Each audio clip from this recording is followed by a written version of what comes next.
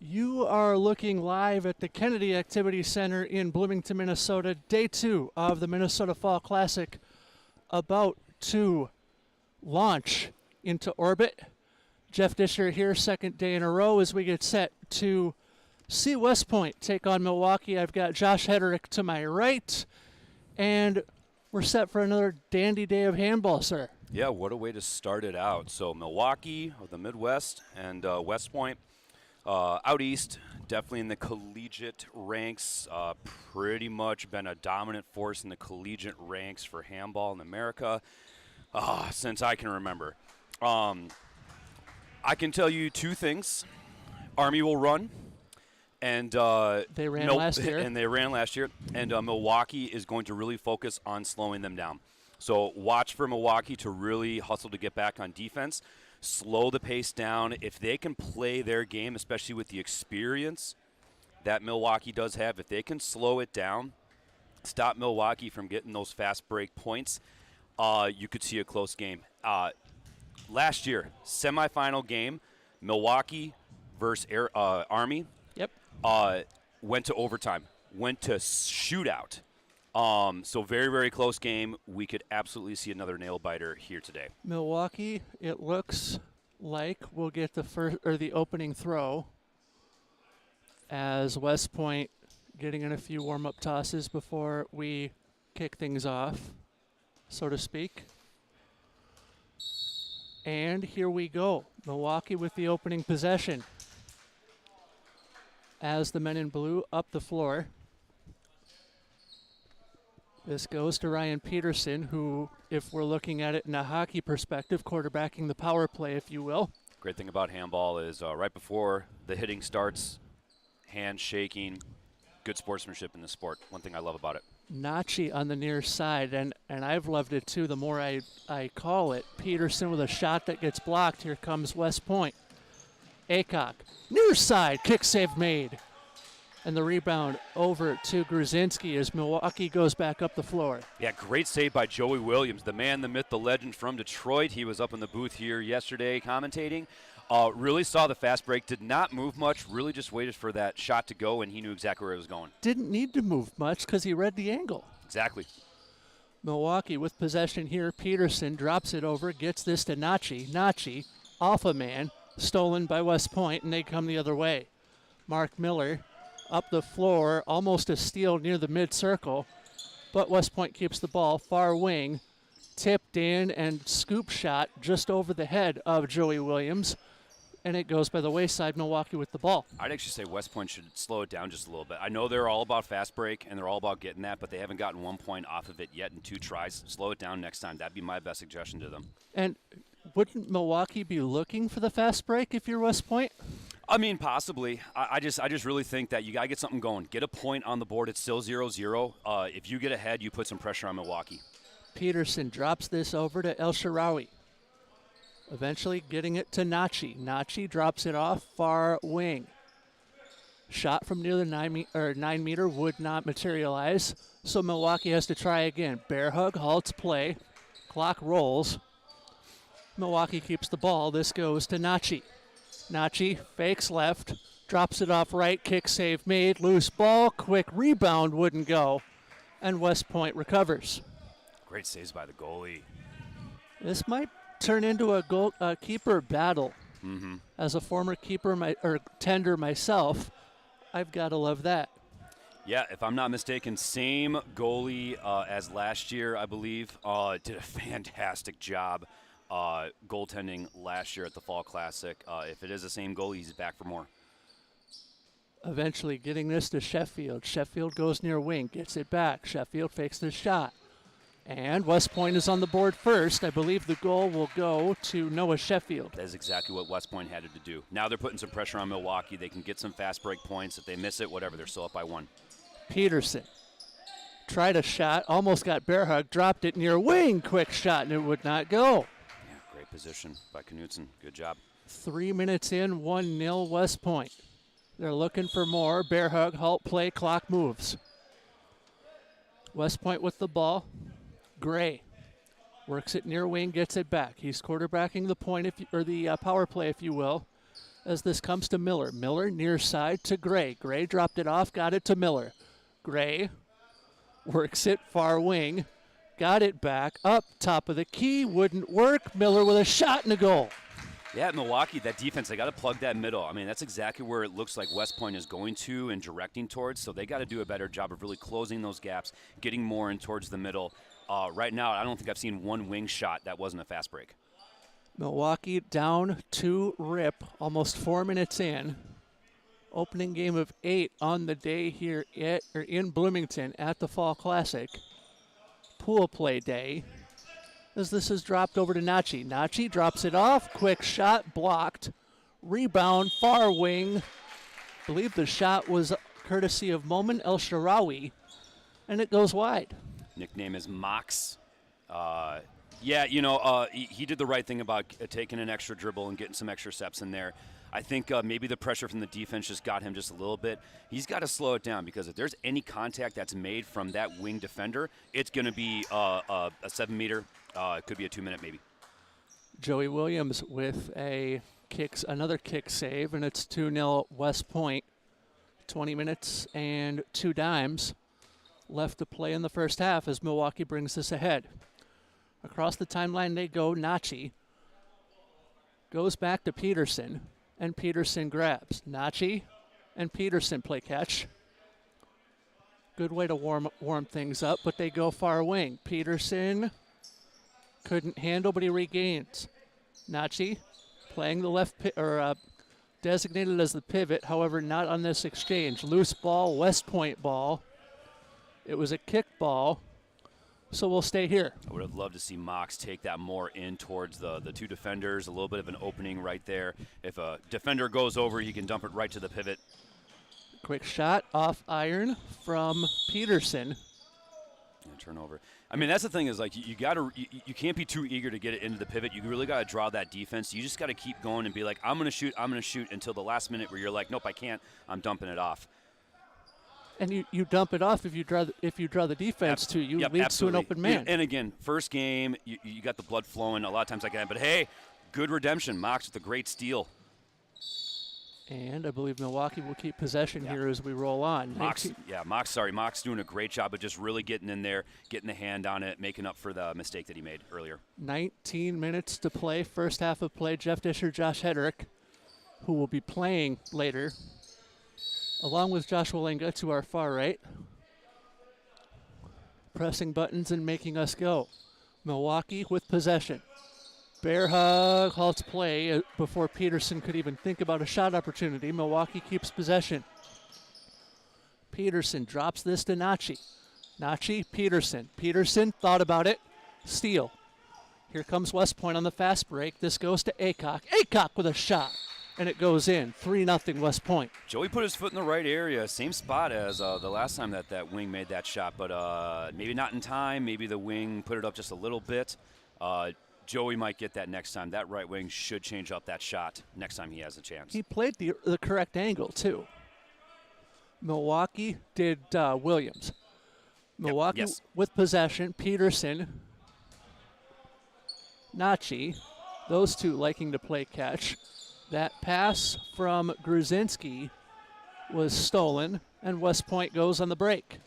Pass intended for Kramer, and Kramer couldn't track down that hot potato. Brought back ahead by Milwaukee. Peterson shot well wide, but I believe the foul occurred before the shot. Yeah, Ryan was looking for the right wing. The attack from the defense actually made it not able to be a good pass, hence why it is a foul. Milwaukee keeps the ball as Peterson will quarterback this. Or will he? Yes, he will. Peterson drops this to Nachi. Nachi and Peterson playing catch. And now Peterson gets it back. Nachi waiting, left wing, dropped it off. Whistle goes, contact made. Stepped out of bounds. Aha. We're playing with the black lines. Thus West Point with the ball coming ahead.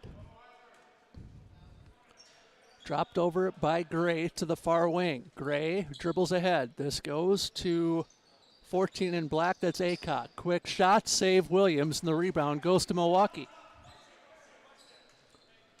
Surprised that 3 goals are only in it. And granted, I only have a sample size of green versus black last night, but a lot of goals scored in that green versus black game, as you both Joshes are well aware of. Yeah, nice shot by Krasinski right there. Just made a quick move to the outside, then went back inside, took a 2-step, jumped, and fired it in.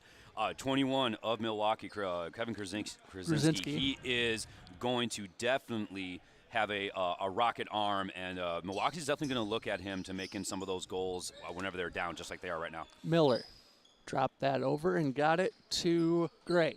Gray, Miller, fires! Save Williams, although that was tipped on the way in. And so that made it easier for Williams to track. Opportunities like that, I would like to see Milwaukee go on a second wave. So first wave is when the wings and sometimes the pivot go all the way to the end. I don't think it's going to happen with the speed and the athleticism that West Point has. But a second wave, you can really bunch up that defense and get some open shots. I would like to see Milwaukee attempt to do some of that pretty soon, just to get the score back up to an even. Peterson last to touch it as the ball goes out of play. I believe it'll stay here to Milwaukee. I am correct. Denivelis gets the ball back in play. Denivelis, no, check that. Ali with a bear hug before the shot went off. So it is a 7-meter throw to Milwaukee. Going to take it is Ryan Peterson. Great shot by Ieb. Ali getting the ball out into the circle, getting some contact, and drawing a 7. Peterson fakes the shot, drive, and he scores. Great shot by Ryan. Veteran player, the man in Milwaukee. He started it all. Great shot by him. Little fake, and then went to the right side. Gray brings us across the timeline for West Point. And he is playing catch with Noah Sheffield. Gray. Sheffield far side. Sheffield around one. Drive, and he scores. Milwaukee's got to step up. You see that those backs, they're taking a quick cut, 2 steps, jumping and shooting.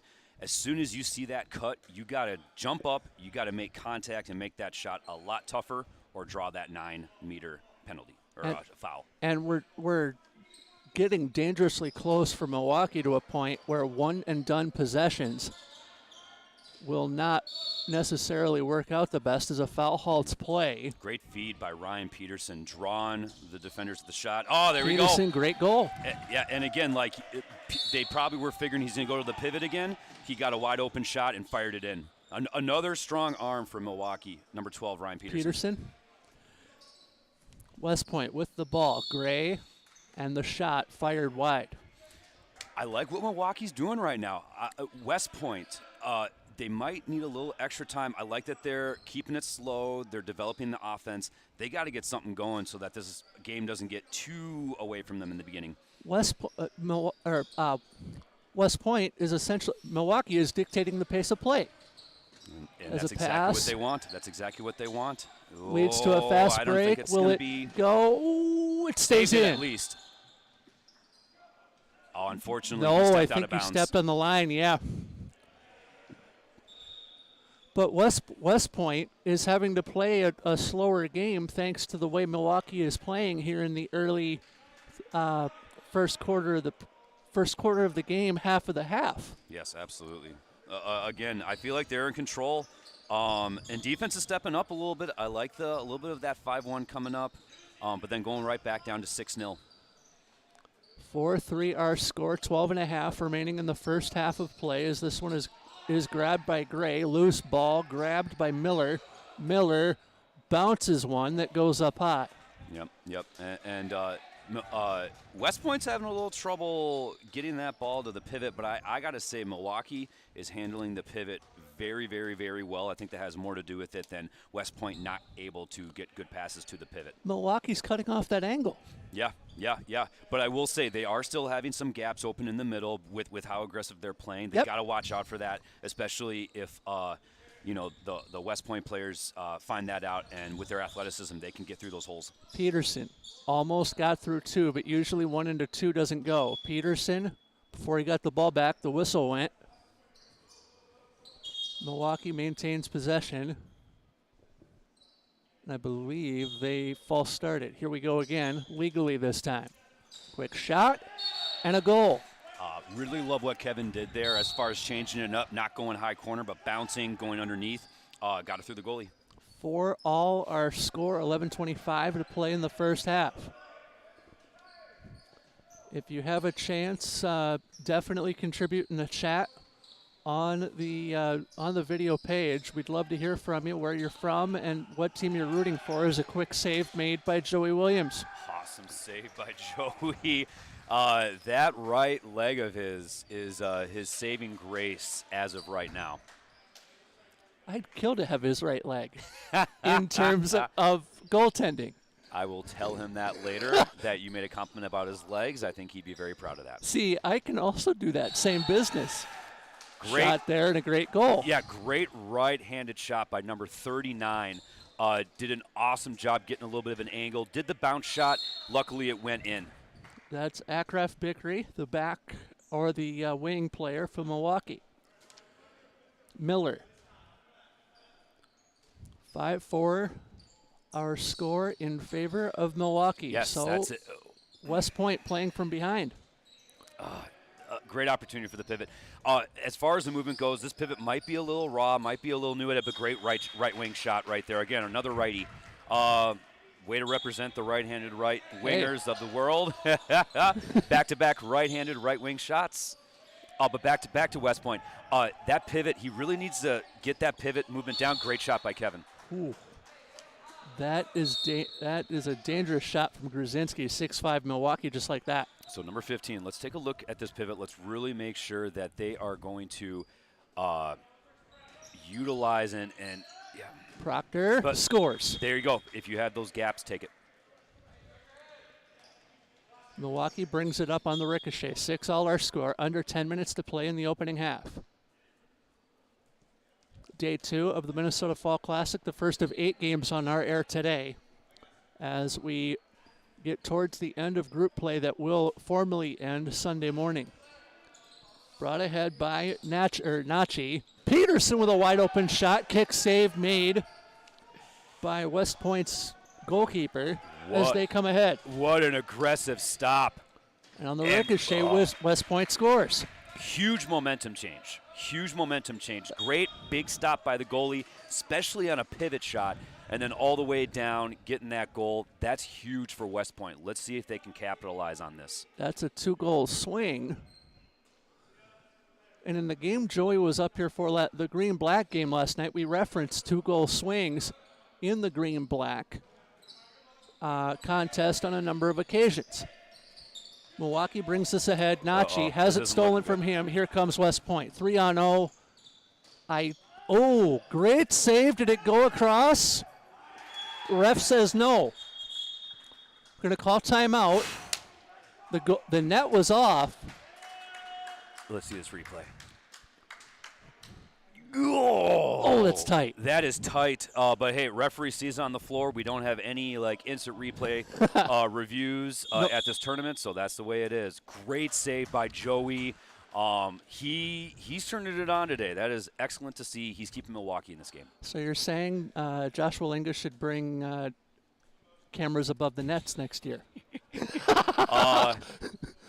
Let's talk about how much cheddar we can get for that, and then we'll talk about how big that burrito can be. Cheesy. Milwaukee with possession, stolen by West Point right as I say that. That would be a perfect angle.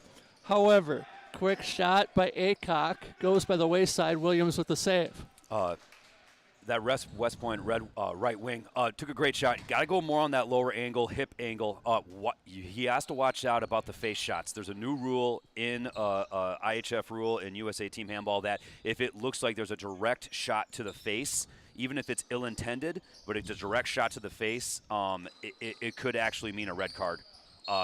Definitely taking a little bit more precaution to taking care of the goalies and the health of. And that's a proper shot with the ball, not like a right-handed punch.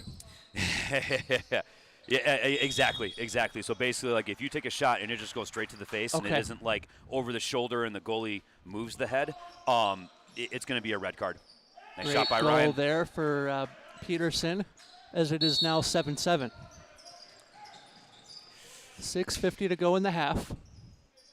You desperately want to say something, don't you? I just don't understand the urgency with West Point. It's a tie game. Lack Slow thereof, it yeah. down. I understand they want to go fast, but when the defense is fully back on defense, you do not want to force in those fast breaks.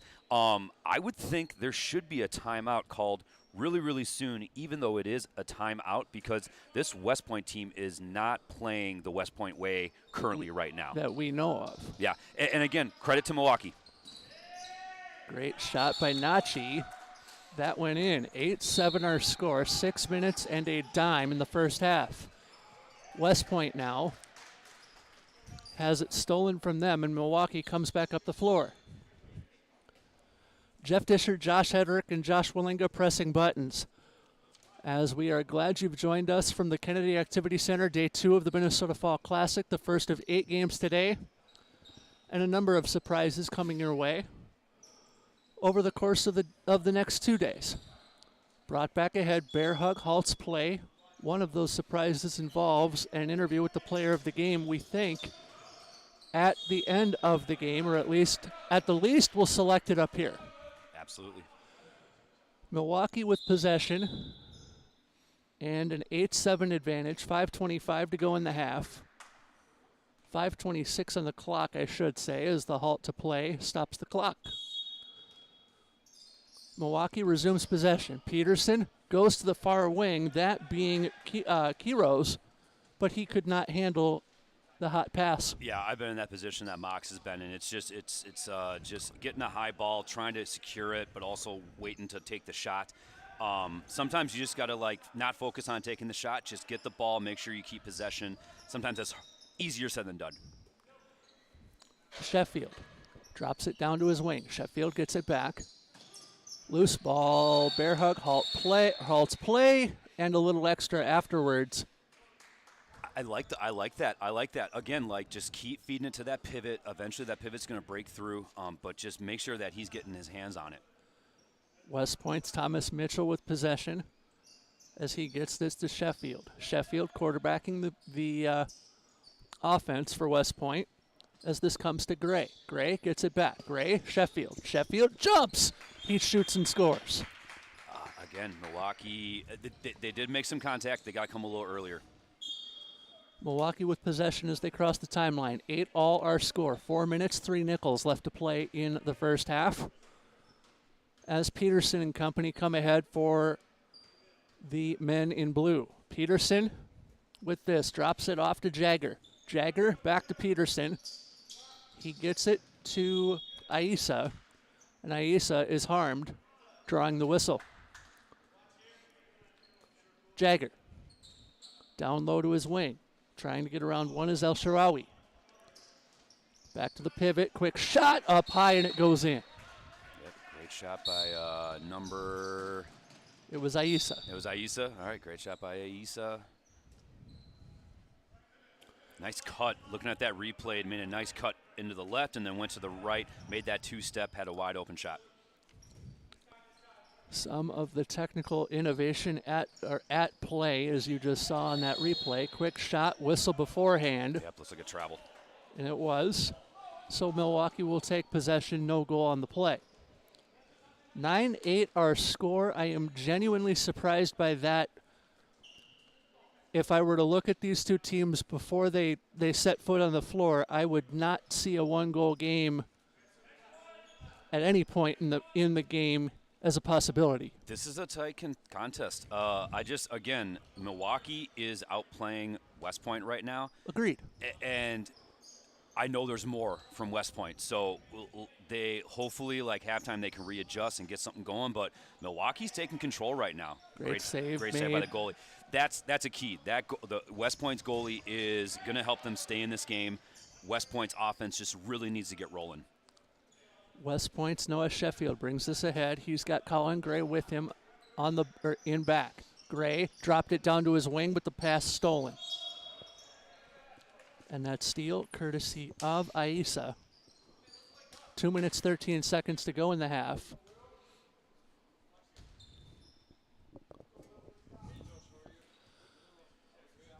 As Milwaukee brings us ahead, Peterson drops this over and gets it to Jagger. Jagger back to Peterson. Peterson shimmies, gets it back to Jagger, who is bear hugged.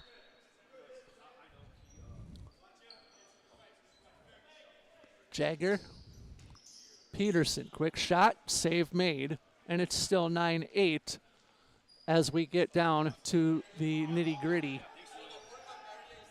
in terms of how late we are in the first half. Buck and a half left to go in it. West Point with possession.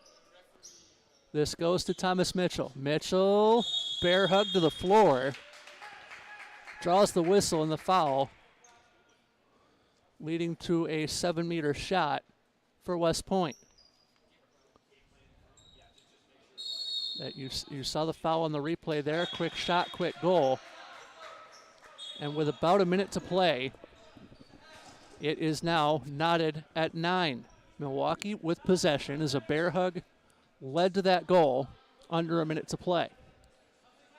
So under a minute to play, tie game. Milwaukee should be very happy with the way that they played. West Point, they've got to make some adjustments. Milwaukee can't come out here too confident. They have to come out as still feeling like the underdogs, like they were in the beginning. Dropped over to Aisa, who shoots and scores. It's now 10-9 Milwaukee. That's something West Point's got to watch out for. He's that second time he's jumped up and made a strong shot. I would say they really need to step up a little bit more on him. And great shot by the right wing. Tie game. Right hand wing. Woo. Ain't nothing wrong with that. 13.9 to go in the half. As a halt to play, I believe. Looked like a little contact, I'm guessing, from the wing. That made the 2 minutes. Back underway we go. 10-9. So that'll bleed a little bit into the second half. Okay, Last shot here. Aisa couldn't get it off as time expires. Great defense by West Point. They knew he was going to come in and shoot. They were ready to block. All right. So end of the half, 10. Yep. So actually, when there's a foul that happens at the end of a half or a game, we have a setup shot, plant shot. So like an untimed down in football. So we're not done with the half yet. Yep, so they're setting up. So basically, each West Point player has to be almost right up to that 6-meter line. Ryan Peterson's taking the shot from 9 meters away. He has to try and find a way to get it into the goal. Gets around the wall, Whoa. Shot wide left. Now we are at halftime as it is 10-9 favoring West Point at the end of 25 minutes. West Point should be happy that they are a point up. I'm really going to be curious to see what adjustments West Point makes. They are a better team than what they displayed in this game. And if they want to win this game, they need to play true West Point handball. They might have to make some adjustments, especially for what Milwaukee's doing. I've got a strong feeling that this is going to be exactly a close, contested game as it has been. And now for the Milwaukee side, they can't come here. They can't come back into the second half feeling super confident. They should feel confident, but they should actually go into the second half still feeling like they're underdogs because, number one, they are down by 1 point, but number two, had the same mentality that you had going into the first half.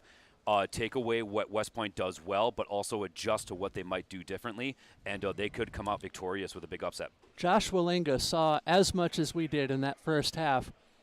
Any observations from you in terms of... Let me see if I've got the correct mic. Test. Hello, there you hello. are. Awesome. Any observations from you as we enter the half? So for me, I was expecting a little more from West Point. They played Milwaukee's game instead of Milwaukee playing their game. Milwaukee was like, we're slowing down, and West Point's like, okay, we can chill with that.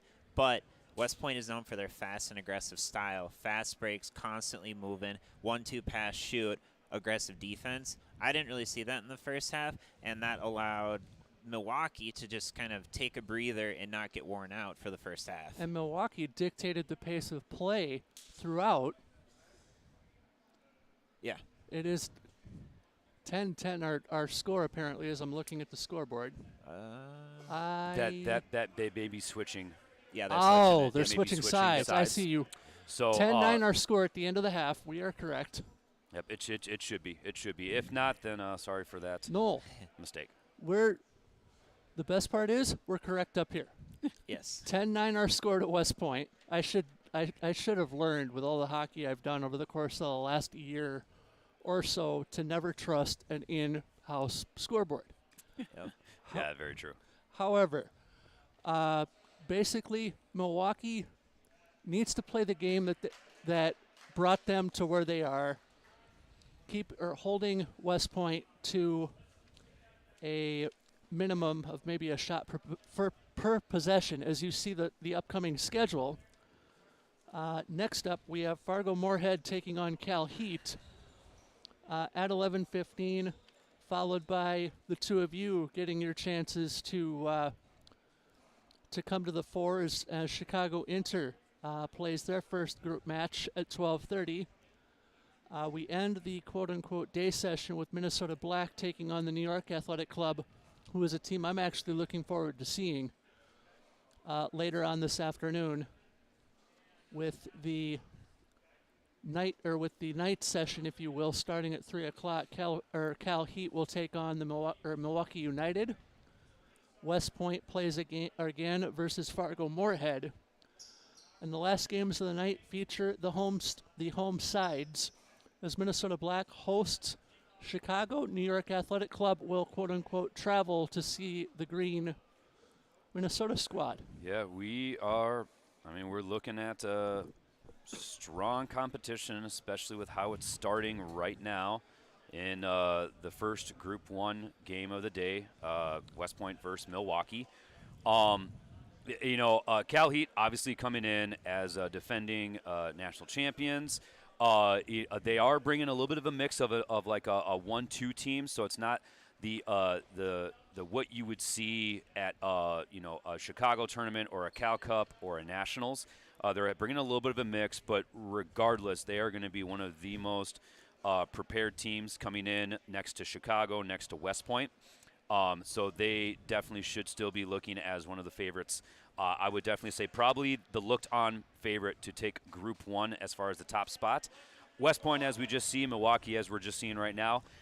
Dark horse, Fargo, Moorhead, Wolves. They made strong strides at Nationals last year with their team.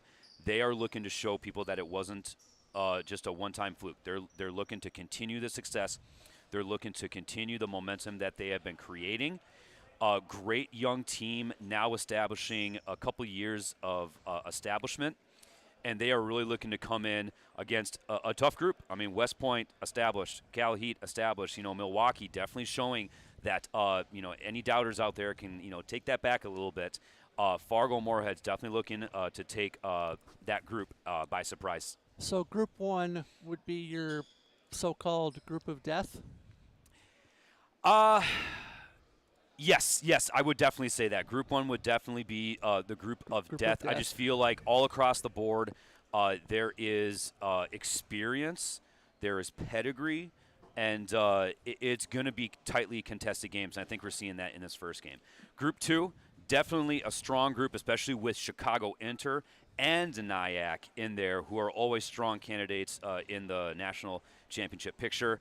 Obviously, Minnesota Green, again, great Nationals last year. Definitely been growing and getting better and better each year. Minnesota Black, new team, newer players. But as we saw yesterday, they definitely are not a typical new team.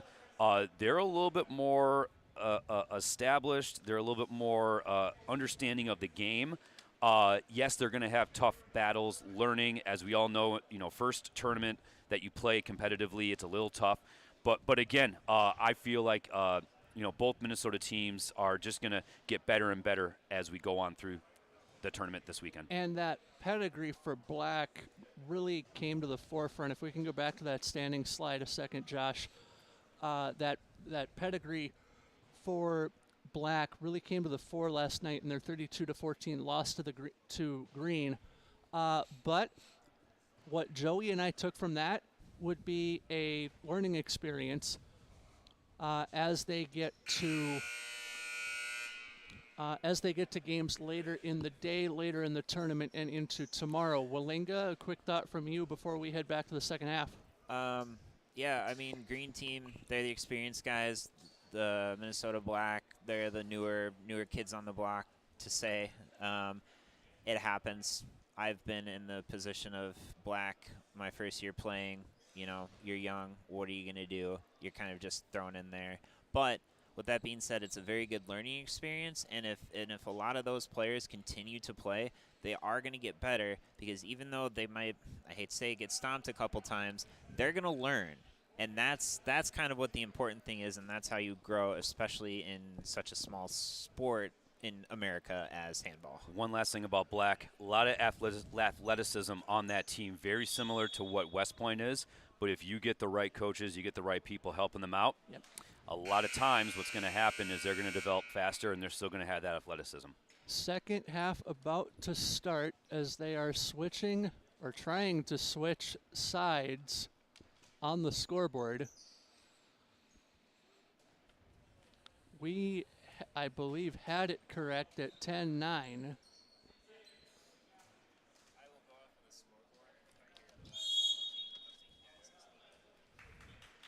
Underway in the second half, and apparently I was incorrect. 10-all our score. Oof. Tie game. That really does change it up. West Point has to get something going at this possession. And immediately this goes to Sheffield. Sheffield did the business, and a great goal to start for West Point. How do you counter that if you're Milwaukee? Your goalie just has to have a better reaction.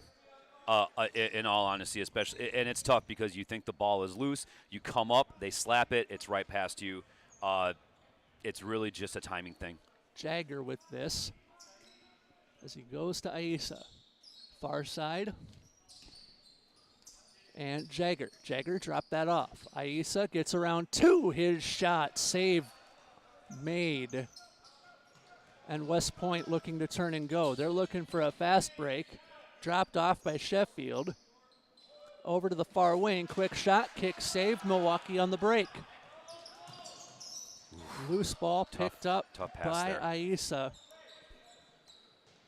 Although the bigger mitt you have to handle something like that, the better it would be for you. Absolutely. Both goalies showing right away that they are not going to let their teams lose this game. Strong start by the goalies. Let's see if it continues.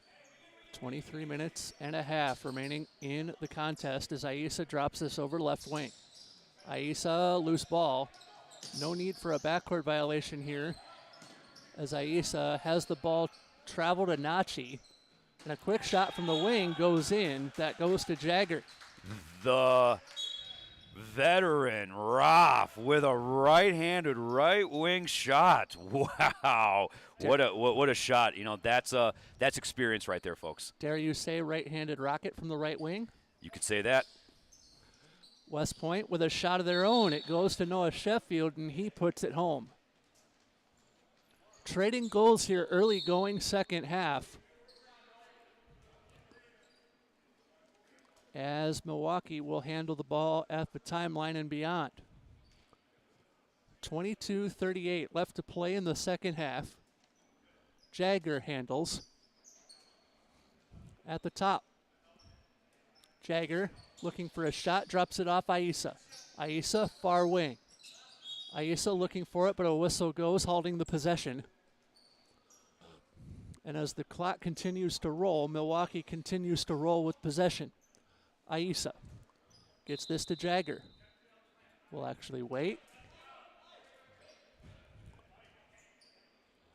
Little bit of a delay of game. We're ready now. Aisa.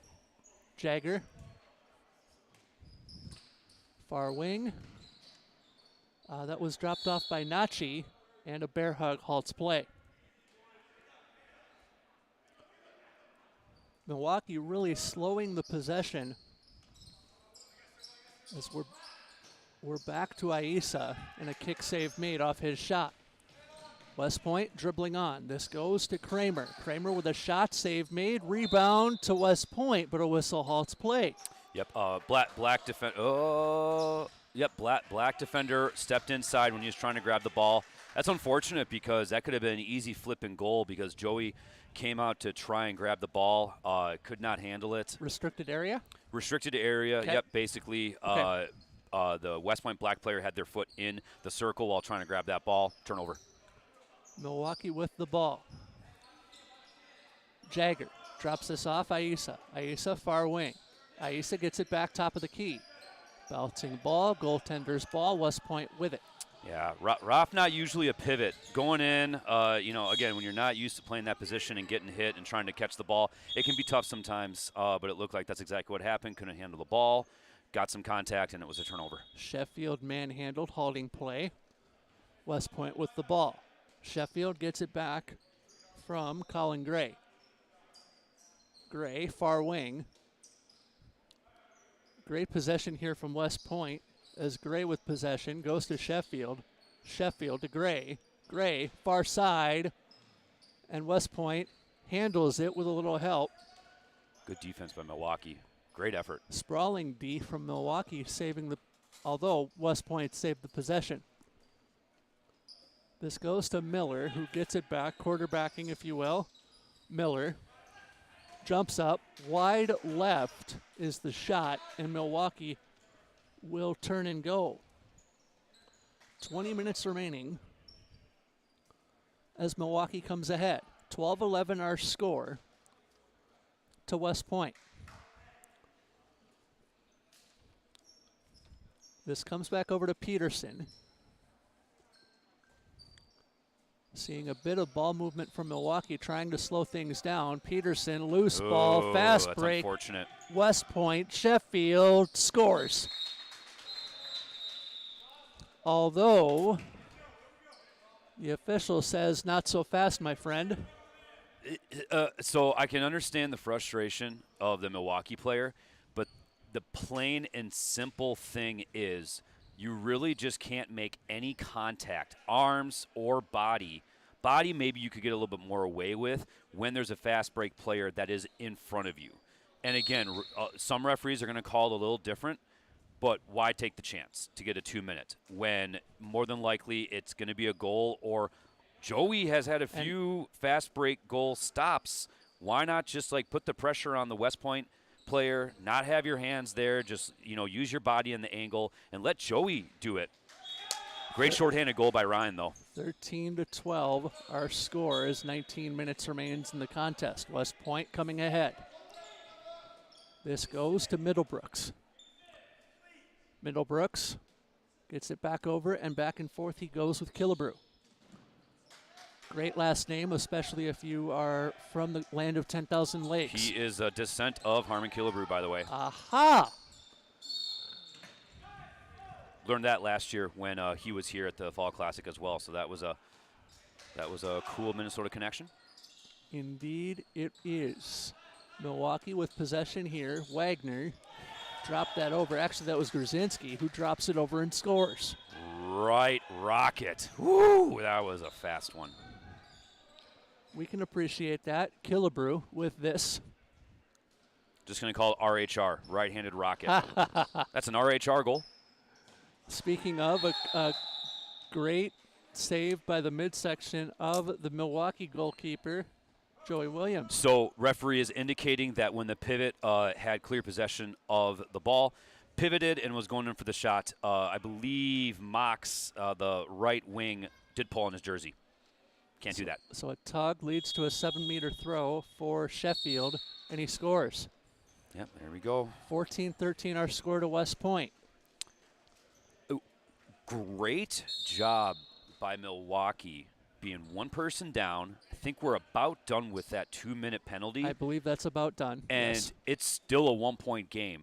West Point, again, great job for Milwaukee taking away that fast break, but again, would have loved to see a little bit more aggressiveness on that second wave. If you can't get anything, just go back and set up that offense. And there, as that shot goes wide, housekeeping item to clean up. Penalty is over, so Milwaukee is back to quote-unquote full strength. And then how do you make it so that Milwaukee or West Point conceivably can get more than a one-and-done possession? Because Milwaukee is taking one shot and out. Yeah, I will say it feels like Milwaukee in half-court offense is good pass.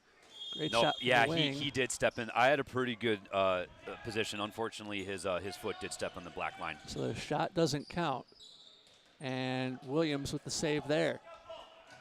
West Point coming, check that. Milwaukee coming ahead.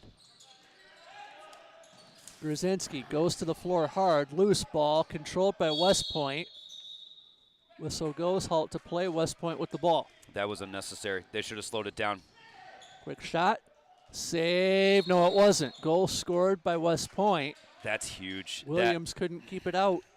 I just don't understand. When you're playing West Point, like Milwaukee, why are you doing that fast break when you have 3 to 4 defenders on the other side? You can easily just take possession and play your game because it has been working. Like I was going back to your point, Jeff, I feel like Milwaukee is really doing well with the half-court offense, and they're getting things going.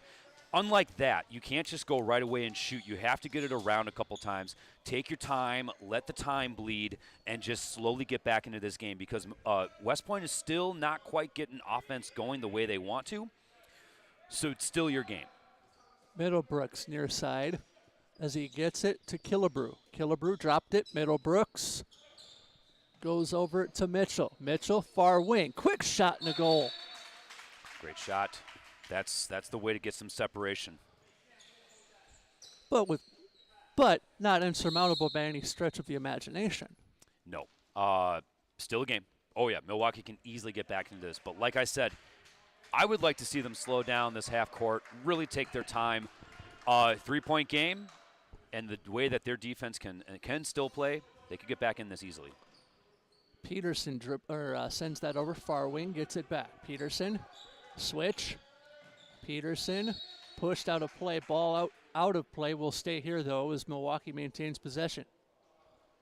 1 football quarter in duration remaining in the period. That's 15 minutes.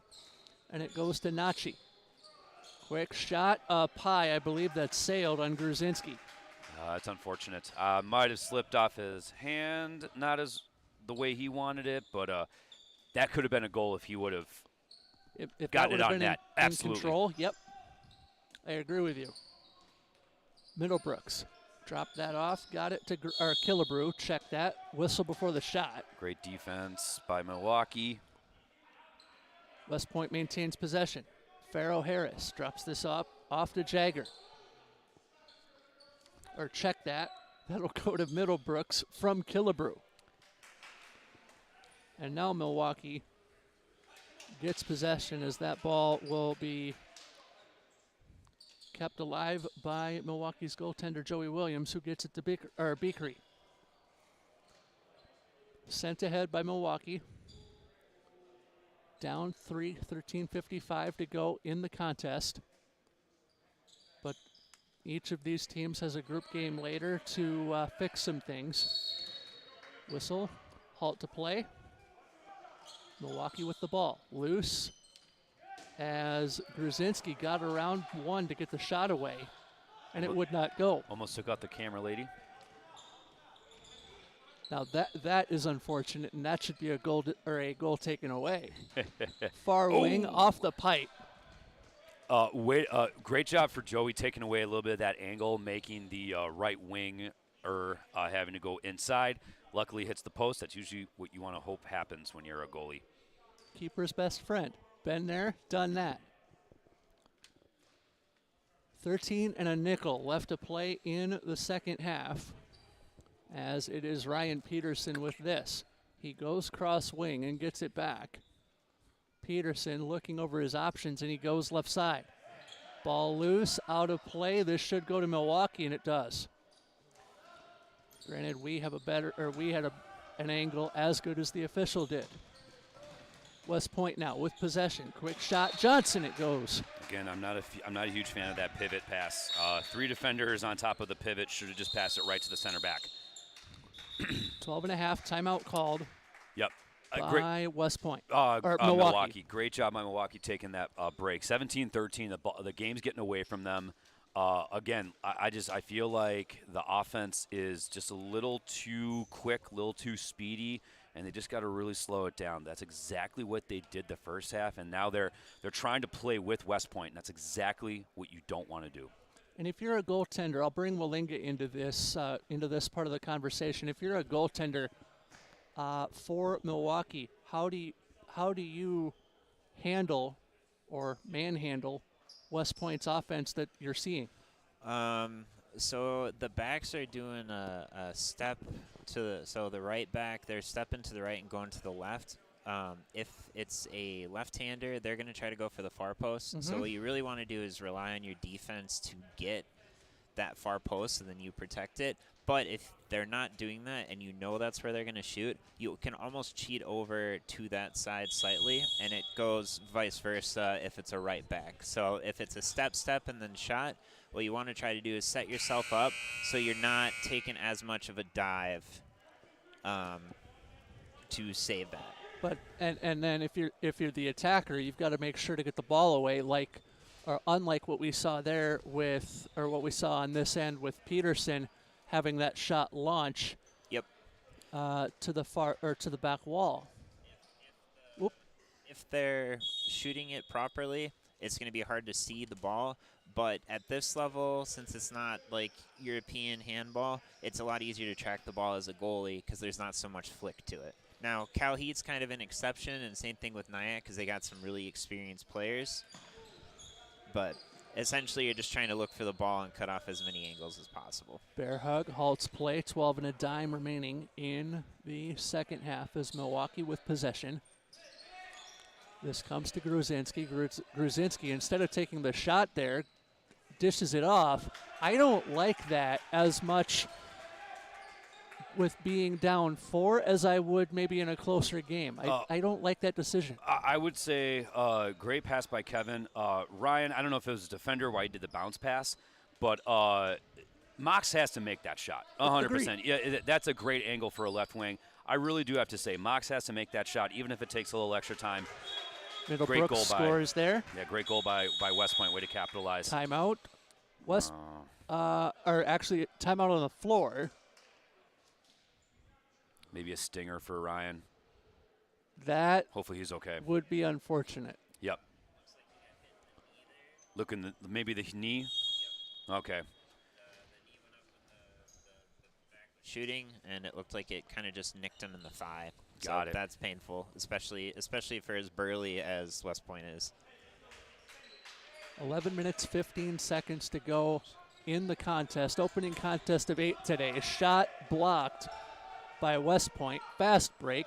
Great home run pass. Quick nice shot. Save made, but he couldn't get the rebound. So that's the thing. West Point had the effort, brought the numbers down.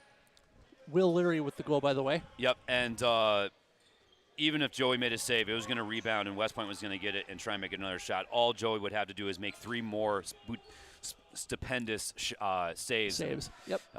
Didn't happen. And usually, if you save the first and parry it, I'll actually wait to make my point to the end of this play. Bounce pass and the save made. If you make the first save and you parry it out front like that, no way in heck are you making that second save. Exactly. Noticed right there with West Point now running away up 7. Okay, West Point's starting to get it going. They're playing the way West Point wants to play. Yep. Timeout. Nope. It's a turnover. It was basically a double dribble. Referee said the throw-in was ready, and the pivot for Milwaukee fumbled the ball, picked it back up, dribble it again, turnover. Can't be doing that down 7, under 10 to go. Killebrew gets it, quarterbacking on this attack. Killebrew waiting for a shot opportunity, gets one, and he fires it in. 21-13 now. Joey can't let goals like that go in.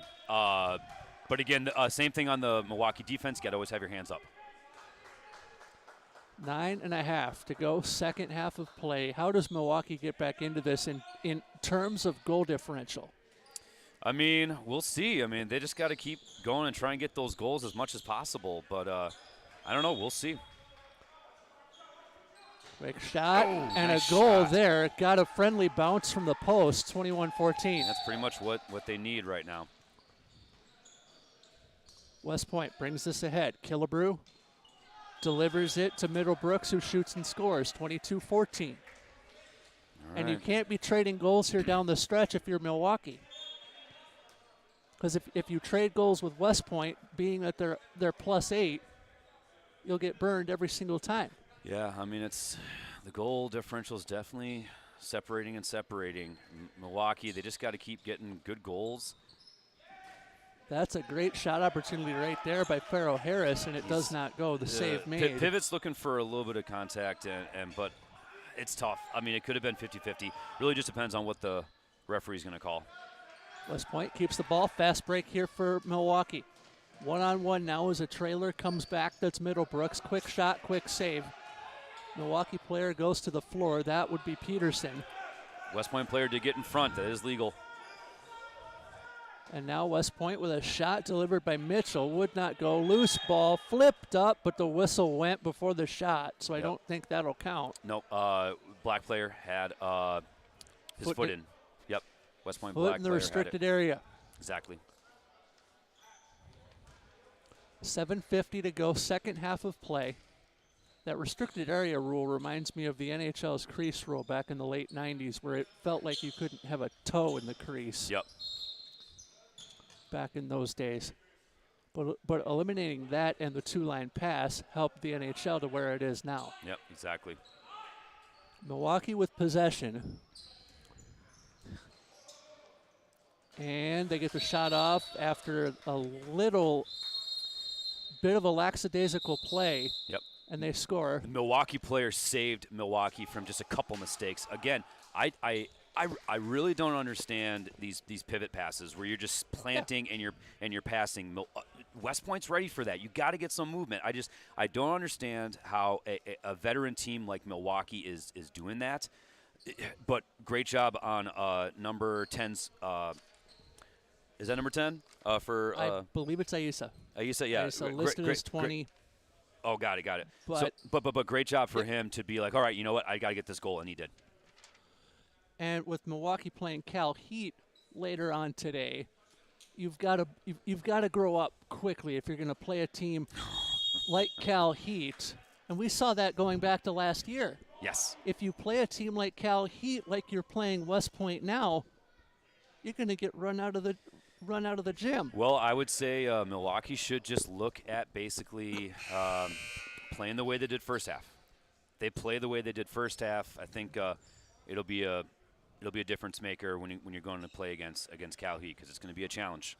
So you're saying CalHeat can't adjust like West Point has? Is what that would tell me. Yeah. Oh yeah. I mean, definitely. I mean, again, like CalHeat is going to be one of the most prepared teams, so you got to be prepared for anything. Yeah. West Point with possession as Gray handles at the a la quarterback position. Sheffield got it to Gray. Quick shot. Blocked by Milwaukee. They'll go the other way. Fast break. 1v1 this way. Goes to Bickery. Bickery. Shot off the iron, and the iron unkind. Milwaukee players are wanting to try and get this team back in it.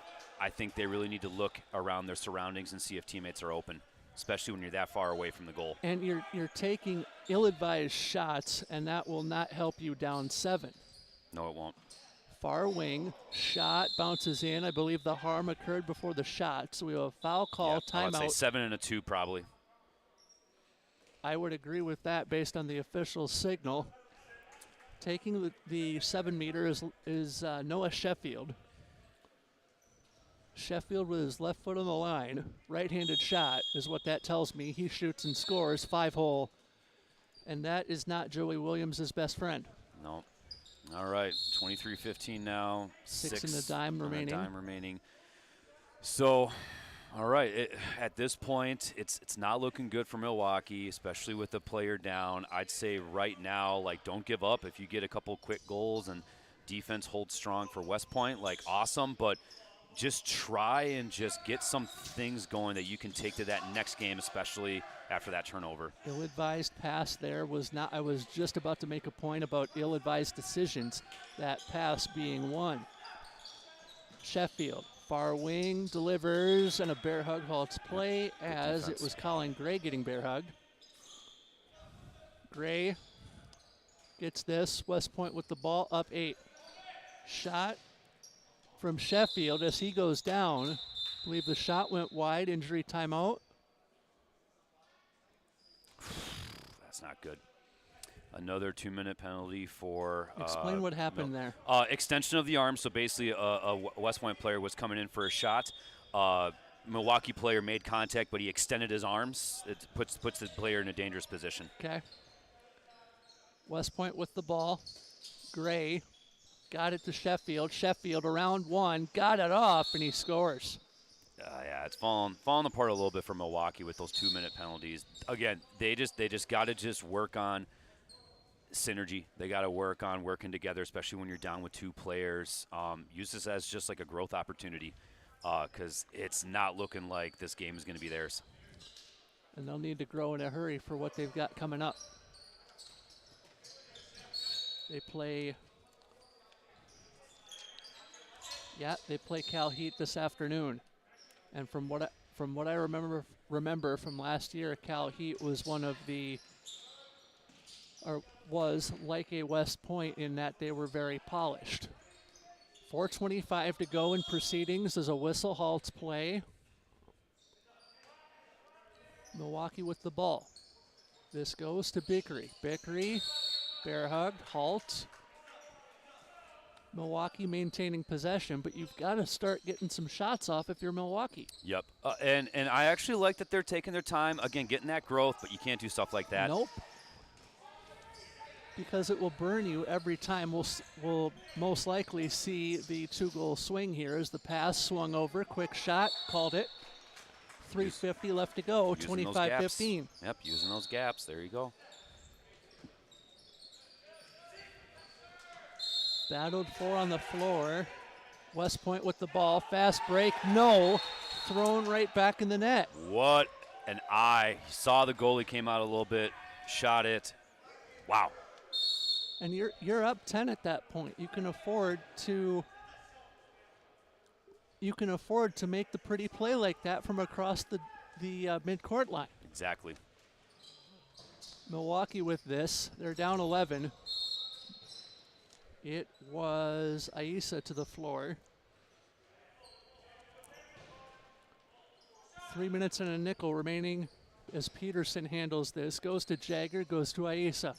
Jagger, bear hug, halt, halts play, 2:55 left. And Aisa controls this. Jagger, far wing, goes to Peterson. And Peterson with the shot off the whistle, blocked, rebound, score, Bickery. Yeah, another good right-handed, right-wing shot. Again, it's good that Milwaukee's getting this momentum. They got to really bring it into the next game against CalHeat.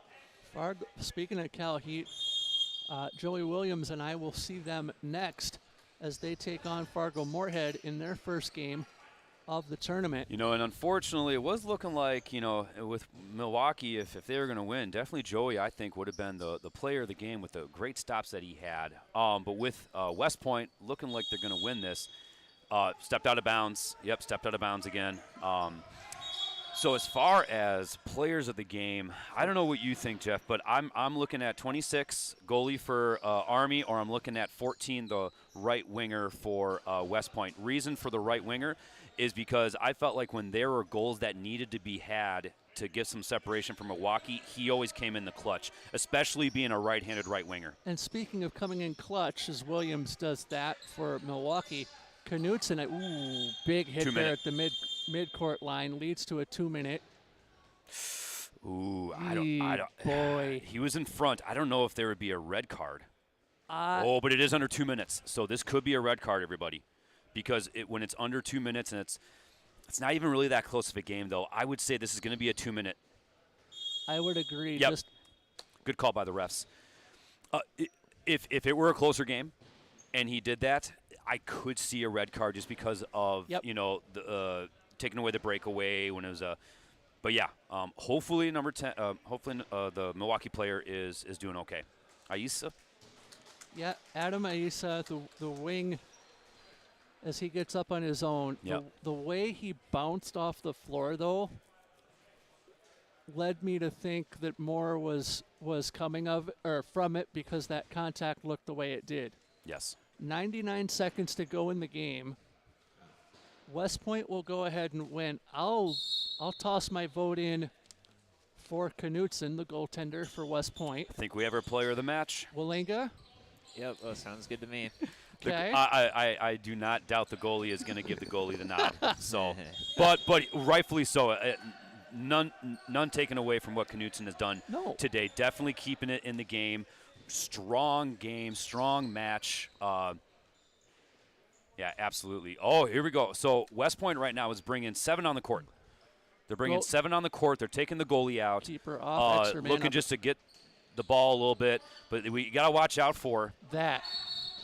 And then you got to come back. Got to get in the – yep. Now the keeper comes back on. Think of that like an extra – for double those dribble. of you new to handball, think of that like the extra man in hockey. Brought ahead by West Point.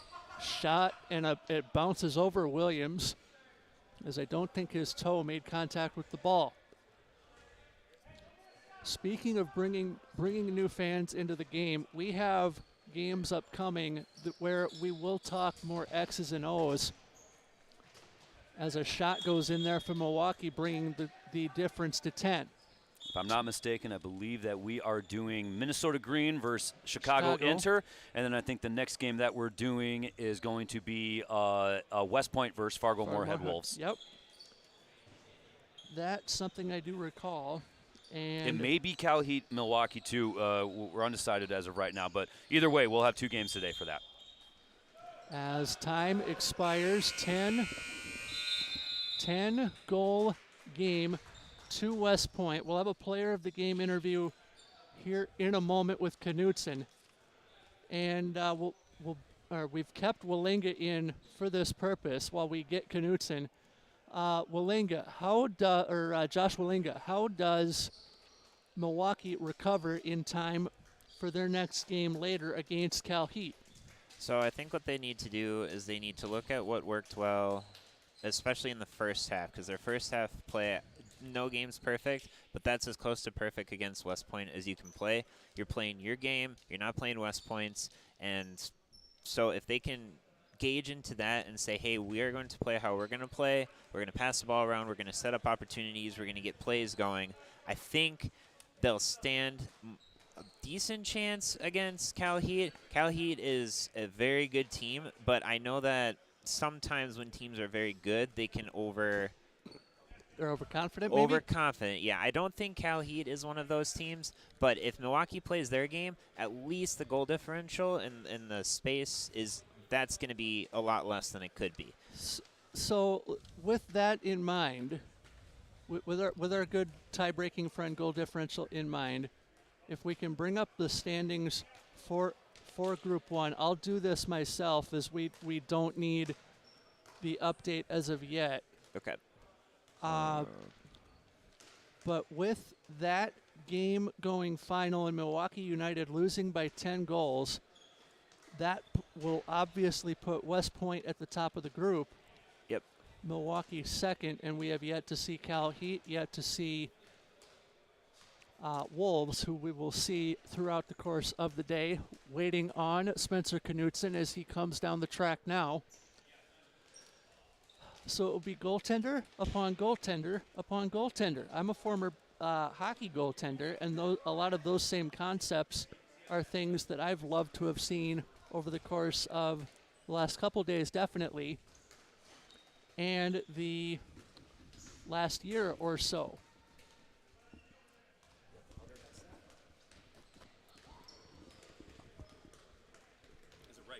Yep. Yes. So we have Spencer Knutson stepping in. Let me see if I have him. We do.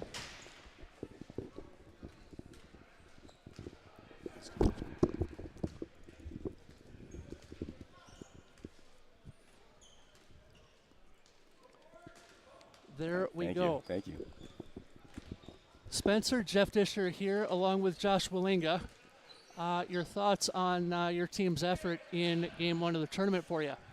So, I mean, honestly, guys did really good out there. We were pretty slow coming out. But I think we started kicking it definitely into gear towards that second half for sure.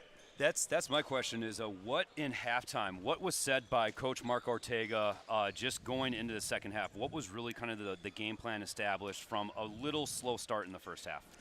It was just like, hey, let's cut down these turnovers. I'm okay with making mistakes if we're going to go out there and we're going to set up our plays. So let's get out there, let's run and gun, but let's kind of control ourselves and get some good practice. Speaking of controlling yourselves, how do you get set for your second game of the day later on today when you face Fargo Moorhead? Some good stretching. We're definitely, the boys are down there debriefing right now, talk over a little more strategy. We just need to come in to the second game like we came into the second half, and I think we're going to do great. And I don't know about you, Hedrick, but I don't think West Point was slow as you may, or let me back up. I don't think West Point played as slowly as we thought. I think you guys came to the fore after halftime, definitely.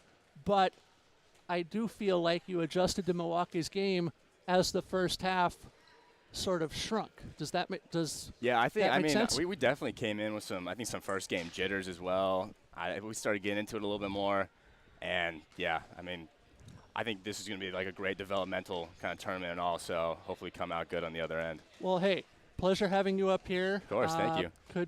Could be a potential to see you again later this afternoon. I really hope I would say so. Probably a different player of the game, though, for sure. Those guys out there were killing it. They were really killing it today. We were between you and we were between your right-handed right winger. Yeah, I felt like there were opportunities where you needed a goal, and he really came in the clutch, especially being a right-handed right winger like myself. You guys are a rare breed. I know, but again, it's putting the body on the line and just making it through. I really felt like he did a great job as well. But solid effort, amazing job coming back in that second half. You really did show the true West Point team handball way in that second half, Thank you. I know you're going to be looking to forward that on in the next game. Awesome, I appreciate you guys. Awesome, yeah. Our player of the game, Spencer Knutson, as he gets ready to debrief with his men, we get set for Game 2. As it will be Fargo Moorhead taking on CalHeat. We will pause, and we will bring you CalHeat and Fargo Moorhead coming up with Josh Hedrick, myself, Jeff Disher, and Josh Willinga.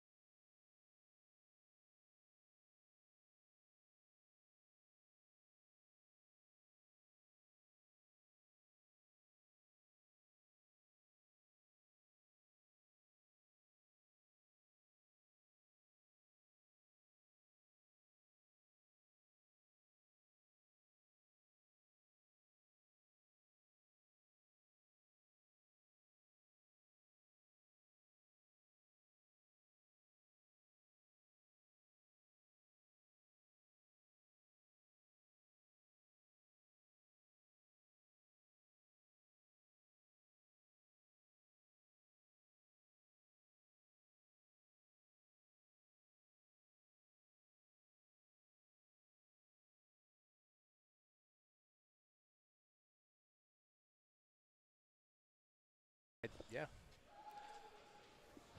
Back at the Kennedy Activity Center for Game 2 of 8 on the day, Jeff Disher, Josh Walenga, and the founder of Minnesota Team Handball. Dan, you'll have to help me with your last name. Dan Steinberg. Steinberg. Thanks, Jeff. Proud to have you back. I know you and I called a game last year on Sunday. Many games on Sunday last year. But we called a couple of games over the course of the weekend last year. However, Fargo Moorhead and CalHeat getting set to go in Game 2. We will have Joey Williams with us here in a second, fresh off a goalkeeping performance that would have this former goaltender at least smiling in numerous ways. That was fantastic. What Joey did last game. As we are underway, game number 2 of the day. And it looks like Fargo Moorhead in the black and yellow, CalHeat in the orange and blue shorts. Dropped off to Joseph Kuo and over to Lever. Far wing, and check that, Fargo Moorhead with Newton there on the shot, playing much, much faster than both teams even did with the matchup that we just saw with West Point and Milwaukee. That game opened up slower than we were thinking it would. I will admit the last game I expected it to be a faster game from West Point. They like to run. They played Milwaukee's game. They slowed down for the first one for them, and I think that's all.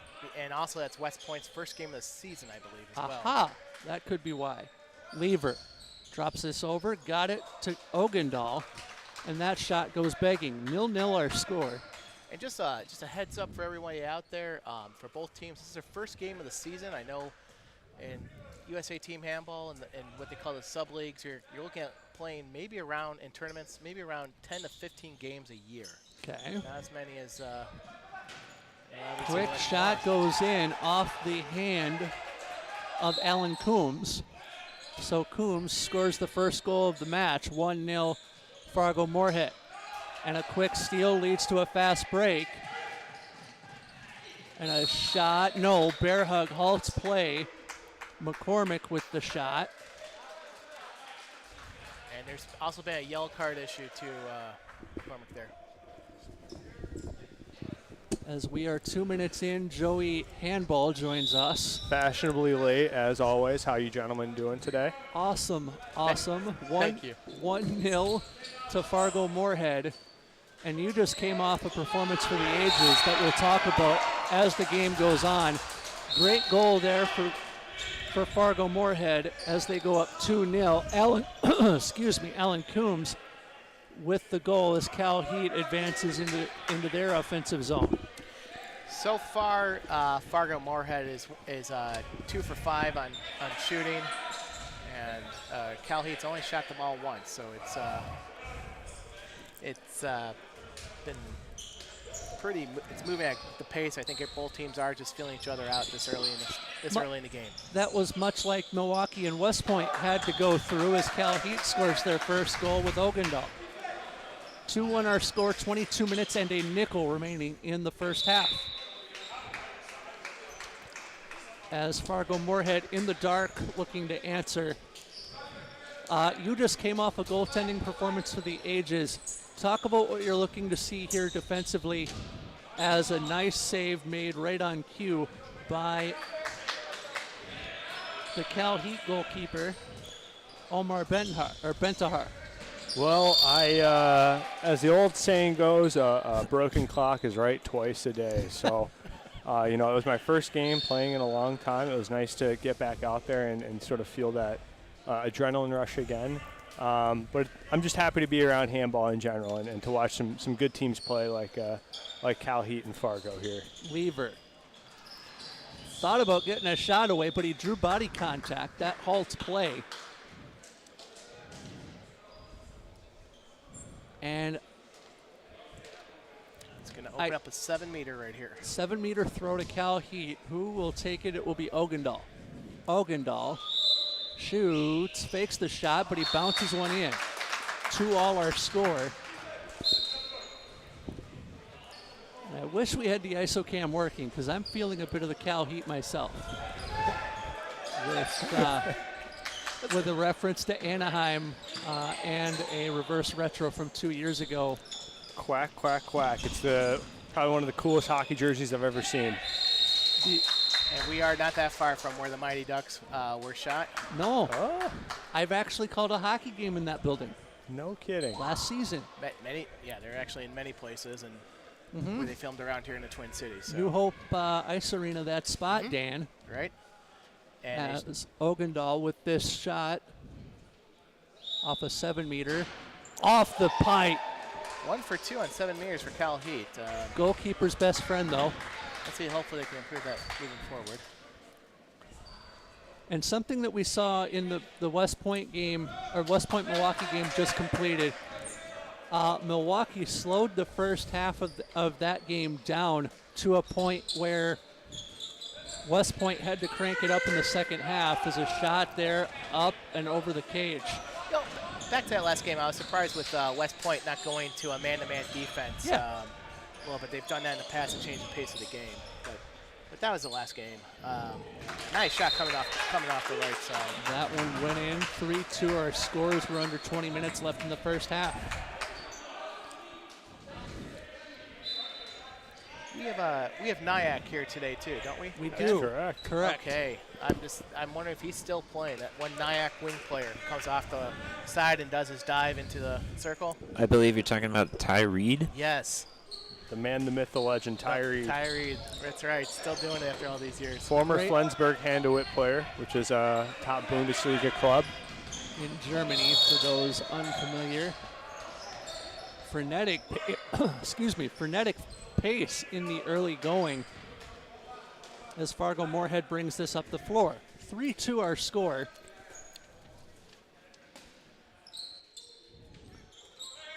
As a shot goes in there, and it is now 3-3. Believe Coombs threw that one in. CalHeat on the flip side. Nice goal right there by CalHeat, number 13. That would be Max Paulus. Oh, Max Paulus, okay. Let's get back to the jersey, so. Fargo Moorhead with possession, Hall to play.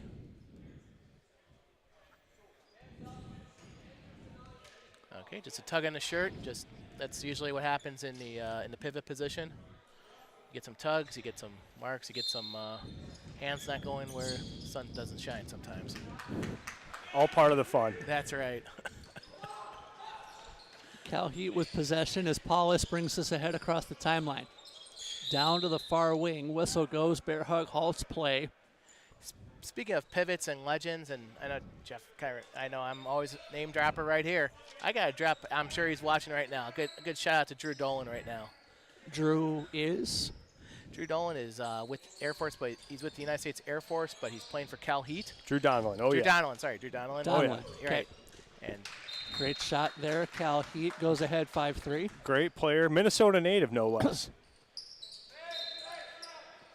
And I believe we have our first comment of the tournament in the chat. We thank you for, I can't see the comment from where I'm positioned. Said that Joey guy has a beautiful voice and is very handsome. Wow, thank you very much. Lovely comment. Oh, the instant replay. Oh, whoopsies. Oh, wow. We'll get our technical crew on that. But point being, we encourage you to contribute to the chat. Tell us where you're from, who you're rooting for. We'll get to a few of your comments throughout the rest of the weekend. I'm just trying to be like you were last night, Joey. Oh, boy. I mean a few things. With the promo, I mean. Oh, good. Thank you very much. Yep.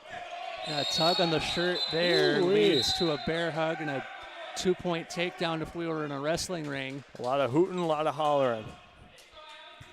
The clock continues to roll importantly, though, as CalHeat up 5-3. in the early going. Fargo-Moorhead with possession as this goes to Brandon McCormick, who will restart play. Far side, McCormick drops this over, got it to McCory. McCory dropped that far wing. How did that not go for Indy Alonso, it looks like. But nonetheless, CalHeat comes forward. That was off the post and not enough spin on the ball to go in. The post, a goalkeeper's best friend. Amen. Amen. CalHeat with possession. This is Ogendahl leading or quarterbacking the attack, if you will.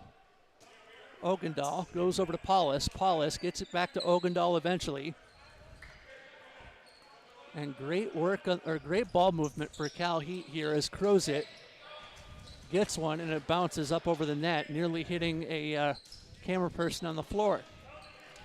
Fargo-Moorhead brings us ahead on the ricochet as 15 minutes and a dime nearly remains. Great Nice save by the save. keeper. And a loose ball picked up by the Fargo-Moorhead keeper. This comes to McCory. McCory drops it off. McCory got it to McCormick. Whistle goes before the shot could ever go and get off. McCory restarts play. This goes to Moshe McCory, who shoots and scores. Wonderful goal. We'll see many of those over the course of the next about 40 minutes or so. Absolutely. McCory, a little fact about him, he's quite prolific with starting handball clubs and being involved in growing the sport. So just like Josh Hedrick here at Minnesota, he's a player, organizer, and just all-around great guy. So I love to see him get a nifty little goal out there. Ogendahl gets it here near wing. Ogendahl got a shot off, not before the foul was called though. CalHeat maintains possession.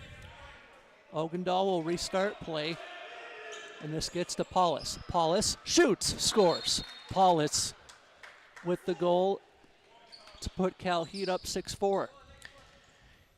At this time, I also want to give a shout out to our USA officials, our referees here. I know that they're very hardworking and staying in great shape, and besides doing a majority of the tournaments, they're also trying to get into some of the international handball tournaments with PATH as well as with the IHF coming up this January. Definitely. Absolutely, and as we have a player down. Ogendahl down behind the play. On the CalHeat side of the field.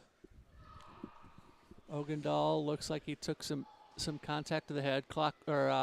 Halt to play with 13.5 minutes remaining in the first half. Ogendahl to his feet with a little assistance. And it looks like he'll have to come off briefly. Not necessarily a man-down situation. You're allowed to replace an injured player. Paulus will do just that for CalHeat, as it will be Fargo-Moorhead who maintains possession. And I tell you what, we have some really experienced players out here on the court, both internationally and domestically. Drew Bradley, most notably, American guy, born and raised from, I believe, Boston. Okay.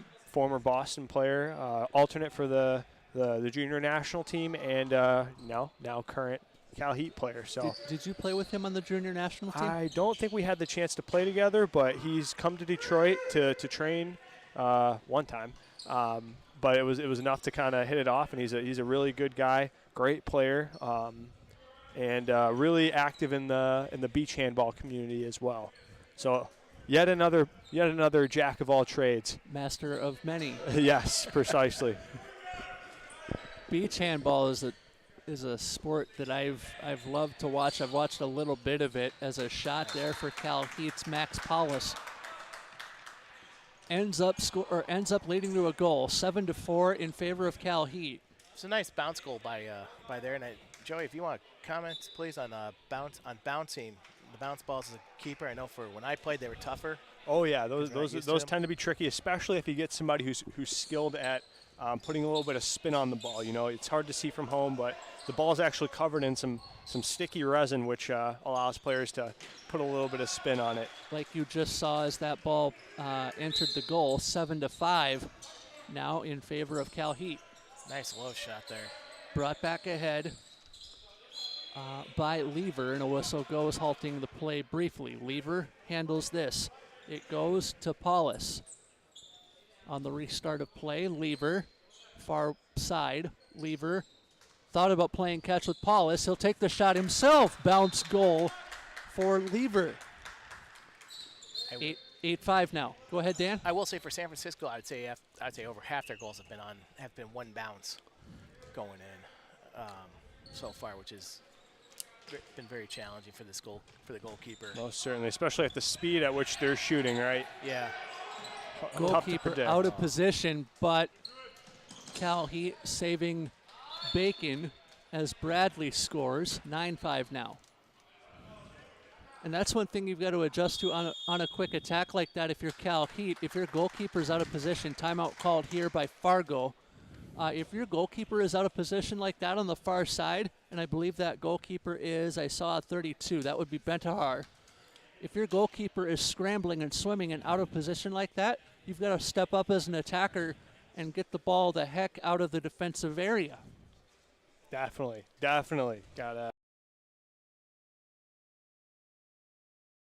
your goalie out a bit. As a goalie, it's always appreciated when your teammates bail you out. Goaltender, goalkeeper. Dan, did you play goal when you played? I did play for. Yes, when I played, I was a goalkeeper, and then also going into the pivot as well. All right. So another jack of all trades. Well, master of all. What we need here at Minnesota Team Handball when we first started. Now, as we continued on later, we would always be going up to Winnipeg for a lot of games. Obviously, now the borders are open, post-COVID.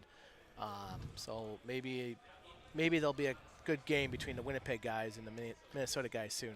You know, I wasn't aware Winnipeg had a club. That's awesome. They have a very good league up there. Nice. They got like six men's teams, 6 women's teams. Nice. They play over at Red River College up on the northwest side of Winnipeg. That's awesome. Wow. Yeah, they have a very good active group. Josh is familiar with them. Become friends with a lot of those individuals, and they're great people. I'll give a shout out. I know he's not listening right now because I know he has to work. Is Sean Madden, goalie, keeper. Hopefully things are going well for him. That's awesome. 11 minutes and 5 remaining in the first half of play as Fargo Moorhead controls out of the timeout. How do you handle a 4-goal differential defensively if you're Fargo Moorhead? I'll pose that question to Joe. 1 goal at a time. 1 goal, 1 possession at a time. Nice. And a great bounce goal like that will help. Just like that. Now it's just a matter of managing the defense, hoping to, escape a defensive possession without a goal, which they're not able to do here. But they can add those up, can score consistently, and make a few saves here and there. They can chew away at that lead. A 4-goal lead is not entirely insurmountable by any means. So still very much a close, good game here. Great shot now, 3. Great side shot right there. As we saw in the West Point, referee took one. The produce section doesn't need to be cleaned up. He's okay. 10 minutes to play in the first half. But in the the West Point game we just saw, Milwaukee in that second half let it get to a point where it was a burden. Mm-hmm. You betcha. Whistle before the shot, by the way, halts play. All it takes is a couple of possessions to swing the momentum either way. You get a few sloppy plays on either end of the court, enough series in a row, and the game becomes out of hand very quickly, and that's definitely what happened. Especially if your opponent takes advantage by scoring goals of their own. We saw that. You and I saw that last night in the green-black game, where you did have the 2-goal swing on the regular. Yep. So it was, unfortunate for Milwaukee, but great for West Point. They're a great team. I'm glad they're able to, kind of use that game to shake the cobwebs off from the off season and get back to business. And you mentioned the off season. You know, this is the first of many tournaments here Yes. for USA team handball around the country, I should say. And so a lot of teams are nice shot there. Blistering shot. Wow, from center back. 10-8. And so for a lot of teams right here, they're just trying to get to know each other again, get warmed up. I'm seeing a lot more players here, which is terrific. Yes, that's great. Seeing full benches, that's just terrific. I can remember sometimes you're lucky if you got 10 guys coming. Most certainly, most certainly. And it grows the sport, which is what we're aiming to do. Yes. And I believe at the end of the month here in October, it's the traditional Chicago tournament. Yes. Over at Northeastern Illinois University off of St. Louis Avenue there in Chicago. So nice. Just want to give a shout out to that group. And whoa. Bearhug halted play as Ogendahl tried to take the shot. CalHeat maintains possession with Ogendahl quarterbacking. Ball found by Okuro. Okuro gets it back. Ogendahl shoots, and he fires a right-handed rocket into the net. Looked like a baseball throw from a shortstop right there. Ain't nothing wrong with that. No. Not only can he throw fast, when Okuro jumps, he puts a hole in the ceiling. He has probably one of the best verticals I've ever seen on a handball court. So he's a very fun player to watch. Fargo Moorhead maintains possession after that whistle halted play. 7:21 to go in the first half. As this one is found by Brandon McCormick. And a whistle goes there, halting play. The important thing, though, the clock continues to roll. Loose ball before CalHeat could pick it up. A kick ball, halt play, will stay here. McCormick got it off, and it goes in the net, floating. 11-9. It's always those slow ones that always got me as a keeper. Oh, yeah, we'll change up. Most definitely. Especially if it takes a bad bounce, kind of spins off the floor and hate it when that happens. Thrown like a fastball, comes down like a sinker. There you go. Okay. 6:39 to go, first half of play. Stop or halt to play. Halt for equipment there. Just got to make sure you don't have any jewelry on when you're playing here with USA Team Handball. It's one of the key rules. Wouldn't you want to check that? I suppose not in the captain's meeting with the officials. You don't get a chance to check that. No. No, sir. Good that the officials spotted it and caught it. As a former soccer official, that was thing number one that the U.S. Soccer Federation asked us to check for was jewelry. Absolutely. Before the shot from Okuro, a foul called, and he gets up gimpy.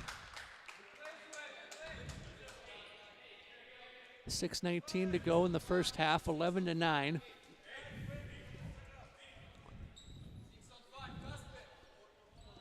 And CalHeat will resume play. Back underway we go. CalHeat with a 2-goal lead, 11-9. Glad you're enjoying day 2 of the Minnesota Fall Classic with us here in Bloomington, Minnesota at the Kennedy Activity Center. Ogendahl down low, dribbles once. He shoots and scores. Ogendahl with another goal. And at the end of the game, we'll have to keep this in mind for the end of the game. We will have a player of the game interview with the player we believe to be the player of the game. So look out for that. As a bear hug halts play. I'm already thinking of some names already from both teams. So I'm seeing some fantastic play this early in the season. So both of these first 2 games have been great. As a bounce pass there leads to a shot off the iron, ball out of play, or it was kept in. Now you have a foot on the line. There was a call out. The officials just stopped the play right now just to restart at the line. So that was a good appeal right there. 4:58 to go, first half of play.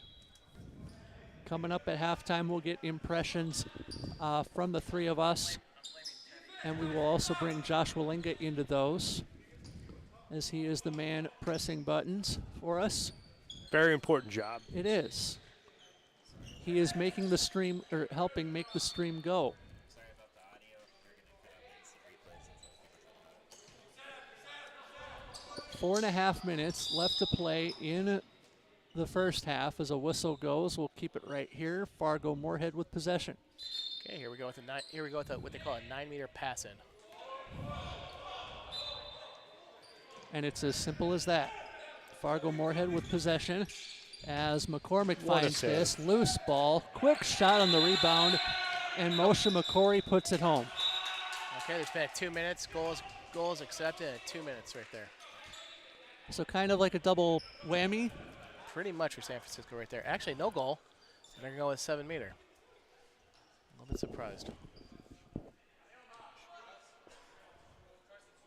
12-9 our score. 7-meter throw coming for Fargo Moorhead. Taking the throw is Roger Silver. And that went in for a very nice one for Fargo. 12-10 our score.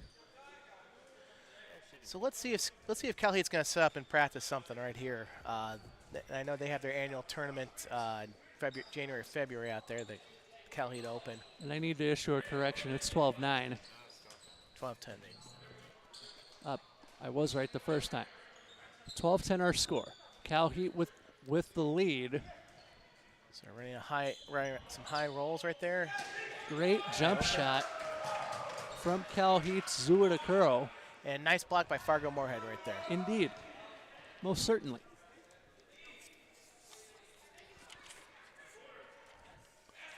We'll stay here on this side of the floor as CalHeat gains possession.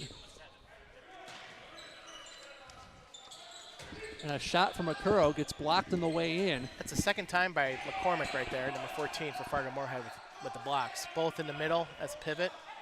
And that second effort leads to a Fargo Moorhead possession. 2:50 to go in the first half. Moshe dropped it off, ball out of play. CalHeat with the ball. Coming out the corner right there. Here we go. That's the only way. 2.5 minutes to go, first half of play. CalHeat advances with Garcia.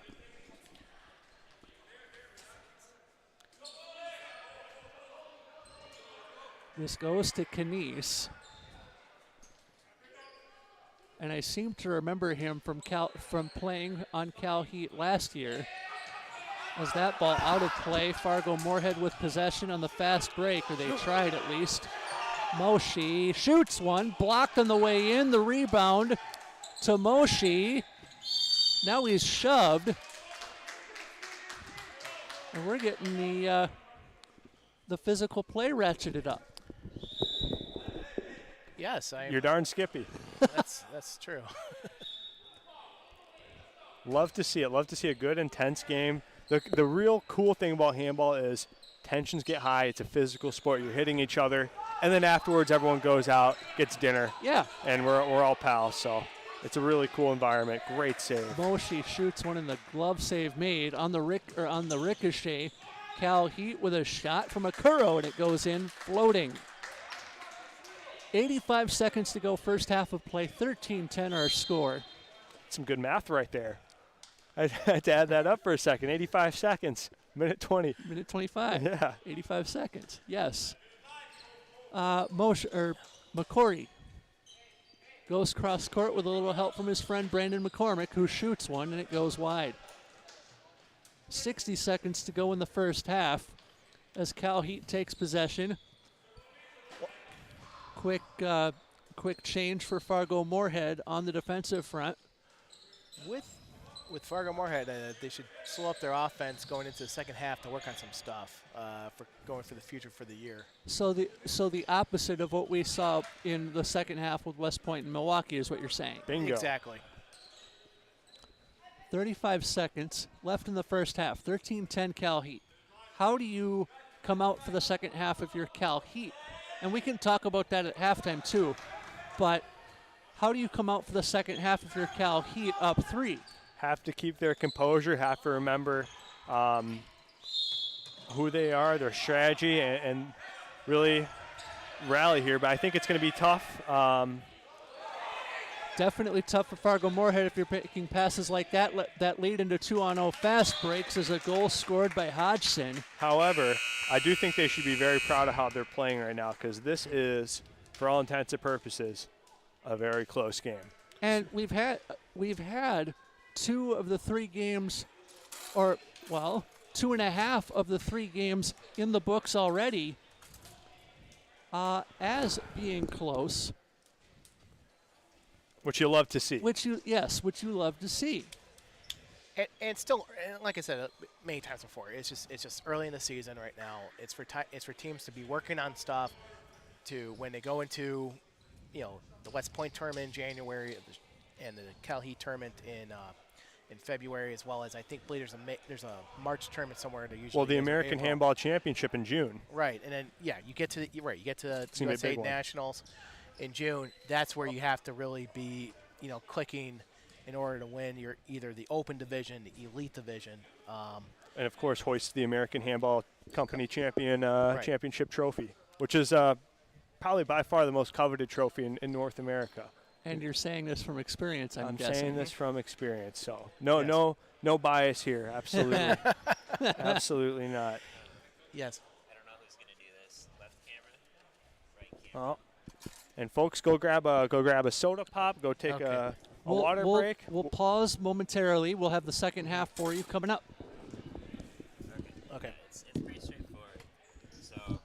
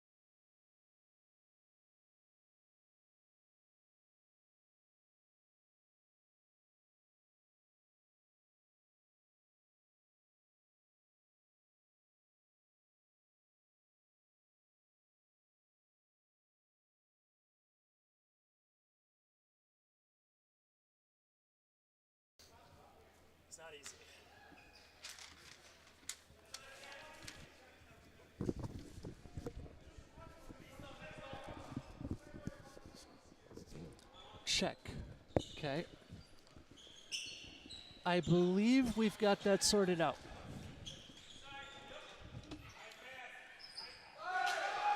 With unmuted source audio.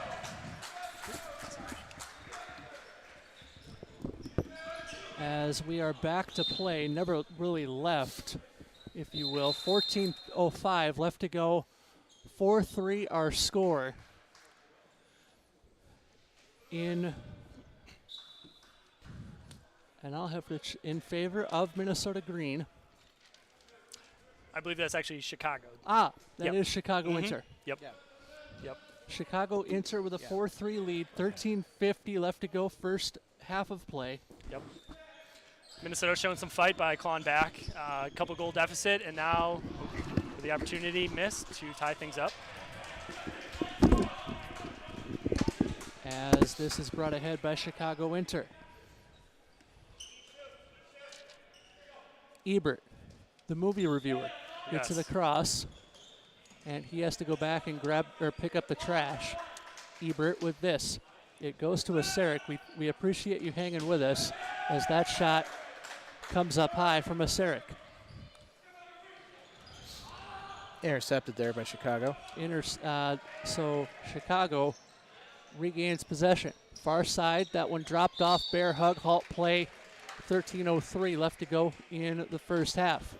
Excellent recovery defense there by Minnesota, especially by Meisner, to stop that fast break. And now Chicago's back in half-court offense, making it easier to defend for Minnesota. What have you observed in the first 12 and a half minutes that has struck you? The first thing that struck me is the improvement of Minnesota throughout the years. They've always had a good team, a good core of guys, but now they really have some excellent development that they put in to their program. So it's really great to see, time and effort that Great Josh goal. and those guys have put in, and now it's starting to show on the court as well. For all our score. We're down to a time of 12:15. Thank you for all the technical difficulties we're having. We apologize here, but thank you. Thanks for hanging with us. 12 and a nickel left to play in the first half, so I guess you could say a quarter of the match has gone, if you will. Quick swing pass, short side, Wallinga is there. Coming ahead is Finn Peterson with this as he gives and goes. Peterson short side. Peterson to a knee, and that shot will go in. Green now up 5-4.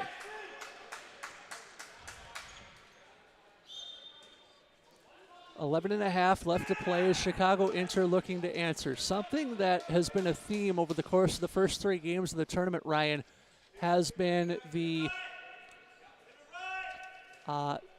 two-goal swings. Yep.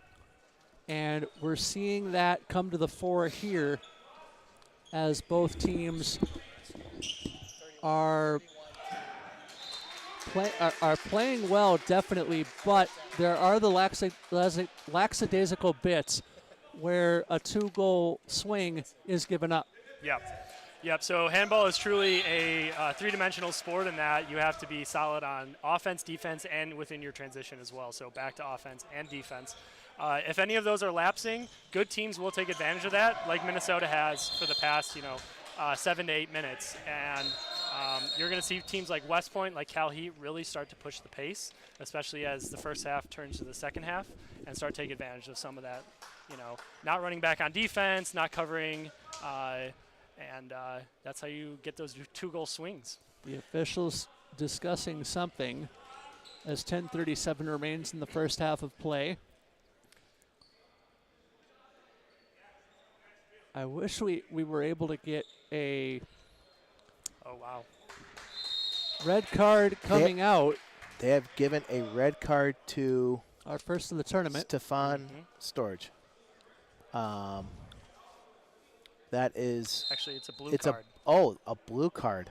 Explain the blue card if you can. Yeah, that's great. So the blue card is a new addition to the handball game, and it's to signify not only the fact that you committed an act or a violation, a foul that is worthy of a red card, which is typically following someone in the act of shooting that is typically more egregious than just a typical foul. Okay. And then you also either said something to the refs or did something following the act of getting a red card as well. So, kicking a chair, Bobby Knight style, or something that's gonna that's going to add that extra level, and that's what the blue card indicates. Typically, a blue card will not only put you out for the next game, but also potentially you lose your bonds in a tournament like this as well, or further suspension too. And my understanding, there is a committee again? There is a committee, yes, correct. So that committee will determine if there's any additional punishment required. So that's made up of the refs involved in the tournament, Josh, and myself, actually. And later when Amid comes on the court for Chicago, he was involved in one of the most involving game from 2009 of USA Team Handball, a score sheet that's still not been found from those days. I'd love to go into that story at halftime, but I want to finish up the point on the tournament committee if we can. Sure. Can a blue be rescinded if called? Does a goal scored there score 6-5? It is my understanding that the blue can be downgraded to a red by the disciplinary committee if they decide that is their course of action. And can a red be rescinded to a yellow? I don't believe that can be done, no. Okay. Okay. The disciplinary committee cannot take away reds, and in all intents and purposes, there would be no tournament impact on that of rescinding a red anyways. Okay. Tie score here, 6-6, as Green brings this one ahead. This is what I expected here between Chicago and Minnesota. Very tight back and forth game, very technically played for United States standards. Yep. Just overall, you're going to see hopefully a lot of teams just practicing for the future here. Mm-hmm. This one brought up by Meisner, and he drops it off to Peterson. 8:25 to go, first half of play. Thankful for all of you who have hung with us as a shot delivered by Substad, saved. Goalkeeper out of position, shoved to the floor. I believe Chicago Inter should keep that ball. No, Chicago will keep that ball. It's a good trying to get more from the goalie there. Yeah, if the goalie steps out, he becomes an active player, certainly, and he is subject to the rest of the punishment that wings, backs, and pivots get every time up and down the court. So you're saying come ready for contact if you step outside your arc. Yeah, come ready for contact or stay in your zone, man. Ebert delivered that far side, and the shot partially blocked by Wallinga, but he couldn't get enough of it to keep it out. 7-6 our score. We have a question on the chat. Who got the blue card? The blue card. Minnesota got the blue card. It was given to Stefan Storch. So with the blue card, you treat that like a game misconduct in hockey. You are out for the remainder of that game. Correct. Yeah, so a red and blue card during that one game is going to function the same. Blue card could potentially put him out for the next game as well, okay. And could have some financial fines attached to it for both the individual and the team. Each team here has put in sportsmanship bonds that they get back at the end of the tournament, and assuming that they do not get a blue card, they will get those back. 6:50 to go in the opening half of play as Green. I will have to tell a sportsmanship bond story from many years ago later on at a halftime or a break. Sure. We can do that at half as 6.5 remains. Body contact. Hedrick looking for a voice of reason, not going to find one, but Green with possession. I will just say this. Herrick's was part of that bond story years ago. Peterson shoots and scores. 7-all our score. 6 minutes and a dime remaining in the first half. Chicago Inter brings us ahead.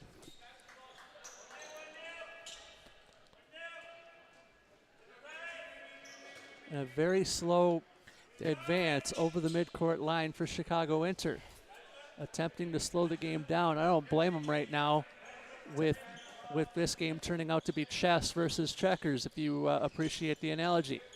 Brought back ahead by Canosa. Short side or far side shot goes in. 8-7 Chicago. Very nice coming off the corner there. I'm looking forward to the NYAC game where you'll see a lot of good wing play coming up. And how do you keep the offense on if you're Chicago Inter like that? Yeah, so I think you got to keep moving. You got to keep everyone involved. I think a lot of times when offense gets stagnant, it just stays in the backcourt between center, left, and right back. You really have to get your wings involved, and then you have to, like I said earlier, keep that transition game going. That can be an offense in itself rather than running a half-court offense and needing to run those plays. And Chicago just proved that, going up 9-7 with a goal on the far side. Twice off the far side right there for Chicago. That's Minnesota's defense got to step up in that corner. How does Green answer? Green answer, I think they need to do what they've been doing, get some crossing going in their backcourt, and then when open, feed the pivots and feed the wings. They've been playing really great offense. They just need to keep doing it. Bear hug halts play. 4.5 minutes to play in the first half. 9-7 Chicago. As Chicago Inter brings this across the line.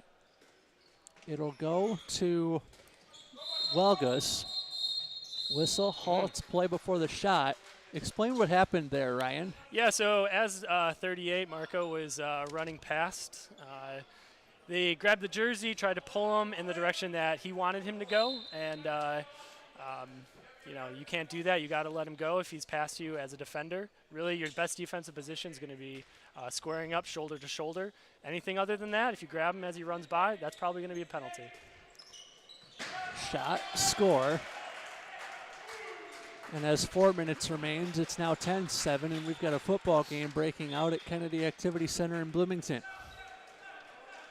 Green looking to answer. They cross the timeline, and a whistle or a timeout called by. Timeout by Minnesota. Green. And we're gonna run down the clock down to where we're gonna match up. That's fair. While that clock is running down, because you make the best of what's still around. Sure. Let's talk about how we got here. Chicago Inter and Green, or Minnesota Green, opened very, I would say, cagey, and then Chicago started to sprint out, but by no means with a 3-goal lead are they running and hiding, if you will. Sure. So I would say both of the teams have a lot of new faces on them, and so they're not only feeling out this team that they're playing across the court, but they're feeling out the new guys on their team as well. So that takes time. It's not going to be instantaneous. Handball is a very intricate game where you have to pass really well, you have to defend really well, and that takes communication. That takes time to build as a team. So I think, like I said, they're just figuring out who they are as a team, what their playing style is going to be, and then also on the fly defending another team, playing offense against another team. So I think the second half is going to be a little more explosive. 10-7 our score as we get back underway. Green with the possession as we resume. Meisner handles this, and it goes down low to Peterson. Dropped off, though, to Substad, and they lose possession. Here comes Chicago Inter on the break. Pass is intercepted by Green. It'll go to Peterson. And now Meisner dribbles it across the timeline. Meisner handles, and he goes to his near wing. That's Finn Peterson. Peterson tried to do a 360, thought about the shot, but it wouldn't go. Substad does get the shot off. That's saved, and a bear hug halts play. Clock rolls. 3 minutes to go in the half. Chicago Inter looking for a fast break. Two-man bear hug, didn't halt play, shot far side, and a goal. Is that what you were thinking Chicago would do there on that possession? Yeah, they clearly had the numbers. You had a 4-on-3. You got to take advantage of that. If you have the numbers and you are fast breaking, you have to feed the wings, because if you're not passing the ball to the wings, they're going to stop running, and the defense is really going to not have to guard them. So you have to get everyone involved in that case. Now, if you're Green, I'll actually wait until the end of this offensive possession for Minnesota Green. Great save there made by Chicago. Do you transition into a man-to-man defense versus like a zone? I think it's still a little too early for that. I wouldn't be surprised if they tried to do that. But their goal there for Chicago. Yeah, the biggest defensive hurdle they need to tackle right now is their transition defense rather than their half-court defense. And a goal there for Minnesota on the answer, 12-8. Previously, just to mention, Minnesota was looking to set up their offense and run a play, which they closely ran with 5. So that was the timing to work on stuff is now happening. So it's fantastic. So we didn't even need to wait a full half for that. That is, to use your word, fantastic. If those of you on YouTube want to drop us a comment, feel free to do that in the chat, and we'll get to it as time allows. We thank those of you for helping us identify the technical issues, which we believe to have been fixed. 1:23 left to go in the first half. We've fixed at least one issue, Dan. Whistle goes behind the play. 1:17 clock halts. 2 minutes has been called on number 38 for Chicago. That is someone I did not catch when I did the roster earlier. That is Marco. That is one of the nicest guys you'll meet in handball. Last name? Couldn't pronounce it if I knew it. He's still around. Huh? So you won't kill me with it. Thank you in advance. No. Under a minute to go in the first half. Green with possession. And they are down 4. Quick shot, short side, they're down 3. Nice shot coming off the left side there. We've got a game on our hands here, 3/4 of a minute to play in the half, as Chicago will get the whistle across the line. Shandar got it far side, and he gets it to Asirik. Asirik has lit the score sheet up. And it looks like Paul Meisner has gone out to guard man-to-man against Ulysses. So they're listening, is what they are being said. 20 seconds to go. Called for stalling there. And a stall. That's 10 seconds to go. Minnesota looking for the last shot. And off the iron and in it goes. 12-10 our score, as the buzzer will halt play now. And it is 12-10 Chicago at the break. Let's get into halftime before Dan tells that story.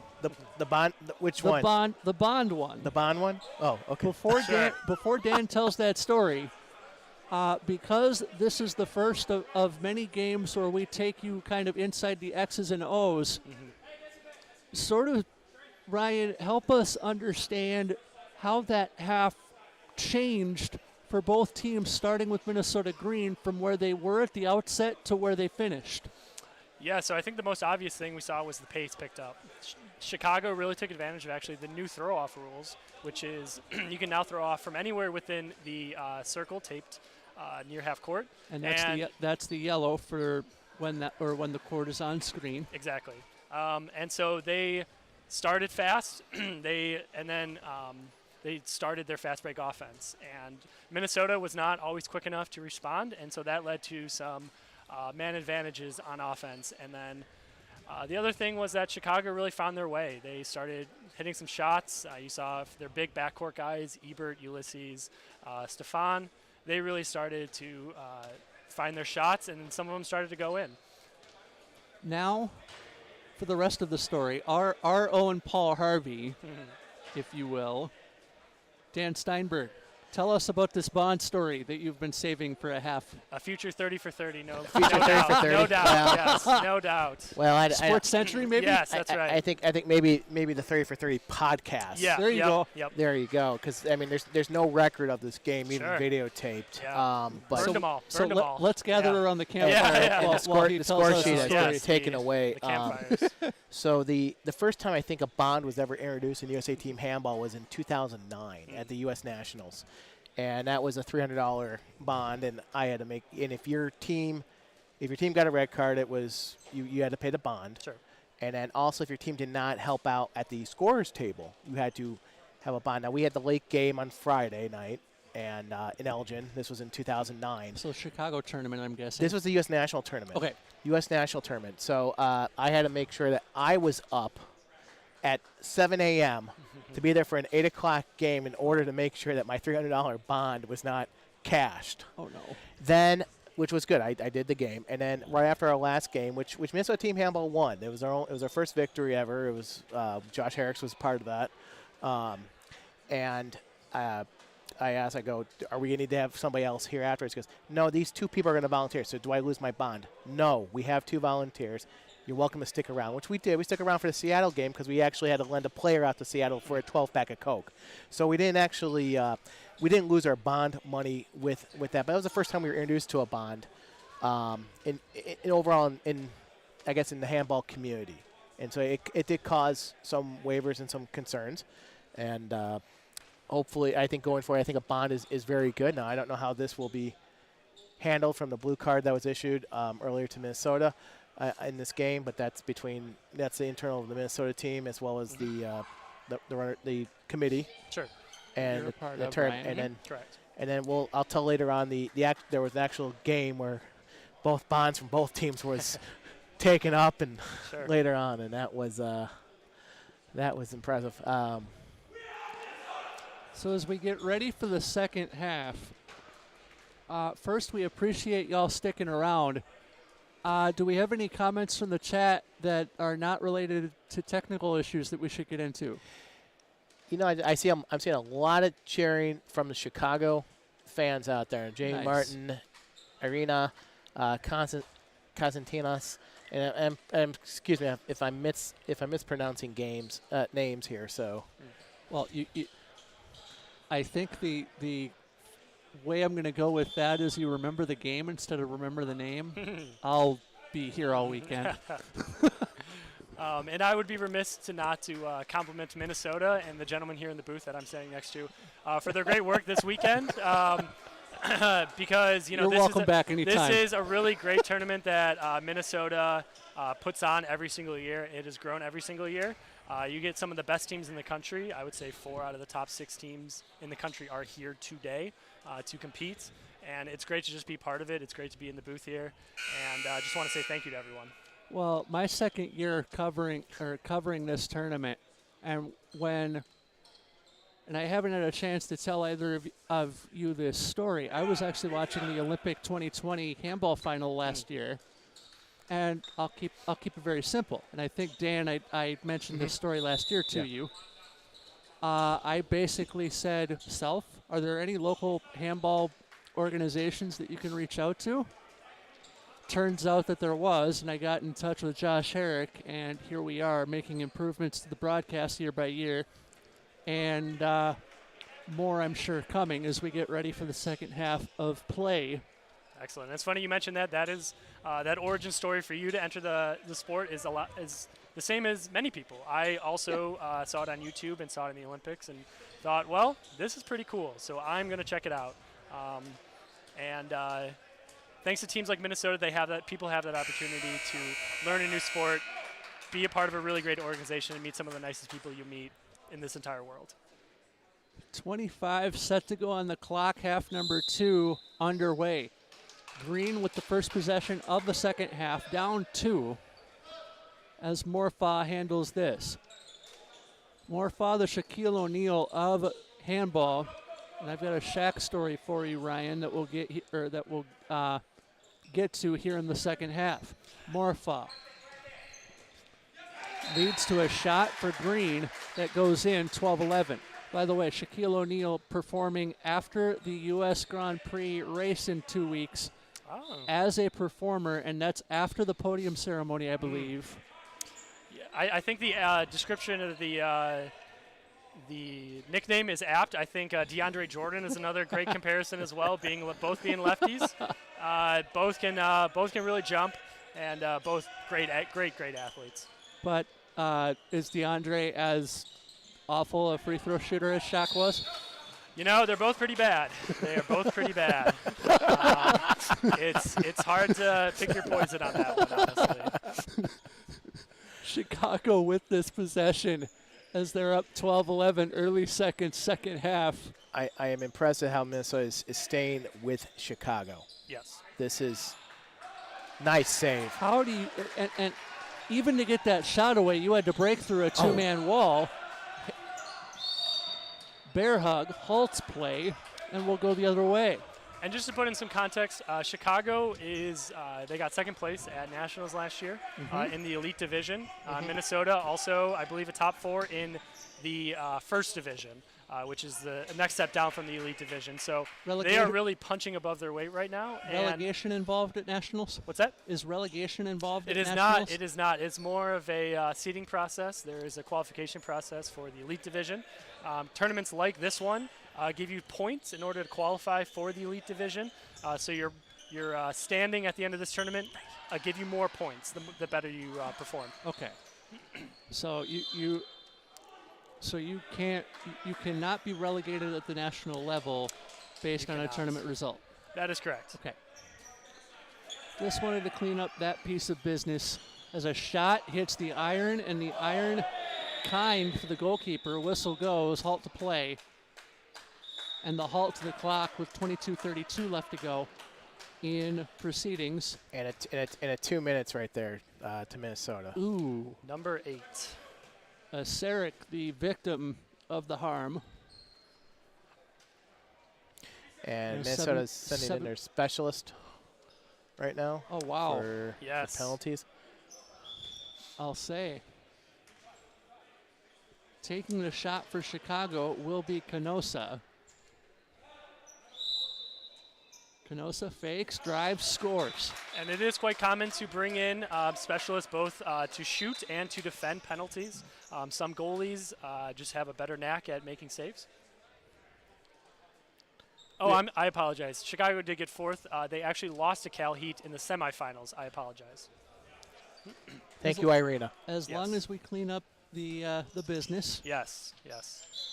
22 minutes and a nickel remaining in the second half of this one. It's been a fun one so far. 13-11 is the score. A quick shot and a quick save. Ball loose in the far corner, and out of play it goes. Chicago will resume with possession as they cross the timeline. Ball given off to Canosa. Canosa tried to lob one in. Whistle goes before the shot. I believe a tug's been called. Yes, a 2 minutes on Minnesota. So Minnesota's going to be down now to 4 men for a while.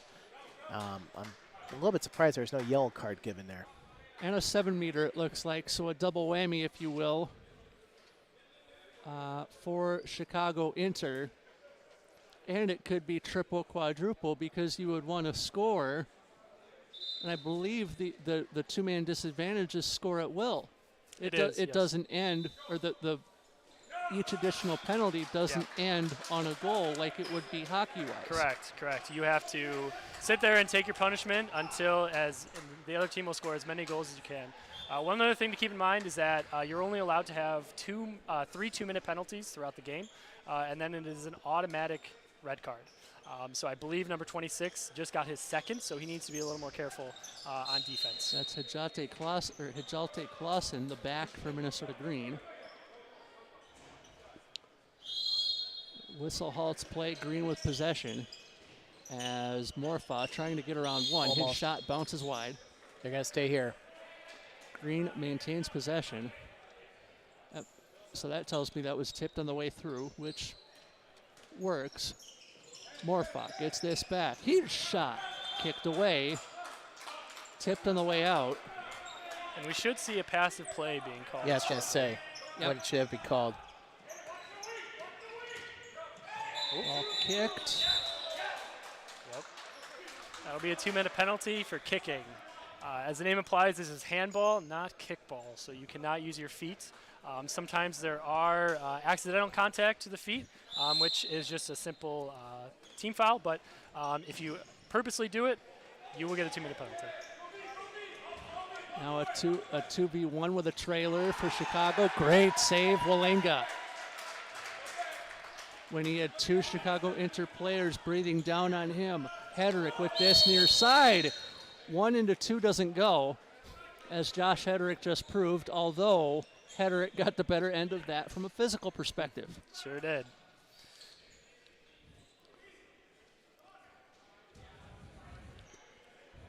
Any sort of embellishment in handball? Because you could potentially see it on that play down here with Hedrick. Yeah, just like any sport, basketball, there's the flops.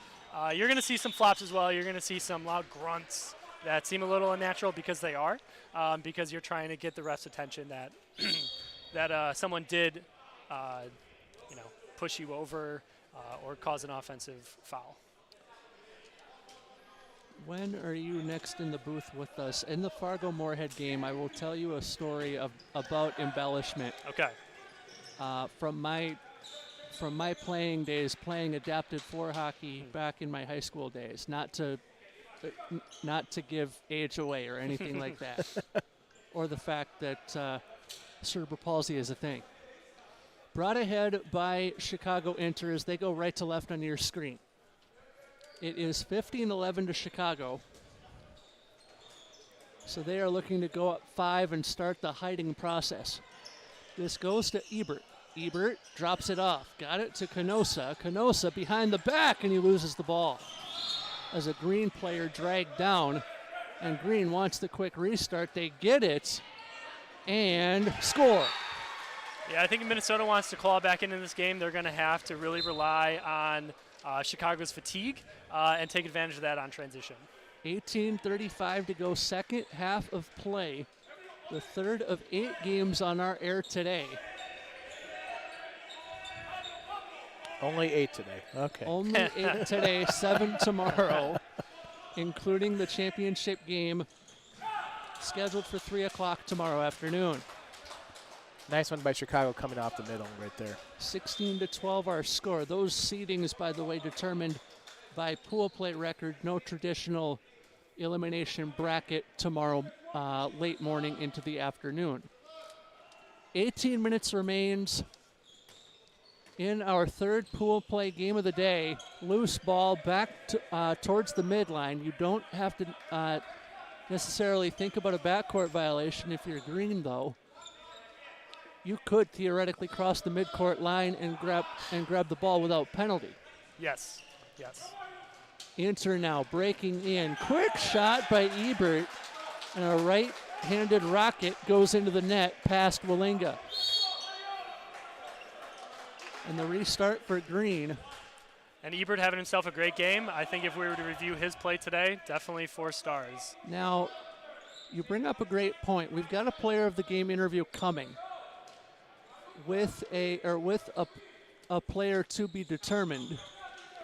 For Chicago Inter, I would go Ebert right now. Yeah, and I would agree. I think certainly from a statistics standpoint, he's certainly lighting up the scoreboard. It's tough because a lot of the play, like by number 50, Ulysses, he sets the table for them. So a lot of his play and a lot of his great work isn't really going to show up on a stat sheet, but certainly Ebert having himself a great game. Here's Hedrick. His shot goes in. 3 goals in the span of about 60 seconds. The tempo has definitely changed to Minnesota for the past 3 possessions. 18-14 our score. Chicago trying to slow things down. Minnesota has always played semi-quick, I would say, for the past since its founding in 2008. Yeah, and I would say mid-tier when you compare to teams like your West Points or CalHeats. Right. Well, West Point, those guys are built different. Agreed. They're made in a lab somewhere in upstate New York, and then they are brought onto handball courts across the country to pretty much demoralize other teams that they play. So weapons of handball destruction. That is correct, yes. That is correct, yes. They are one of our greatest DOD's arsenal of weapons that we have, and they are certainly employed on Saturdays and Sundays at these tournaments. Score right now is 19-15 with 15:45 left. Oh, wow. Chicago Inter crosses the half-court line with Canosa handling at the a-la quarterback position. Canosa drops this off to Ebert. Quick shot delivered by Aseric would not go, and Wallinga has to go and grab the ball to resume play. The Green team, I should say, crosses the line. That goes to Meisner. Meisner, the quarterback on the flip side, if you're looking at it from a Minnesota Green perspective, as he gets the ball here. So now Minnesota's going to try to set up a play right here. Let's see what happens. There's Nosko in there. Gosh, he's almost the famous Tyler Sukart score. Ooh. Nope, did not happen. Clausen tried to get that outstretched pass, and it would not go for him. On the ricochet, great kick save made by Walinga. Let's give a shout out right now to Tyler Sukart. I think he's watching over in Japan. So thank you, Tyler, if you're watching. Remember in the old days. Hey, Tyler, good to see you. I played with Tyler in Mexico City. Okay. 14:35 to go, second half of play. A little bit of a hold, didn't draw the ire of the official. Whistle goes before the shot. So the halt to play, clock rolls. 19-15 to Chicago. And what we've seen in this game, we've seen two really good goalies going at each other. They make it look really easy. We have a lot of great athletes, but the two goalies that we have seen in this game, it is a real treat to watch because they put their body on the line and they make a lot of great saves, and they make it look easy. I mean, especially in Josh Walinga's case, they're the long arm of the law. Yes, that is correct. Especially defensively. Yes. That Yes. shot goes wide. Now, if you're down 4 and you're Minnesota Green, would the fast break offense be something that you would resort to? Quick shot It there, would, 5 hole. It would. It would against Chicago. Yes. Chicago has always had difficulty over the years, given the history of the Chicago individuals who have been part of their club going in and out. Yep.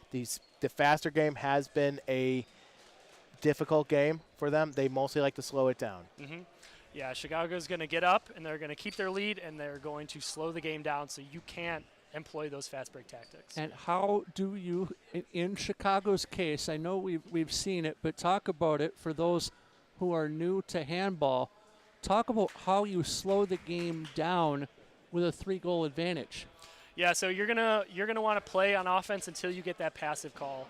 So really, everybody touches the ball, very, very slowly bring up the ball, use as much time as you can. There's not a traditional shot clock like in basketball, so there is no set amount of time that you can take on a possession. That's really up to the discretion of the referees themselves. And up until recently, too, I would more equate it to lacrosse, because up until recently, you didn't have a shot clock in lacrosse, and now I know in the college game it's 80 seconds per possession. Right. But 80 seconds in lacrosse, more than enough time to execute your offense across the field of play. But without a shot clock here in handball, you can slow the pace of play down that way. Mm-hmm.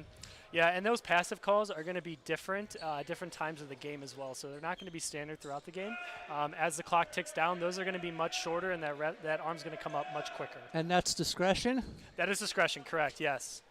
Especially in a close game like this, you're definitely going to have more of those calls. Got it. Quick shot, 5-hole, goes in for Chicago. 20-16 our score, as Green now allowed to advance across the timeline. Brought short side by Substad, and he goes to Meisner, who is the quarterback at the top of the attacking zone. Substad dropped it off, got it back. It goes to Meisner, who goes cross court. Meisner switches positions. Meisner dropped that to Clausen, whose shot gets blocked. Now Chicago enter on the ricochet. Fast break time. And going down to a knee is Molina. And a whistle goes there. Yeah, step into the circle by Chicago. Restricted airspace. Brought back ahead by Substad on the ricochet. He goes down. And with 12:19 to go and ticking, we're still in a close game, gentlemen. Green will handle as this comes to Substad and Meisner. Substad. It's that on. Bear hug. No halt to play, though, as the bouncing ball picked up by Minnesota Green. Quick shot and a goal. They're within 3.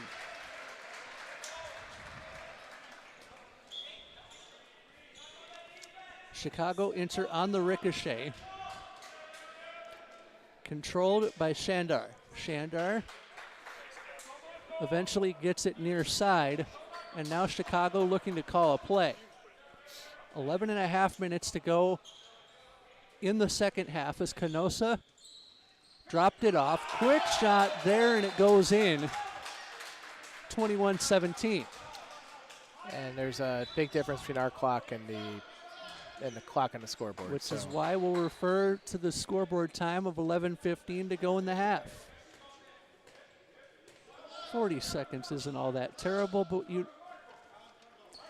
No, but I will say this for Minnesota, they got to execute a little bit technical right now against Chicago. And a little bit better than that, because they're going one shot and dead versus a possession with multiple shots. 10 3/4 minutes to play in the contest. Yeah, in a 4-point game like this with about 10 minutes to go, Minnesota can't really afford to have any big mistakes. They need to really execute their offense and implement that fast break that's been so good to them. What do you implement defensively, though? Yeah, so it looks like they're staying in the 6 flat and sometimes pushing a man out. And mistakes like that are exactly what they need to avoid. Explain the 6 flat as opposed to a zone defense. Yeah, good question. So the 6 flat means that your 6 defenders are about a foot length away from the 6-meter line itself, which is that solid line surrounding the net. So that means you're basically standing on that line and actually meeting the attackers as they come towards you, rather than in a 5-1, a 3-2-1, a 4-2, which is what we like to call the junk defenses. Those are you're actually pushing your guys further out towards the 9-meter line and attacking defenders and meeting them before they get to that 9-meter line. And those are different zones that you can play versus playing a traditional man-to-man defense? Exactly, yes. So in a 4-2, for example, like the name implies, you have 4 defenders towards that 6-meter line, and then you push 2 defenders out in almost a semi-pyramid like shape. And that's to cause disruption for the other team. And the 2 defenders up would be up higher towards the midline as opposed to down low towards the goal? Exactly, yes. 9:25 to go, second half of play. As Chicago handles this, it'll go to Canosa, and he plays catch with the difficult last name. Dragged down, but not before the shot. Halt to play.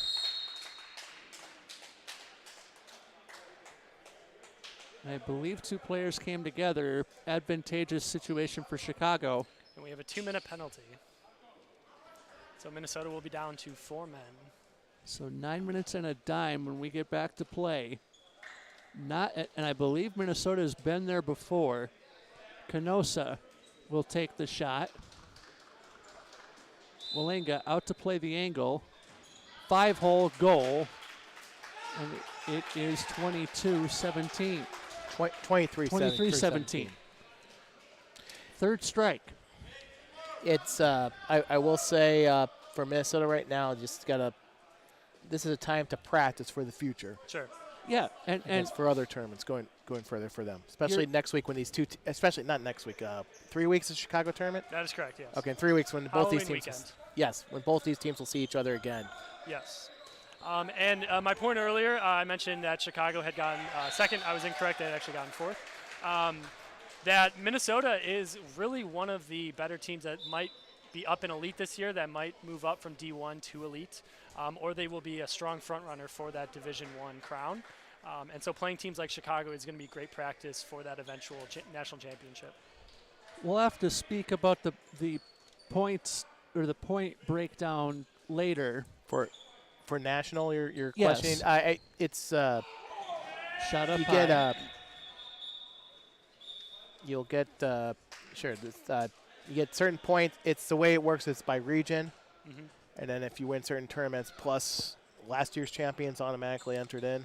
That is correct. Okay. So yes, so there is a Midwest Team Handball League that will send 1 berth to nationals, and then there's also the wild card qualifying as well. So you just accumulate points, and the wild card sends typically 3 to 4 teams based on your top performance outside of those regional qualifiers. And are the points the same by tournament, or do they differ with like major tournaments versus a regular tournament? I don't believe so. I'm not as well versed on that. It's a bit like Whose Line Is It Anyway? The points are made up, and as that goes. So But it does change every year. The competition committee does a great job of keeping everyone on the same page, though. Correct. And the one thing I will say about the competition committee is over the years, it has very much improved in terms of getting just overall great competition for the elite level, for development of the game, and to find players for the national program. Definitely, most definitely. Yeah, the competition committee and then the wild card qualifying overall makes sure that there's a regional diversity of teams that do qualify for that elite division. Stop to play there as a Chicago player run over. I noticed a goaltender or a tender change for Minnesota from Josh Wellinga to Julian Renault. Or actually, I'll check that. Jackson Hampton, 16, as that nice shot stays out with a little help from his friend, the post. Yeah, and this next minute is going to be a make or break for Minnesota to determine if they want to play for the win or even a tie or just start building for the next game. Ellis Morfaw with the original shot, saved, but the rebound goes in, 24-19. Now, my understanding, next game for Minnesota Green would be NYAC is in their region. Yes. Yes. Okay. NYAC at 6:45 tonight. Okay, so NYAC is that'll be an interesting game. Overall from this green team, I think that'll show the growth. Yeah, of this program. NYAC is a very unique team in the sense that very much mercenary-like setup on their team. A la West Point. West Point, they all go to the same school. But NYAC really has people from all across the country that team up to create an Avengers-style setup there for that team. So it's always interesting to see who they have from tournament to tournament. Substad with the goal there, and Minnesota within 4. As those in attendance here in Bloomington are a partial Minnesota crowd. Yes, I will say that it's nice to see the stands a lot. I would say filled as much as you would see here for a freshman basketball game, and I can attest that with having 2 kids that have played freshman ball here, not for the school, but against the school here. Okay. But it's also nice to see the teams. Sure. Yeah. You have just the benches are filled. I think that's an amazing accomplishment given previous years. Sarek with that goal to put Chicago up 25-20.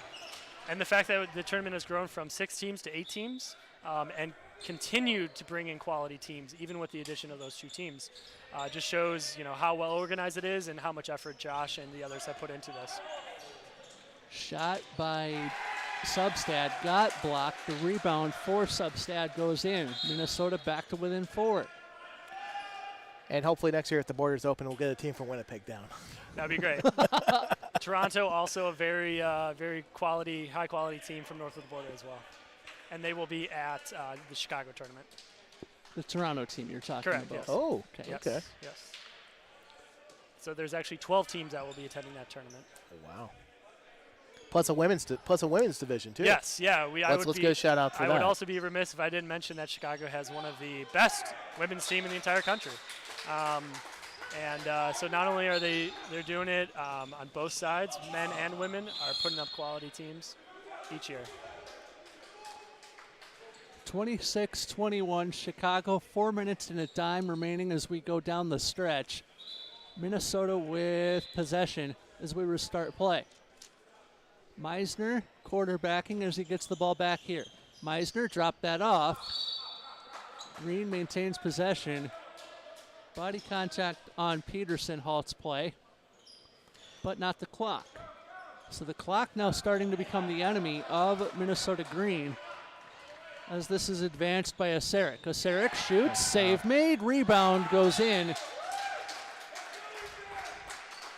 And that's usually how that works. If you make the first save, parry it out in front of you, you're dead with the second shot that comes at you. Quick shot on the ricochet. Morfaw with it, 27-22. Minnesota Green doing like the Bee Gees and staying alive. And just a reminder, after this game, we'll have our player of the game coming up here. Will. Hopefully. Soon.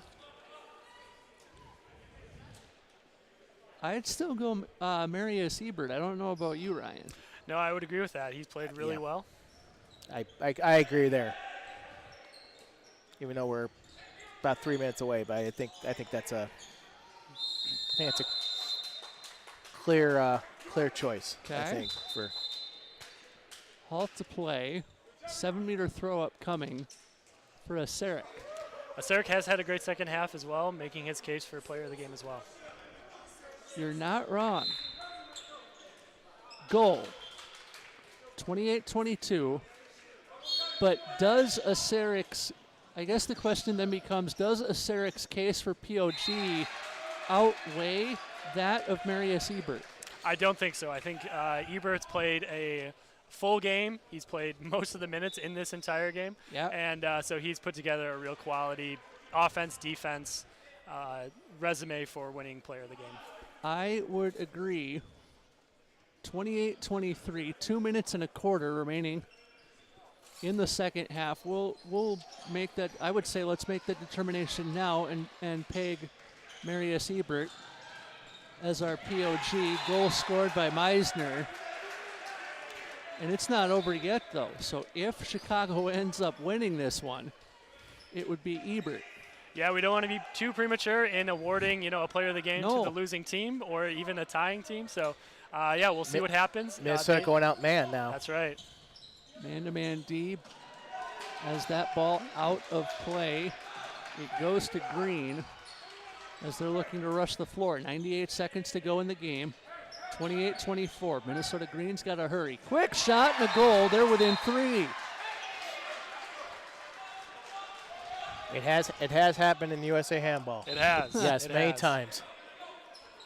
I can recall the 09 championship game where New York came back against Houston, 7 goals. So in situations like this is when the referee has put up his hand for passive play much faster than he would otherwise do so. Which he did. Because you're inside the final 2 minutes. That's right, and you have a close game. Minute to go. Short side, shot, save made, and the rebound not going to materialize for Chicago or for Minnesota. Chicago handles the ball and gets fouled as a result. 45 seconds to go. Minnesota handles. Down low, the shot by Substad. Would not go. Halt to play, 37 seconds left. And a 2-minute for number 10. as Substad. He unfortunately hit the goalie in the head. Auto, 2 minute. That is correct. That is now 2 minutes. That's an automatic That's a big 2-minute, change yes. from when I played. Mm-hmm. Yep. And that's to avoid, injuries for the goalie, especially It's to it's the a head. safety issue. As all sports have put an added emphasis on head injuries, handball has followed suit as well. Play resumes. 28-25 to Chicago as they cross the timeline.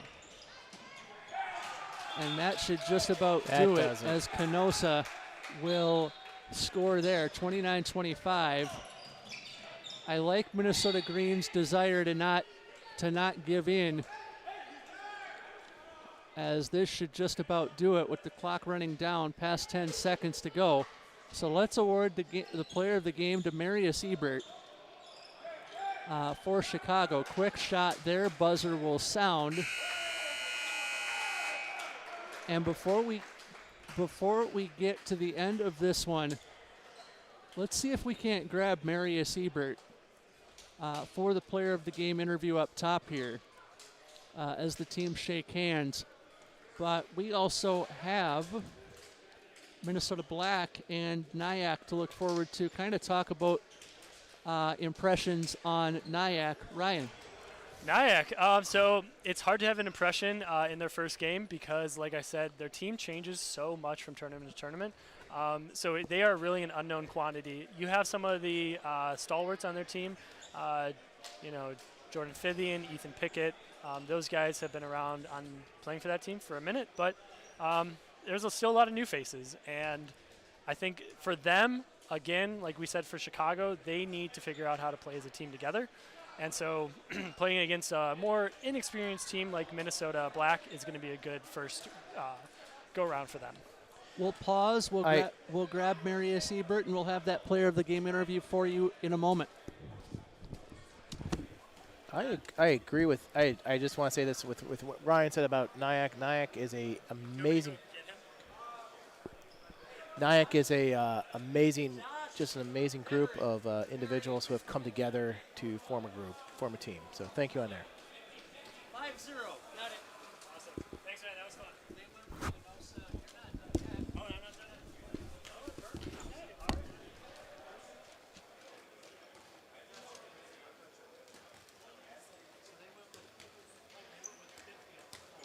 Okay, that's fair. That's not a bad. So Dan,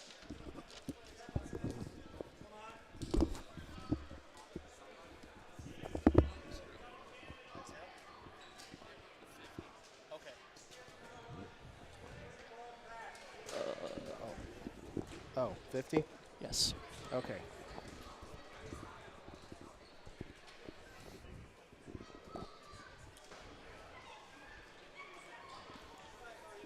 Good. All right. And just like that, Ulysses Bueno Canosa joins us fresh off a 29-25 victory for Chicago Inter over Minnesota Green. Your thoughts on the matchup that you just played? Well, our first impression. 1 second. Okay. We knew that this game was be so difficult, and like you see before, we play with all our rest. We perform our best, and finally we won. But we need to perform, or we need to improve a lot of things. It's our first match in this season. We have a lot of new players. We need to adjust some play, some feeling that we need in the court. Yeah, Like a good impression for this match, but we need to improve a lot. So what that tells me is you're preparing as though you're going to play quality competition down the line, like later in this, more quality competition later in the tournament. Yeah, we have some competition, I think in 1 month in Chicago. Yep. And we need to play this afternoon, I think, and tomorrow in the morning as well. So, Ryan? Yeah, so obviously coming over here from Spain, it's a bit of a change from to American handball. Is there anything about American handball that you think does better than Spain, or anything you like particularly about it? The unique difference is that in Spain we train, or we have practices 4 days in a week, and we have matches every weekend. Yeah. So the difference that I see is that we have tournament. We don't have a league, a regular league with tournaments as well. So in Spain we have the regular league, some tournaments during the year. Yeah, that's the unique difference. In Spain we play more, but that type of tournament are so good because it's so physical. We need to think a lot. We need to play a lot for be ready to this tournament. And I think it's not the same, but I think that we have the same feeling of competing and winning, and that's it. But it's really different because. Excellent. Well, we appreciate you lending your talents to American handball for a year or so, and we really enjoy watching you play, man. Oh, thank you very much. We'll let you get ready for your game at 5:30, and we'll see you on court. But that was Ulysses Bueno Canosa, and we'll have the Minnesota Black matchup with NYAC coming up. You're good. You did great, man. Yeah, that was well done. Oh, really cool. We got issues here. It's massive. It's massively improved.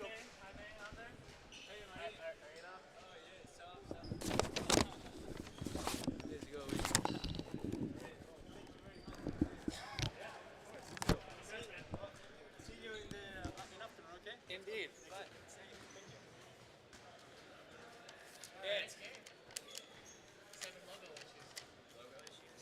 yeah. All right. Signing off. I think I have another game at some point, though. We'll see you at 4:15. All right, right after I play. Perfect. All right.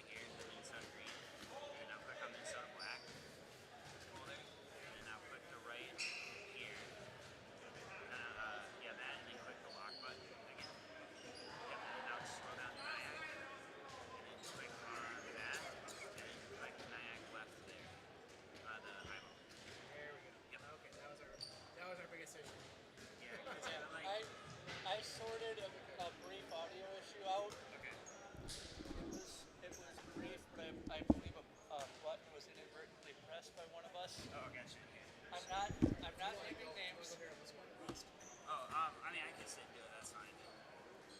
Let me run down. I'm gonna run down. Just grab my backpack. Tablet. See you back up.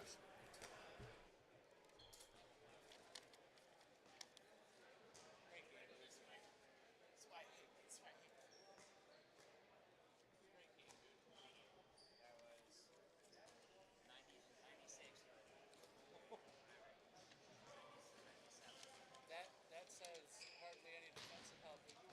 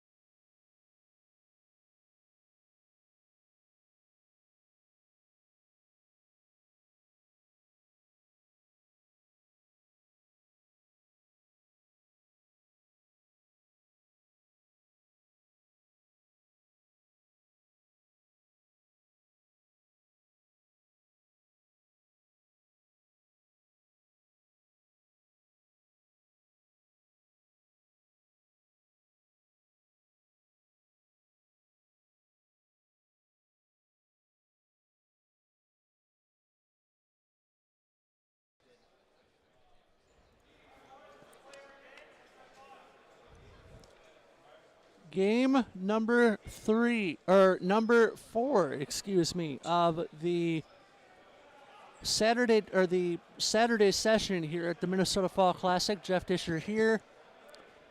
You'll hear from Josh Wallinga shortly, I should say, not momentarily. But it will be the black Minnesota club taking on the New York Athletic Club, who is making their debut. Underway we are as New York Athletic Club. Actually, it was Minnesota Black getting the opening possession as we're underway. Jens Wanker with this as it comes back over to Dierig.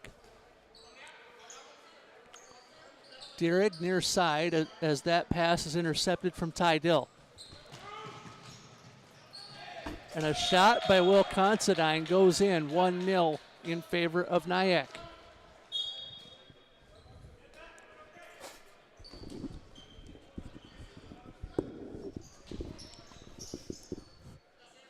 And as Josh Wallinga joins, he just played. I'll pick his brain goaltender to goaltender here momentarily, but Black with possession as this goes to Jens Wanker, the back for Minnesota Black, and they score. It's 1-1 with a minute gone by in the game's opening half. Yep. So Wallinga, how do you adjust as a goaltender who has just had to make 90 saves in a losing effort, although you kept it close? How do you adjust to making 90 saves to a slower game like this is opening up to be in the first 85 seconds? Well, my adrenaline is still pumping from the previous game. I imagine it would be. 90 saves is very, very generous. If I can make 90 saves in a game, I'd be playing in Europe. But with that being said, seeing a little slower, slow play as a goalie is good because it gives you time to kind of adjust instead of a fast-paced one where you're constantly moving. So Grant, who's playing for Black, he played soccer, so I think he's okay with this slower pace because then he can kind of get himself set up and then make a move when he needs to. But NYAC shots are going to be blazing. And I know NYAC's keeper facing slower shots is going to be more difficult because he's used to the fast ones, so he might actually overshoot some of these shots, like that first one, for instance. It is 2-1 our score to NYAC. 22 and a half minutes left to play in the game's opening half as NYAC handles the ball. Considine, who scored the game's opening goal, delivers to the far wing. Considine gets this back and goes to King, who is like the quarterback of a man advantage if we're looking at it from a hockey perspective.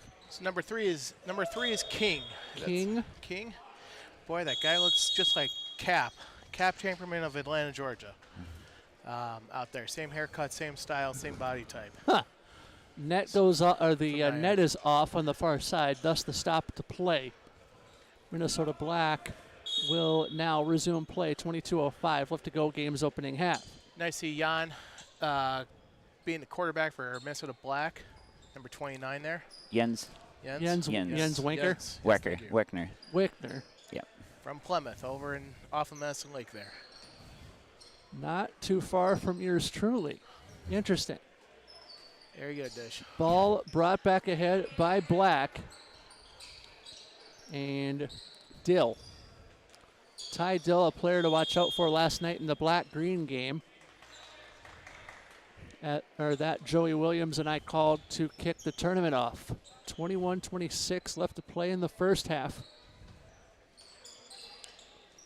And Minnesota Black with a shot there as as Weckner goes to the floor. Fast break for NYAC.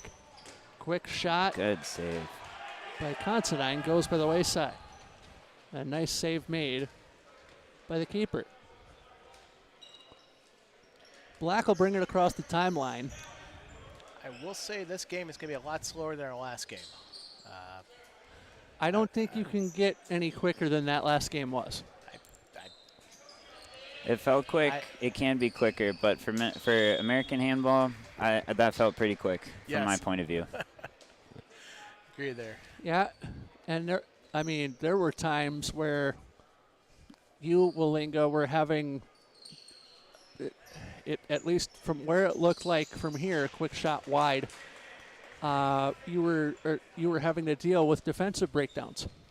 Sometimes, yeah. Chicago's really good at exploiting those. Kind of like NYAC exploited that slight mistake there.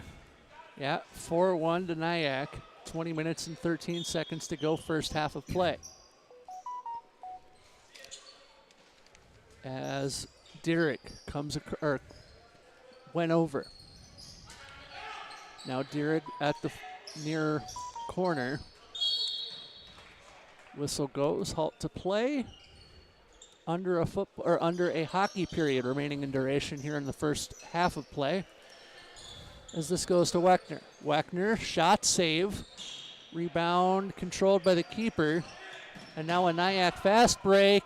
In. Nope. Yep. No goal. No goal, just in. Who is it? NYAC goalkeeper. Is that Dave? I have not seen a number. I don't think it looks like Dave. But Number 15, 19, 18. 19, Starrett. Let's see when he turns 16. Lippert. Aaron Lippert for NYAC. No. A little tough to see the black on blue, but that's fine. We can make that happen, as we have. So Black will control. I believe that's Sam Erickson in net for Black. Wojciechowski played last night in the Black-Green game. We were making comparisons to ESPN's Watch last night.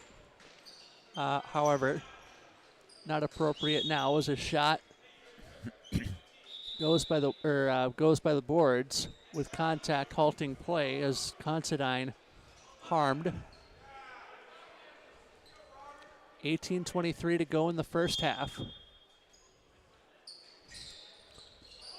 As a shot far side would not go, and the short side angle covered off by that goal, that tender real well.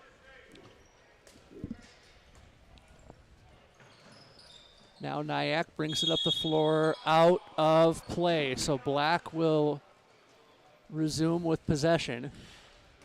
Now this is what I would expect to see right now between both teams. Slow play? Slow play. Both teams still trying to understand each other. I know Black played last night. And I mean internally understand each other. We're to be on the court. And there's a nice great goal. long shot from Andy Anderson. Finish making your point. And for NYAC, you know, this is the first of the year, so they're just trying to develop and trying to understand. We talk about coming across the country. Number 23 for Devon Bartlett looks very familiar to me from somebody from the old Georgia team. Okay. Outside Atlanta. Outside Atlanta from back in the, I guess, in the O decades, you can say. Okay. Play with Gary Hines. Shout out to Gary Hines if he's listening out there in Germany. Still playing. He was also an American Ninja Warrior. Did you catch that episode? Did anybody catch that episode? No. Of him in there? Oh, he was flying.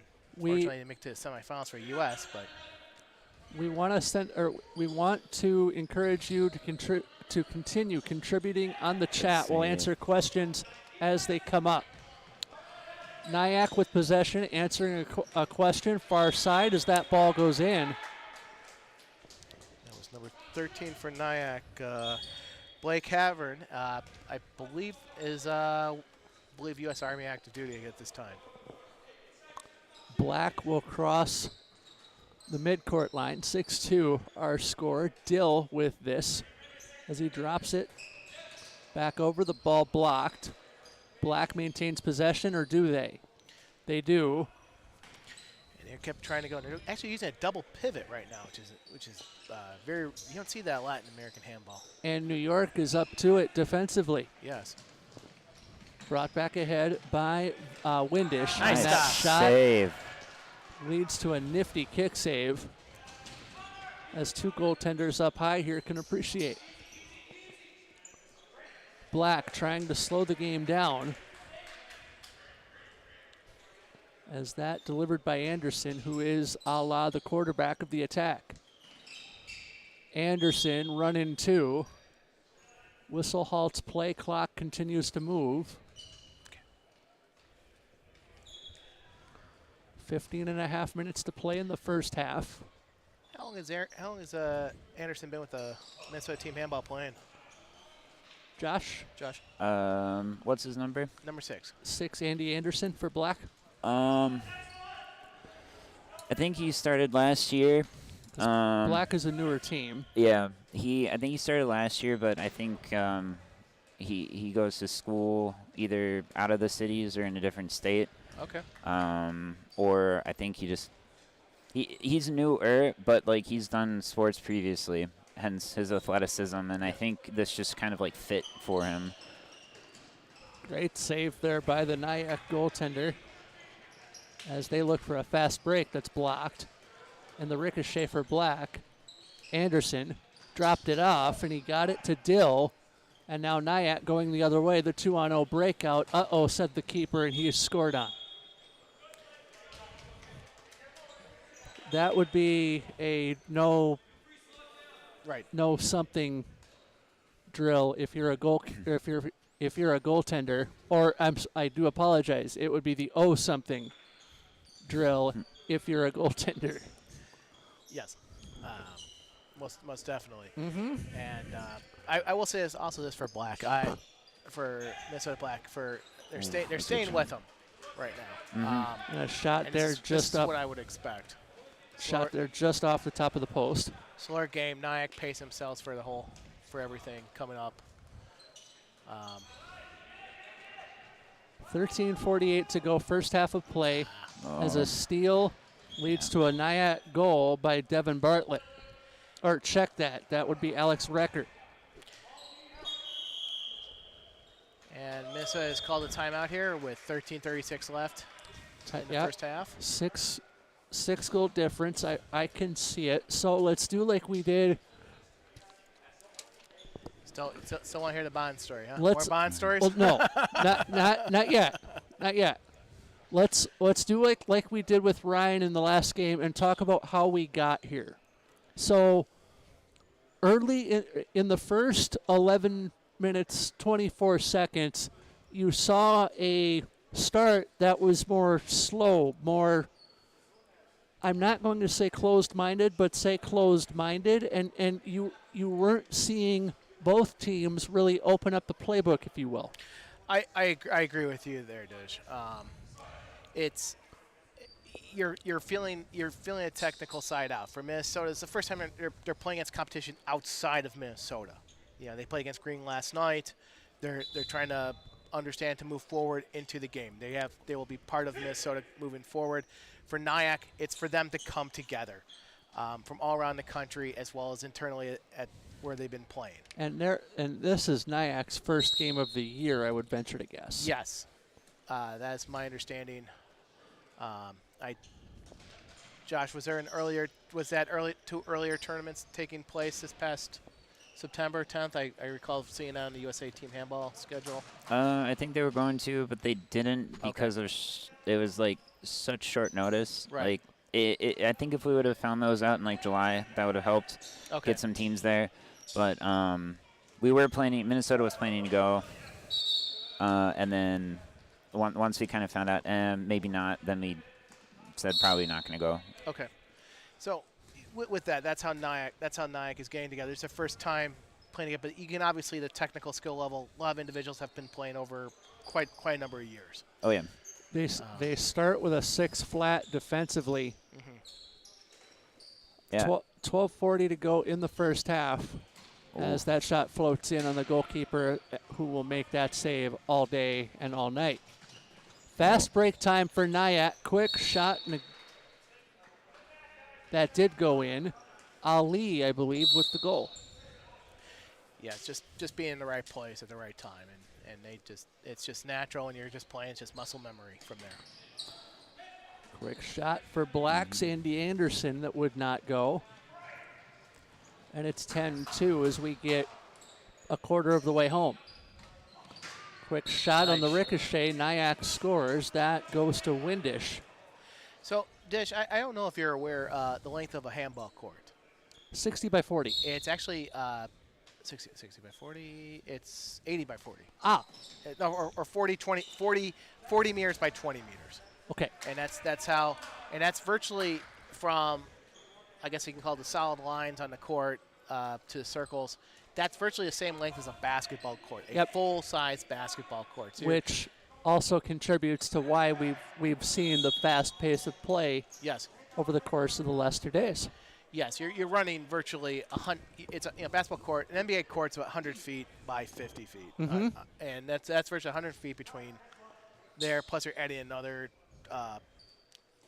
6 feet, about another 10 feet between the top to the goal. So it just gives you an idea of how much exercise you're going to be running up and down. Quick shot for NYAC goes into the net. 12-2 now. So I mean, just from pure exercise opportunity with everybody, just staying in shape and just getting together is just it's just wonderful. You know, you're going to be obviously sprinting up and down a full-length basketball court, not just going free throw line to free throw line. Sometimes people aren't going. Anderson got that off far wing, and it went wide. I like the short side idea there from Black. They're down 10. They've got to do anything possible to stay within touching distance. Easy for me to say of NYAC. NYAC brings this across the timeline. Windish shoots and scores. Now, defensively, Josh Wallinga, if you're Black and you're down 11, how do you shore up the openings that you've allowed NYAC to get through to go up 11 Hey. That offense helps, but defensively, how do you shore up defensively? It looks like that they're attacking the person who's moving with the ball at like 9 meters, probably closer. They're attacking at like 8. They might want to stay back a little bit, and what they want to do is they want to try to stop the wings from coming in along the 6-meter line and the pivot there, because that's where most of their goals, minus that one, has taken place. Is it's the NYAC players get underneath the Minnesota defense, and so they're shooting from 6, which each meter you go closer to the goal, your shot percentage is going to go up if you're a shooter. Exponentially. Yes. Yep. Now NYAC has some cannons on their team, and like they can shoot fast, so like maybe that's kind of an exception. But general rule of thumb is the further away you want to force the other team to shoot as far away as possible. NYAC with a 2-on-0 breakout. Good Great save. It's a great save. You see how the goalie came up fundamentally, came up to the top of the circle. Blocked the angle. And blocked the angle. Yep. It's just the way to do it. This will be an interesting match. Ali with a shot and a goal, 15-3 NYAC. And this is another building block for Black. They were, I'll use the word dispatched loosely by the green team last night in a 32-14 defeat. As it goes 15-4 now, Black with a goal on the offensive end. Right. But Black showing me the same style of play that they showed us last night in defeat. So how do you adjust to that, seeing a team that is on par with Minnesota Green, I would say, in NYAC? Nice. Great save on the defensive side. Yep, those wing shots, if you're a goalie, you need to hug the post, and then as soon as you see them start to jump, that's when you step out. But because of the angle the wing took, he could hold that post and force him to shoot inside. And he took the shortest distance to cover that angle as opposed to taking a step out. Yep. And I will say, NYAC has had a history of great aggressive wing play. Yes. Okay. Throughout the NYAC since existence? the 60s. Yeah, since the 60s. They just happen to find individuals who they've grown up playing a great wing, staying in that corner.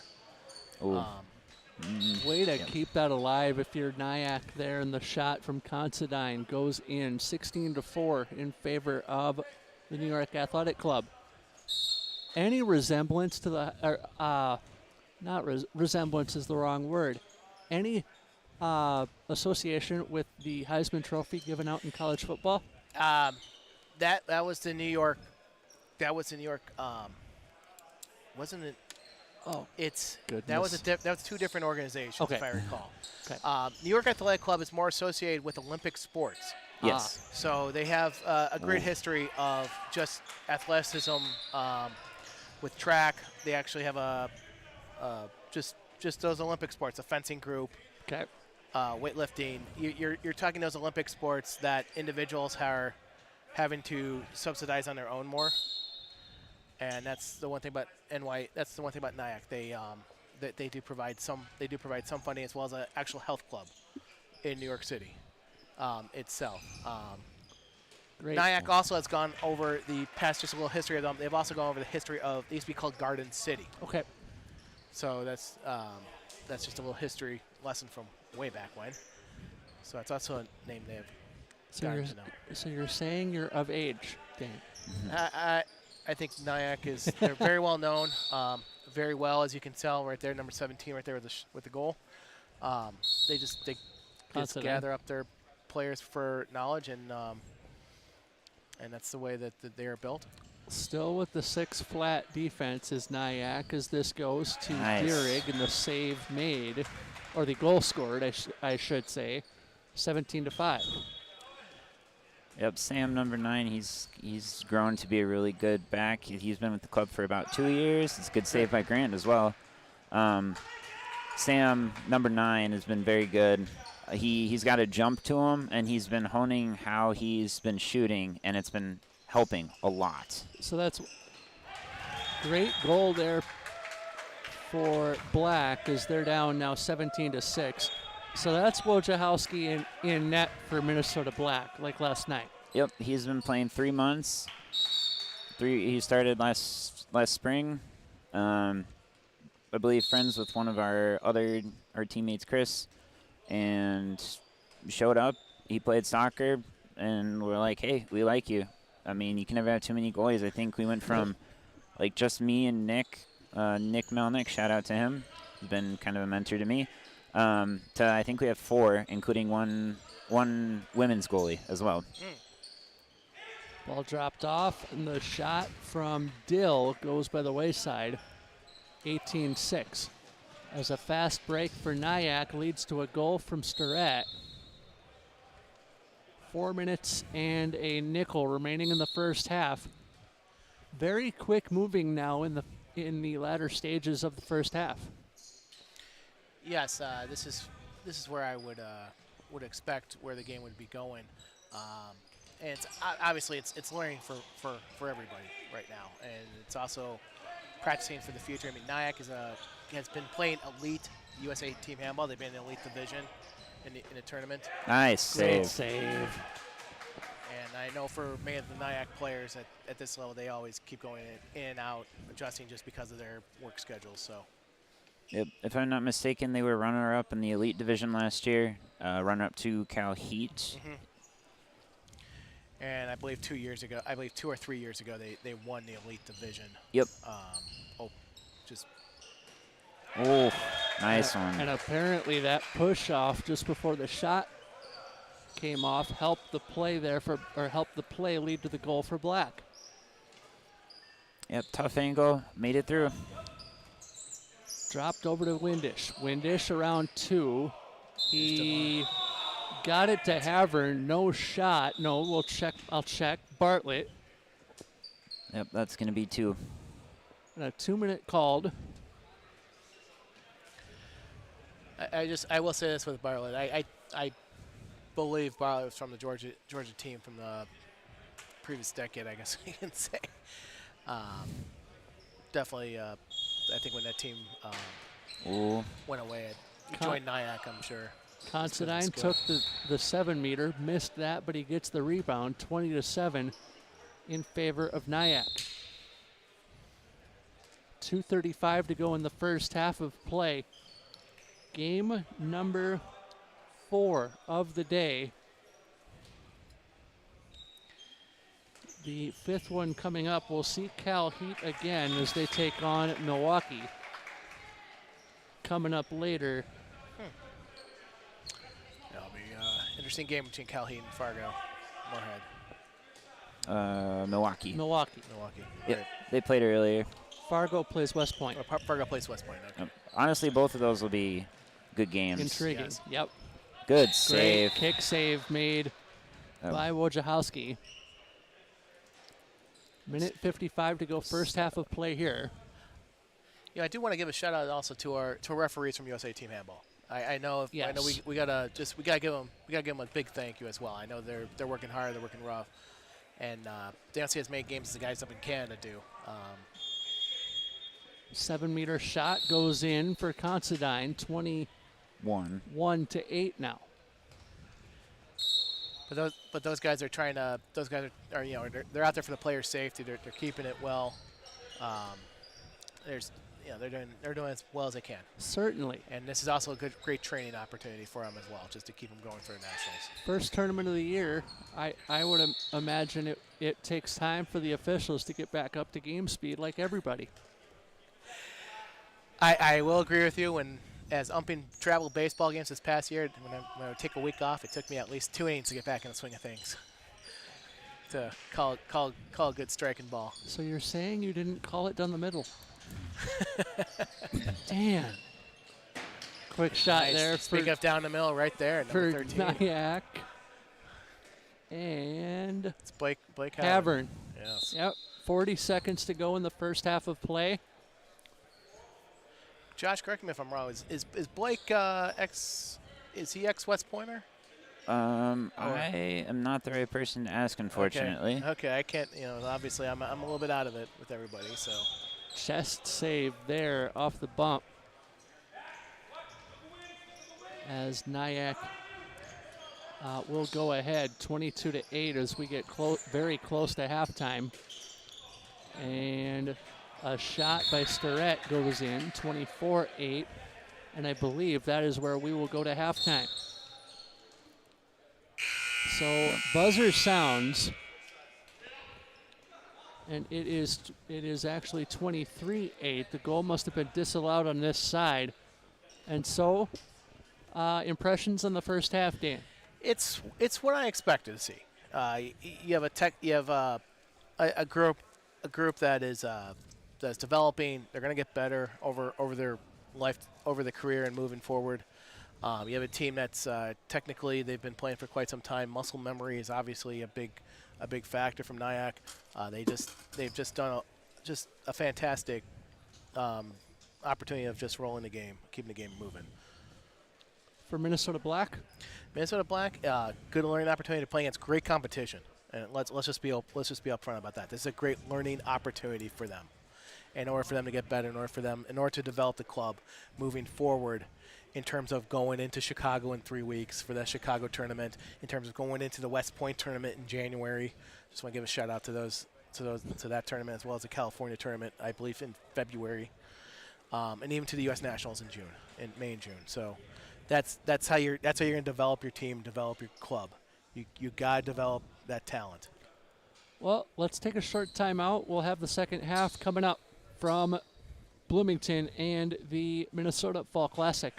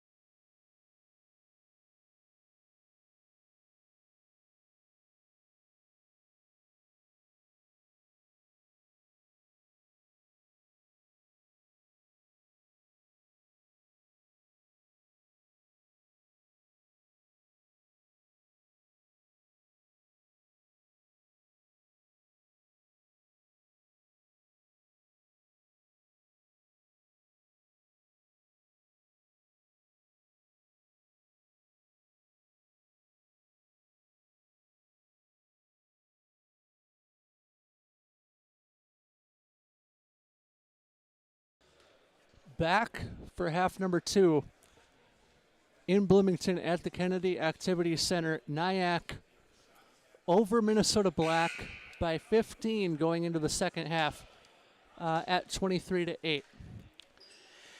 Dish, what we're going to see now from both teams is pretty much what I would call a practice. But we're not talking about drills. Practice. No, we're not talking about practice. But they're going to be practicing their skills. I mean, they don't get to play against other teams as much or against a full-size squad. So I'm interested to see what type of plays they're going to be running there. New York Athletic Club starts the second half with the first possession. King with this as he is quarterbacking the attack. I do want to give a shout out from NYAC to Jordan Fetterman. I know he's out in he's up in New Hampshire.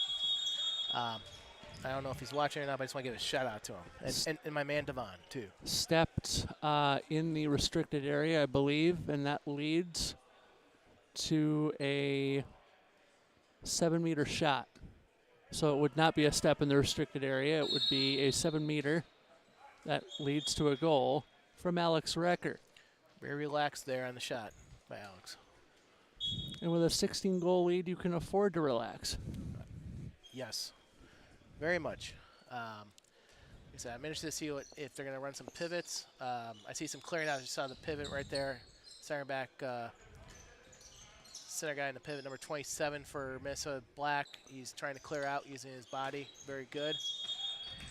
Getting the shot away there was Ty Dill. You're mentioning Nolan Lisi, the pivot for Black. Yes, he's clearing out the middle, using his back, using his behind.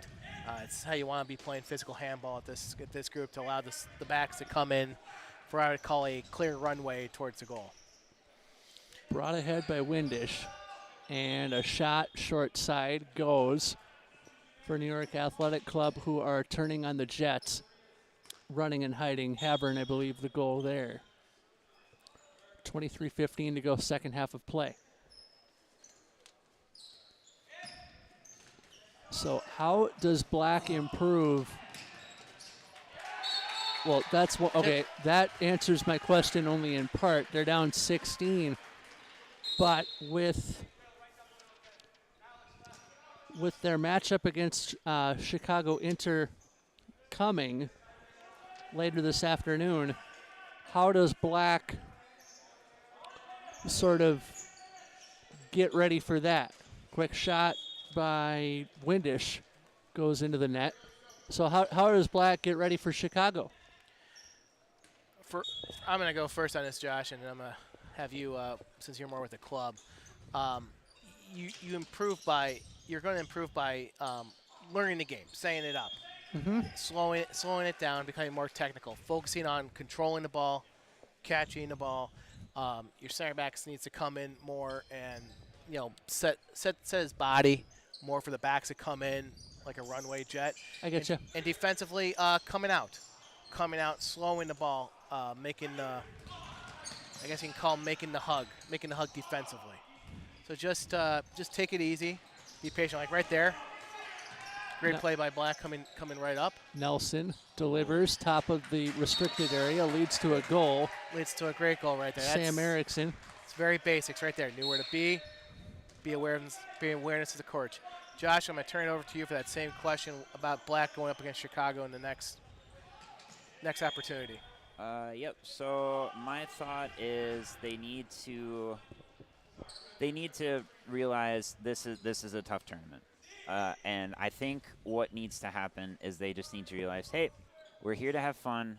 These are tough teams. The crossover game, I think, is going to be really good. I think both teams for the crossover game are going to be really good. Yeah. But for now, their morale, they just need to say, hey, we're here. We're learning. This is how we learn. We play against these guys. You have Jens kind of directing them. Josh Hedrick, the president, is coaching right now. And just kind of realize, maybe we don't win a game, but you know what? I score 5 goals in a game. I'm happy about that. Or I get this really sweet shot. Like, take the positives more than, like, hey, we lost. So, building blocks. Exactly. Like, like everybody says, have the positive attitude about it. And as long as you're having fun, as long as they're out there and they're having fun, yep. That's kind of all you need to know. Because then if you're not having fun and you're just frustrated. Beautiful move there. Beautiful move. Basically, long story short, morale. Keep your morale up, and I think they're gonna do okay against Chicago, because I think Chicago's gonna be like, okay, well, we beat the first Minnesota team, so these guys are gonna be easy. Is what I would think Chicago might think. But having the black team in this tournament just speaks to the growth of Minnesota as a club too. Absolutely. I remember when I first started 6 years ago, I think at this point, this will be my 7th season. Ooh. The fact that, like, there was games we'd go to Milwaukee, we could barely get 6 players. So we had to borrow players. Now the fact that we have 2 teams, and a lot of these guys on the black team, they've come out to every practice that we've had, minus, real life stuff. So they're learning, they're growing. Number 27, Nolan, great guy. He's learning. He's learning to be a really good pivot. Like, even his positioning now is way better than the start of the season. And he's catching those. And with Grant, like, Grant's got a great attitude. Like, everybody out on the black team has a great attitude, and that's what I like.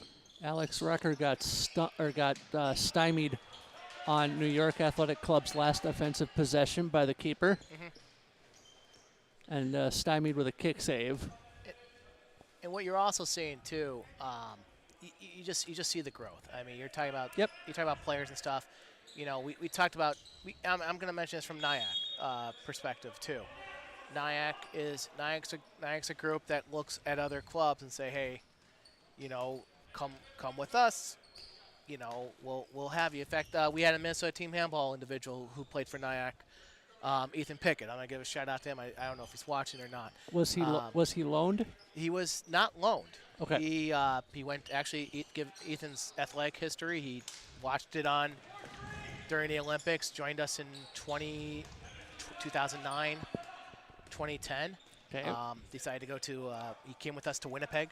Came with us as a great center back and really enjoyed the game. So he goes back to Beijing, 2008 Olympics. 2008 Olympics, yeah. And then he went to a Danish handball academy to learn with USA. And then now he's doing very well professionally up in New York City. So he is playing with, he is practicing with NYAC and as well as with New York, the New York club there. Ali with a shot that bounces over the cage. He was also part of the Miami group, or Condors, and the Miami group, because he was living in Miami doing real estate as well. So it's also, they're also looking. So that's the way clubs are with, you loan your player out or for a tournament, and that's why we keep the game going and try to hopefully someday for USA team handball, especially 2028, we want to be competitive in Los Angeles.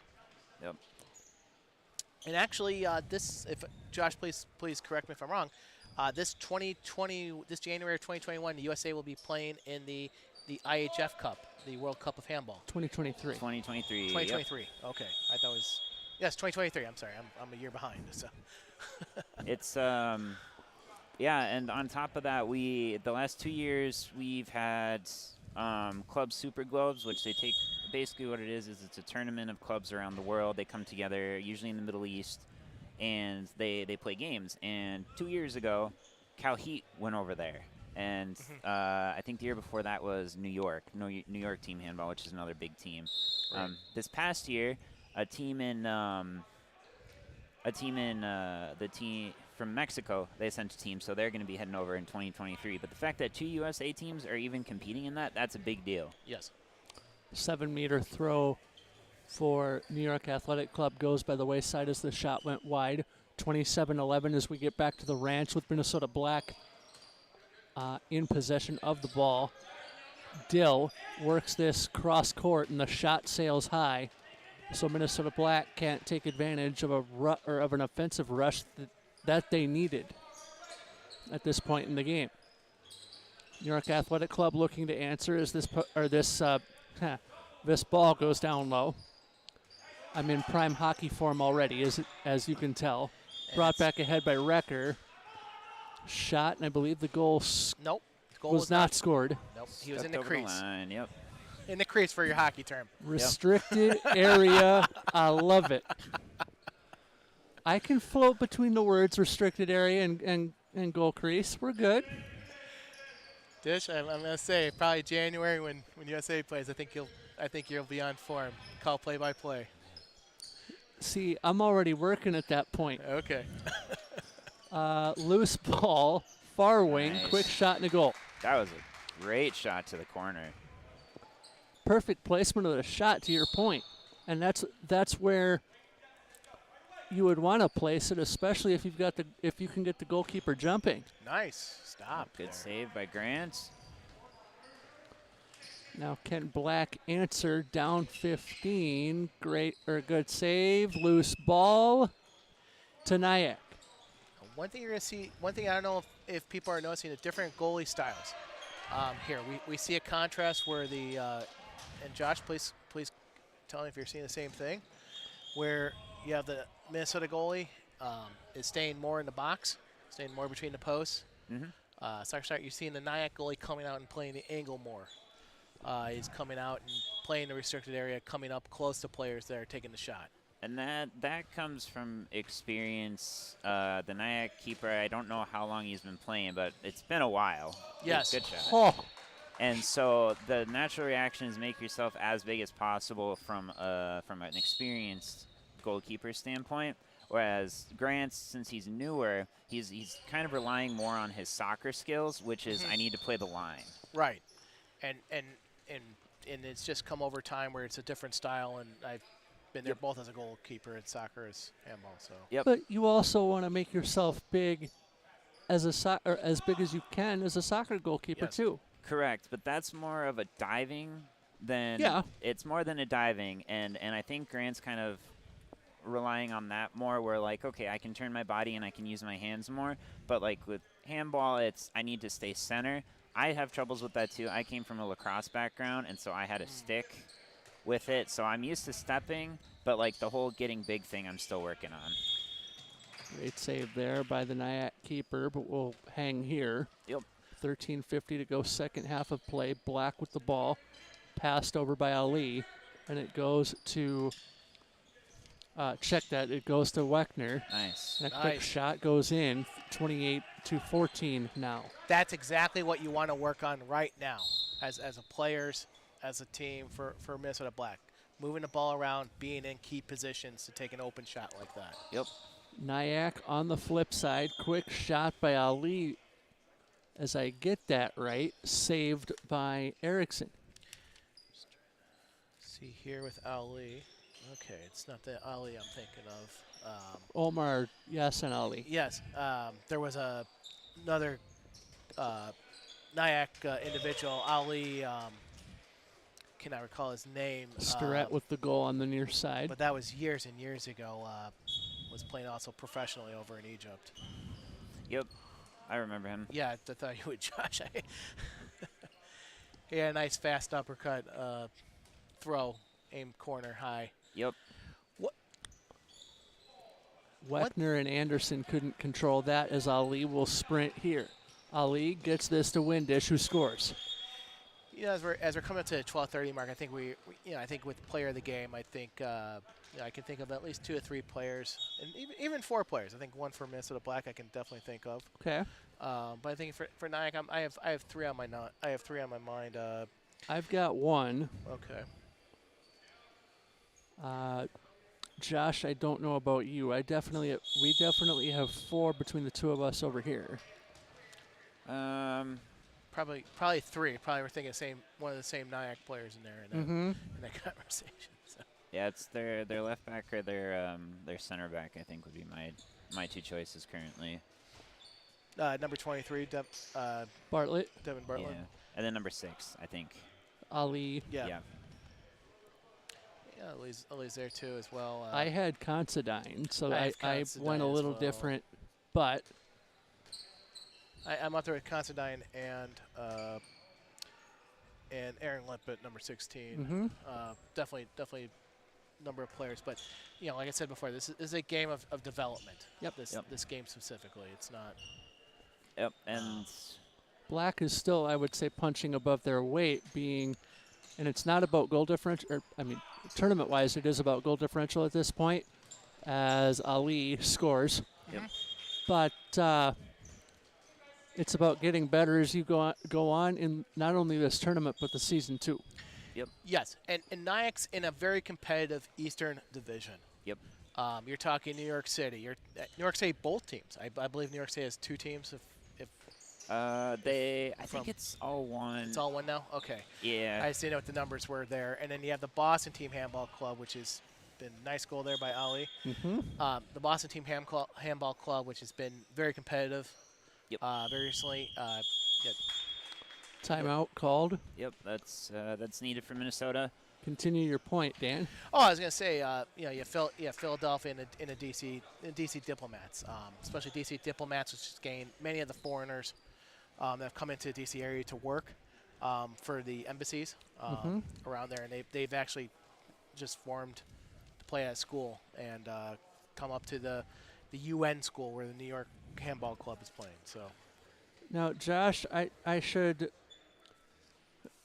introduce you to something that we've coined over the course of the last, I would say, game or so in your game with Chicago Inter. Ryan, Dan, and myself were coining some of those right-hand rockets of R squared. Josh or to use Josh Hederick's term, as a as weapons of handball destruction. Yeah, I mean, going back to the West Point game, I should say. Yes. Yeah, I like it. Anytime you can get it back that can just fling it, you're going to be good. And if wings can do it too, all the better. If your wings are scoring, you're winning games, as seen by the Chicago game for sure. Yeah. 10:36 to go, second half of play. Black will get us back underway on the whistle. That goes now. Weckner gets it back off the drop from Anderson. So, Josh, number is number 9 out there for Black. He's on the far wing. Okay, Erickson. That's Erickson. Yep. Loose has ball. Has he played a previous sport before joining Minnesota Team Handball? He might have ran track or played football. Would be my guess. My 2 guesses. I would lean football if I'm I'm also guessing. I don't quite remember. Unfortunately, I'm not one to ask personal details like that. I know he's good, and I know he's been refining his shot. Good. So, in practice, he's sitting there. Oh, that's all right. That's a good shot. That's where we're seeing and watch this shot by NYAC right now. Ali got the pass over to, I believe it was Windish, who scores. And with Windish, I just want to notice that he aimed lower. Mm-hmm. One thing about Minnesota Black, I've noticed it's a lot of high shots, a lot of like trying to go over the top. And obviously, Josh, you as a goalie, the harder shots are usually those bouncers. Sometimes, yeah. When you start out, the shots are just, I need to get the ball out of my hand. Yeah. And then as you grow confidence, as you start scoring and get your technical side there. A second here. Ali scores. Once you start getting your technical side and you get more comfortable, then you kind of get your position in, and then you can kind of take a breath, and then that's when you start placing your shot. So Nolan, the pivot, newer guy, so he's just like, I need to get this shot off, which is good, which you want to do. Yep. So as he plays more, and like his positioning is even getting better just from this game. He's moving around the 6 meter.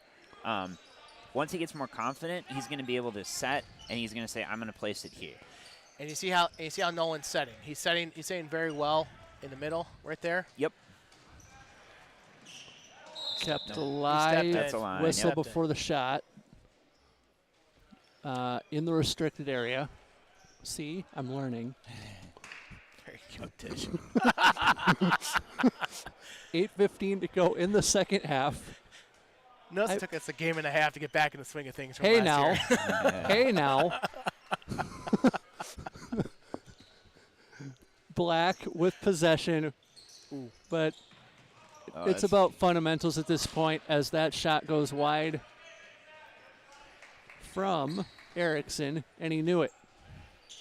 Yeah, that was actually a little uncharacteristic because usually Sam will shoot, Erickson will shoot on net, and it'll hit a post. That one went wide. Usually he's really good about getting it in that goals, like the frame. Yes, thank you.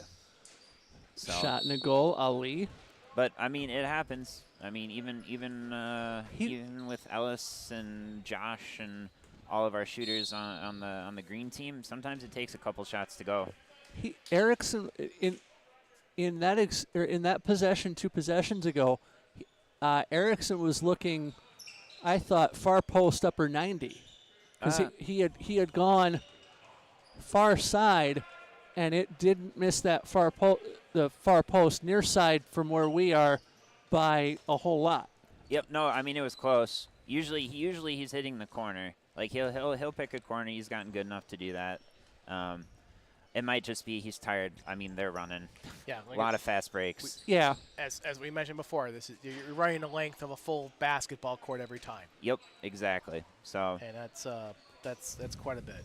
And I mean, even the score where it is now for a team that's never played in a sanctioned tournament before, they're doing good. They're passing. They're trying to set up plays. You got Jens on there helping with it. Right. And, like, even this, just moving fast. Great goal. Like, that's good. Like, they keep doing that, they're going to get them. They're going to get a game or two in the future. Yes. And the one thing about playing as a young player, when you get into tournaments and like a sanctioned tournament, it's also trying to get used to a referee. Yes. Someone who truly knows the rules of the game. And that's a real big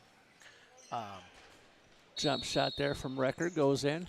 It's a real big challenge, a real big opportunity, and it's also from a safety standpoint too. So it's just fantastic. Yep. And every ref is different, and as we were talking about earlier, before I believe you walked up, Dan. Great goal from Black. Good shot. Yes. There are different levels of discretion, I think was the word we used, to describe the official style, and you're not going to see the official or the same officials every game out. That's correct. This is also for USA Team Handball a time to understand the pairing. Yep. There are some pairings that are just they've been together for a number of years, but they're only doing like maybe 10 or 15 games a year. And you have some are different pairings that they just want to try to get understanding.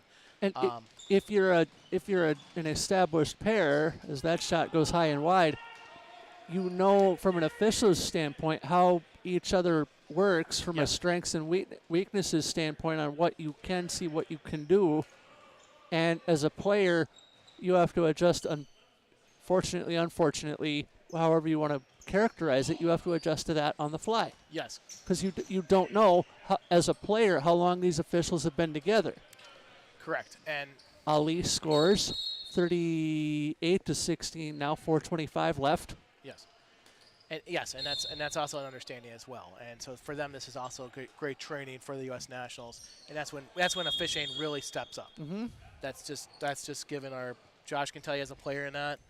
More or less, that's where he sees great officiating from that standpoint. I appreciate.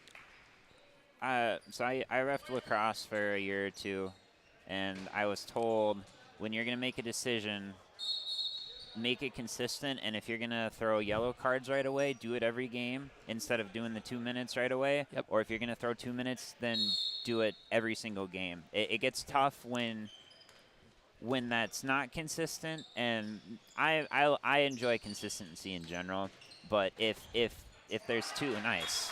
Great shot in the goal, tipped in, or partially tipped by the keeper.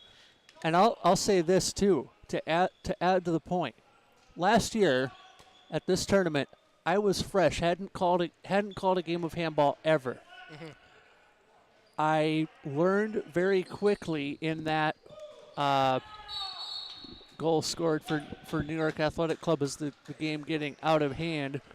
I learned very quickly that it was a lot like what I had experience with hockey most definitely, but my soccer experience as both an official and a goalkeeper at that point also played in to what I had experience in, and it didn't hurt me that I had watched the Olympic final last August. Yeah. And also too with the refs, this is the first big tournament of the year. Right. You're still figuring stuff out. Yep. You guys both made good points, and I think the head refs, they're looking at it too, and I see them talking after the game, so which is good because then you can figure out, hey, here's what you guys did good, here's what you guys did bad, and that's what we need. Like we need to grow the refs as with the sport, because if the players outgrow the refs, then there's problems and vice versa. Right. And so and we were there many years ago. Exactly. We're not there. We're getting back. We're not there now. I can say that. Yes. Ooh. Now with Big foul there. I just need to just jump in real fast. We're less than 2 minutes away. I think I'm gonna agree with you. I think Ali number 6 for NYAC is our player of the game. I agree with you. I'm gonna run down and all right, Josh and I will finish it out. Yep. 94 seconds to go in the game as NYAC scores another goal. The goal differential at this point, not necessarily as much of a concern as it would be elsewhere. Black, one of the newer teams on the block, newer kids on the block. Oh, good. That's the right idea. Great idea there. Short side shot. Goaltender there to save it. 65 seconds to go. 42-17. And in between games, if we can get that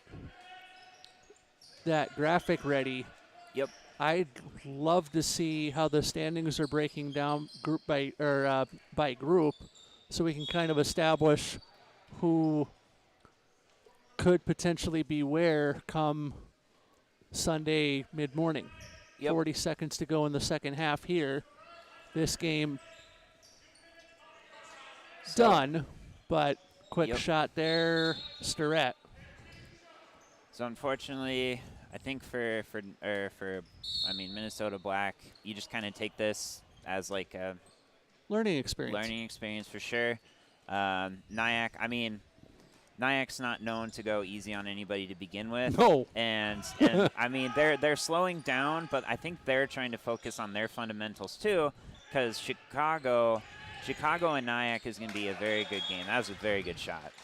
And I believe 2 years ago at the Mark Lepov Classic, or a couple years ago, NYAC actually lost to Chicago, and so I think NYAC is like we wanna stay above Chicago in this bracket. But NYAC also came out of the gates sprinting, as opposed to Black, who was left at the starting blocks. Yes. So I'll get this graphic set up for you, and then we'll show you on here. So we'll get Ali for player of the game. We're gonna get Omar Ali, and Dan will be back with us for the player of the game interview coming up in a second. But we have another game to prepare for in about 10 minutes time. It will be CalHeat and Milwaukee in a game or in another game of two contrasting styles, as CalHeat, as judged by this morning's Milwaukee contest, Milwaukee played with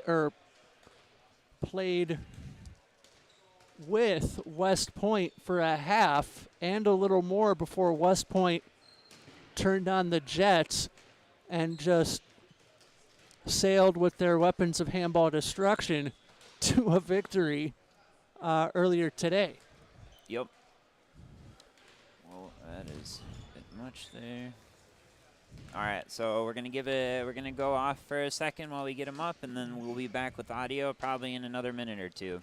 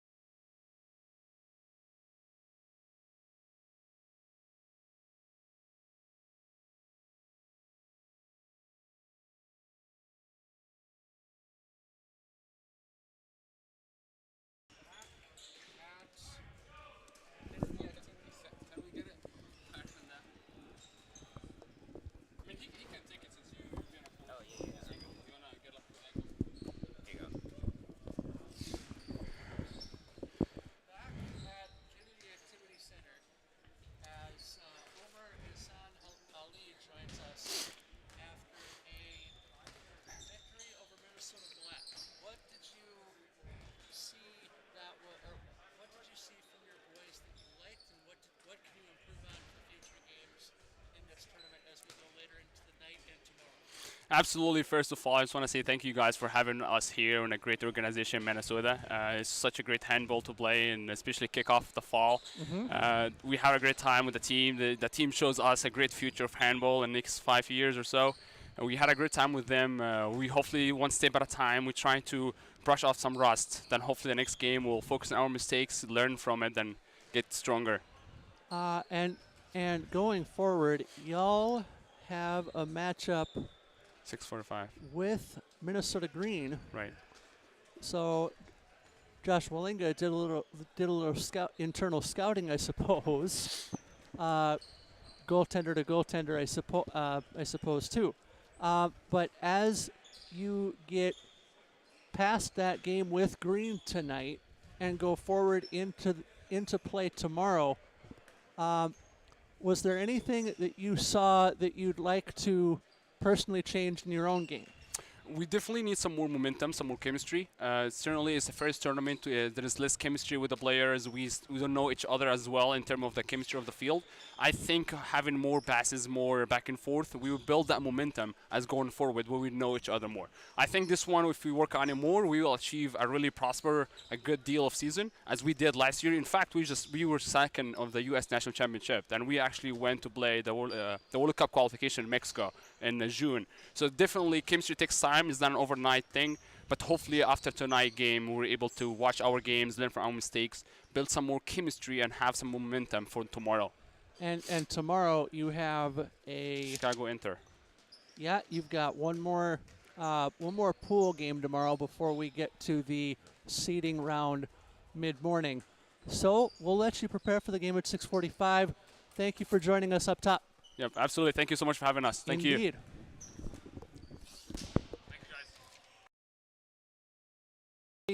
As we get set to move from Minnesota Black NYAC to CalHeat Milwaukee, we will pause and do that for you next.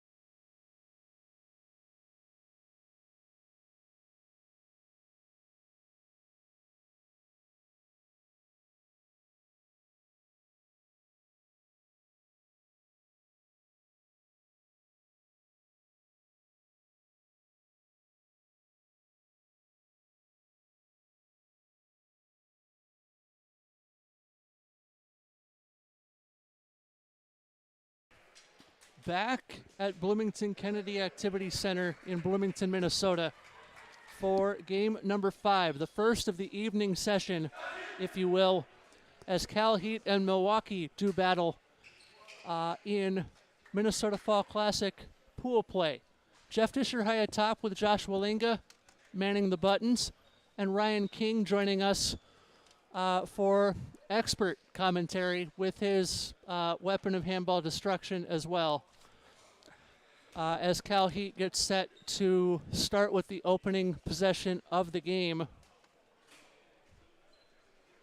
I'm also looking for an official, which is important. Aha. I think they're at the table. I think they're still MIA. All right. Well, that just gives us time to cool down and talk to you about what you have just undergone with NYAC NYAC. Yeah, good to get out for the first time this season, but we're underway here as CalHeat throws it in, so I'll expound on that later. All right, CalHeat with possession as Ogendahl quarterbacks the attack for CalHeat, much like he did this morning. Knies, a player to watch. Mr. King for CalHeat out of the City by the Bay as Ogendahl actually still quarterbacking the attack for CalHeat. 30 seconds into this one as a shot from Bradley goes by the boards, and Ogendahl thought about a shot, kept alive, and the shot finally scored by CalHeat, and I believe that was Drew Bradley. Yeah, good finish from the right wing there. A long possession, patient, a lot of movement, and eventually they got the left side overloaded and found its way to the right wing for a pretty solid angle, despite some messiness in getting there. And a cross net shot, right-handed towards the left post. Would seem unnatural throwing across your body like that, though. Yeah, the far side, ultimately, because you're jumping into the 6 and floating in the air, it's the far angle that opens up first as a wing that you're looking at as you float past the goalie and jumping and increasing your angle. It's a big save there, and they'll try and start the break. 2-on-1 breakout for CalHeat leads to a goal through the 5-hole, and it's 2-0 CalHeat. I've got a little bit of CalHeat here in the booth. I don't know if you noticed the Anaheim reverse retro. With the skating Wild Wing. It's a standby. I'm always down for 90s references. 1990 or circa 1995. Quick shot there for CalHeat, who goes up 3-1. I believe that would have been Knies once more. A lot of pace here early, which probably, as you mentioned on the broadcast earlier this afternoon and morning, it wasn't until the pace picked up that Milwaukee lost touch with the West Point Military Academy earlier. So perhaps they'll make an effort to slow this down. And Josh Hederick rejoins after coaching a game with Black just a bit ago.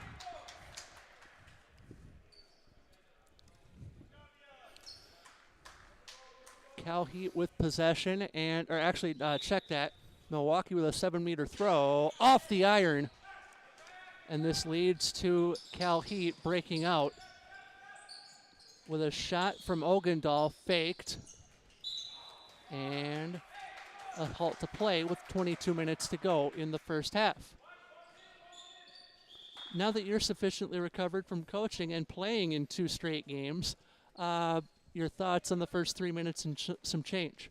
Well, I mean, Milwaukee has really shown good tenacity. And again, they did this last year, and I know that Mike can definitely contest or can, appeal to that because he played with Milwaukee.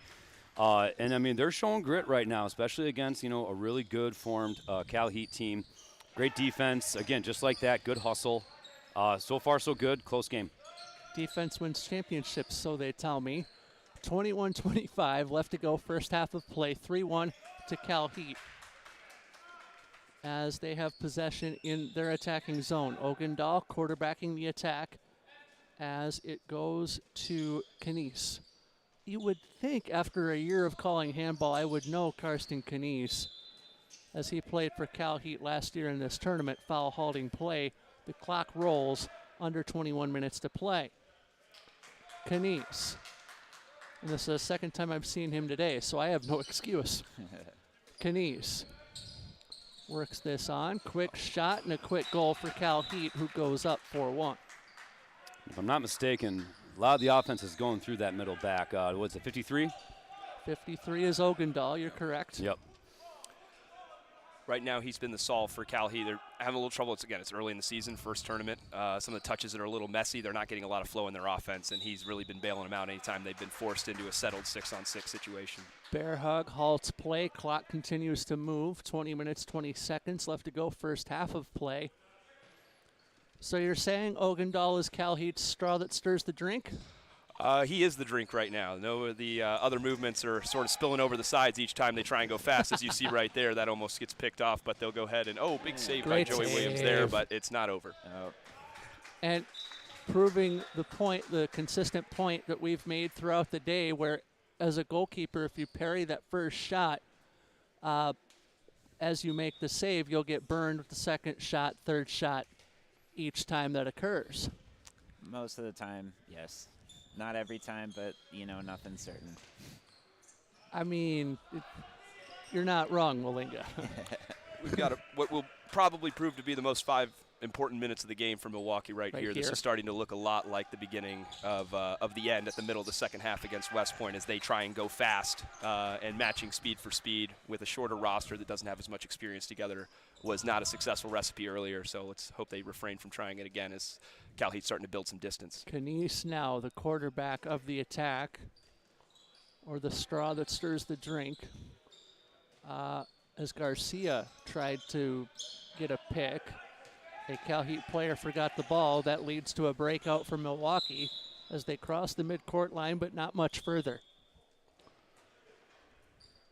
As the whistle goes, the halt to play, Milwaukee keeps possession.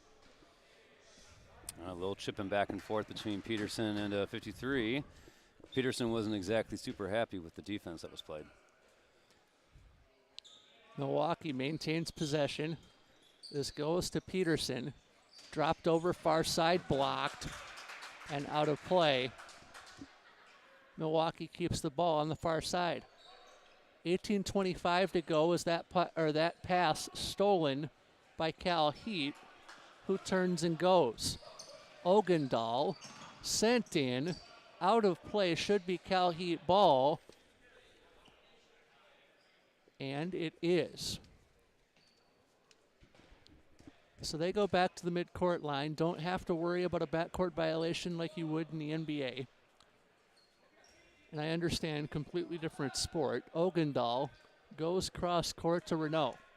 Renault eventually gets it back to Knies with a little help from Ogendahl. Far side, the shot goes by the wayside, and Milwaukee will handle.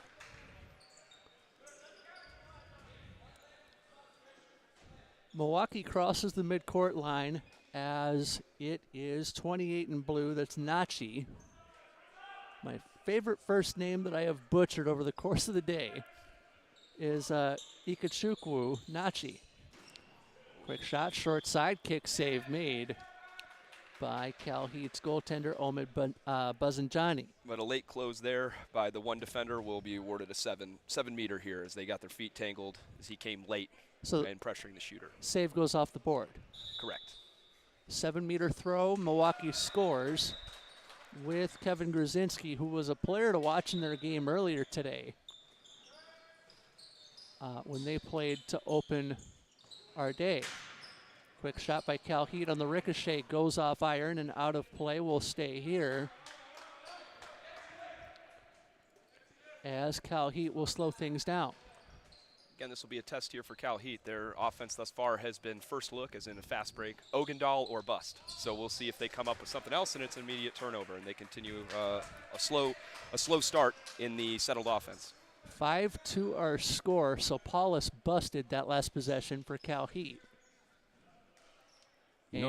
Another slow start for CalHeat. I know even in the Fargo game, they were off to a little slow start in that first half. I think, Mike, like you mentioned, just a little bit of the first tournament, beginning of the season kind of jitters, and getting stuff coordinated. You kind of would like them to see them put something really good together, especially with a really tough matchup next or tomorrow against West Point.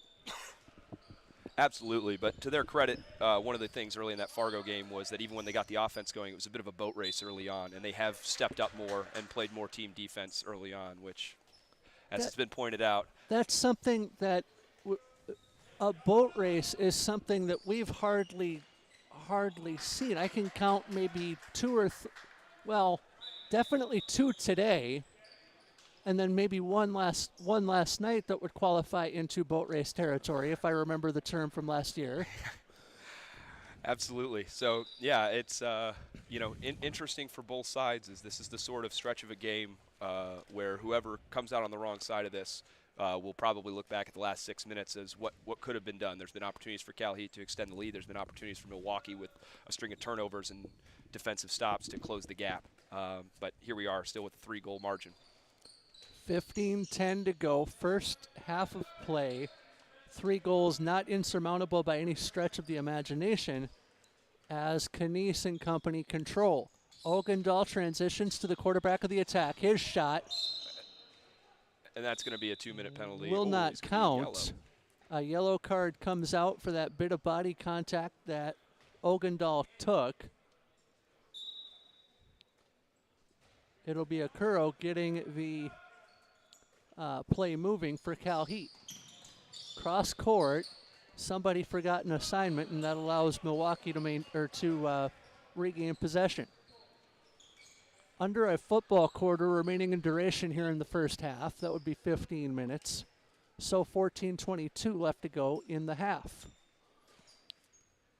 Nachi gets this one on, and he goes to Aisa. His shot bounces off a tender, bounces off a post, and stays out. CalHeat will run again. Easy look, but he gets it out late. Oh, but they are able to recover the tipped pass. That was Ogendahl who got it out, and I believe he got it to not Knies, it was Garcia. And Halt to play, timeout. And an unsurprising timeout here from CalHeat, as it's been a couple messy forces in a row, and as pointed out a moment ago, both sides have had a lot of opportunities here to start changing numbers on the board, and so the longer you go with this level of frustration and disorganization, the more you give the other team a chance to really impact the outcome with this window staying open. Let's do like the talking heads and talk about how we got here. Notice the once-in-a-lifetime reference. That's right. Both teams started slow, and this is something that we've maybe seen once today, where, and I forget the once that I'm thinking of in my head. However, present day, CalHeat, you would imagine going in as the team more, we'll say, dominant over Milwaukee. Granted, we've seen both of these teams play a game already today. CalHeat, easy winners earlier. Milwaukee got boat raced by West Point. Would have been correct. West Point, and that's one of the boat races that we referenced a moment ago. But as 13:51 is remaining in the first half, both of these teams playing to each other's level. So CalHeat brings in Zueta Caro here at right back.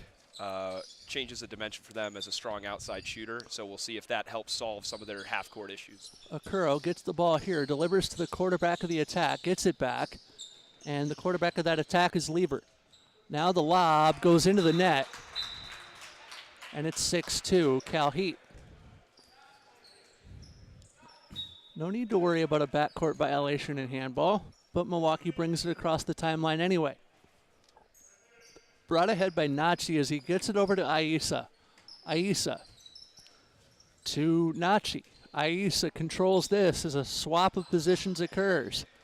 Quick shot, blocked, and out of play to CalHeat, who look to operate on the fast break, and they do just that. Shot and a goal. And CalHeat goes up 7-2. The goal scored by player of the game earlier, Drew Bradley.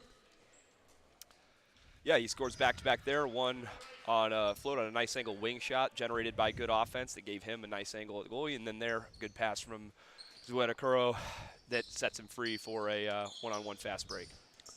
Milwaukee looking to answer. Short side shot saved by CalHeat goaltender Omid Bazanjani.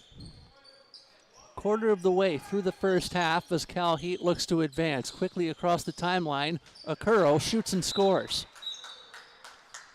8-2 our score. They get a good look there off what you would call a slow break. It's a set play as they're coming into their settled offense, but it's an immediate movement as they're breaking in. And first guy cuts through and flattens out the defense, allowing Zuedakuro to find a soft hole at about 8 meters and what's generally going to be a gimme for a player of his caliber.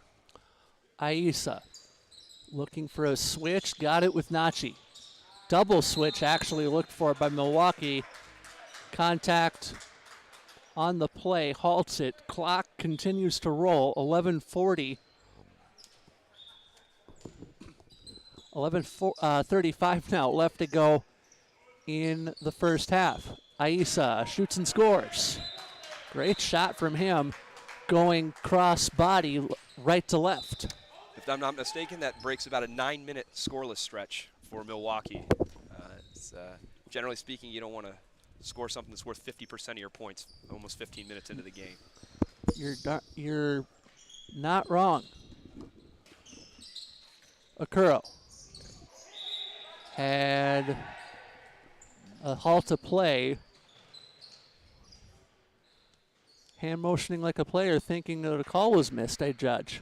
Yeah, generally speaking, when a call like that is obvious, what happened, when a player on the other team picks up the ball and moves it in a way that abates the other team's fast break, which happened there as Milwaukee tried to play fast, and all of a sudden the ball was 5 meters further up court. Generally speaking, you get the 2-minute there because it's an opportunity denied, but the officials refrain from giving our first penalty of the game as Dale breaks through and makes it his second in a row on 2 possessions, and all of a sudden the Milwaukee offense is cooking. Aisa with the goal. And CalHeat maintains possession, 8-4, 10 1/4 left to go in the half. That came from Lever back to him from Akuro. Akuro on the cycle, quick shot, blocked. Will stay here. And a corner throw to come back to play. CalHeat with possession, far side, and a nifty move behind the back. Short side angle shot would not go. Milwaukee with the ball. And a very good defensive possession there from Milwaukee that goes to waste immediately, and we'll wait to see how this turns out. And an ill-advised pass from the keeper there leads to a CalHeat possession, and Akuro touches that, but not like MC Hammer. Brought back ahead, quick save made by Milwaukee's keeper, Joey Williams. And he'll handle the clearance pass himself this time to save himself double the work. And got it to the short man. 9:15 to go, first half of play. Aisa brings this one ahead and now works it cross court. Aisa, 1-2 doesn't go, draws body contact, and a halt to play. Oh, and a good take by Grzinski, and he can't finish hitting the short side post. Shallow angle shot for Grzinski would not go, and the rebound leads to a CalHeat goal. Tough collect on that pass and a good patient finish, hanging for a second to be able to rise up and get over the outstretched leg of Joey Williams that got up high, but not quite high enough. El Shaarawy controlled that before he threw it cross court. Aisa goes down to Nachi. Nachi with a shot. Whistle went before the shot came off, so CalHeat with possession. And that's one way to play defense. You leave so much space that a player travels because they can't believe how open they are. Great save, Williams. We will hang here. CalHeat with offensive possession. 8 minutes and ticking left to go in a 9-4 game. Okuro tried to get the shot away. He thought better of it. Okuro looking, but Williams with the save. Milwaukee stringing together stop after stop here, and second possession in a row they forced themselves to do it twice, that time because the outside defender couldn't keep his balance and fell into the 6, touching the ball, forcing it to go back to the offense on possession. If they have to make 2 stops to get the ball back every time, it's going to be a lot tougher for them to close down this deficit, as well as they're playing defensively. And if Milwaukee is unable to score on howitzers like that, you'll have trouble going forward as well, especially leading to a quick steal from Okuro. 3-on-1 breakout with a trailer. Okuro scores. Again, Milwaukee getting 2 quick goals there, a few possessions back, and then immediately going to the habit of trying to force the first look. First by Grzinski from about 12 meters, giving himself no chance to get over the CalHeat block, and then a forced pass to the pivot. They're off the rebound. And now Grzinski will be forced to go off, I believe, because the front of his jersey says 10 and the back of his jersey says 21. So he's...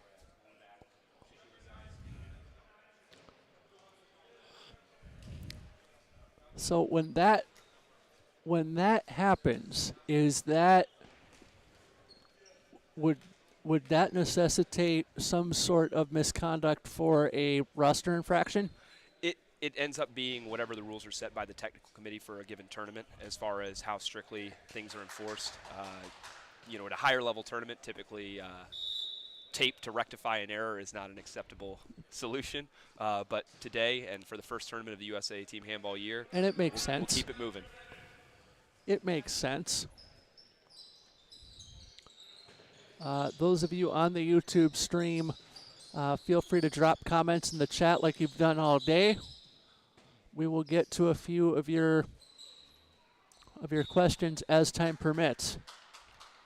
Whistle goes on the Milwaukee attack. They maintain possession, though. 6:35 to go in the first half. As CalHeat surrenders a goal, 10-5 our score. As this goes to Okuro. Okuro gets through one, but he thought about the shot, but he thought better of it. Okuro gets it to Morsch. Ogendal. Okuro. Cross court to Lever. And a shot and a goal. Now 11-5. Some CalHeat fans in the chat shouting him out. Let's go CalHeat from Katie and a Martin. And we also have a congratulations to Omar from the last game as our MVP. As our player of the game, Omar Ali. Milwaukee with possession. Great shot, kick save, but that will go for naught. Milwaukee maintains possession. This goes to... Whoop, that would be Aisa. Done that all day, too. Okuro with the goal there, 12-5 CalHeat. And with that, again, it paid dividends the last possession with a breakthrough on the weak side, but Milwaukee continues to basically take the first look and immediately dive into the teeth of the CalHeat defense. And so the pace of this game is picked up. And as we found out earlier this morning, each time the pace picks up, the margin of deficit tends to as well for this team. As again, they're a little shorthanded. They're a little more disorganized, which is understandable as they try to put together a team for the first time this season. And a nifty backhand shot from Ali goes by the wayside. Whistle goes, halt to play. But with earlier this morning, Milwaukee drawing West Point to go out first didn't really necessarily help them. I view that as more of a hindrance in terms of the schedule assignment. I can certainly see that argument. I'm of the opinion that when you're going to get into a track meet with a team like West Point, that's a bunch of conditioned soldiers that aren't necessarily winning on tactical handball, but are more winning on physical prowess and readiness and conditioning. I'd rather get that out of the way early. As a speed bump that really wears you out midway through a tournament, it changes the whole dynamic of how you have to play for 50 minutes. That said, it is a rude awakening, as you rightly point out, and it's not how you want to roll out of bed in the morning, is to that. If you're around these parts for the West Point game later, we refer to those guys as weapons of handball destruction. I see. Okay. Yeah, well, they showed that in the last 15 minutes earlier today with a 14-3 run to close out a game that had been nip and tuck for 40 minutes. Yeah. Yeah, my neck hurt from watching them run up and down the court. And I believe, speaking of West Point, we have Ryan coming back to join us for that game. Speaking of a boat race, whistle, halt to play. And that's right there. Go ahead. Harris has been, Dale, number 10, has been so aggressive for the last several possessions, and there had the middle of the court to attack a one-on-one with the CalHeat defense shifted heavily over to the left side. And of all the choices he's made, that was the time when I was really hoping for his sake that he was going to take the aggressive posture and drive through. And unfortunately, he travels there as he apparently regretted not taking his chance the last time he saw it. So he is wearing 10 instead of 24. 10 instead of 21, I think. Ah. I think that's what it was. I think it was 21 on one side and then 10 on the other. But that's Dale Farrow Harris. Oh, Farrow Harris. Okay, yeah, I just know it's Dale. I know it's Dale. Harris. So. Business. I'm a pro at cleaning up business. We're good. Good. Akuro shoots one. Kick save made, and out of play it goes. 2 minutes and a nickel left to go in the game's first half. 13-5 our score. At the half, we'll have updated standings for you, as well as some other surprises as well. Shot blocked by CalHeat, goes to the midcourt line. You don't need to worry about a backcourt violation, as Milwaukee finds the net, 13-6. Again, that's anytime there's a goal scored, you call it good offense, but ultimately the Milwaukee team's going to need to find something a little bit more repeatable than immediate attacks and forces from 11 meters if they want to keep touch. And part of that also is not immediately giving up the response on the other end so that you can start to see the margin shrink.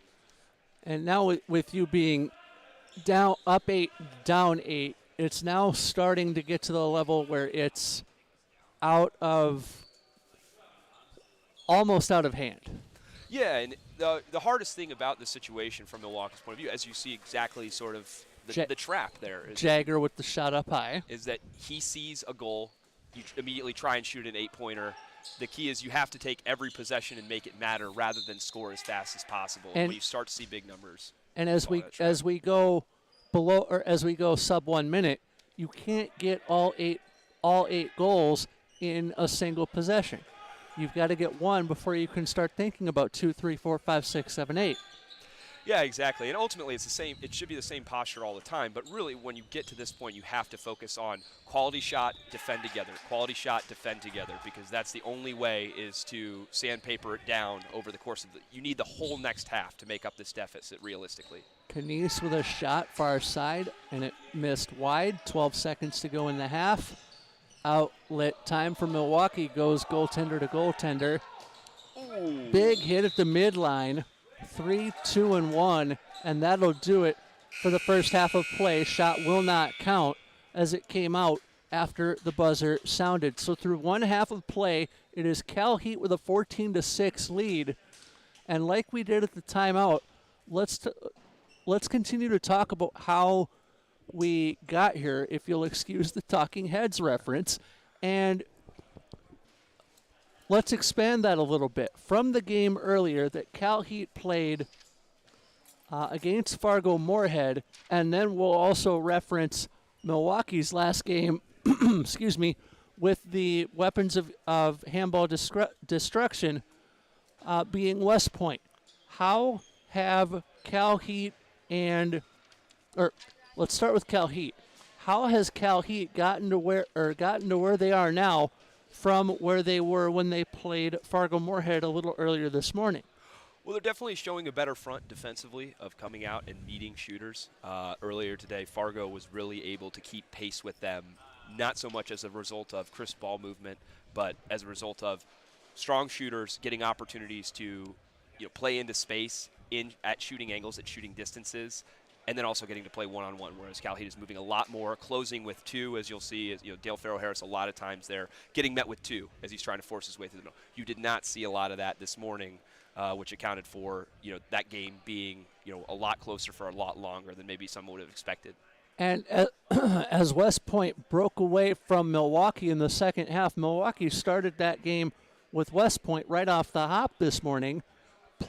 And West Point had to play Milwaukee's game. Milwaukee dictated the pace of play. But in the second half of that game against West Point, you had West Point sort of break out. Excuse me. What has Milwaukee done right in this game that they couldn't do in the second half versus West Point? Well, to their credit, for about 10 minutes there, you saw from about the 20-minute mark to the 10-minute mark, even though Milwaukee's offense was stalling, which is also what happened at the end of that West Point game where the dam broke. They gave up 14 goals over that stretch when they were really struggling offensively and mired for 10 minutes earlier. Well, they were mired for 10 minutes today, and the game was still 5-2 at the end of it. And that's because they were getting back on defense, and then once they got back to the 6-meter, they were coming back up and closing shooters. Because CalHeat was trying to run every time, looking for a fast break pass first, and then a slow break with looking for a shot over the middle as the first touch of every possession. And Milwaukee did a really good job of turning that away. And then once it got into the settled offense, they were much more equipped to sort of slow CalHeat down. This game is an 8-goal game because Milwaukee is forcing first and second looks, and they haven't done as good of a job at all times closing down CalHeat's first and second looks. Because on third looks and patient offense, this has actually been an even game. But and to your point, the dam hasn't broke in yet. If it's getting ready to break, I certainly wouldn't know it by the score that I'm seeing here right in front of me. But the dam, in one man's opinion, hasn't broken or hasn't even come close to breaking, seeing as some of the earlier games finished so lopsided that it would make a handball or a first-time handball viewer's mind spin. Yeah, no, it's really been attrition more than an onslaught in this case. Yeah, how we got here is it's sort of it's been Milwaukee one step forward, 2 steps back as a sort of a way to get down, to end up 8 steps back here at the half. Whereas as you saw in some of the earlier games, it was the team on the front foot taking 30 steps forward in the game, the conclusion no longer being in doubt. Well, let's pause and we'll bring you the second half in a moment, as handball is yours on a Saturday from Bloomington.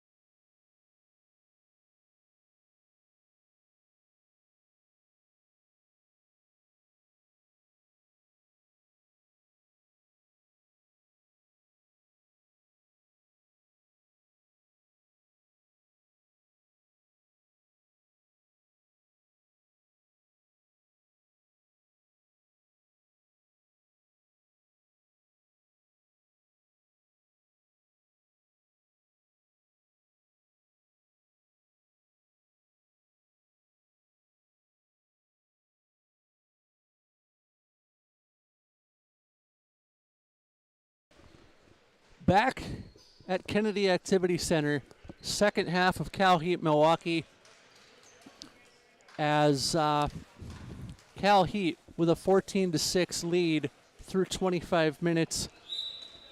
Mike, we were looking at the YouTube chat, and we encourage all of you to contribute, by the way. Differing opinions on how it was CalHeat, I believe, played in that opening half, or check that, Milwaukee. Yeah, and I don't have a timestamp to be sure if there was a psychic connection that had Dale Farrow-Harris, number 10, working up court more quickly in agreement with the chat, or if that was on top of how quickly he works, as he works through right now and takes the advice, but can't quite finish with a big save there. CalHeat with the possession on the ricochet. Shot from Hodgson goes by the wayside on the nice save from the tender. Very good save by Joey Williams there. Patient, kicks the toe out as the shooter tries to float around him and meets him at the point and chases down the rebound. 24 minutes left in the second half of play, so we're a minute old here in the second half. I would think Milwaukee would want to get maybe on a 3-4-0 run to sort of quell the storm as they look for a kick ball that they get. The clock continues to move, and we're starting to get, actually not quite there, but we're starting to think about the clock being the enemy of Milwaukee United. Yeah, and we see two back-to-back. Oh, what a big nice save by kick Williams save. As he beats this announcer to the punch as I was about to rule it a goal. Milwaukee not realizing that it's CalHeat ball, but they go ahead and get it in.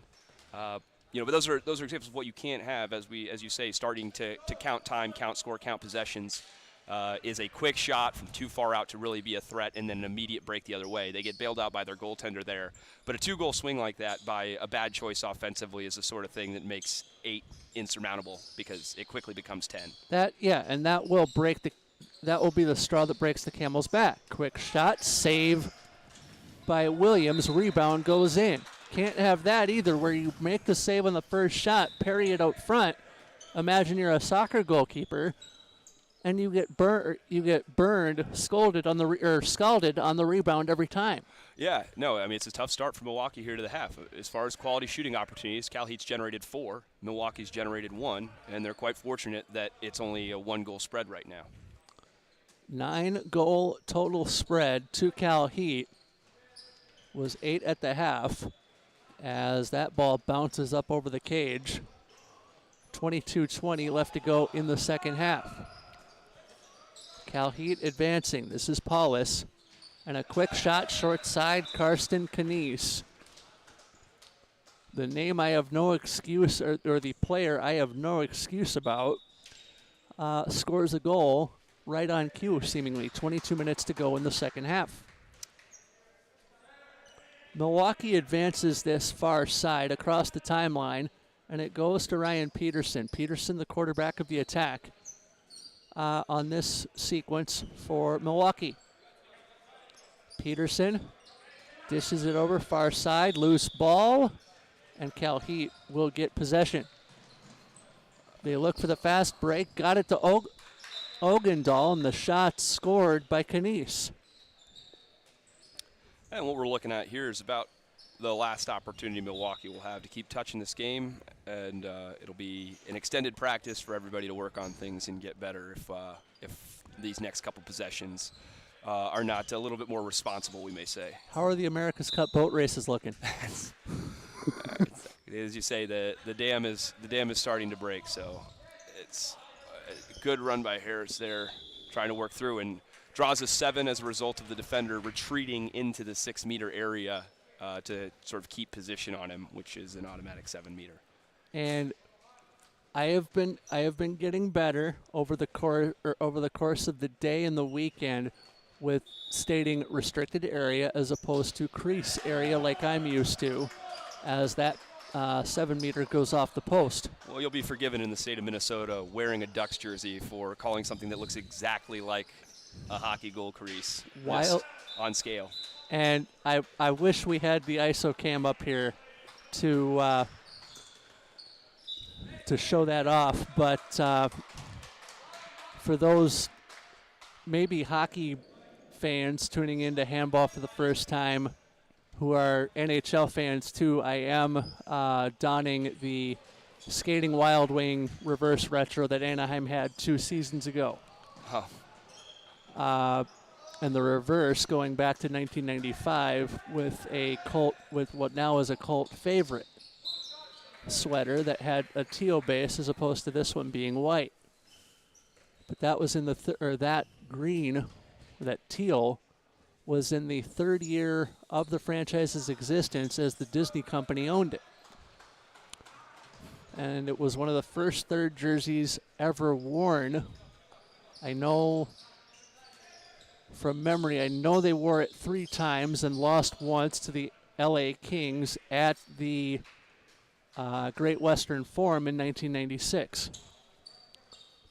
I was always more partial to seeing Teemu Selanne in the mauve that they had with the is it the purple home shirt. Yeah. So we're back to handball here. Vera Harris there works downhill, taking the chat's advice and capitalizing. Great shot from him. I know Joey can't hear us, but we got massive shout-outs from Dale to Joey telling him to keep it up, and Milwaukee dive for the balls. And to our point, and I'll agree with the chat in that Milwaukee, instead of just standing around and maybe, I don't know, feet movement or foot movement would be a good thing. Yeah, defensively, as you're seeing in this possession, they've actually been really good changing levels and pressuring once they get settled. CalHeat has almost exclusively contributed to this lead by fast and slow breaks. So as soon as they get settled and everyone is back and it's just ping-ponging from side to side, CalHeat actually hasn't found a ton of openings that haven't relied on Ogendahl doing Ogendahl things that are not really in the team concept to generate settled offense. So to their credit, they've done it. Their issue has been over the last 5 minutes, they've allowed a couple transition goals, which have made the mountain a little taller. Nachi delivers down low, a pass that is intercepted as a lob is stolen at midcourt by Harris. Now players are just hacking for the sake of hacking as time now not on the side of Milwaukee United.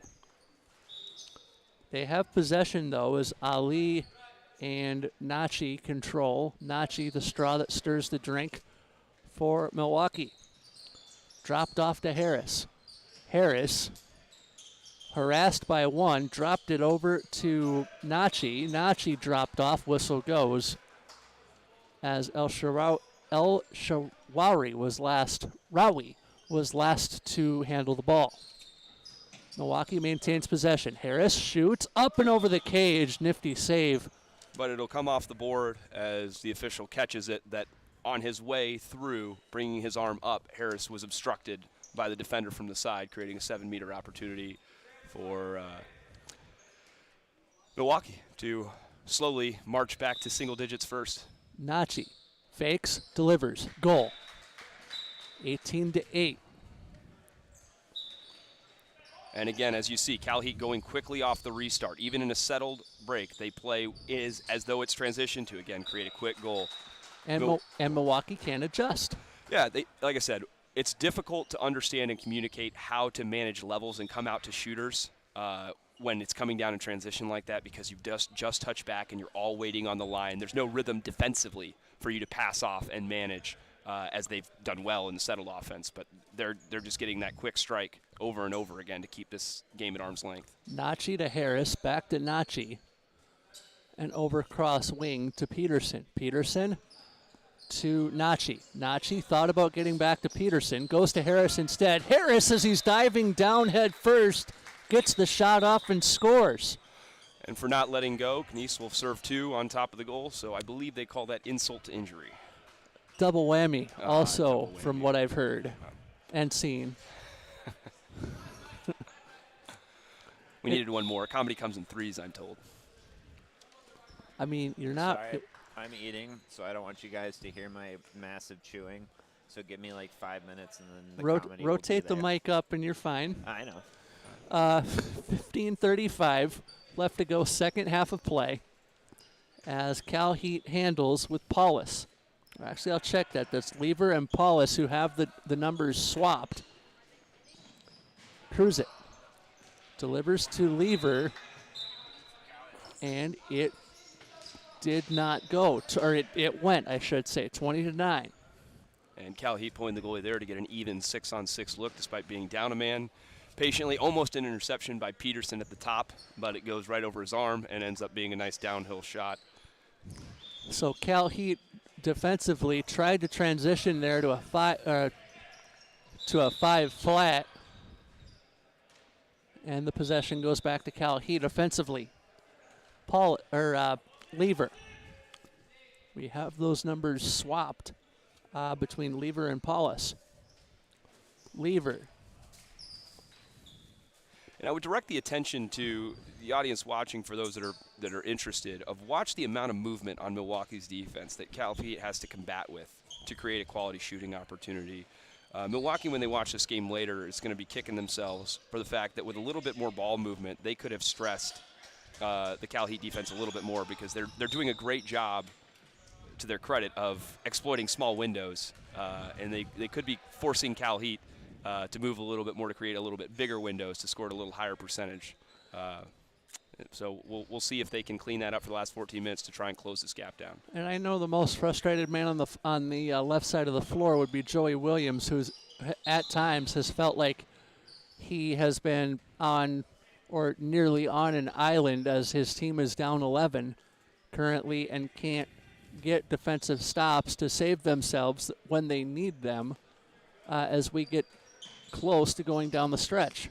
Yeah. Harris, go ahead. Oh, yeah. No, Harris tried again there where you see he already had two addressing him and tries to force through. See if they keep moving. But, yeah, to your point, Joey Williams has played well enough that Milwaukee absolutely could have been in this game. We'll see if he makes another one. And he does. Nice Takes another save, another goal off the board. Bradley with the shot as it goes out of play, and Williams will bring this back in.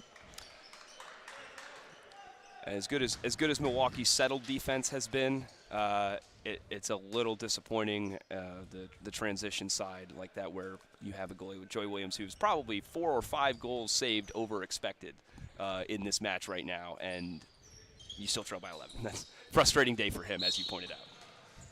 Not good. Definitely not good for the goals against average. Save percentage actually still looking fine, which is tough to do when you start getting curved numbers in the 10 spot. But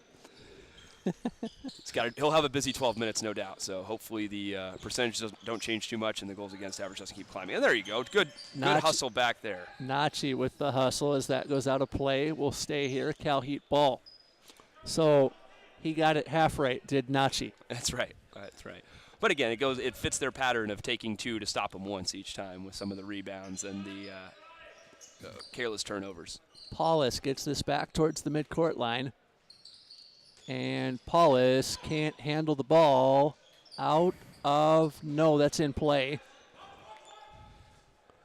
Slid off of Harris as he dove for it, unfortunately, and despite it being a 50-50 ball, it's 100% certain that CalHeat scored on that possession. And especially with a goaltender, or with Williams as the goaltender being screened on the play by 2 of his guys directly in front of his line of sight. Yeah, between the transition pass that Najee came back and tipped out of bounds, and that scrum there that ended up with the throw-in resulting in the goal. When your defense gets 3 hands to the ball over the course of a possession, you don't end up expecting that the 4th touch is pulling out of your own net. Looks like we got possible Joey for the 2024 presidential election. At least has 1 vote in the chat. I don't think, unless there's a constitutional amendment, I do not believe he'll be 35 by then. So that is a good point. 35 years of age. I don't like to use my law degree to rain on parades, but yeah. Well, we could try writing him in and see what happens. Great goal. Great goal for Milwaukee there. They're still down 11 as we are back to the ranch. Lever throws that cross court ball stolen. Hold on, says the official.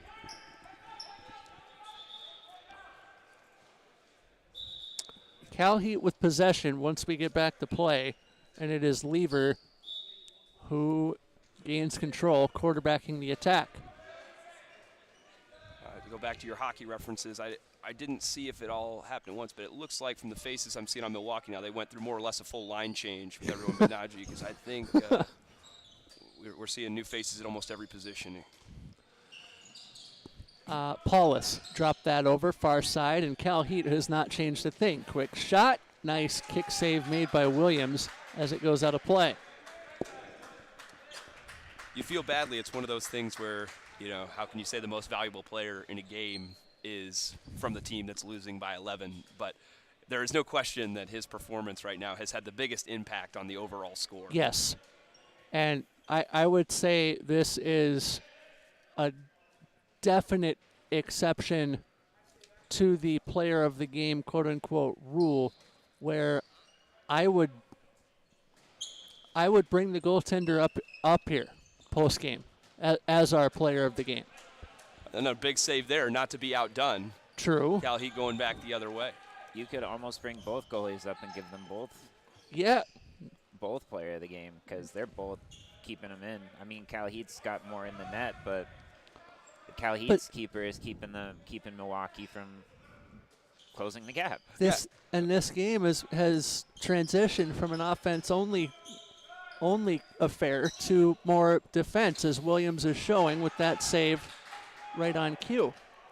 A good seemingly block there as the first and second effort he won't make. I can't even compliment the defense before they let somebody walk through.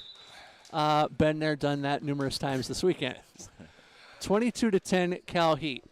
The result not in doubt. The dam cracking at numerous points. 8.5 minutes to go in the second half of play as Milwaukee brings this ahead. Definitely. Peterson. Go ahead, Josh. Definitely not over yet, but it's not looking good. Great save made there by the CalHeat goaltender. And the fast break answered by Milwaukee getting back quickly. Williams with another nice save. And now CalHeat sort of transitioning to a more of a three-quarter court press. We are getting to that period of the game where you're up by enough that maybe guys start being a little more concerned with what they have on the stat sheet. And so you hang back. You try and be lone wolf, see if you can't pick something up coming off court. And less about the team, more about the individual stat sheet. As a 7-meter throw upcoming for Ikechukwu Nachi. I think that's the smoothest I've said that name all day. Nachi through the 5-hole and in. A great finish there. Yeah, and I'm certainly not accusing anybody of selfishness. It's one of those things where you just start to get impatient as you're trying to say, oh, this could be 15, this could be 20, it could be me, and you don't want to hustle back on defense. Might be a chance to steal one. As you see again here, they pause in the backcourt, just trying to get a quick one. Shot off the iron, being Joey Williams' best friend. I would hope that in the player of the game interview from the previous game, player of the game, Omar Ali, was held to account for his opportunism, racking up more than half of his goals on steals and fast breaks in a similar situation at a similar point in the second half. Great goal. We did hold him and his boys accountable. Good. 6:50 to go, second half of play. I'll leave goal there by Farrell Harris, and another response. I'll leave no stone unturned. I will. I'm not going to say I'll hold Joey Williams' feet to the fire per se, but based on some letdowns that his Milwaukee guys have had defensively, but this game, just judging by the way that Milwaukee's offense has played, should not be -11. It could be much worse. And again, some of that also is that because of the distance, maybe there isn't as much focus. Not to take everything away. Some, from the CalHeat shooters, is sometimes time and context has a little to do with how narrow your vision is and looking at the goal. But CalHeat has also shut it down. You're absolutely right. No, defensively and goaltending wise, they've worked in unison to really channel shots and channel action into smaller windows than what CalHeat has enjoyed on their offensive side. And CalHeat with a 6-flat defense as Milwaukee controls this. 6 minutes to go in the second half as Jagger quarterbacking the attack. Jagger gets it to Grzinski, who shoots. Kick save made, and the rebound controlled by CalHeat and Bezinjani. Great save there. Again, making his own case out here as we come down the stretch. He had been a little bored there for a little bit, but letting us know that he's not asleep and he's not taking the Joey Williams bid for president in 2024 lying down. Halt to play, timeout called. So 5:38 to go, second half of play. Coming up next, we have a game that sees West Point take on Fargo-Moorhead. Let's talk about that a little bit. As opposed to this current one getting sort of out of hand, let's talk about West Point and Fargo-Moorhead and what we both expect. I'll start West Point. I would think they would want to come out fast, seeing as they played Milwaukee's game in the first half to open that game right off the hop this morning. I could see them either reversing that, coming out fast to start, and then maybe shutting things down in the second half, or I don't know about you, but Fargo-Moorhead would come out, or also having something to prove, maybe playing quicker than they're accustomed to. Yeah, and I think for them that would be a mistake, because while they have some solid athletes in the backcourt, ultimately that's not something you can keep up for 50 minutes. And to sustain a rhythm with solid one-on-one players that they have at 3 or 4 positions in their starting lineup, which you saw in being able to create good opportunities, especially early in the game against CalHeat, they'll want to take the Milwaukee tact of controlling the pace early and trying to be efficient about possessions rather than creating more of them, which would be West Point's goal for the game. And West Point looking to boat race any team that they come into contact with as an open net for CalHeat, as we saw an extra attacker on for CalHeat, bites them square in the backside, 23-13. Yeah, it's really quite difficult there with as high as they're playing to be safe here when they have the goalie out. As you see, they're handling these balls almost at half court. So to turn it over there, that's unfortunate. It's academic from their end for Ryan Peterson. Yep. CalHeat now with possession as this goes between Garcia and Akuro. Akuro gets it to Ogendahl. Whistle goes, halt to play, clock rolls. 4:35 to go in proceedings as that pass eventually gets to Garcia. And Grodzinski sails it and gets the bounce. Right in. Brought out the 9-iron and just dropped it in there. I'd pay to have that 9 from about 120 yards out. Unclear. Looks like they called a 7 on contact to the pivot before Williams made the save, which will wipe not only Joey's save off the score sheet, but Grodzinski's full quarter off the board, and go ahead and apply it to the other column. 24-13, CalHeat. So the Bay Area coming to the fore, as controlling this is Jagger, quarterbacking the attack. Down to Grodzinski. Whistle, halt to play. Clock now definitely not square in the favor of Milwaukee as it becomes the worst enemy. Over far wing. Dropped over to Harris. Harris could not get a shot away as he was bear hugged into a whistle. Tough look there for Harris as Jagger sort of bailed back on defense, where Harris created the gap but had to take on the 2-man together because Jagger had already bailed to get back on defense. 1 into 2 usually doesn't go as Harris trying to prove again. He gets the shot away and he scores. So Harris proving me wrong by driving his head between 2 players. Yeah, they say it's when if you can't bang your head through a wall, dive through it. Is what and like I said, he can make that work, then he's going to score a lot of goals out here. Knies quarterbacks this as he goes to Akuro and plays catch with him. Knies looking for options. He got Garcia. Garcia around one, but he goes to the far wing. Quick kick save made Williams. 2.5 minutes to go in the second half.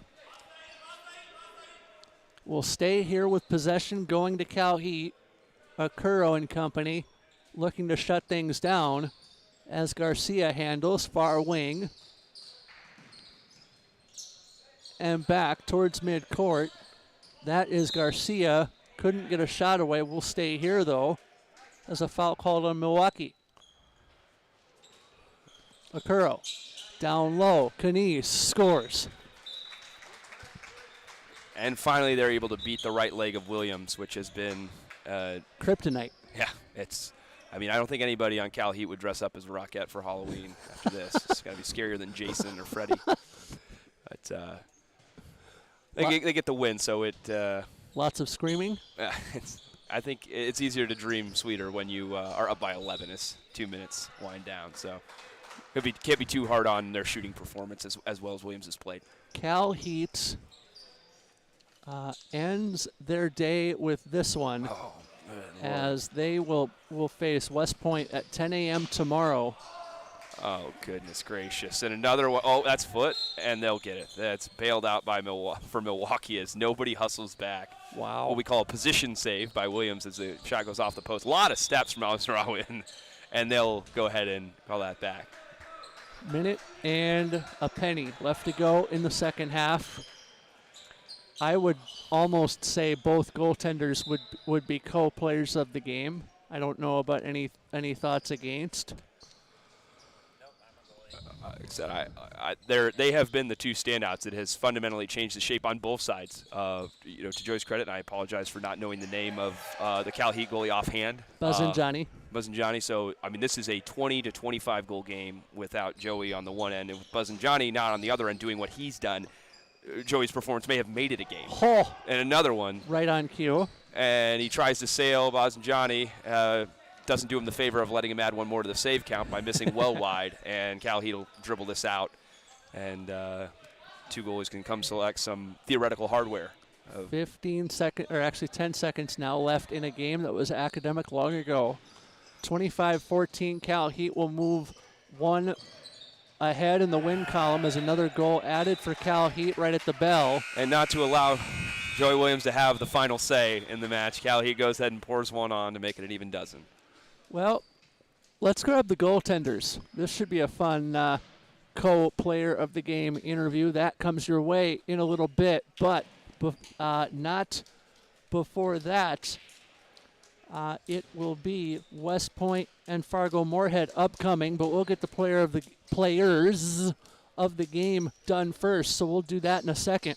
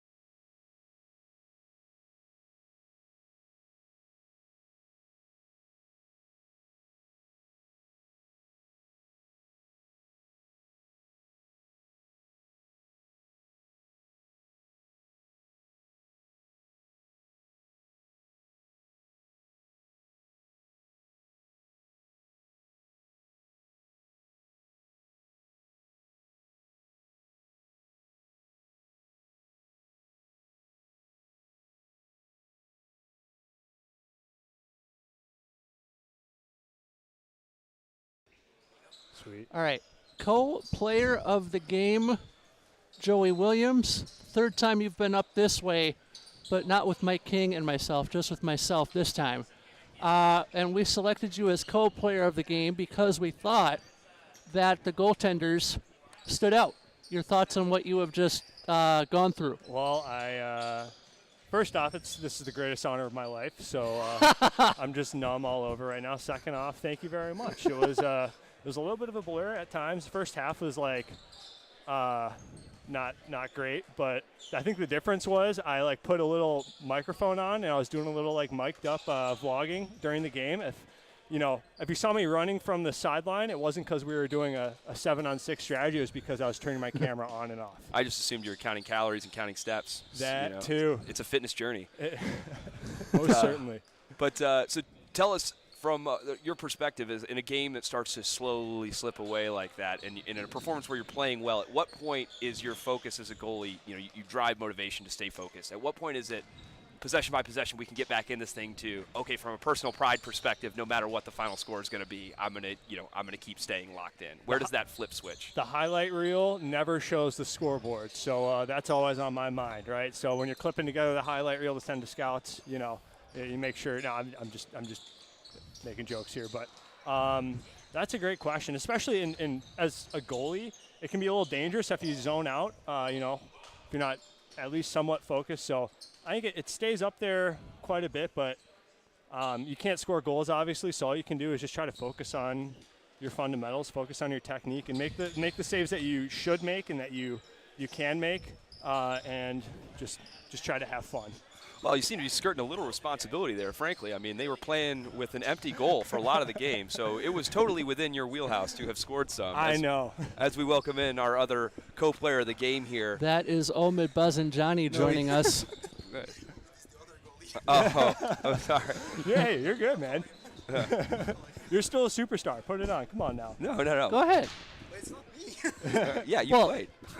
The second half. The part two of the players of that last game. The triumvirate of players of the game. You're right.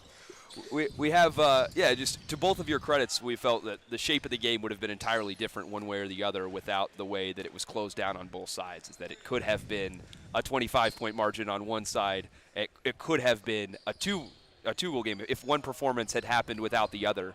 This is an entirely different looking game, and so we felt, inviting both of you up here for the credit on that one, because it was really the most common theme of the game was balls being kicked away and players shaking their head in defeat. Not to give Joey's right foot more credit than it deserves, Omid, how do you handle moments where you're, for lack of a better word, cold, and play is on your attacks side of the court? Does my question make sense? Does my question? He's still locked in. Your mic is on. Yes. Sorry. Can you repeat? Okay. Yeah. So not to give Joey's right foot more credit than is deserved, because it's definitely deserved. How do you handle extended sequences where your team is in attack versus where you are getting pelted with balls coming your way or shots coming your way? I don't know. Personally, I'm trying to move like anytime I can. Just walking around, keep the legs warm. Okay. Then it's still a fast-paced game, so you're not gonna have like 3-4 minutes break. It's always coming, and then when the attacks comes back, like you need to get moving. And also the fact that we play when we are one man down, the fact that we need to run out and stuff, it still gets the blood a little bit pumping. Definitely. Especially for both of us who are a little bit stronger. I'll let Mike have the final question. Yeah, no, I mean, how do you feel about that? I mean, I understand, it helps you in some ways stay locked in, but knowing that there's more games to play this weekend, when you have a 9-goal lead, even though you're man down, even though it's your tactic, you start to take it a little personally when you've got to run 25 meters on and off every possession. I always take it personally. Good. That's a good goalie's mentality. They're hurting your goals against average with that empty netter on the turnover when the game is, no longer in the balance. I'd be and it's even worse because it's like a goal where you can't do anything. Yeah. You just see the ball rolling down. Like if it rolls down, it's the same. If it's a good shot, it's the same. It's like. Now, if the player gets to the bench right as somebody's about to shoot at the open net, you just refuse to step on right. Like, it wasn't on me. I've never done that. Well, consider it. Just a little more strategy. That's what you get as your award for player of the game. Thanks, gentlemen. It was a pleasure. That is Joey Williams and Omid Bazanjani, co-players of the game for CalHeat and Milwaukee. We will transition from CalHeat Milwaukee, West Point and Fargo-Moorhead coming up. All right.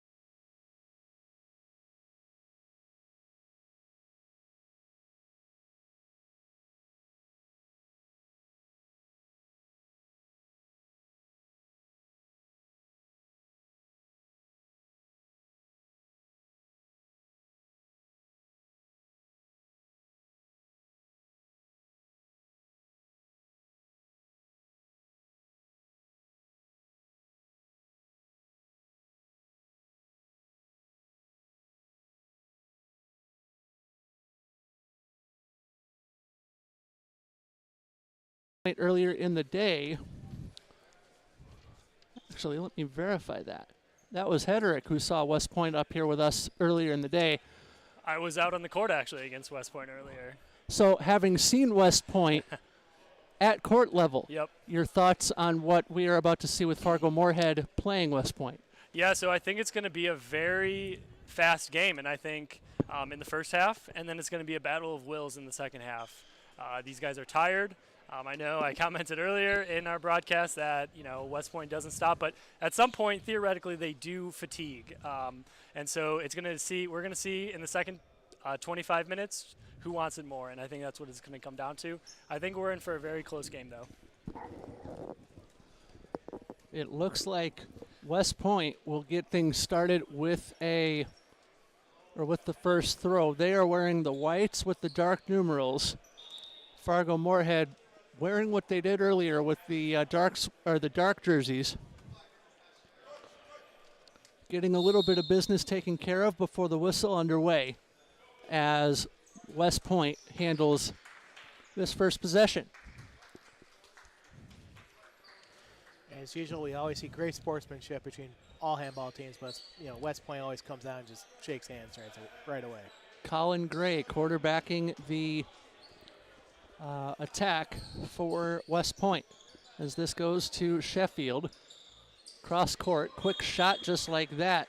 Mark Miller scores the game's opening goal 31 seconds in. What I'll be interested to see is if this becomes an America's Cup style boat race as we go later on in the game. You know, I'm not sure that the Wolves can keep up quite with the frenetic pace that West Point's going to want to push them to. So I think it's going to be some half-court offense that the Wolves are going to be more comfortable playing, and then we're going to see if they can hold on against West Point's fast-breaking offense. Now, West Point playing a man-to-man, they break through, or Fargo Moorhead breaks through with the shot that was Roger Silver, and he comes up empty. West Point are also known up this way as the weapons of handball destruction. That is correct, yes. I believe a commentator earlier in the day made that point. I believe I'm standing to the right or to the left of him. The very one, correct, yes. 2-0 West Point. And I can tell you, being court level against them, getting hit by them, they are bigger than they appear on the camera. So the camera actually deduces weight and height, if you can believe that. So objects in mirror are closer than they appear? Exactly, yes. Okay. Quick shot, and it's 3-0 right off the hop. 23 and a dime left to go first half. This is exactly what I expected to see. You have West Point coming out, wanting to run, fast pace. Their two coaches, Mark and Captain Chapman, are just directing them out there, just keeping them in. Mm-hmm. Yeah, West Point typically was not known to be the most technically sound. They now are led by Mark Ortega, who's a former national team player, and has just finished a coaching stint overseas, actually. So some great coaching pedigree there. I remember it was you and Joey saying earlier in the weekend saying Ortega was coaching great as West Point sprints out to a 4-goal lead to start. Getting the goal was Taylor Kramer. Mm-hmm. Yeah, Mark has been involved with the national team. He is a former Division II quarterback and actually ran center back for the national team for a number of years. Ball handled by Roger Silver. Go ahead, Dan. And I played against him in the 2009 U.S. National. Coached against him, I should say, more or less, with a fantastic team he had there. Mm-hmm. And they came in 9th in the tournament. Great kick save there by West Point's goalkeeper as that goes out of play. 21 3/4 minutes left to go in the first half. Dish, Ryan, and Dan up here with you up high here at the Kennedy Activity Center as Fargo Moorhead enters their offensive attack with Silver quarterbacking that very attack. This comes ahead to McCory, and McCory was a player that we had eyes on earlier today as that shot from the far wing would not go. West Point with possession and Sheffield. West Point works this ahead, far side, quick shot and a quick 5-0 lead as the goal scored by Carter Aycock. I've been very impressed with West Point coming off the wing more. That's typically not what I have seen out of West Point. They usually have gone down the middle mostly from previous times I've viewed them. Yeah, and I think their fast break is going to be determined on who gets back on the Wolves team, so they're going to find those weak points and they're going to attack at them. Fargo Moorhead off the schneid. They score their first goal, last offensive possession. But West Point not worried about that as a save made by Fargo Moorhead's goaltender. And the Wolves come forward attacking with purpose. This is Roger Silver. Quick shot goes up high, 5-2 with 20 minutes and 2 dimes remaining in the first half. Is this a quicker opening than you saw when you were on the floor against West Point earlier? I blacked out there for a minute, actually, for about the first 20 minutes of exhaustion. But, it seems like this would be about the same pace that they're trying to implement as we saw this morning. Great hesitation move by Mark Miller scoring. 6-2 our score. 19:50 to go in the first half of play. Timeout called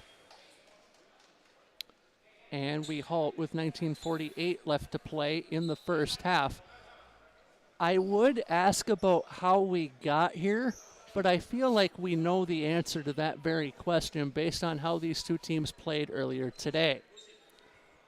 So how do they go forward into play later tonight or actually tomorrow in both cases, I believe?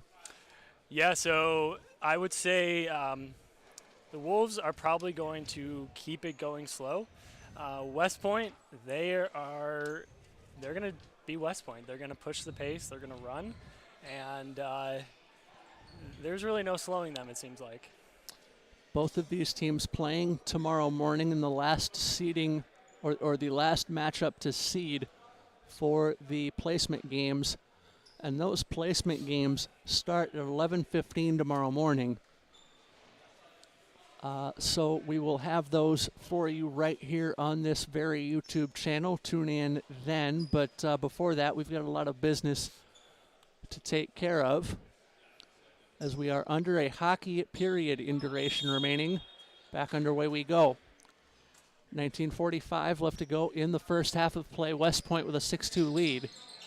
Fargo-Moorhead trying to answer. Bear hug does not halt play. In the eyes of the official, great shot, but an even better save made by West Point's goaltender.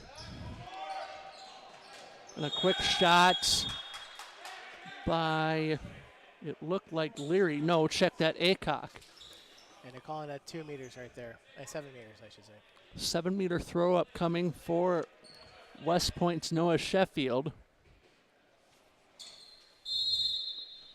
Keeper out to play the angle, does not bother Sheffield a bit. He scores 7-2, our score.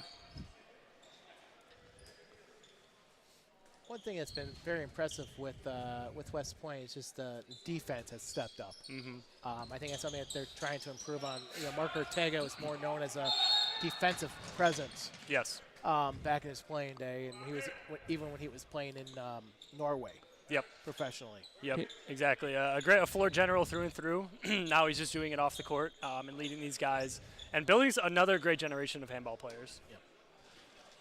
Would you move your mic up a little bit? There you go. Got it.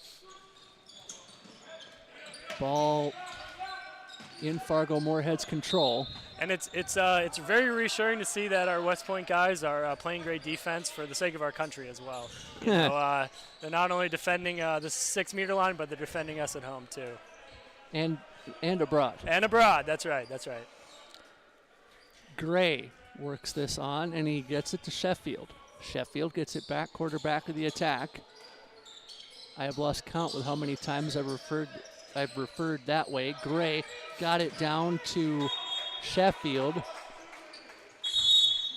And it is 8-2, whistle behind the play. A 2 minutes has been given to 2 minutes on number 5 for West Point. So West Point will play a man short. Appears he was jawing at the referee, and they are not going to stand for that. No. 4 games in. Nor should they. Yes. Fargo-Moorhead with possession and a 6-goal disadvantage at this point in the game. If you make a pass like that, West Point won't swallow those up maybe until later in the game. Far touchline stayed in play, and a quick shot off the iron from Fargo-Moorhead's Roger Silver. He was someone to watch when Fargo-Moorhead played earlier, but he doesn't have his shooting hands on him, apparently, in the early going. 17-10 to go. That somehow stayed out despite hitting the inside of the bar. And Fargo-Moorhead will come the other way.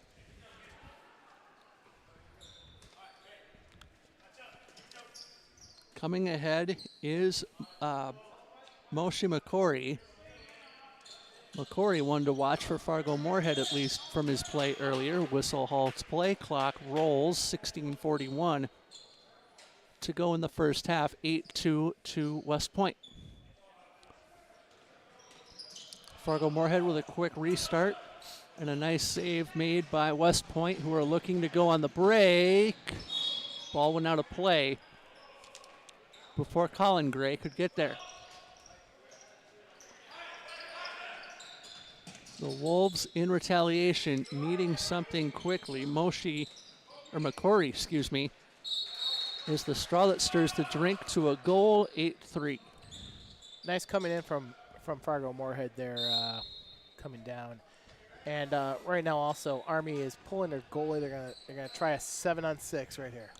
Extra man on for West Point. And that's Middlebrooks on the near side, but the ball goes over to the far side. Miller goes over to Gray. Gray got it to Middlebrooks. Gray goes down in a heap, trying to cover his head. I don't blame him because Wood does not give back. Not on this court. No.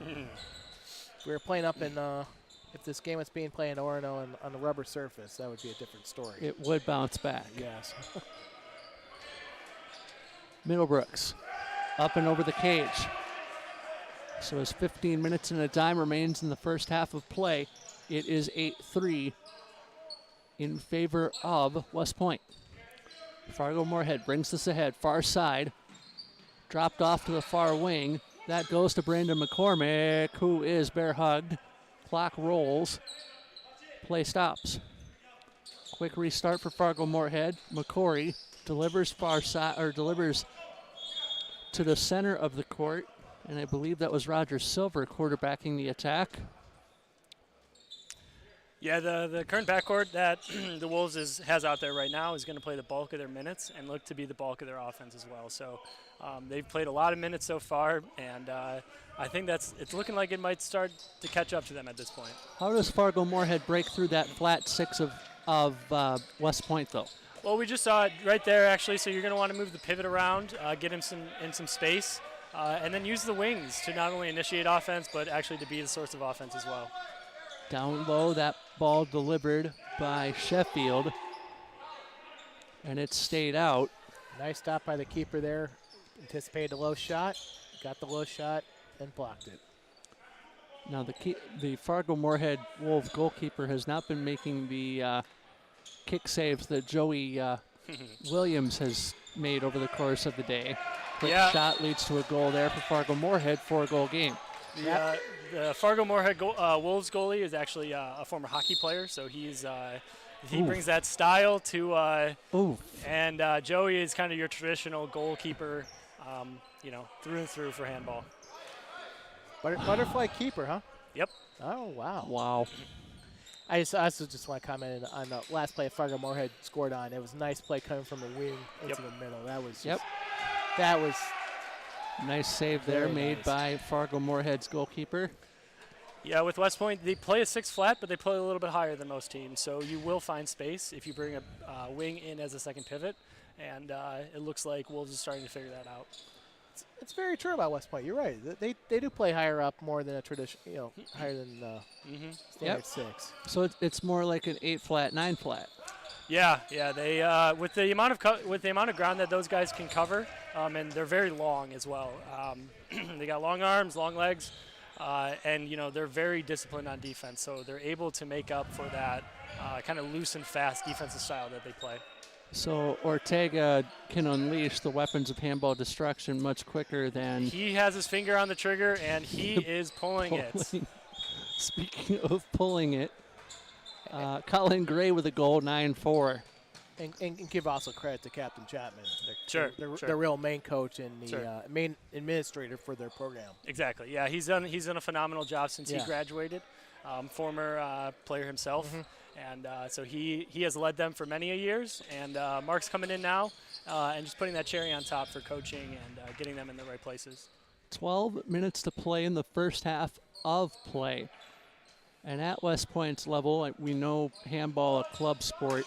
Great save made by the West Point keeper, maintaining the 5-goal lead. West Point brings this across the timeline. It goes from Colin Gray, far side. Great save made by Nathan Gomes, who is the keeper for Fargo-Moorhead. And I'll say this too, all of these games today have gone super quickly. Mm-hmm. And just the balance of all the teams. I mean, you're talking a lot of subs as well, a lot of players coming in, and it's just been fantastic to see. Yep. Great shot. Yeah, I think the pace of the game can be in small part due to the changes that IHF has made. You know, speeding up the game, allowing it to be at that pace that a lot of teams want to play at. And then the quality of teams, you know, really, really good teams out on display today. Yes. Gray quarterbacking the attack for West Point. He shoots and scores. 10-4, 10:35 left to go, first half. Stoppage of play rather, timeout called. I believe Fargo-Moorhead took it. So now that we have a little bit more of a sample size, about 15 minutes old, in the words of the talking heads, how did we get here?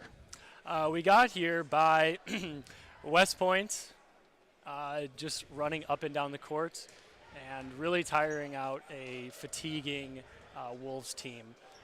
Unfortunately, you start to see that fatigue. You start to see some heads hang. You start to see some bending over in timeouts, just trying to catch your breath. And what you don't see is that from West Point, because they are just they're very well conditioned, as we've kind of alluded to already throughout this broadcast. And throughout the day, and I believe this is the first time I've really seen Fargo-Moorhead gassed in a timeout. I saw one of their players' heads almost at their waist or at their waist level. So point being, Fargo-Moorhead really, in one man's opinion, unable to keep up with West Point so far. And there's really no shame in that. I think even the teams with in the best condition are going to struggle to keep up with them. So there is no shame in that game. Truly a well-conditioned team. We'll restart play. Fargo-Moorhead with the ball. And as I mentioned before, with this being still the early part, and they're playing, Fargo-Moorhead's playing against competition that's not in their practice gym. Yep. So this is a time when you want to practice to be ready when you go to U.S. Nationals, when you're going to other tournaments. I mean, and there's no comparison for live fire because we ain't talking about practice. Yeah. Right. Yes. 10 minutes and a dime remaining in the first half. Loose ball, save made by West Point's goalkeeper. And back we go. Sheffield gets it back from Killebrew, who has a local connection to Harmon Killebrew, former Minnesota Twin. Passed away in 2010. And he has been provided with Killebrew root beer from our local Cubs and grocery stores. I did pick him up a pack as a gift in honor of his name. So, West Point may have they did not get away with that shot going to the head. Now the question becomes, did the keeper move to, I hate to use the pun, face that shot head on, or was the keeper not moving? The keeper was moving, but a 2 minutes has been called. Number 6 for West Point. And those will be, head. If you get hit in the head as a goalie, regardless. Automatically, yep. So that'll be a 2 minute moving forward. And that's part of the new rules instituted by the governing body as well. Safety.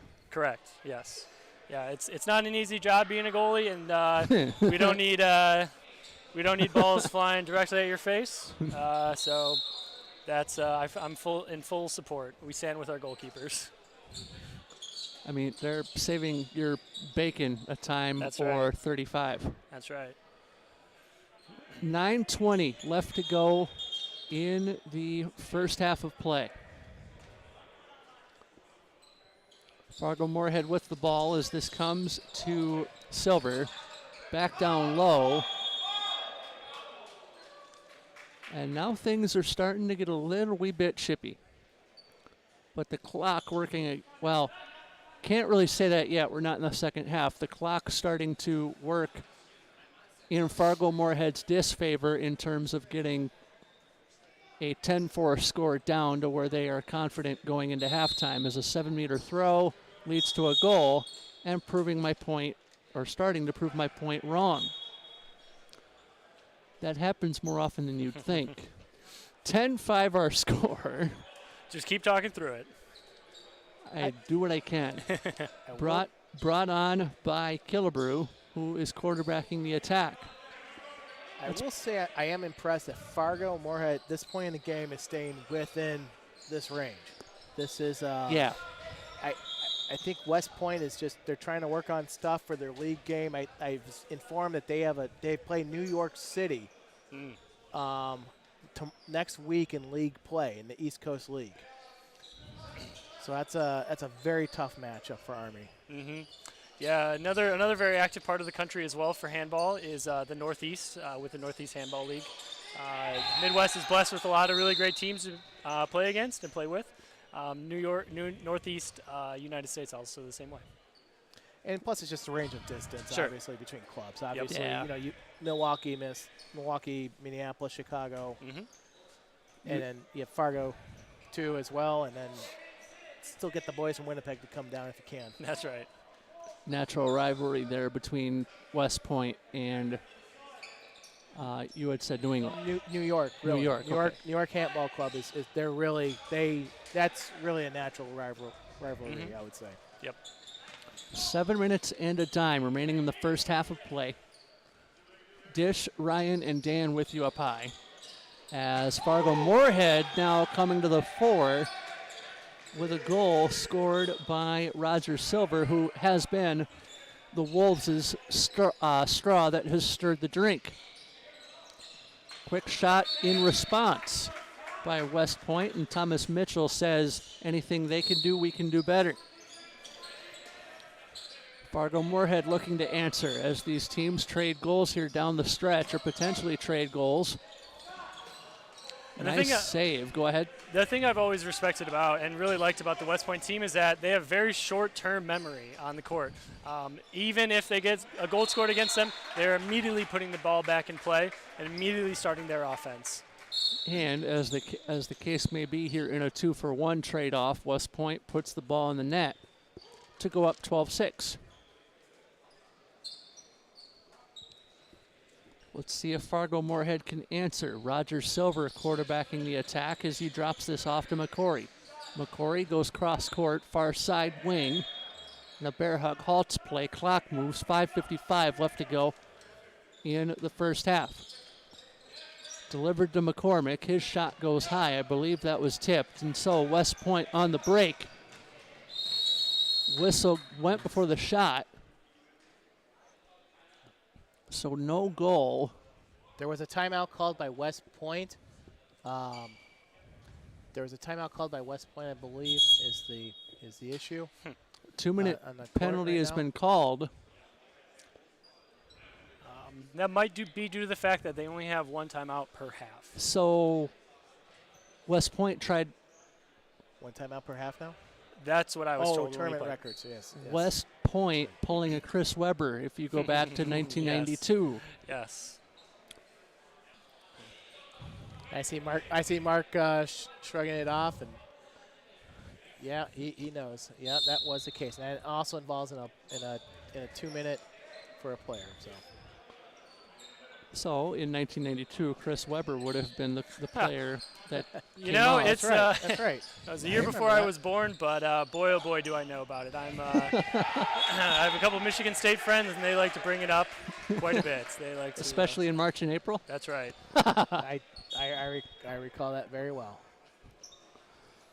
5:15 to go, first half of play. West Point up 12-7. They look to add to their lead and go up 6. Gray quarterbacking the attack. That's probably the 200th time I've said that this weekend. Gray again. Cross-court pass from Aycock over to who? Johnson, it looked like. No, Sheffield.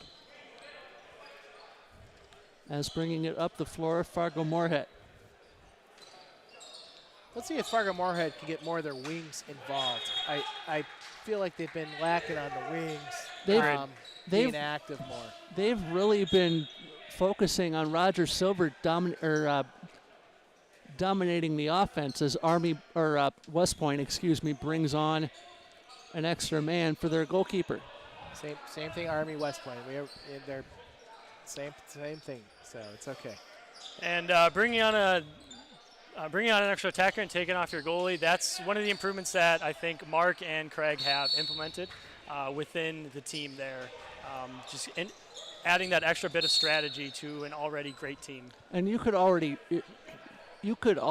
do that by rule, could you not?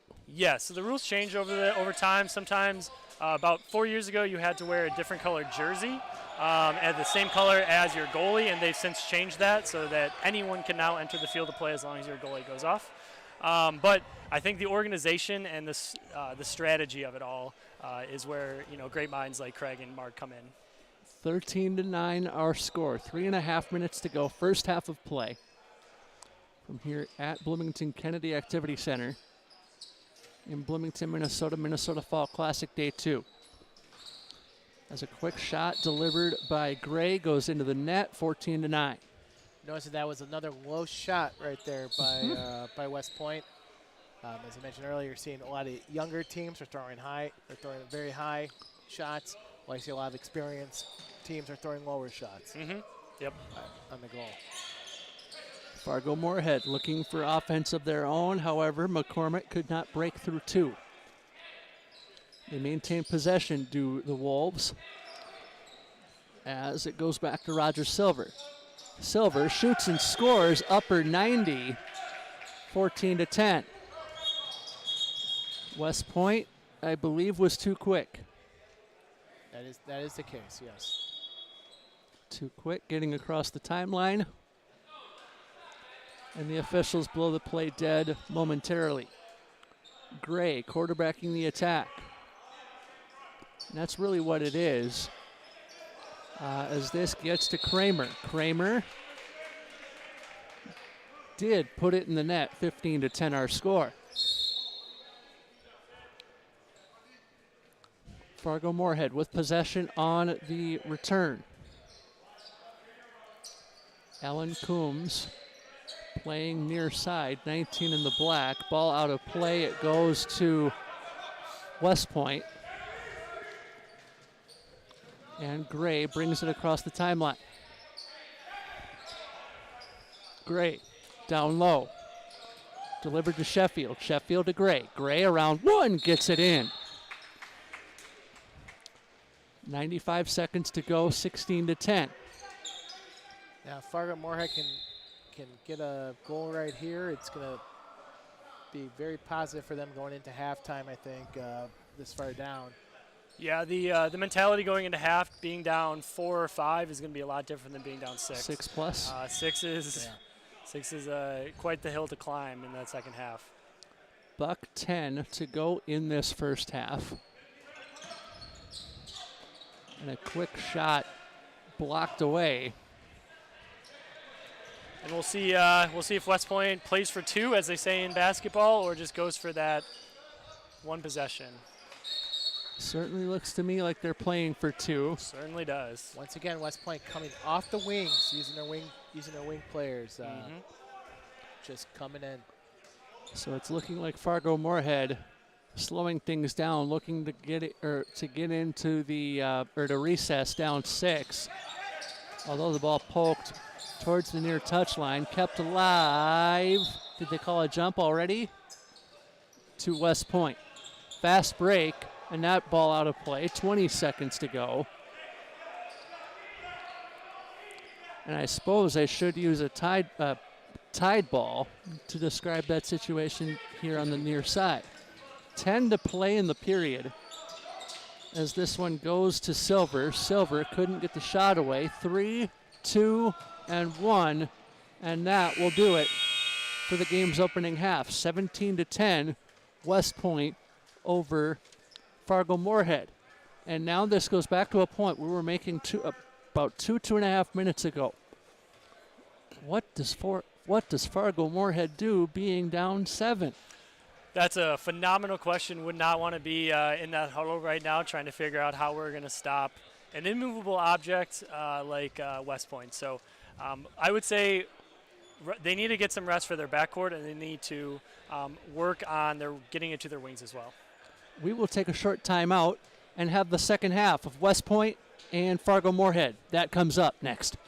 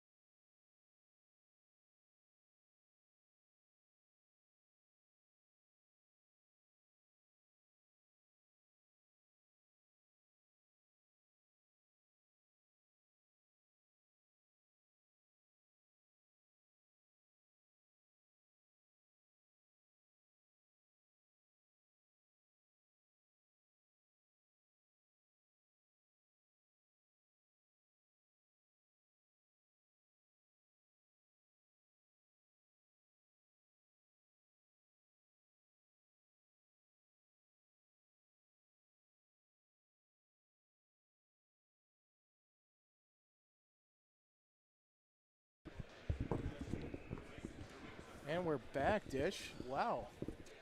Dish, Ryan, and Dan, the straws that are stirring your drink here on the YouTube stream of day 2 of the Minnesota Fall Classic. If those of you want or who are watching the stream want to get involved, do so via the chat on the right side of your viewing window.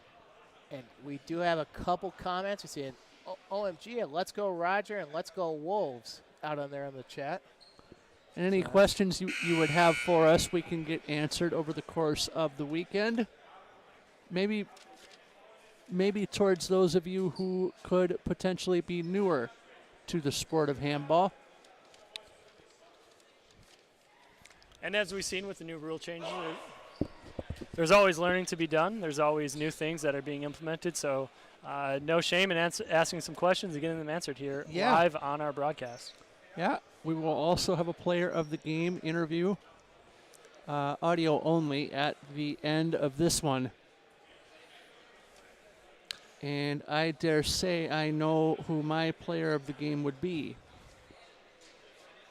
I think we're thinking the same thoughts. Okay. I think we are. And right now, I know we can't show center court right now, but I'm seeing a lot of good smiles out there. Just people just acknowledging what's going to be worked on for this half for both teams. Yep. And in general, regardless of the scoreline, it's great to see everybody out here enjoying handball. There were a few years that were kind of unfortunately taken away from us, due to COVID and keeping everybody safe by staying off the courts. But it's great to be back, and it's great to be playing handball again.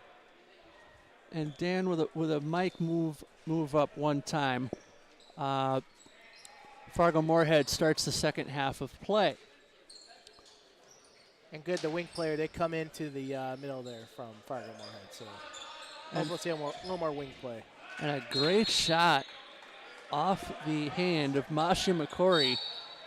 And you're seeing a bit of a cycle as West Point answers the bell there, 18-11. But you're seeing a cycle as far as the attack goes for Fargo-Moorhead, which is something we didn't see earlier today necessarily to this point. They would use the same players and the same angles when they would attack. And a whistle goes 7-meter throw coming for an infraction at the top of the arc or restricted area. Good call by Jeff. That's Jeff the official, right? Is that? So we have Chris and Josh out there. Chris and Josh. Okay. Yep. Josh is left side of the court right now, and Josh is far side right now. Chris, you mean? I'm sorry. Yes, Chris is on. On the left, and then Josh is hustling down towards the corner. West Point with possession. Both great referees. And it goes Killebrew, quarterbacking the attack. You did buy him a case of root beer? I did this time around. When he told me last year that he was in, and I knew about the Killebrew root beer from Twins games, as well as just grocery shopping in general. I said, this year I got to make sure I buy some and make sure he gets some. Floating shot goes in for West Point, going left to right on your screen. Fargo-Moorhead gets the restart at the center line, going right to left. And as he said to me, Cadet Killebrew, he said, I've only heard about it. I've never seen it. Thank you for it. So you would think with the familial connection. Mm-hmm. Halt to play, timeout called. A 2-minute penalty for a tug. And not so much a timeout, just the 2-minute stoppage for the penalty. So. All right. And a change of goalie as well, it appears. Aha, 7-meter throw for Fargo-Moorhead. Faking the shot and delivering a shot 5-hole for Fargo-Moorhead was Roger Silver. And he has really been the straw stirring the Fargo-Moorhead drink, if you will, over the course of the day as the offense has flowed through him. 22 minutes to go, second half of play, 19-12 our score. Fargo-Moorhead still with the 7-goal disadvantage that they had at the break. Yeah, Mr. Silva comes to us from Brazil, so he brings that different style as we were talking about earlier here to American handball. Silver, quick shot and a goal, and Fargo-Moorhead within 6. And that is the major downside of pulling your goalie when you are down a man. You leave it wide open if you do turn the ball over. And even the weapons of handball destruction cannot find an answer for that. West Point with possession. Miller feed into the pivot there. Got it over to Proctor, who could not get through 2. Good feed into the pivot there. I would yes, say. I would agree. West Point with possession. Miller shoots one, save made, rebound, score. Incredibly difficult to save that rebound shot. You're already out of position, and you just have to react very quickly. And Fargo-Moorhead rather reacts just as quickly, scoring a goal of their own, trading one for the one that they gave on their defensive end a moment ago. West Point getting a little bit of their own medicine there and not getting back on defense fast enough. That's what you get when you're down a man. That's right. That's right. And it's like we have said earlier today, a man disadvantage, as is the case for Army here, or West Point here. You can score at will. It is not a traditional power play if you're looking at it from a hockey perspective where it ends on a goal. Score at will legitimately means score at will. Yes. Breakaway time for West Point. And score goes to Kevin Johnson. Under 20 minutes to go in the game. Very careful dribbling there on the fast break. A little bit different than basketball where you can't actually kind of palm the ball. You kind of have to slap at it. That's handball dribbling for you.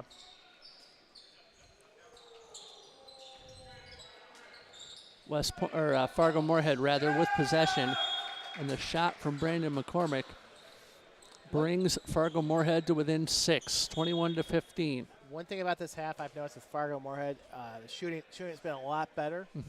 Scoring, I think they're above the 50 percentile, which is right now for this half in terms of scoring on a West Point team, which is I think for a team that's lucky to get gym time, and that's always been a case for a lot of teams up north. Yep. And the winter comes, that's very positive. Exactly. Yep. Fargo-Moorhead is practicing about 2 times a week, so they do have very consistent gym time, and it is definitely showing. They have really improved over the years. Great save made by their keeper. Loose ball. No goal. Whistle went before the slap.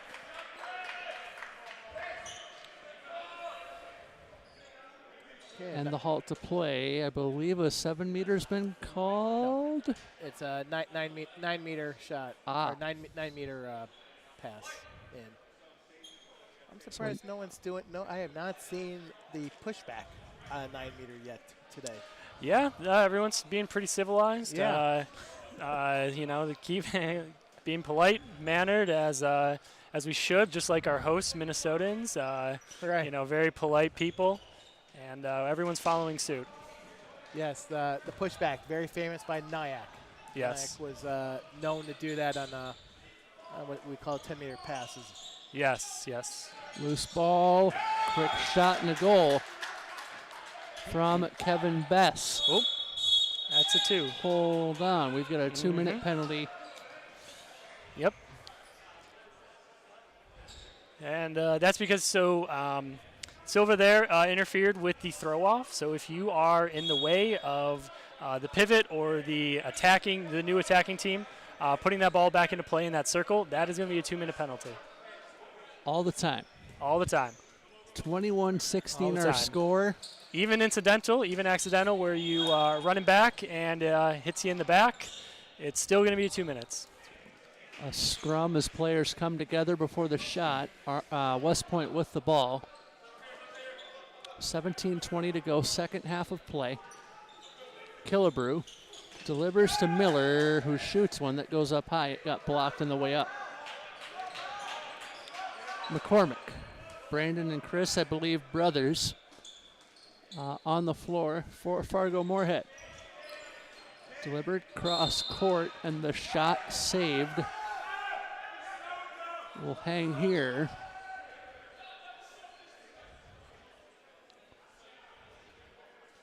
A 1 and 5 has been called by West Point for their plan of attack here for defense. So a zone defense. Zone defense, yes. Yep, being up a man, a lot of teams will employ that defense to make it a little bit harder to pass and get in some of those passing lanes and try to cause turnovers. Bear hug loosens the ball, so it's handled by the West Point goalkeeper. Down low they go, and the shot from Leary goes by the wayside. Still 21-16. 16 minutes and 3 nickels remaining in the contest. Step out of bounds there, caused a turnover. I believe the out-of-bounds pass was actually thrown to the goalie, and he was still in his zone. So that would be a turnover. West Point with the ball as it is Killebrew quarterbacking the attack. Over cross court, save made off the crossbar. So it is Sorum Christian doing like Joe Cocker or the Beatles, getting by with a little help from his friend. 15:32 to go in the second half of play. This is a table official time. There's some there's some controversy.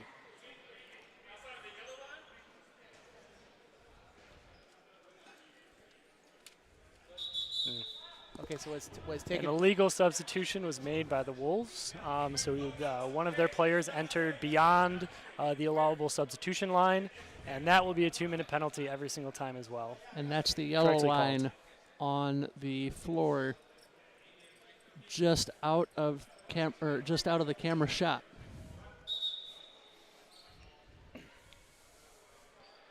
$15:32 to go, second half of play. Dish, Ryan, and Dan with you up high. 5-point game, or 5-goal game. Go ahead, Dan. I'm also gonna say the one thing about team handball compared to other team sports in a gym, the table can call it. That's correct. As a foul. It's very unusual, but it's one of the few times where a table ref, as they say, table official is part of the operation of a game. So think about it like a fourth official, or the fourth official in soccer.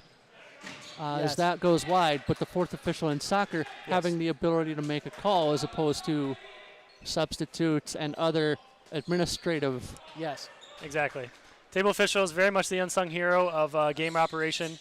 You're keeping score, keeping time, and also calling penalties. I was going to ask to be one over with the Pan American Games in 2015. That's an interesting story for itself for another day. Oh. All right, let's get back to action here. 14:41 to go, second half of play. We've got a novel full of stories up here. Encyclopedic, yeah, almost. That's right. As a shot goes into the net, but it will count. 22-16, West Point. A little bit of a slow whistle, but it still counts. Fargo Moorhead too quick, getting across the timeline. 14 and a dime remaining to be played. As Fargo Moorhead looking to get within 5, excuse me. And now we're starting to get to the point where Fargo Moorhead has to start thinking about the clock. Right as I say that, they score a goal going down 5.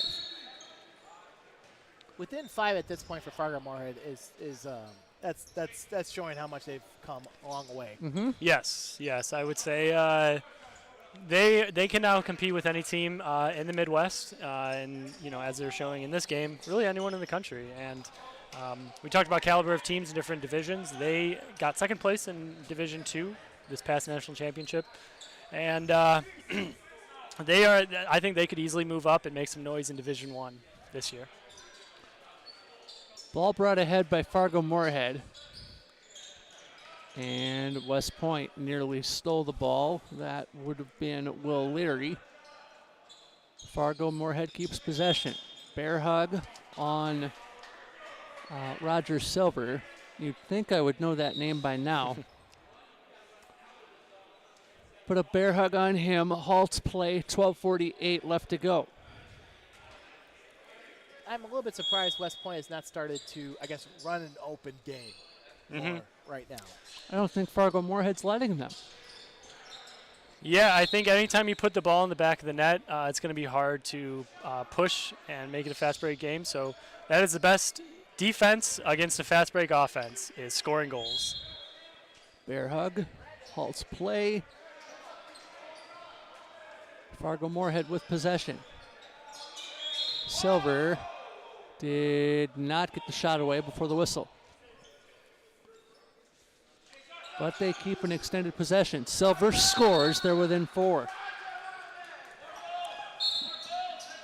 West Point legally crosses the timeline. Quick shot and back to 5 up. West Point goes 23-18.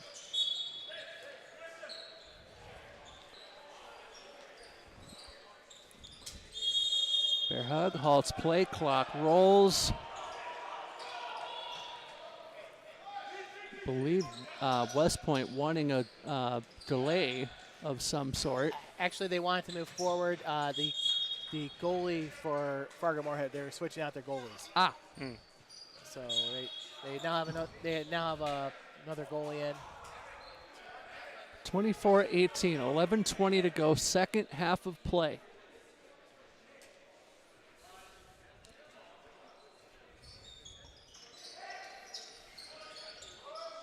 West Point now breaks 2-on-0. That goes to Gray, who scores.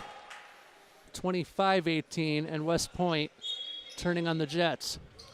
That was very, very nice there. Fast break from West Point. Yeah, it's great. It's great when you know that if you just throw the ball in the general direction down court, that eventually somebody will catch it. Right on cue. Gray scores again. Now that's what I expected more of from Yes. From West Point. That's what they're known for. That's quick strike offense. It could also be referred to as run and gun, couldn't it? It sure could, and I would say that's a very good, apt description of what West Point tries to do. Loose ball controlled by West Point. Whistle went before the fast break. Fargo-Moorhead keeps possession. Go ahead, Dan. They had a frustrating.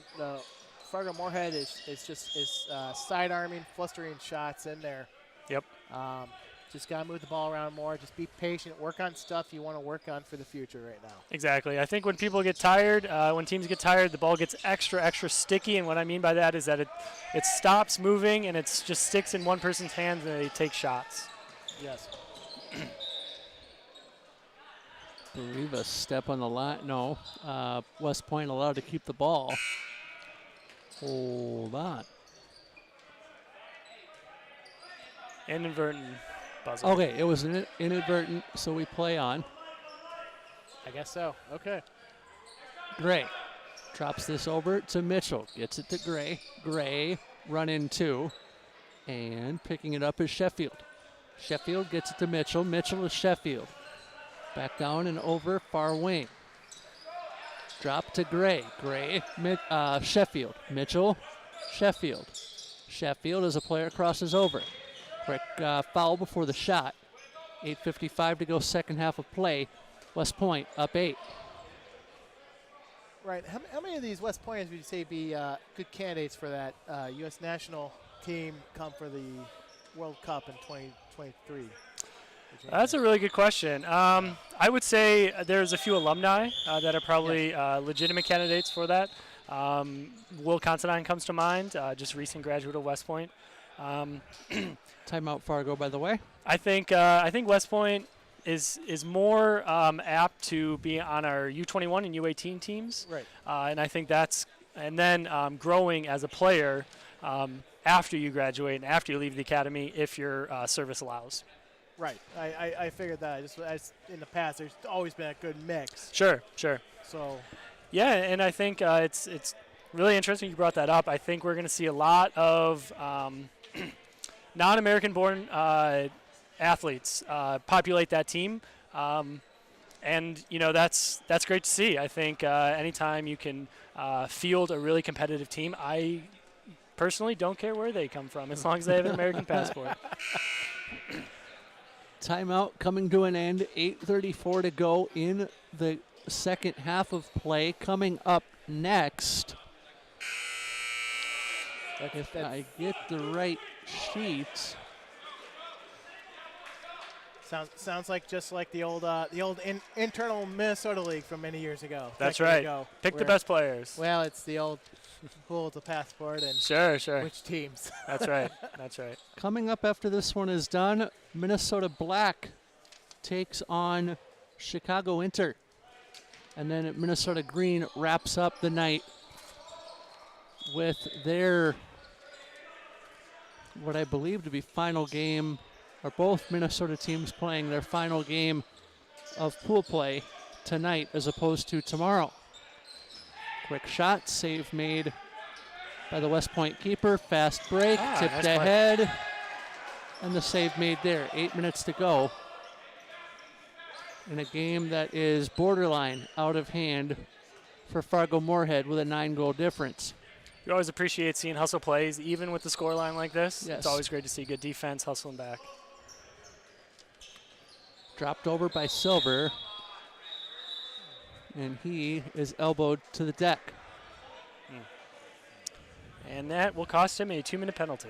So West Point down a man for a pair.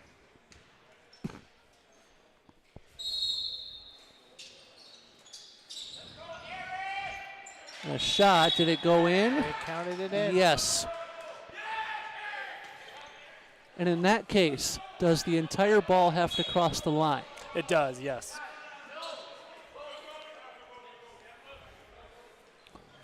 So it's similar to hockey with the entire puck. Mm-hmm. Similar to soccer with the entire ball. Quick shot there on the return. Without the benefit of VAR as well, so. Yeah. Fargo trying to take advantage of the goalie coming back on the court, and they get back just in time, and defense helps them out. 28-19 our score, 6.5 minutes left to play in the game's second half. 2 more matches featuring each of the Minnesota squads. Quick shot and a quick goal. 29-19 now, and we are past the border. This game has gotten out of hand for Fargo-Moorhead, as it was McCormick getting bear hugged nearly to the deck. Quick shot there for West Point, goes by the boards.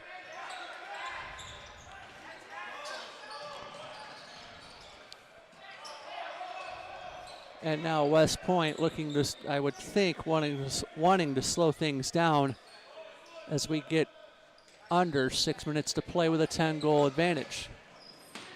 They want more. They go up 11. Goal scored by 11 in the light jersey, Mark Miller. Who are we thinking for player of the game?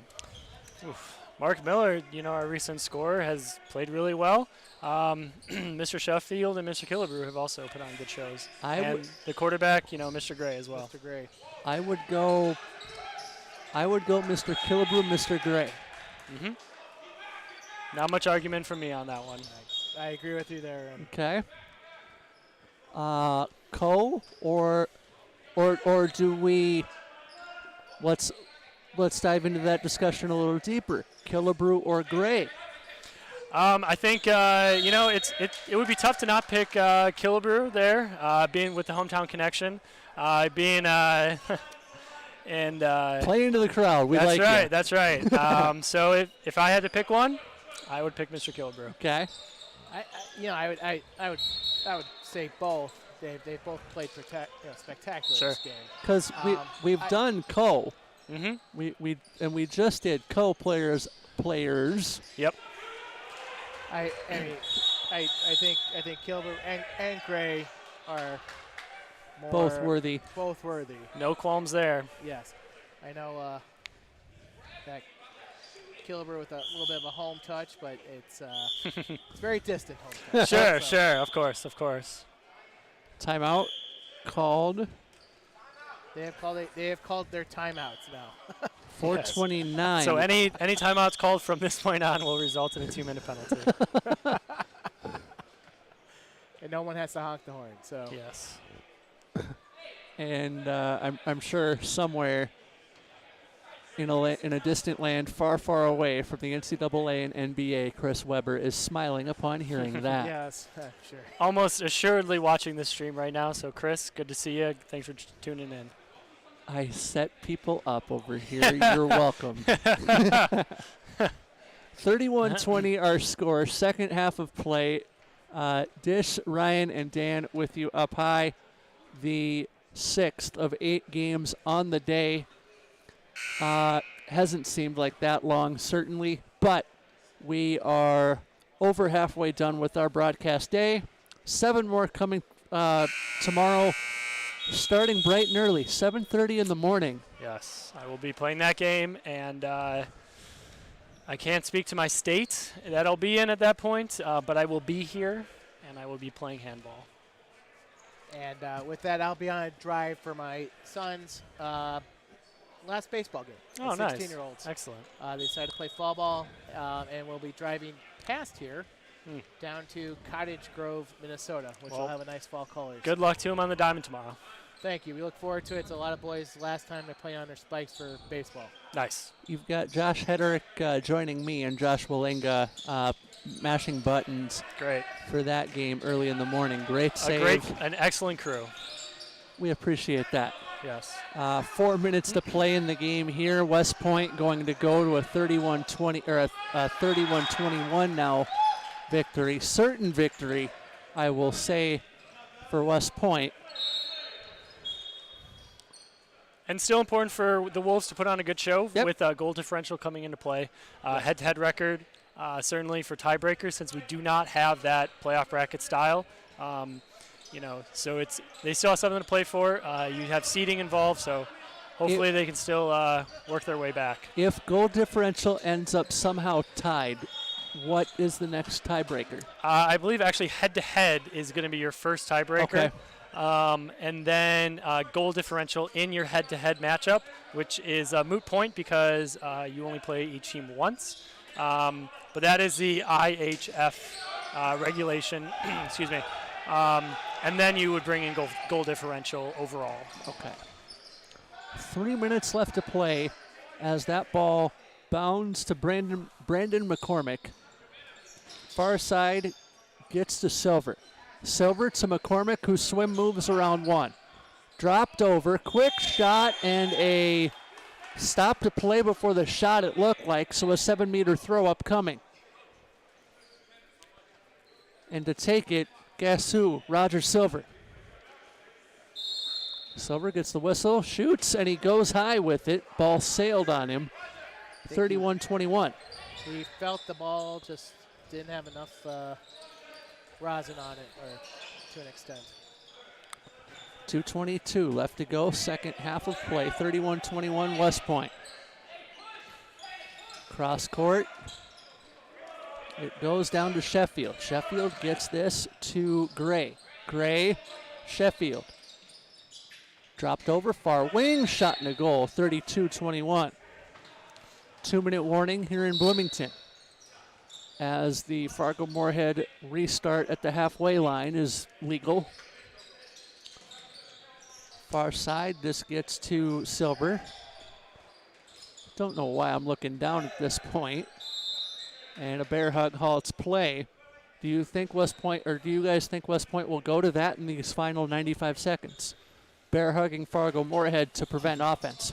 I don't think it'll be intentional by any means, but I just think with the fatigue and guys kind of start hanging on each other a little bit, and I don't think Fargo Moorhead's going to be moving out of those bear hugs quickly either.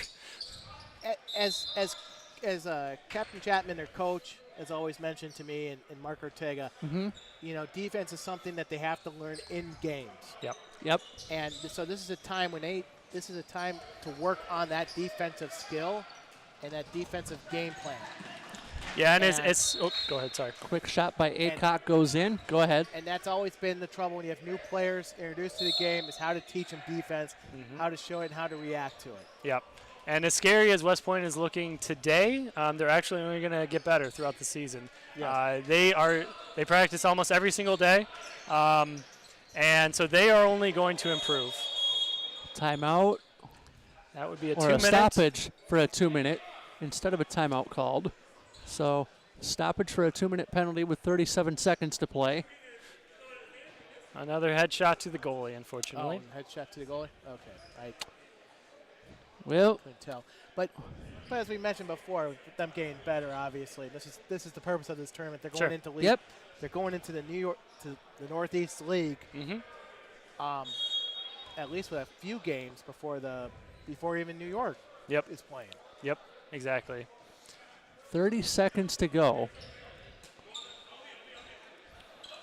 So West Point cruising to victory, up 12.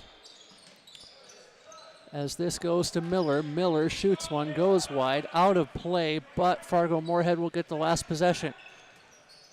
Silver throws that on. It gets to McCormick, and the final seconds will run out.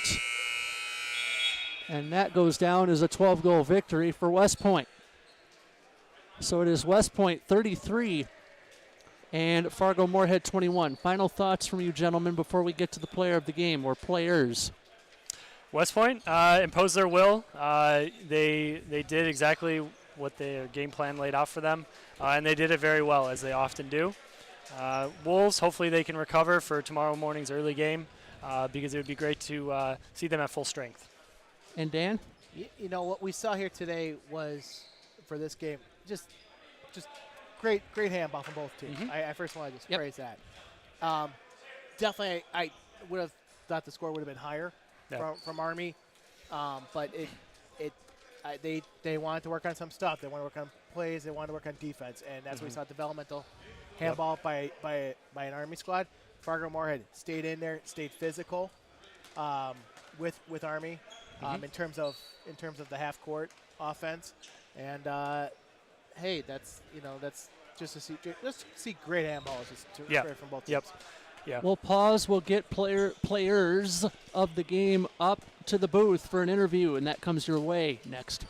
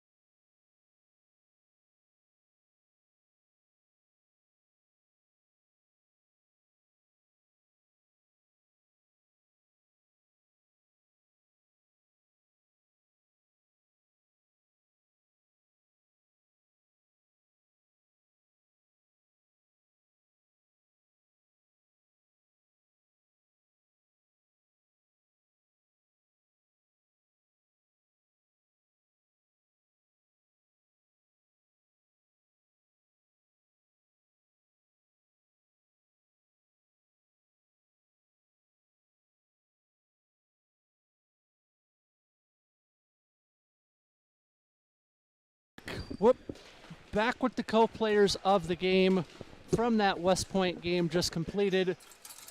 First, the local connection, Killebrew and Gray as well with us.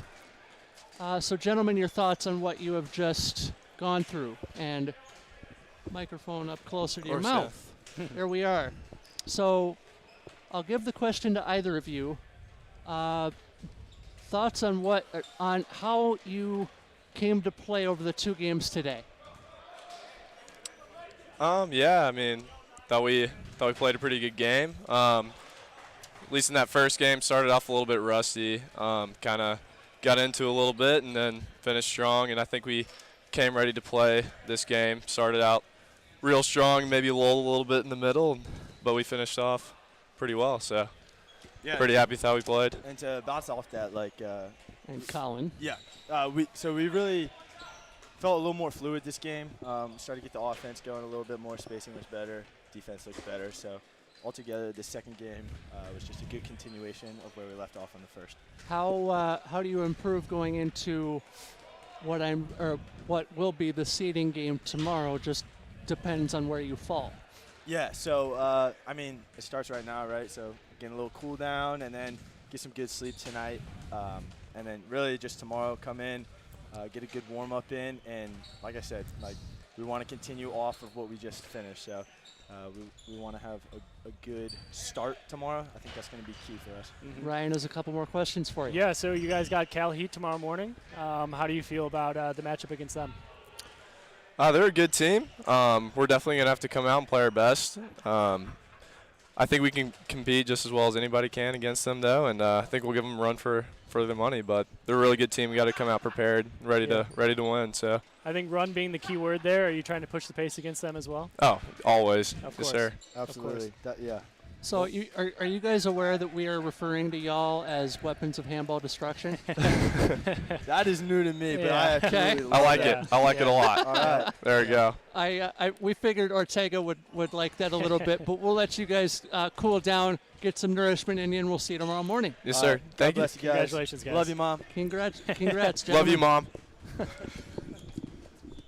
Thanks for doing that, guys. Thanks, guys. Thanks, guys.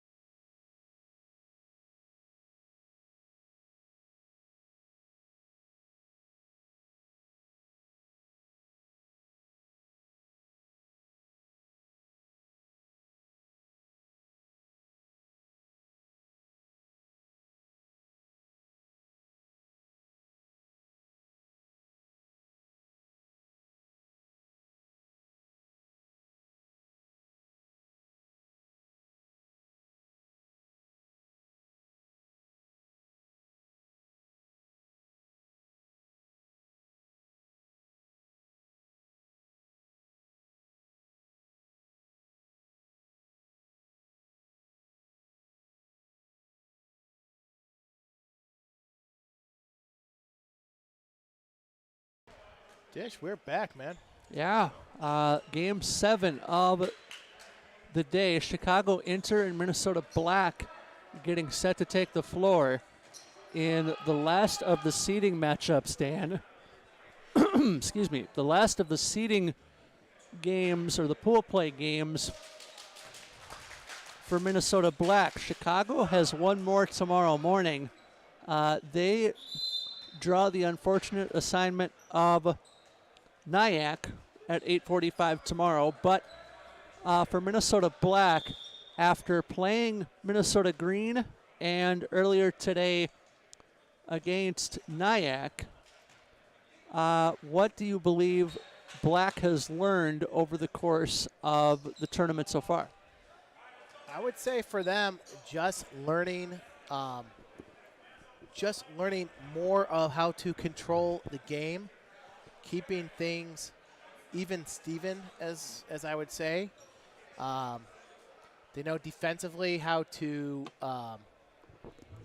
keep the game in control and how to force turnovers. And it'll be interesting to see how this will be against a Chicago team. Obviously, a Chicago team that's practicing on a full-length court and on a quasi-daily basis. Just about, not. I would say weekly. I okay. recall Chicago. It's more weekly of a club. And you're also looking at a lot of individuals from Chicago who have grown up playing the game. With him, before coming to the United States overall. So it'll be an interesting group. I also see just Minnesota Black just developing better. Mm-hmm. And I think that's really key, especially for the Minnesota club as they go into other tournaments, having that depth. Depth is very key with all of the handball tournaments you're going to. You're trying to develop your bench. You're trying to develop more of an understanding of the game overall. That's where we're going to see growth. So, and I see Josh has returned. I think we have everything rocking and rolling somehow. We appear to have things in order. So Josh is going to go hang out and get ready for his next game, which will appear Minnesota Green versus NYAC, a game I'm really looking forward to seeing. Agreed. I think that's a game that's going to be I think that's your phone, Josh. And we are underway with the first half, Chicago Inter and Minnesota Black. Sportsmanship before we of course really get underway. Andy Anderson quarterbacking the attack for Minnesota Black to start. And it will be interesting also for Chicago when in 3 weeks when you're at the Chicago tournament, Chicago might have 2 teams going. Nice shot there by number 9 for Minnesota just to start things off. That is Sam Erickson. 9 in the black for Minnesota Black. And I won't be at the Chicago tournament myself. I start my winter commentary job with a local private high school who should be tuning in. They were touted in the build-up to this weekend. But I will be broadcasting hockey in about a month or so with Southwest Christian High School in Chaska. Again, second year in a row for that. So, gentlemen down in the Southwest Metro, if you are listening or wherever you may be, thank you. Doing you guys proud. Fantastic. There's an open wing. Great shot there. Chicago Inter's Archer Welgus scores that goal to put Chicago Inter up 1-0. And actually, we are going to swap right here. That's a good swap. Chicago has been designated as the home team for this game, even though Minnesota is the host. Yep, and that's the way it. A coin flip decided that with the tournament, as well as the pre meetings. And Chicago Inter goes up 2. And a quick opening in the first 2 minutes of play is the goal scored by Canosa, who was the player of the game when he was up here earlier. Number 7 for Chicago. We got Florin in there. And he also reffed 2 games earlier, so he's very well warmed up. I would say he's one of the old guard for Chicago. And quick shot. Minnesota Black on the board. Now Chicago Inter comes ahead as a quick shot. Ebert scores the goal there, 3-1 Chicago Inter. And that does not surprise me. Chicago's they'll like to start to run and then they'll work on stuff. Mm-hmm. And once a lead or the game is pretty much moving in direction that's going. It's where the chips are falling. Mm-hmm. We're not there yet. Not by any means. No. 3 minutes is a small sample size in any stretch of the imagination. Especially when you're playing on this length of a court. Yep. You're talking further, longer than a basketball court here. It's not as quick as it seems. sometimes. Chicago Inter up past the midcourt line. Dropped off by Asurzik. 99 in the light jersey. Asurzik with it, and he gave it off to Canosa. Was fun to talk to Ulysses earlier. Yes. I will also say this, what Chicago is doing right now, they're going to do 2 times around before going into their offense. That's usually typically how some teams will practice and play just to keep the game moving. Ball off the wing. Quick shot and a quick goal. 4-1 our score. Chicago Inter doing like Mark Knopf, Dire Straits, and skating away with the early lead. One thing earlier I saw with the Chicago team compared to a lot of the other teams is they're utilizing their wings more. They're going to get their wings involved, and that's something that you're just seeing naturally as they're coming. And that's organic, or was that forced upon them? Or there's two ways. Learned organically, I suppose, is the. You can say they learned organically, but you can't say forced upon. And okay. It's a European. Chicago's very known as a European immigration hub. My grandparents from Russia immigrated there many years ago, but I'm not gonna. And it's just the history of Chicago club has always been people have played from overseas and coming into playing. It's you do find Americans joining them just to learn more about the game over time. And that's a direction that they're going. But they always want to give everybody involved. Right there coming off the wing. Great shot and a great chance by Welgus. Goes by the wayside as it was blocked. How does Black answer that?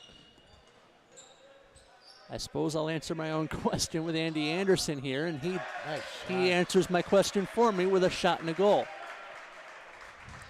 Nice shot. That's what we're choosing to see. That's what we want to see. From Minnesota Black. We want to see opening up the lane, very much just a straight drive in. Chicago Inter looking to answer 2-goal lead, 19 1/4 remaining in the first half of play, early minutes of the 7th game of our day. 7th game of our day as a quick shot goes in for Chicago Inter, 5-2 our score. That's out of the left back, number 99, right there for Chicago. 99 would be a Surik. Surik, very, very impressive with this very nice goal right there. Great bounce goal. And when we mentioned that earlier, Minnesota Black, last game, a lot of high shots right there. Two low ones.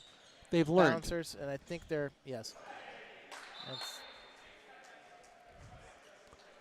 6-3 is the team's trading goals. 18:30 to go as a restart is legal for Minnesota Black. First year that Minnesota has brought 2 teams to this event. They had one singular team last year. And we don't like to think back to last year, at least up here. No, but that was a Minnesota team regrouping. Yes. Regrouping, reorganizing. They did make the Open Division I play. That's terrific for this group. Just considering all the circumstances. So Ebert directing the attack as he fakes a drive, goes down to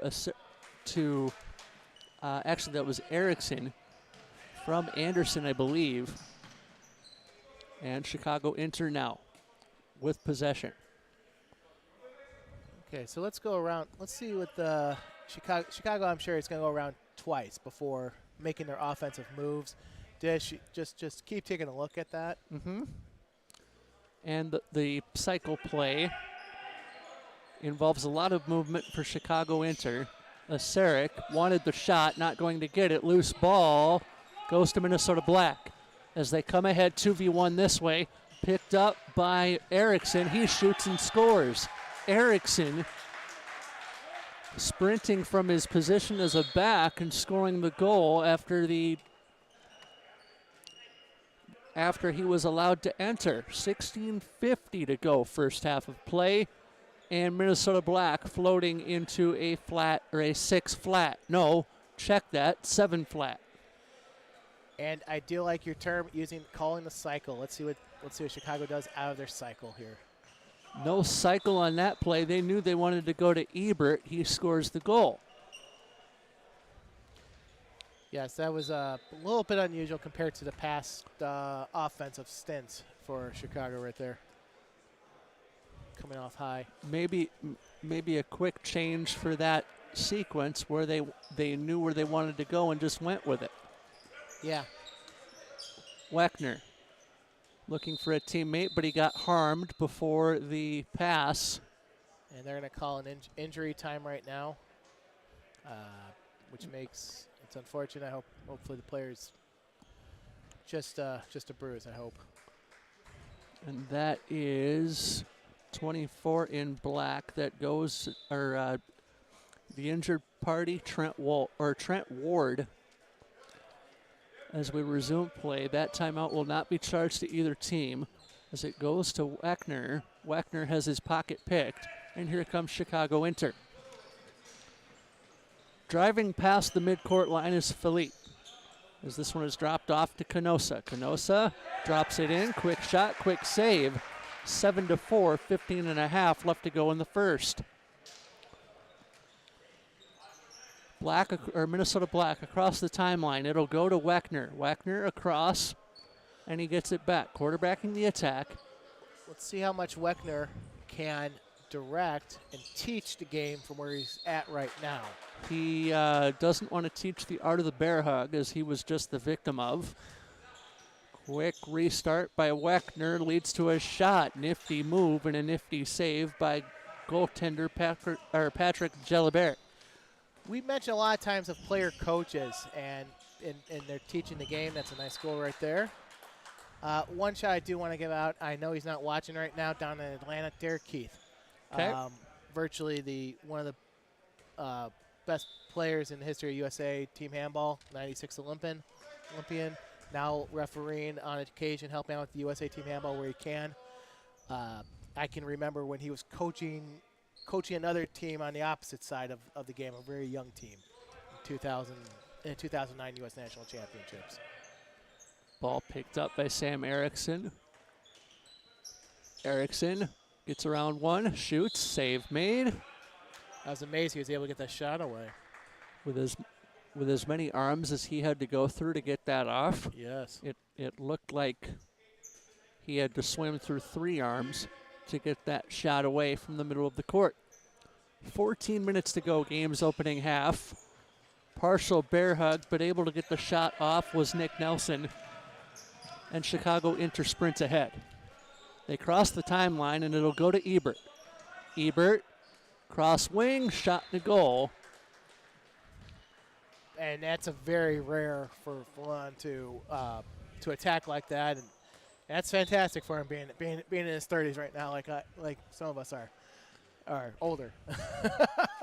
You're talking to a guy in his mid-30s. Thank you very much. Okay, well, I just 9-4 our score as the building updates, and now it's 10-4. Excuse me. As Minnesota Black having trouble hanging with Chicago Inter in this exchange. About halfway through the game's opening half, so a quarter of the way through the game. Very nice awareness by the keeper for Chicago. Just see the open player moving.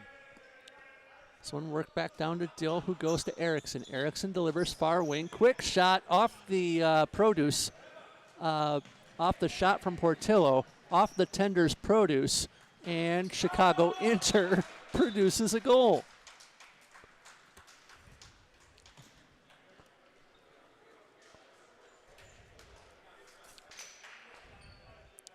Twelve and a half minutes to go in the first half of play.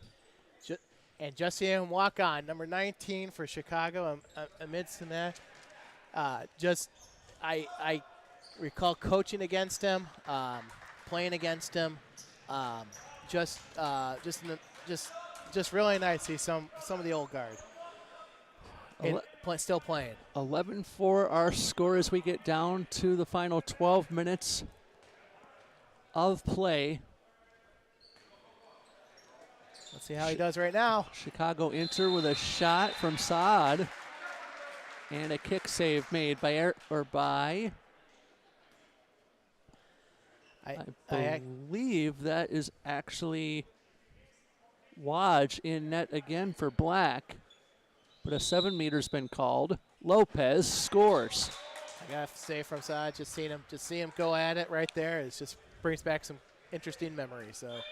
And you played the game originally, did you not? I did. I did play for Minnesota Team Handball as a keeper. Timeout called here by Black. 11:18 to go in proceedings. But we'll hang here as as Chicago Inter really exerting their will against Minnesota Black here in the early going. Do you have any thoughts to that? Yes, they are definitely doing their Chicago is definitely willing for their game plan. But I also want to see them work through the cycle more. This is a time for them to work through the cycle, show their passing game, get their basics done. Playing against another team that's not in their practice gym at Northeastern Illinois University. And the cycle, I feel like, is benefiting Chicago Inter in terms of time of possession, and I know that's not an official stat that we're tracking per se. But if your possessions are more than one and dones, as we've seen throughout the first 2 days of the tournament so far, you're going to have success, because although no shot is a bad shot per se, the more shots you take, the more chance they have of connecting. Correct. And even though there is like a passive play, kind of like a shot clock violation in basketball. That's entirely discretionary. It's entirely discretionary, but it can be more to your advantage if you want to play a slower pace. Great shot by Chicago Inter to go up 13-4. And once again, that shot proves the wing play, proves going through that cycle. You're trying to create options. Yep. And the more options you create, the more opportunities you're going to have for the score itself. And Chicago Inter closing down the angle. I believe the foul will go on. It'll go on number 41 for Chicago, but we're going to start again real fast. And they tried to go with a quick throw. That was number 6. That's Anderson. That's what I want to say, Anderson. But same time, Chicago is just prepared for that. They're very, a lot of these guys do have very much game experience. Chicago Inter advances and prances beyond the midcourt line into their offense. Ball dropped off and got to Saad. That shot goes by the wayside, and Minnesota Black allowed to regather. Under 10 minutes to go in the first half of play. Quick shot, save made. Ball out of play, but Chicago Inter will control. And one thing you will see with Saad, that he does throw like an upper fastball. He won't go sidearm that much. Like right there, that's a great goal by Saad. He comes over the top. It's very rare you'll see a taller player shoot from a side shot, or maybe they'll shoot a sidearm shot, a low shot, a hip shot, I should call it. Ward Haribi of Winnipeg is most known for it from back and behind. He could whip it in there at a good 40, 50 miles an hour unexpectedly. So great shot there on Black's possession, but the save made by Jalibert, who is Chicago Inter's listed goaltender for this game. And Chicago Inter answers the bell. That is Molina. I wouldn't have gone with this maybe earlier in the day, but Pablo sort of reminds me of Funky Cold Molina. Wow. Takes you back, doesn't it? Does take me back. Gosh, am I listening to 104.1 again on the radio? That reference has got to be about my age, if not just a little younger than me. Okay. Saad with this. Yes. Okay, so let's see what happens here with Chicago setting up their cycle. I think that's a great way of calling it. Chicago Inter, far wing, quick shot, quick goal, 16-4 Chicago Inter. Although this is more of a building block for Minnesota Black to learn from, with 7:52, 51, and 50 to go in the first half. Black brings this across the timeline, and it goes to Anderson, who is quarterbacking the attack. Anderson drops that off. He is not the quarterback on the attack, as Dill was there, but Anderson transitions. Anderson drops it off. Anderson dropped it to Trent Ward. It goes to Dill. Dill waiting for a teammate. Got a reinforcement. The shot saved. And Chicago Inter on the fast break. Home run pass. And the shot floats in. 7 1/4 remaining in the first half of play. 17-4 Chicago Inter. What are you learning down 13 if you're Minnesota Black? Right now, you're learning how to run close to the cycle, the Chicago cycle. I guess you can call it that for USA Team Handball. It's not specific enough. I mean, if you see New York play, New York club, not NYAC, you're going to see cycles pretty much happening. And I think when you're learning the game, that's what you need to learn the cycles, and then creating those options on offense. And the cycling between players helps you do just that. As a shot for Chicago Inter goes in, 18-4. Yes. And when you get into these situations, you just gotta make sure you still keep playing defense. You just say, okay, let's get 2 plays solid. Let's get 3 plays solid. You just want to keep getting more and more plays solid. Black enters. Andy Anderson with a shot that goes by the wayside. No, Dierig looked to take it. Dierig shoots off the iron. And Chicago Inter will take the ricochet off the bounce. Dish, how many shots off the iron have you think we've seen today? Got to be in the teens. I was going to go maybe 15 to 20. That sounds about right. That's about an average tournament you would see. Probably a lot more in the 30s, 40s by the end of the tournament. But by this point, yeah. 15 to 20 through almost 2 days of the event, yeah. Right. It's very amazing to me. And then you get into, obviously if you want to compare it to soccer, you maybe would see 1 or 2 shots off the goalpost. So. And in soccer, those shots and hockey, those shots off iron don't count towards the overall total because they're not considered shots on goal. There's a stop or a halt to play here. Black with possession and the time ticking past the 5-minute mark left in the period. And back underway we go. Minnesota Black with possession on the far side of the court. This goes to Anderson, who gets it to Dill. Dill up high and up and over everything. Chicago Inter will answer with possession as they cross the timeline. One thing I'm hoping to see again from Minnesota Black is a lot more shots going low. They were successful early. Right now they're back into their routine of shooting high, and hopefully they'll go back low again. So it's like I feel like that's like loose ball, quick shot, and a kick save. Nice save. I feel like Minnesota Black is getting burned on the getting their hand burned on the stove by going back to where they were, knowing that hasn't worked. And that's correct. Yes.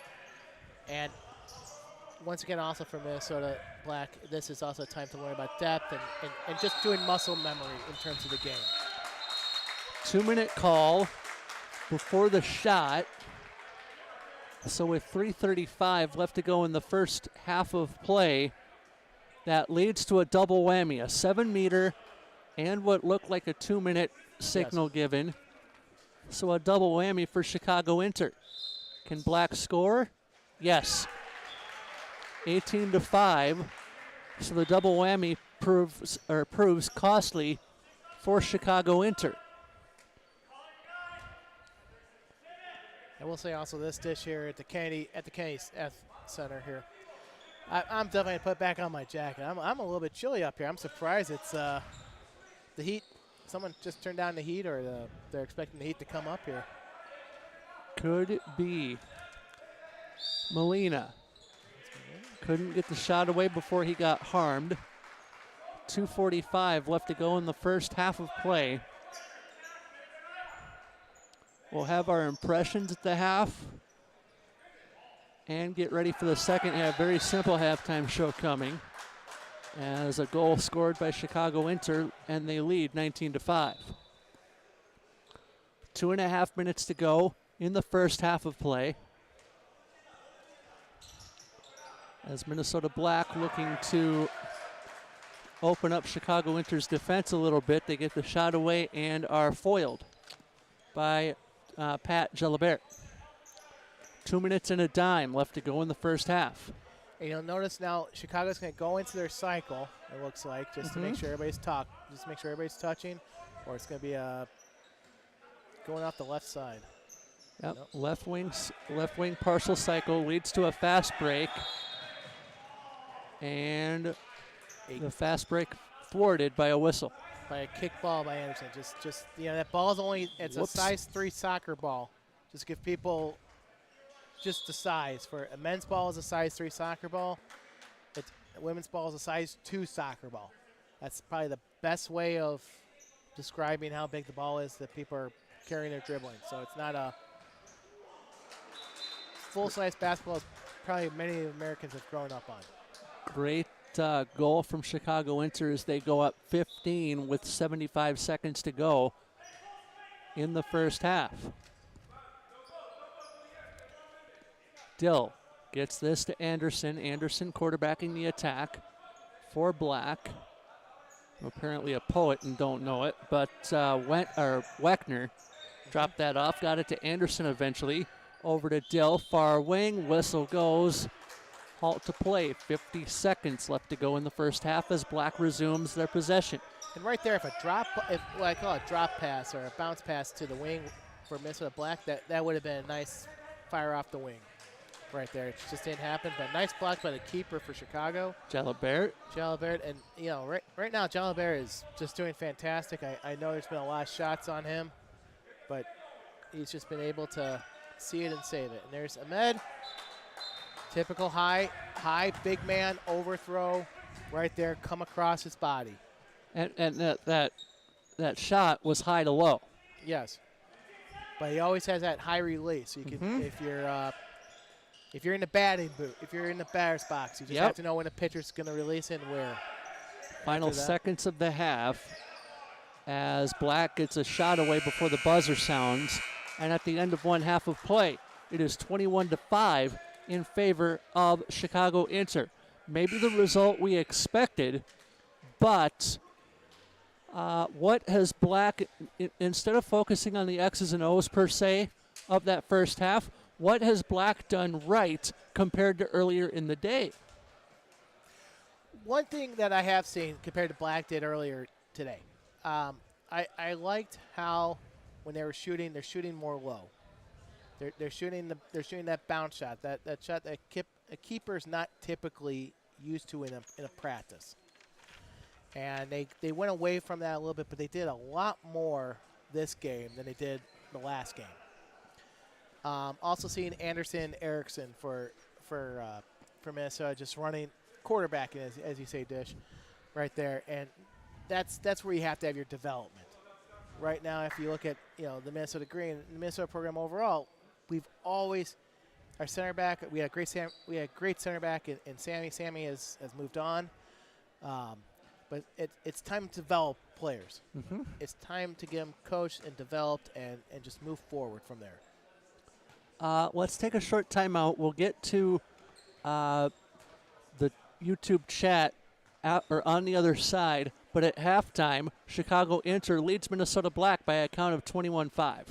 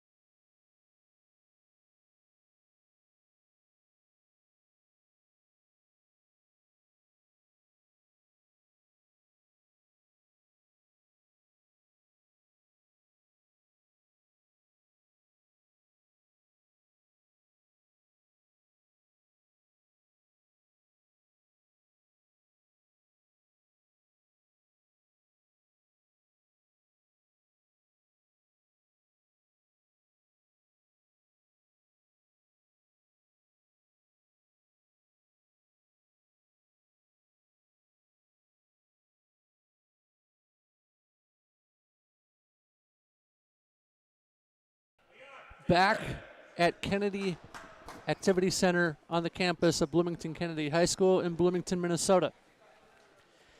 Yes, we are. Dish and Dan up high as the second half about to start in the second to last game of the day, which features Minnesota Black and Chicago Inter, who are out to a plus 16 goal lead through 25 minutes.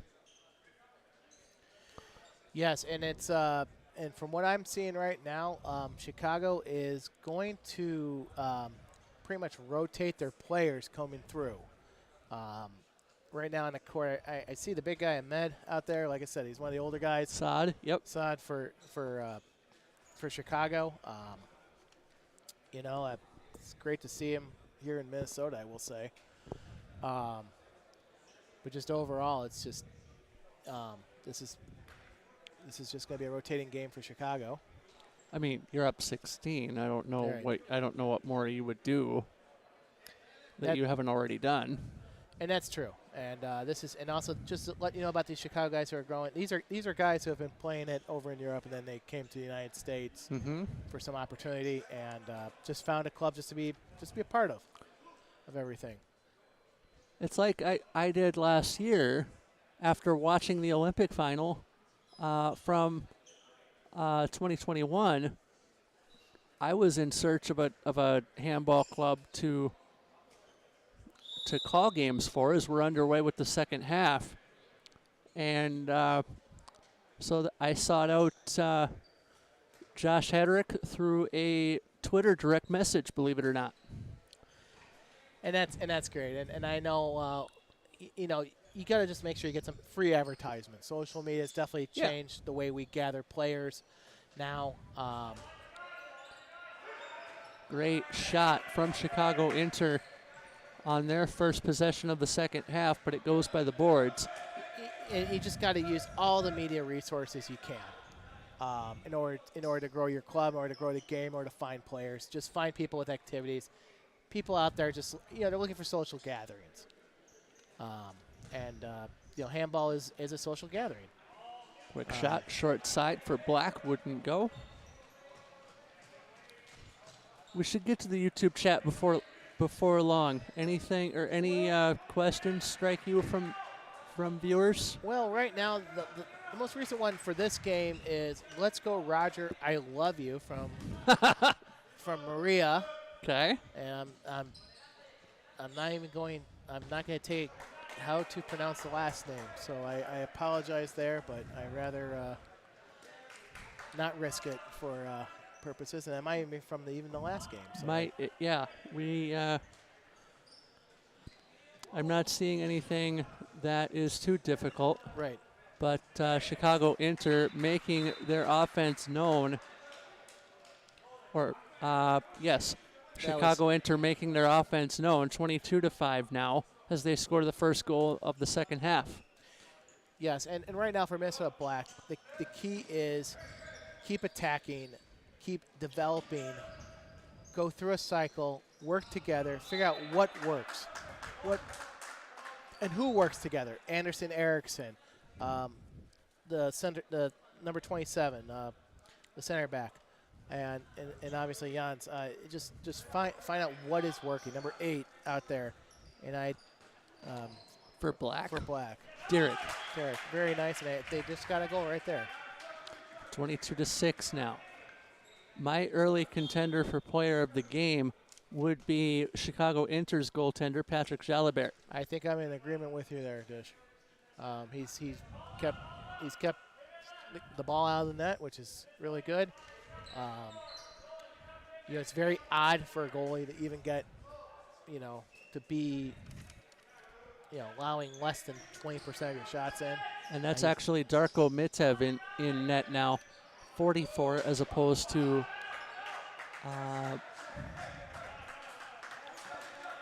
16 who started, or to 12 Jalabert who started the game at net. And my guess is with Chicago, they're probably going to keep Jalabert probably out, save him for NYAC tomorrow more, and give more experience to Mitev. Darko. Great kick save, Darko Mitev. But it's going to be, now he's got to prove himself with a 7-meter right now. Oof.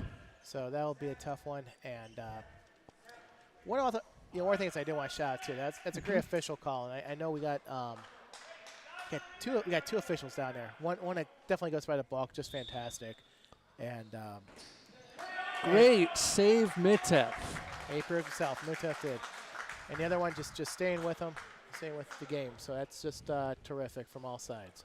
21-10 left in the second half of the second to last game on day 2 here at the Minnesota Fall Classic in Bloomington, Minnesota. Chicago Inter attacking offensively. They are going back into the infamous cycle. Quick shot from the top of the arc. Save made, and the rebound comes to Minnesota Black, and they throw it away. Now we're at this point of the game where if both teams need to just stay technically sound, not get so much into sloppy play, not get into a fast-paced game, work on stuff that you cannot work on practice when maybe you have less players. Now is the time to just say, okay, we're going to develop our cycle this way in offense. So we're talking about practice. We're talking about practice. This is a great opportunity to use this as practice. Bear hug, halts play, clock moves. And that's great defense right there. That is very good defense in terms of what to work on right now. And it's controlling Chicago Inter's offense as best they can. That shot goes wide. And Black with possession, 16 goals in it.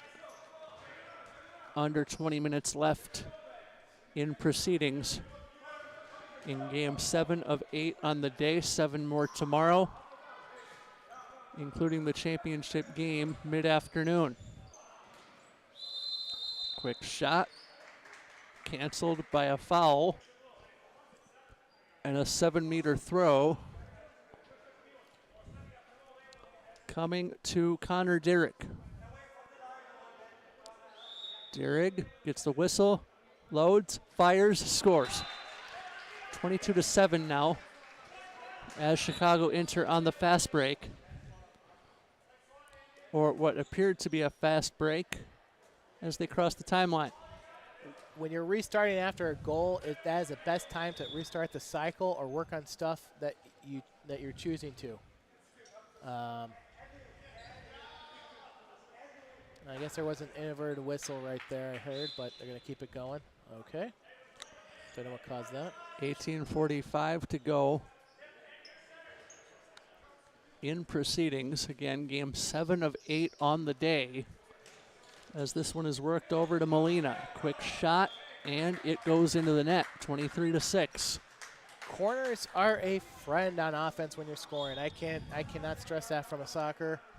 Being the father of a soccer forward, I stress to that player, you aim for the corner, you don't aim dead center. I can't even imagine what it is in hockey, Dish, for you. Well, same thing or close to it? Definitely close to it. And the cycle play is best seen on a man advantage in hockey, where you have the ability to cycle around at the top of the attacking zone. Bodies fly near the midcourt circle. Passive play has been called. Minnesota has approximately 10 seconds to get a shot off soon. And they do. Save made by Inter's goaltender, Darko Mitev. By the way, Funky Cold Medina, 1989. Just for the record. I knew it was when I was in junior high. So nice goal there coming off the left back. 23-6, 17:02 left to go in the second half. So that is almost 33 years for Tone Lock. Yes, Tone Loke. Tone Loke. Tone Loke, yes. I love the 80s. I think he's part of the cast for that. I would agree. Whistle, halting play, clock rolls. 16:38 to go in a game whose result not in doubt, but a quick shot leads to a quick goal for Black. 24-8 now. I have been impressed of just how both teams are just they want to work on items right now. They want to work on stuff they can't work on with less than 10 players at practice. They're trying to work on it right now as they're playing high. You can see Lopez is playing very high near the timeline right now, so it'll be interesting to see what they're going to do through this cycle right here. This ball worked over and down low to the far wing. And there's a wheel around. That was perfect. Great shot and a great goal. 25-8 now, 15:55 to go. Who was it? That was number 31 for Chicago. He started off on the wing, came across the wheel after he passed, and then just kept sneaking down into the cross lane. I don't have a 31 listed on the roster that I caught. Quick shot and a save made. Ball out of play. Mitev will go and grab it. 15.5 minutes to go.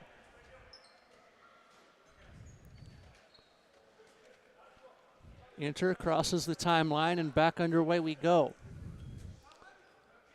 Molina drops it over. Go to the right. Let's see if they do it again. Let's see how they're starting off their cycle. Let's see if they're going to wheel left's coming in. That slows the game down as a quick shot. Save. That save goes away because of body contact before the shot. And that should be a 2 minutes. I would hope so. I think so, but I don't know if the shoulder was a drop on the. No, they're going to award 7. They're going to award a 7 meter, and nope, that is a 2 minutes for. So it's a double whammy. Double whammy. I like that term. Double whammy. Saad to take the shot for Inter. He had it saved. And the post and iron is a goalie's best friend. Yep. Been there numerous times. Yes. And that's what took place there. So he. So for the next 2 minutes, Minnesota's a man down. Let's see what takes place. And Chicago Inter can score at will, as opposed to, let's say, a hockey power play that ends on a goal. Right. Black with possession. This goes to Trent Ward. Ward drops it back. And now Ty Dill with control. Dill gets around one, has to have a little help. Bad pass there. Went low and paid for it. Paid for it, yes. And Inter with a goal on the answer, 26-8. 14:05 left to go in the second half of play. And that was shorthanded as well, so that's pretty impressive they were able to do a fast break like that. Oh, no, not shorthanded. I'm sorry. Minnesota's one player down. Minnesota would be one player down. I like the idea. Right.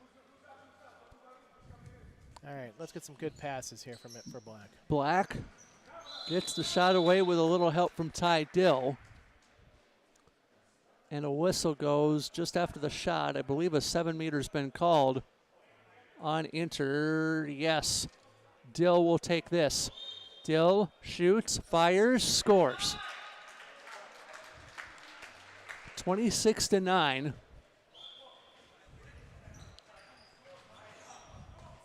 And that ball out of play. As we get down the stretch here, I am still leaning the way of the goaltender. I am as well. I'm still for. It would be Darko. Yes. Oh, Darko. Darko. And the first half one for Chicago was. Both of them. We can do both. I think both. I think both would be. Terrific. I would. But the goaltending has been stellar. 12:50 to go. Right. As a player down for Chicago Inter. Looked like his ankle got stepped on, or it's his or gain a cramp. One thing about this, you're running a full length of a court. Cramps are gonna happen just because you're in practice. You're more doing a half court size. You're trying to work on the offense more specific, more drill related. But just getting up and down on a full-size team handball court is just it's a challenge. Especially when you're playing multiple games in a day. Yes, and just remember, it's 140 feet by 70 feet. That's how I remember 40 by 20, always kept looking into facilities around Minnesota. So you had to make sure you always had the width is more important than the length, as we always said. And that's why I always remember the feet. 140 by 70 feet. 140 by 70. Kind of like, with ice hockey, you have, was it 200 by 80 is an NHL one, and then 200 by 85 is NHL, 200 by 100 is international. Right. So but the international game has drifted towards the smaller game. I guess I don't know what they're doing over in Europe, per se. So you see a mix of that. Quick shot and a goal. Shot off the wing. There's where you mentioned that wing play. It's, like I said, Chicago's one of the teams that utilizes their wings a lot. Mm-hmm. And possibly in the next game, we're going to see some wing play as well. I would certainly think so, with Green set to take on NYAC. Especially NYAC, given the history of their wings. That will be, especially in Buffalo. Yeah. Well, sort of. Sort of, but you have to remember, the game is more locally New York City based. Yeah. So that's why there's two New York teams, or two New York clubs per se. Or Minnesota Black with possession. Dierig quarterbacking the attack. Goes down to Erickson. Erickson dropped it off. Far wing, quick shot off iron. And the iron very kind for Chicago Inter as they look to advance. I'm a little bit surprised right now. Chicago is not teams both back at full strength, but Chicago's not going to try the keeper move now, per se. Shot and shot in the harm. I believe a 2-minute has been called there against Black. So a double whammy. Yes. For Chicago Inter to take advantage of.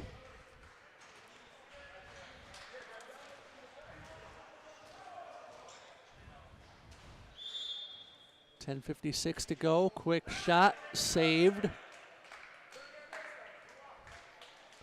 And it's 27-9 as we get down nearly to the stretch. 10 minutes and 43, 2-1 left to go in the 7th of 8 games on the day.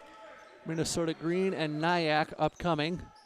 And it will be interesting from here to see what Black is going to be working on now. This is where you want to develop and get the muscle memory. Nice. Great shot. Great shot there by Eric. That was Erickson. I'm noticing with the blonde hair. Yes.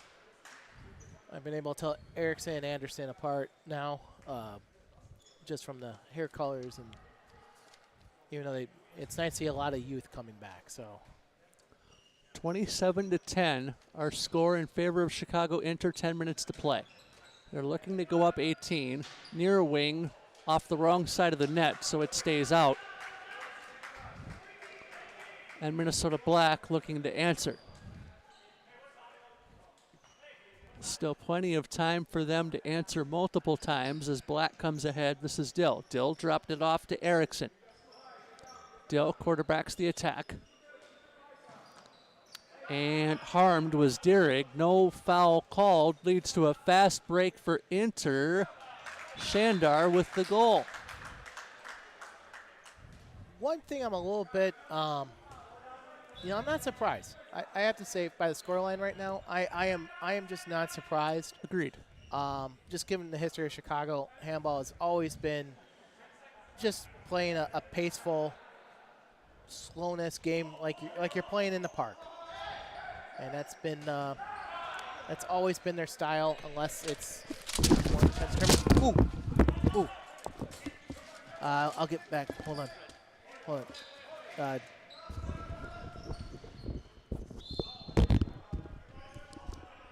I can still hear the mic dish. So, okay, you're good.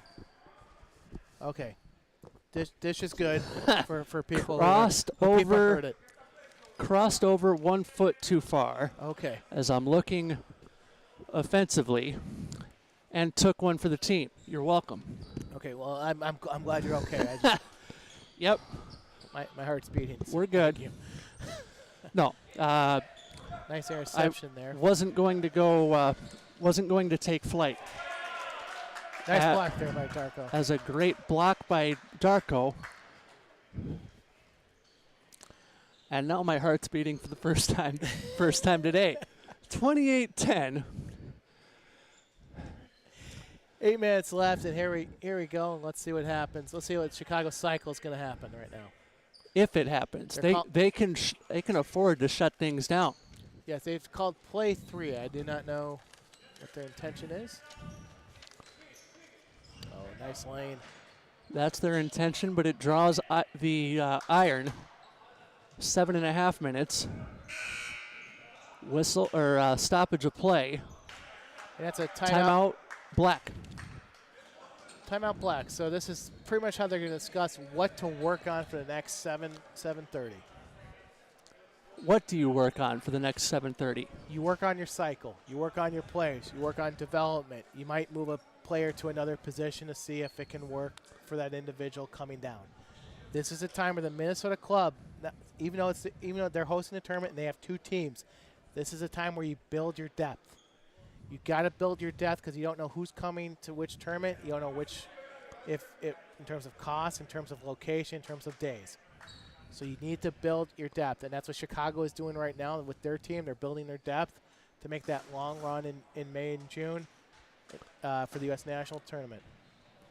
And Chicago Inter doesn't need to change a thing from the perspective of attack. Yes, from a perspective of attack, but this is also a time for them to work on development of players as well. I see we actually do have something in the chat right now. Javon Malovic, let's go Chicago. Now those I can pronounce growing up in the Chicagoland area. So it's part of our education. So how to pronounce those long last names. 7.5 minutes to go. And when you get into New York and New Jersey youth hockey, we've had that same thing occur as a shot bounces past the cage as we tick down to the 7-minute mark. And if I can recall, earlier announcer part of our team was Jeffrey, or was it Josh? It was Josh Willinga, Joey. Joey, okay. Joey's down there, and nice goal right there by Minnesota. And Joey, the founding father of Detroit handball. 28-11, 6.5 minutes to play, second half of play. And we'll let Joey know who to ask to bring up here around the 5-minute mark. We'll just shout something down. All right.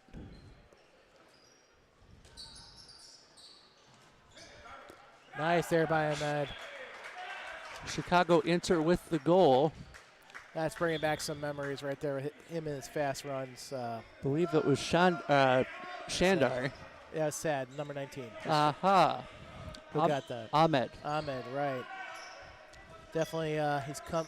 I wouldn't call it a comeback, but he's definitely staying in shape. Definitely has his arm in great shape. I think it's just great to see everything. And they got the ball. Okay, here we go. Chicago Inter crosses the timeline and into the front court for their offense to restart. Loose ball picked up by Minnesota Black, excuse me. And they come across the timeline with Erickson. Now back over, quick shot. Delivered by Dill for a goal, 28-12. And that was one of the rare mistakes by Darko. Darko went away from the ball, went away from the individual over to the left side. Instead of, in the past, I've seen him more attacking it, the individual on the goal. So for the shot. So 16 goals up. Our Chicago Inter down to the 5-minute and 5-second mark of the game.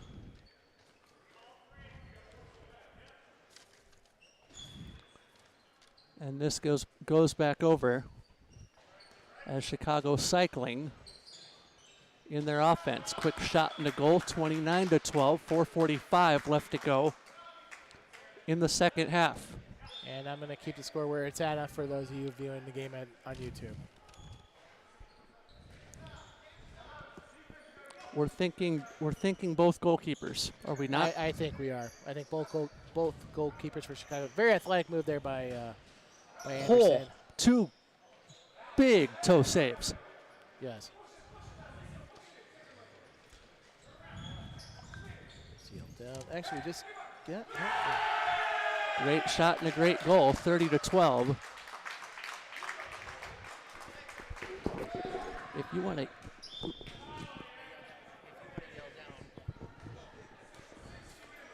Four minutes left to play, second half of play.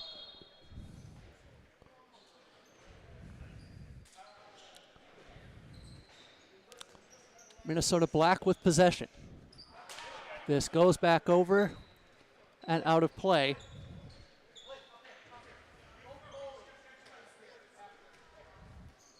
Three and a half minutes.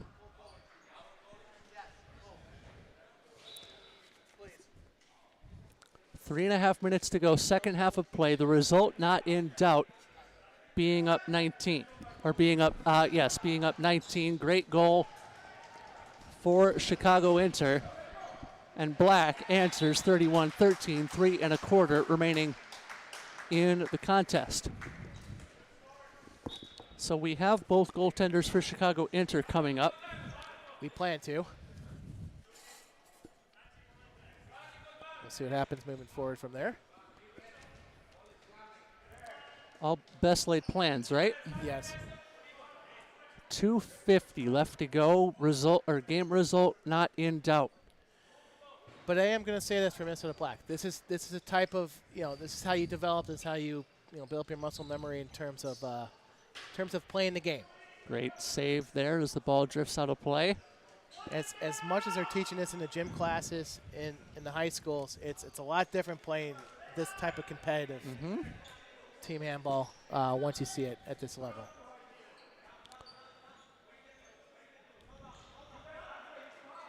Here we go. 2 minutes and a quarter remaining as Black handles the possession. Dill tried to get a shot off. Nice shot and there. The save made. Once again, that's a low shot. I mentioned that earlier. High to low? Low. High release point, low shot? That's right. Okay. There we go. 2 minute warning in Bloomington, game 7 of 8.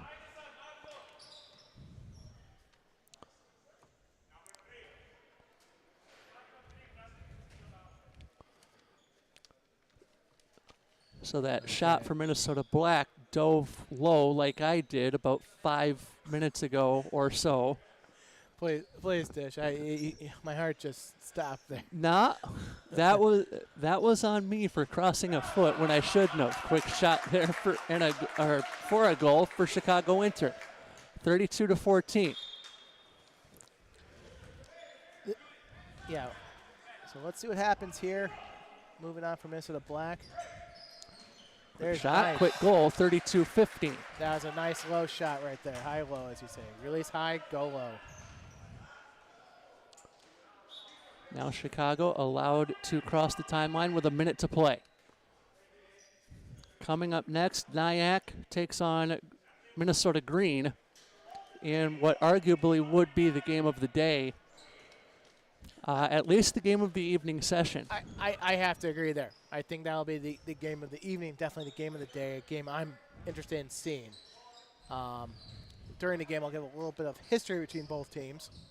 Because that is when Minnesota would play NYAC, it's always an honor to be with them on the court. So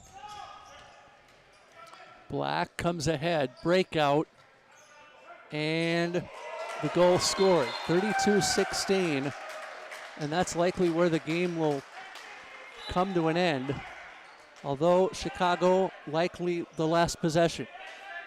10 seconds to go. Lopez goes to his near wing. Lopez delivers to the top of the arc.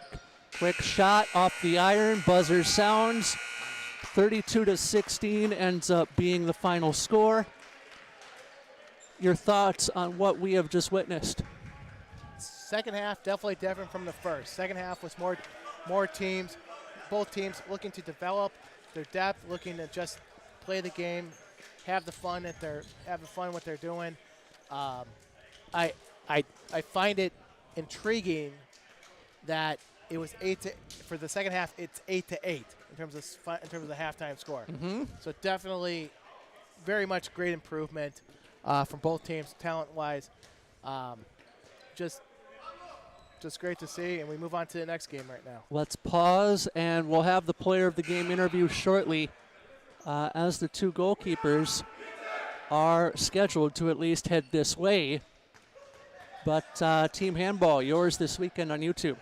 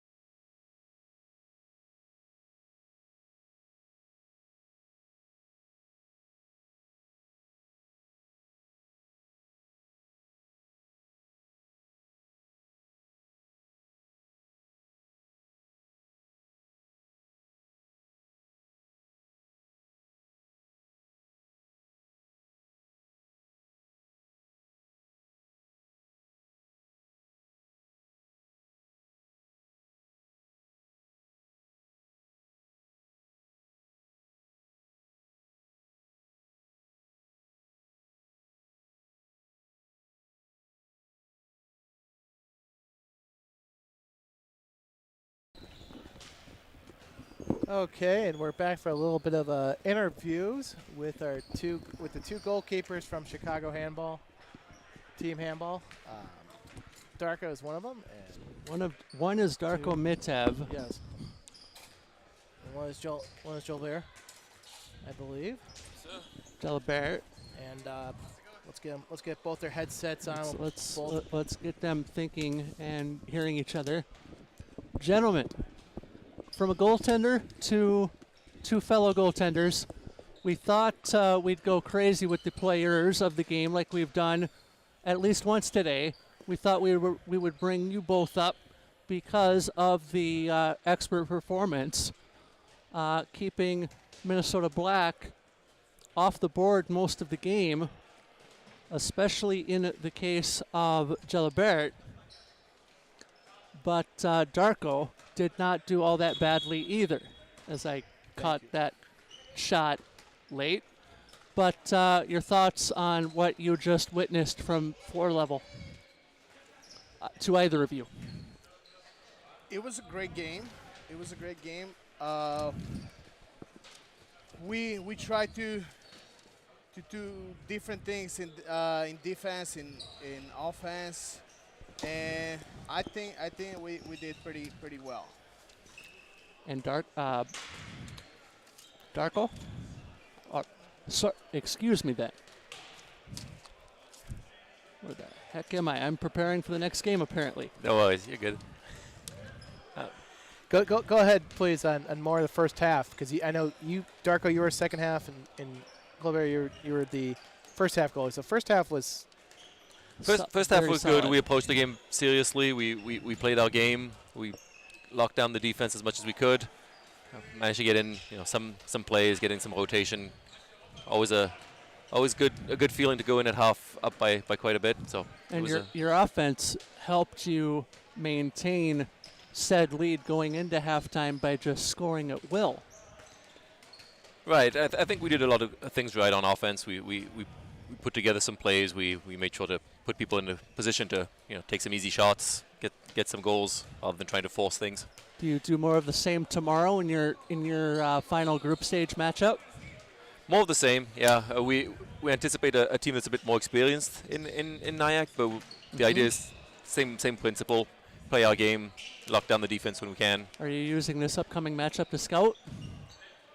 Somewhat, yeah. We used the previous one as well. Dan, I'll let you.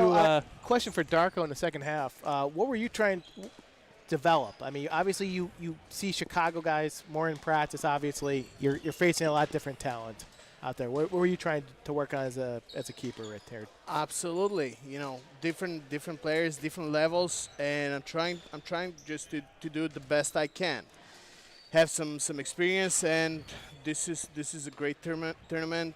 It gets you meet some new people, some new experienced players, and yeah, always on the court trying to do the best. Does the preparation here help you for the tournament that Chicago Inter is hosting over Halloween weekend? Absolutely, it does. Absolutely. This is not my first tournament, and it's such a great experience. Well, phenomenal having you gentlemen up here, from one goaltender to two others. Again, phenomenal having you up here. We'll get you off headset and have you guys get ready for tomorrow. So we will see you tomorrow morning. Absolutely. Looking forward to it. Thank you. Chicago Inter wins 32-16 over Minnesota Black. We get set for the final game of our day as Minnesota Green takes on NYAC. And that comes your way in about 4 minutes' time.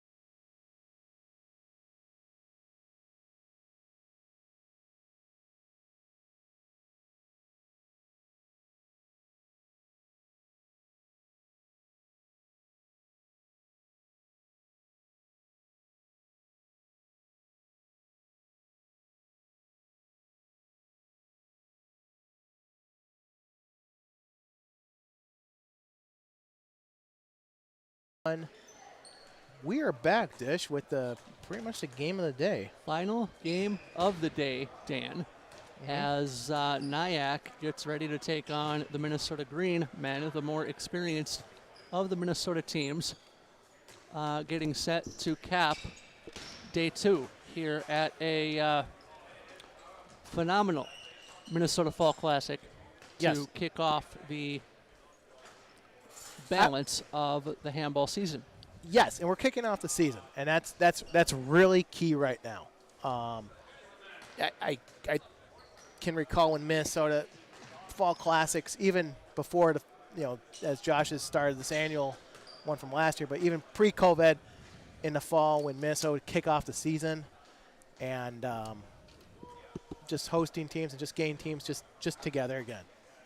And it's also because of gym costs. So gym costs go up in Minnesota, I think, in about 2 weeks. So I can tell you that from experience. I can say this facility for students of Kennedy High is $10 a month. Yes. And I can also tell you that Doug Langfeld with the City of Bloomington Park and Rec runs this facility very well in coordination with the Bloomington school here. So it's just fantastic. He does. And speaking of Bloomington City facilities, yours truly, for my regular winter job, will be back at the Bloomington Ice Garden in December calling hockey. So this is my first trip to Bloomington for a sporting event in in the span of about 2 months. Yeah, I can understand that, especially coming in from where you're coming in from. Yep. For me, from Plymouth, it's not that bad of a drive, and from I'm not all that far from you. Okay, Crystal, yes, not that bad of a drive either. So. No. What we're going to see right here. So what are we going to see? We are going to see a terrific game. I got a feeling it's going to be close. Game's going to be within 10 goals either way. You're looking at a lot of West Point alums, current Army lieutenants and captains with NYAC. I'm not gonna mention specifically just for safety. And actually, we have a message on the chat from Alyssa Hill. It says, "Go Devon, go Devon." Minnesota Green gets the first throw, and the game is underway. And it looks like they're going to try to set up something right here to keep moving. See where this one's going to go. Far side. This goes to Clausen, and back towards the top of the attack. And a quick shot leads to a quick goal. 24-25 to go in the first, and the game's first goal for Minnesota Green. And Minnesota will be our home team, just for acknowledgement. We have usually there's been scores table and some trying to figure out once the game begins, but here we go. Minnesota Green on the left in your score graphic, and the left on the scoreboard that you'll occasionally see on the video. Ali with the shot and got blocked right there. Out of play, it goes to NYAC, apparently. Because it got blocked by number 27 for Minnesota Green. That would be Goran Vasic. Goran Vasic. It'll be interesting to see how he does against the NYAC pivot. So we also got another shout out to Omar Ali, or Ali Omar of NYAC right there. And he was a player of the game in NYAC's earlier matchup, so you have heard his voice today at any given spot. Minnesota Green with possession, no goal, or as the foul was called before the shot was taken. Opening 2 minutes of our final game here on Pool Play Saturday at the Minnesota Fall Classic. Meisner with this, quarterbacking the attack.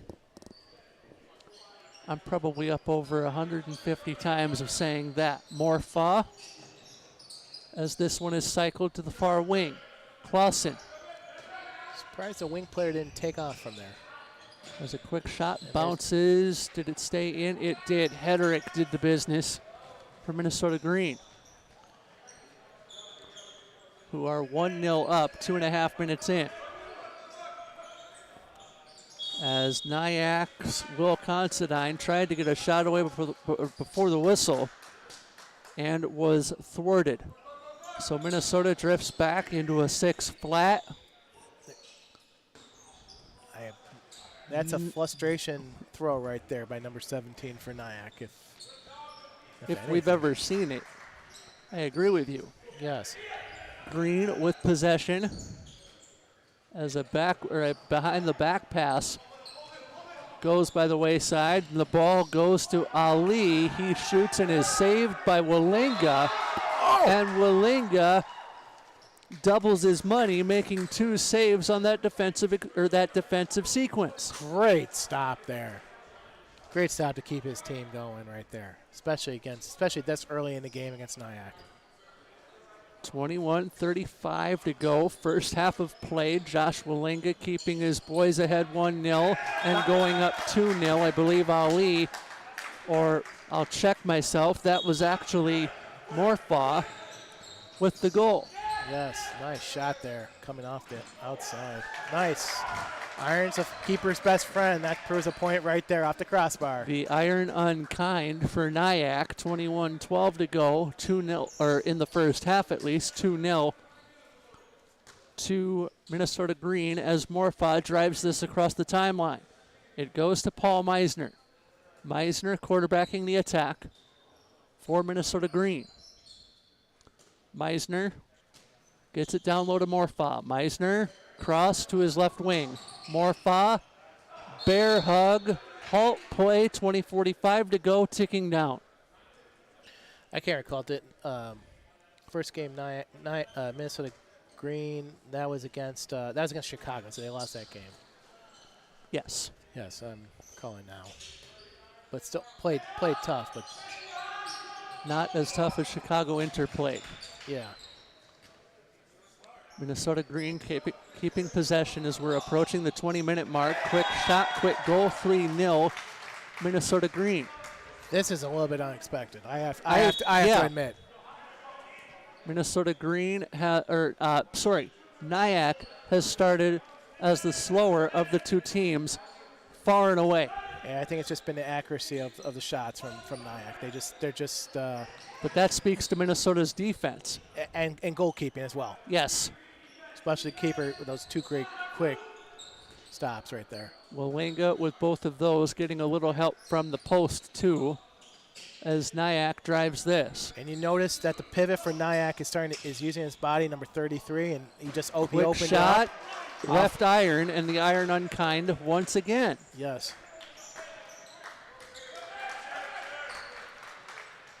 Morfaw drives this ahead with help from Hajalti Clausen. Left wing. Back towards the top. And Clausen with a shot. Save made. That'll count. And a yellow card has been issued to Devon, number 23 for NYAC. For a tug. Possession goes in favor of Green. Meisner with this, quarterbacking the attack as Morfaw restarted play. Meisner drops it to his left wing. As nice a quick shot from Meisner goes in the net. Meisner in the air when he let it go. Between the hip, the post, and the arm. That was a great shot. Perfect placement, yes.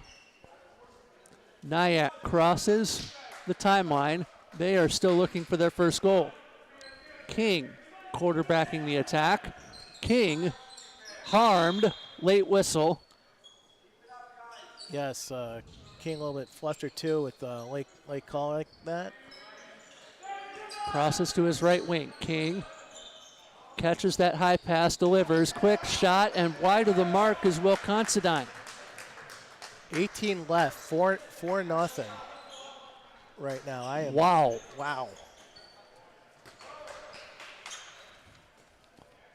Morfaw crosses the timeline with Meisner. Meisner, the quarterback of the attack. And I'm probably up over 200 times of saying that over the course of 2 days. It's perfect. That's the best example to use. Morfaw got it off. Bouncer fouled after the shot as he took a headshot. And Morfaw, just to let you know, is a very athletic individual who likes to attack on his own once he gets the ball. He is the Shaquille O'Neal of handball, but Morfaw can shoot free throws better than Shaq could when he played in the NBA. True, and even 7-meter shots. I've seen him do 7-meter shots. Right there, that was was King going out for a defensive just to challenge, see what would happen. 17 minutes and a nickel remaining in the first half. Everyone in the building on their feet that needs to be as Minnesota Green races back. 4-0 our score to Green. As NYAC pushes the pace. It'll go to Ali, whistled before the shot. And that's one thing I noticed with NYAC, with Ali. He likes to attack on his own. Not so much of opening from the standpoint. King shoots one up high. And the accuracy of NYAC probably, as a kick save made their ball out of play, the accuracy of NYAC being tested, seeing as they just played, 2 hours ago? Just about, yeah. That seems right. Morfa and Meisner controlling. As Meisner gets this back, Morfa to Meisner. As the cycle play for Green goes to work. Loose ball. Spin move. Defensive stop there, but we'll see if the passive is going to go up soon. I'm a little bit surprised it hasn't gone up sooner. Morfa, bear hug, got the partial shot away, and now I would imagine it goes. Approaching the 15-minute mark. Wow. This is a little bit unexpected. 15 and a half to play. Nice Quick low shot right there. And a kick save made by NYAC's keeper. And there goes Ali down the middle to the open. Minnesota Green, and the shutout is over. And actually, I'm surprised they didn't give 2 minutes for walking in the crease.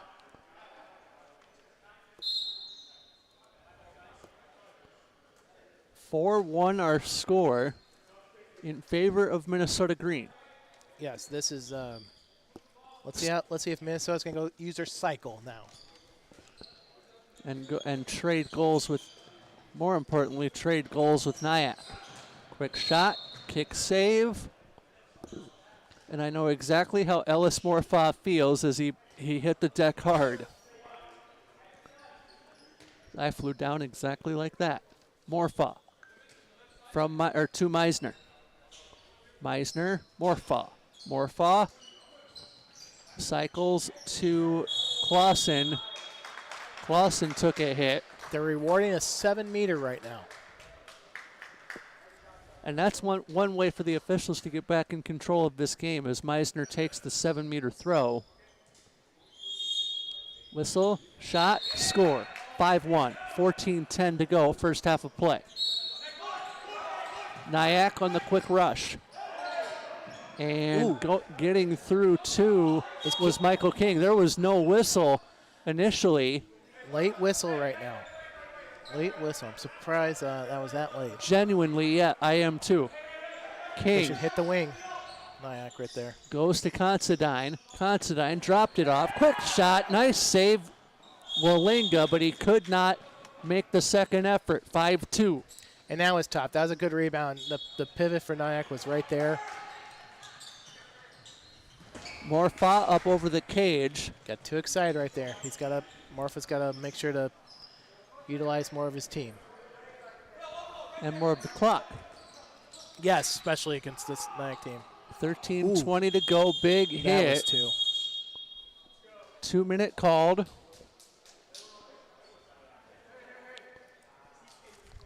And Goran Vasic pleading his case with 13:16 to go in the first half. You aren't going to win that war with the official. And here is here's the West Pointer on a wide shot right there.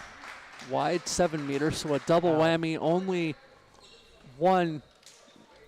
a single whammy as it turned out.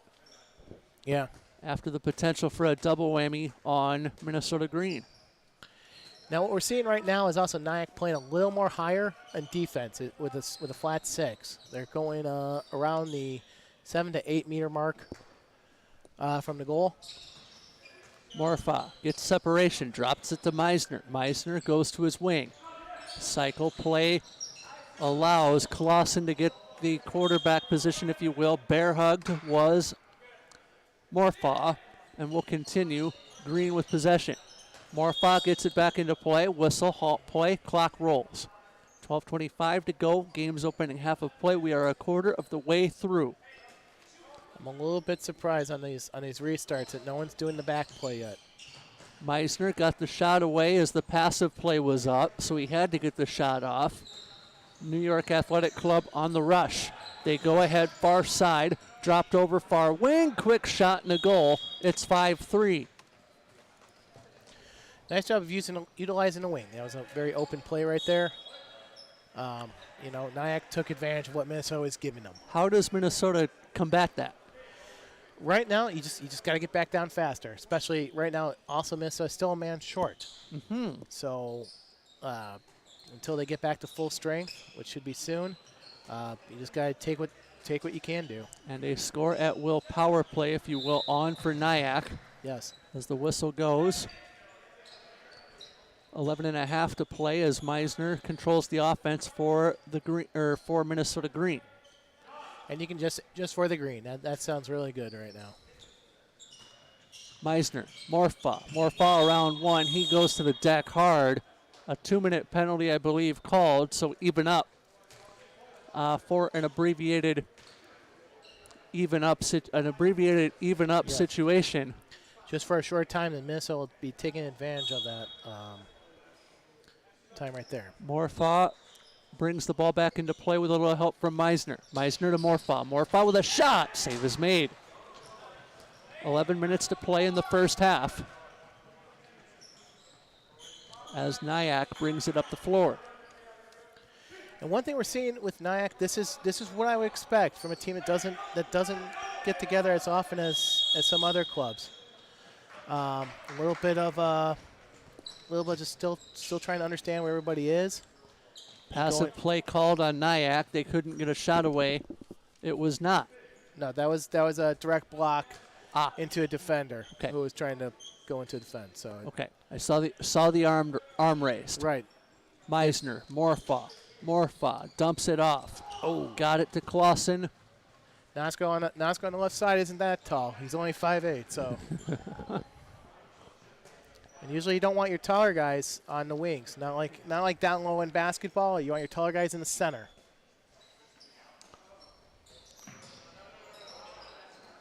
Broken play there for NYAC. Leads to a shot that goes wide. Whistle goes. I believe a possession awarded to NYAC as this one goes to King. King tried to get around one. His pass for Windish does not lead to a shot opportunity. 9:45 to go in the first half. Intercepted right there by Ali. Oh, intercepted back again by Minnesota. And they play Pong in between the two or the blue stripes. That's pretty much how to describe it, yes. Oh! Atari would appreciate that as the shot from Green goes by the wayside. 9:25 to go in the first. One thing on both sides right now, shot accuracy is becoming a factor. Very paramount, yes. They got to be getting it in closer for sure shots, or they're just being too patient to shoot. Let's see what happens. NYAC with possession as this is King. King dropped it over to Ali. King got it back, dropped it to Ali one more time. Ali goes to his right wing, quick shot, save Wallinga, and the rebound swallowed by him. And right now, also, both teams are back at full strength. So all the penalty minutes have gone away. And Meisner got that shot away, but it bounces wide and got weaker as it approached the net. 8:40 to go, first half of play. And the steal for Green leads to a Meisner breakout with a trailer, unable to handle his substat. As this one is brought ahead by the men in red. Go ahead. Right now the ball is being played just below our camera angle, so that's why we couldn't really show that portion of it. So let's see what King does right here. King stutter steps, gets the pass away, and NYAC keeps possession. Ali swims around one. He is bear hugged by three Minnesota Green team members. Keeping possession alive for NYAC. Ali works this to King. King dropped it off, slap shot, goes no goal. No goal, waved off. in the crease. And Lisa Hill is sent out. Let's go NYAC. Thanks for tuning in on the chat. Nice quick shot, sidearm, and blocked by the keeper. Well, it's not the crease area. That would be the restricted area. The restricted area, I guess. Yes, you can. 7:25. It becomes the crease area, at least for one of us, in a couple weeks for you, huh? Just under a month, actually. Nice move there by Ali coming over the middle, and we have a stop and play. 2-minute called. So a 2-minute penalty leading Green to go short. Going off is Substad. And the restart with 7:10 to go in the first half. So Minnesota's down to 5 players at this time, and NYAC's with 6. So let's see if Minnesota's going to pull their goalie. No, they have not. Walinga still on. As this is Meisner with control. Pitch and catch with his wing. This goes to Peterson, who pitches to Meisner. Meisner, Peterson. Peterson looks his options. Quick shot and a save made, but will hang here. And the hand is up for passive play, so it's going to have to be a really quick shot for Minnesota right here. Meisner gets it off the restart. Shot at the top of the arc would not go.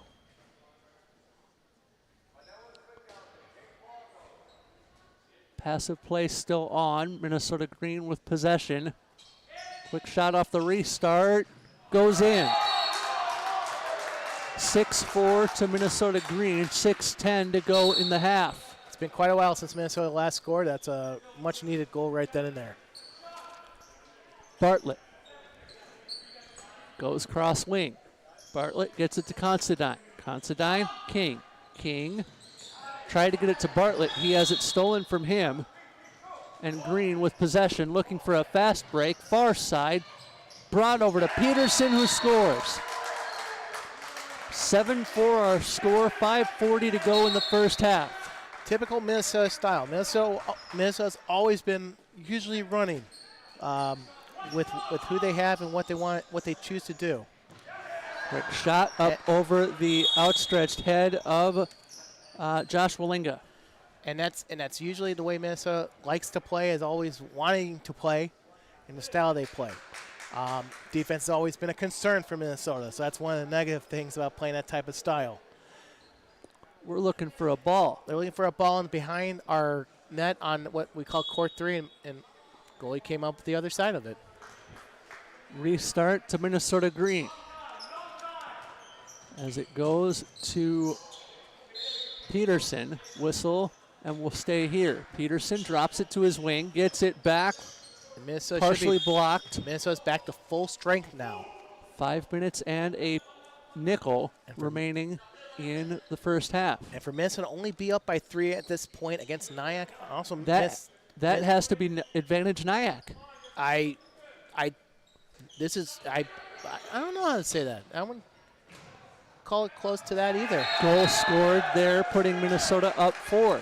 Plus, Minnesota is missing one of their players from the earlier from the red card. From the red card or blue card. I don't know which ones they decided on in terms of that committee. So if they were going to reduce it or not. So interesting. It was originally called a blue card. Yes. And you can rescind it to a red. A red cannot be rescinded to a yellow. That is correct. NYAC running up the floor. 8-5 our score. 4 1/4 remaining in the first half. Quick shot and a goal. Minnesota Green on the quick break.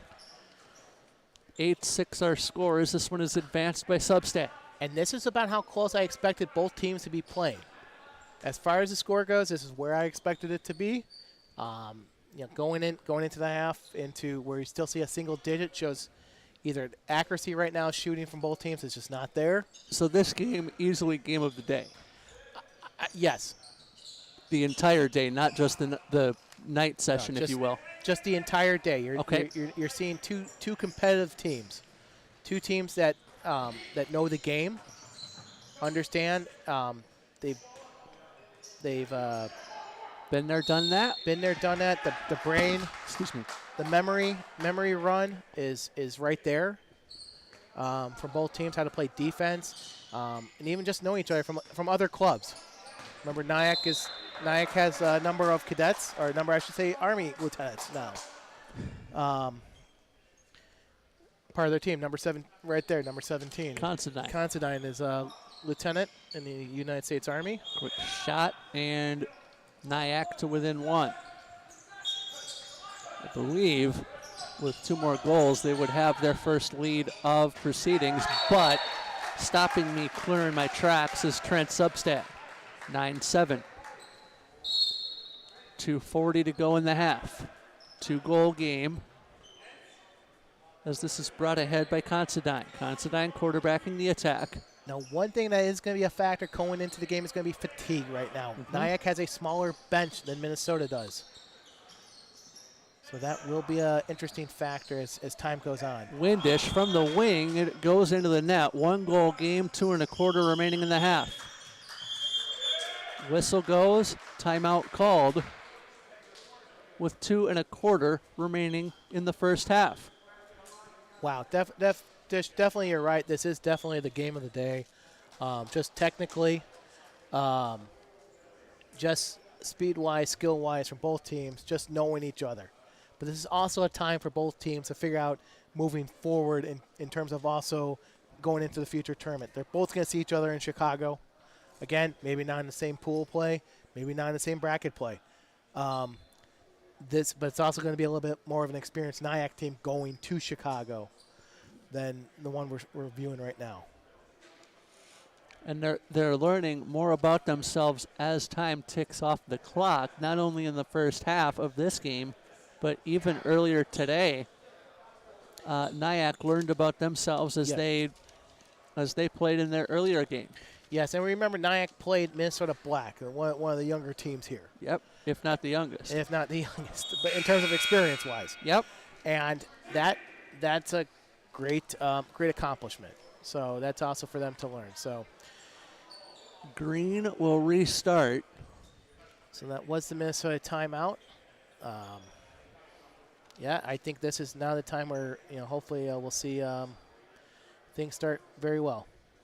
Back underway we go. 2:14 to go in the first half. Minnesota Green advances. 1-goal lead as they go into the front court, advancing the attack.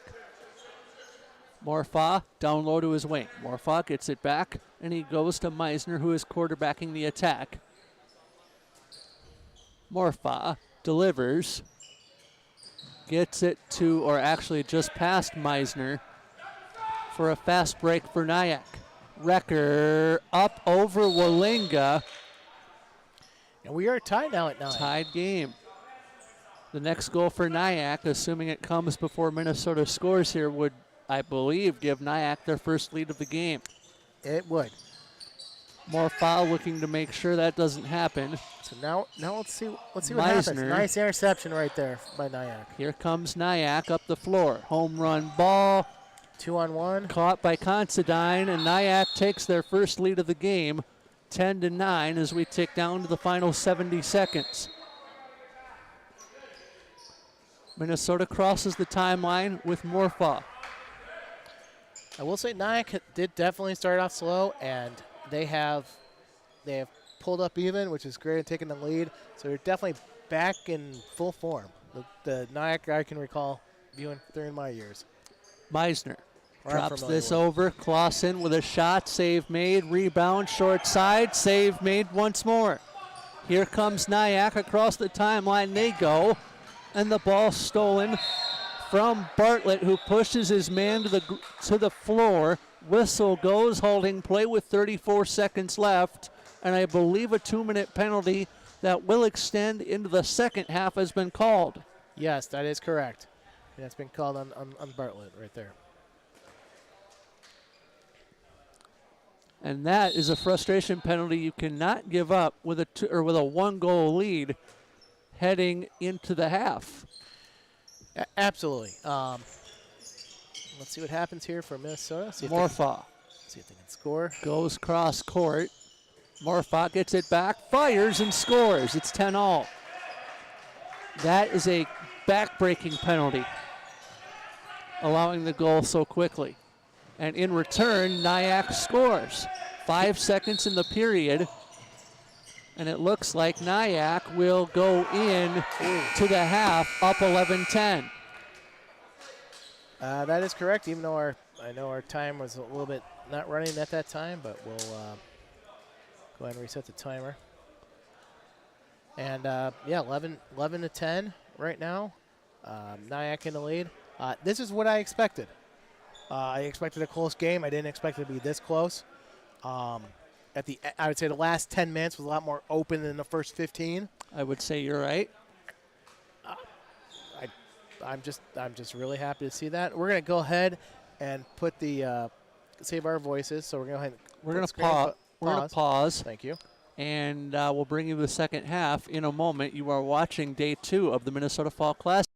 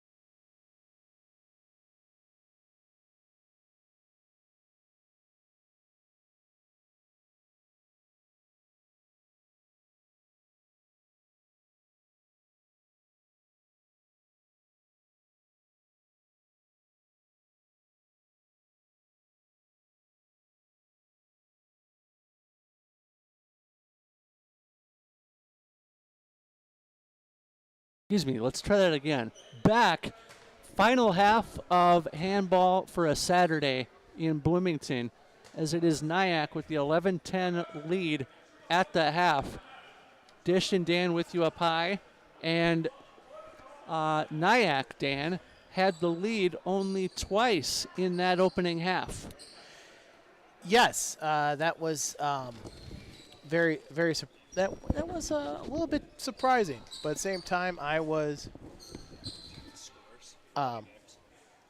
Yes, right here. I was a little bit surprised by that. Minnesota took the lead, kept it, held it. Yep, kept control of it. They were just fantastic for all of it. Can't beat it. And also, the Minnesota keeper just kept them in.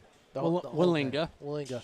And I don't know if Minnesota's going to switch out their. It looks like they're going to switch out their keeper right now to give them experience. Okay, so they go to Julian Renault. Okay.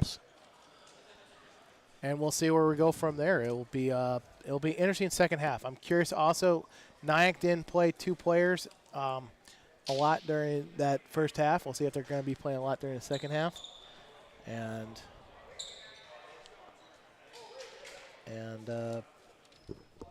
right now, we're about to restart. Here we go. NYAC, excuse me, NYAC restarts play underway, second half of play.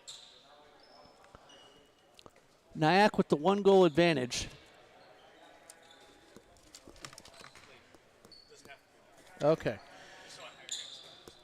Joy Detroit came up to us and just dropped off some messages, so that's why we're a little bit. Heard that. Yes. That's a good nickname for him. Michael King passes to Considine, who has the shot go in 12-10 in favor of NYAC. NYAC going left to right on your screen. Minnesota Green going right to left in the second half.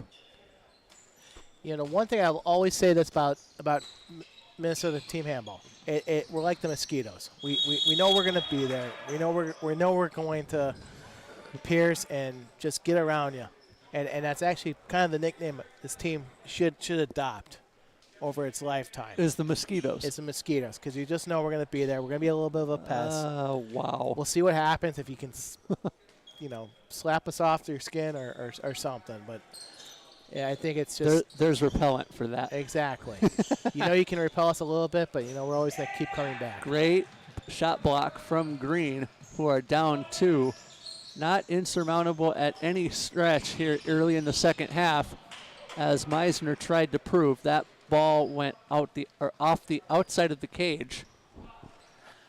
I am going to say it's about shooting right now for both teams.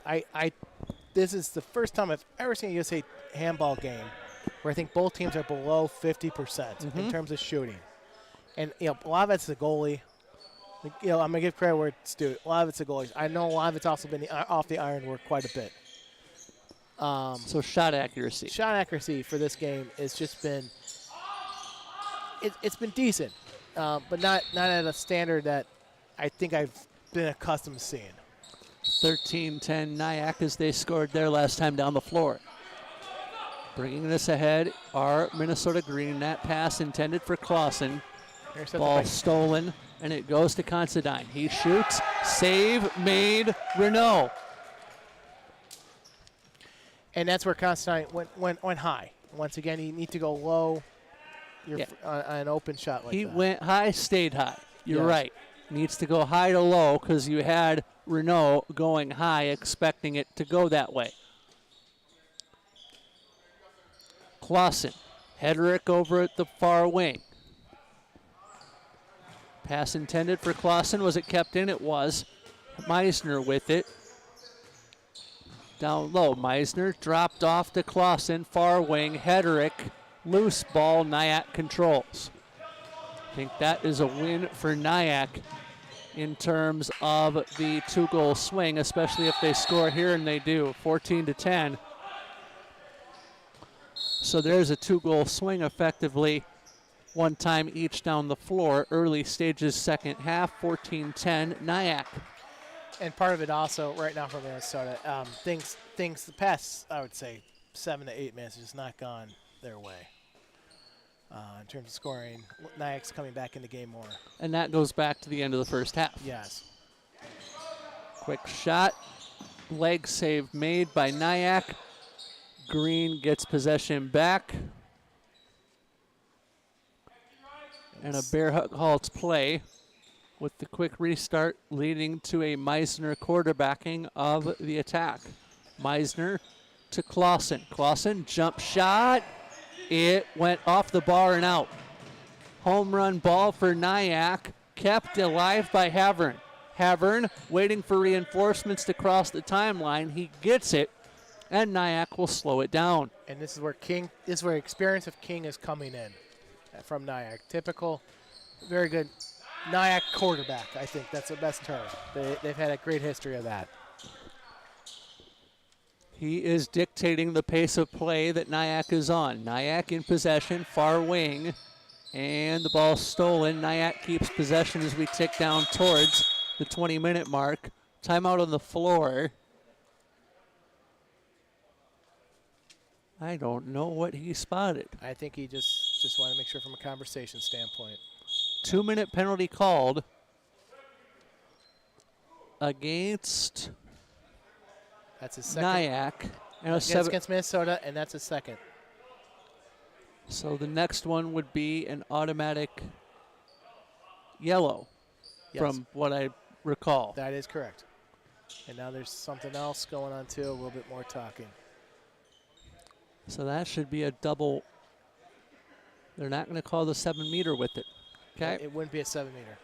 20 minutes and 15 seconds to play. Quick shot, save made Renault. Rebound to Hederick as Green keeps possession. And Hederick was not looking as his knee took the brunt of that pass. Green somehow keeps possession, and Josh's knee will have to thank every one of his teammates on the floor.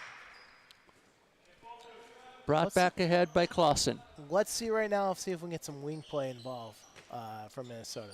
That'd be a little bit of a nice. Meisner with a shot off the pass by Clausen, and it's 14-11.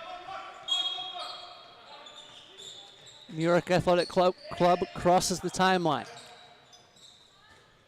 Ali got the shot away, and a save made, although that might have been thwarted by the whistle. It looks like something happened before the whistle, or something happened on before the shot. Before the shot, so late call. NYAC with possession. King gets around 2, he scores. 15-11. And that is right there what we call, just a wheel. It's just a wheel. You're just coming around. He started off high and just went off to the side. It's the way to go. Morfaw from Hederick. Morfaw, Meisner. Meisner, Morfaw. Morfaw. Call for travel. Traveling call. NYAC with the ball. As Considine delivers down low. Quick shot. Bartlett sends it on goal. 16-11. 18:35 to go. Second half of play. Now I have to admit, right here, Dish, this is what I expected. Now NYAC is really getting control of the game. They're up 7, not insurmountable by any stretch of the imagination, but the writing is starting to go on the wall. Quick shot, and Meisner makes me eat my words. 4-goal game as Meisner delivers a shot right post, and it's a 4-goal game. 16-12, 18 minutes to go.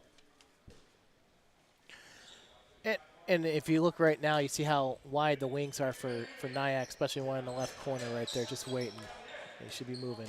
And we have a steal. Green looking to go ahead. That ball out of play. Quick restart for Meisner. Meisner gets around 2. His shot is wide. And NYAC will go on the ricochet. This goes to Michael King. King sends it ahead as Ali crosses the timeline. King didn't have to get back in any sort of hurry. Considine and King is actually choked.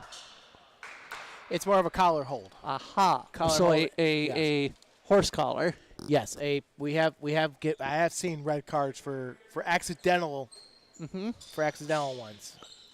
That looked nasty, and King makes Minnesota Green pay.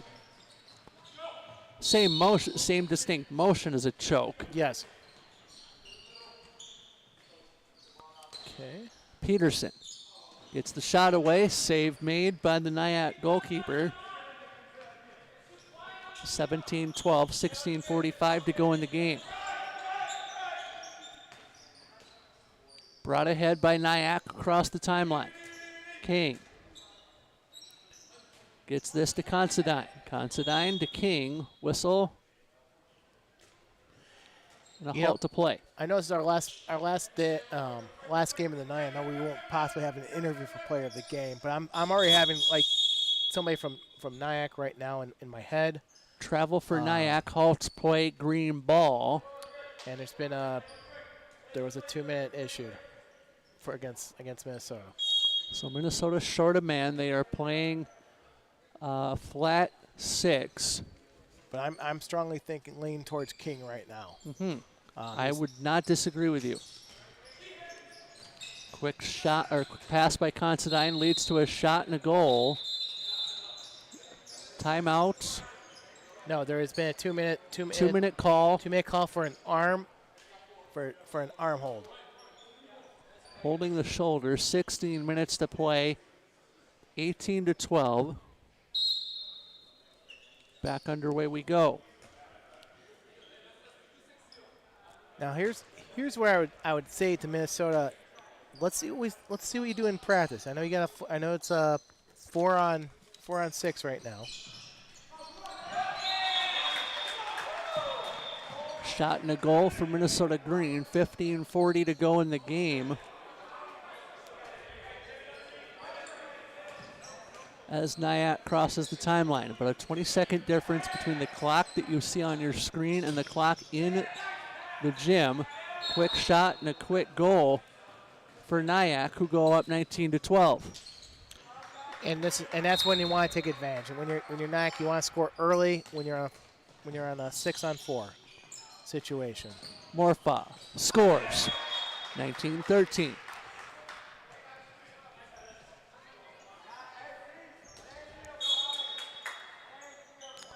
Okay. 15 minutes to go in the second half. Bear hug, halts play, clock rolls. And right now Minnesota is just trying to kill the clock until they get to full time, till full strength. Play. Full strength. Thank you. And it's 2013 right there. A nice shot by Ali right there. I would consider him number 2 for my player of the game, but I'd go King before I would Ali. Yes. And we had Ali earlier as well. Not to say I wouldn't, we wouldn't speak to him again. Right, but I think the way King has been playing, the way he's weird is he's led his team back into the game. Could have been ugly early. Yeah. Instead, now it's turning into a. And 7 goals is no boat race by any stretch of the imagination. Not with these two teams. No. Some teams, yes, but not with these two. Minnesota Green looking to work as they try to trim that lead. And now Minnesota's back at full strength. 13:50 to go in the contest. Substad got it far side. Marfa blocked. Substad picks it up, drops it off to his wing. Now Hederick far side. Kick save made. Rebound swallowed by the keeper for New York Athletic Club. 13.5 minutes to go in the second half. New York Athletic Club, short side shot from the wing goes in. 8-goal lead for New York Athletic Club. Once again, it's that wing play. Wing defensively for Minnesota. Meisner answers.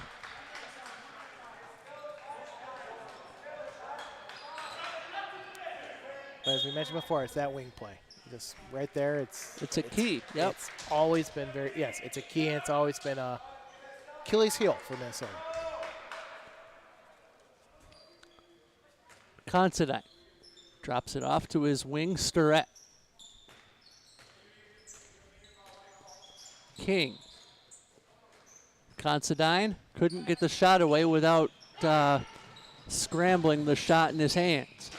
Quick shot on the ricochet. Did it go in? They're saying no. They're saying no.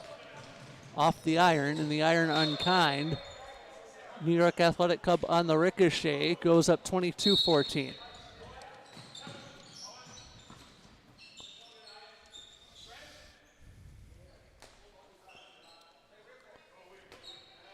You can definitely tell by NYAC right now on defense. They're holding their knees. They're trying to gasp for some air. That's just what happens when you have a bench.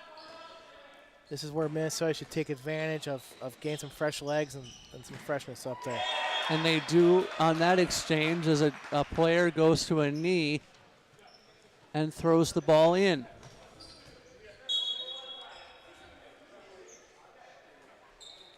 .45 left to go in the second half of play. 22-15, NYAC. And a quick shot patted away by Renault. 11.5 minutes to go in the contest. And this game could, at least in theory, end in a tie for standings purposes going into play tomorrow. Yes. No overtime today. Most definitely can, and it might come down to the last moments. I just don't know if time's going to be a bigger factor for Minnesota right now to get back in, or if how much NYAC is going to be accurate. That'll take defensive stops. Yes. Short side.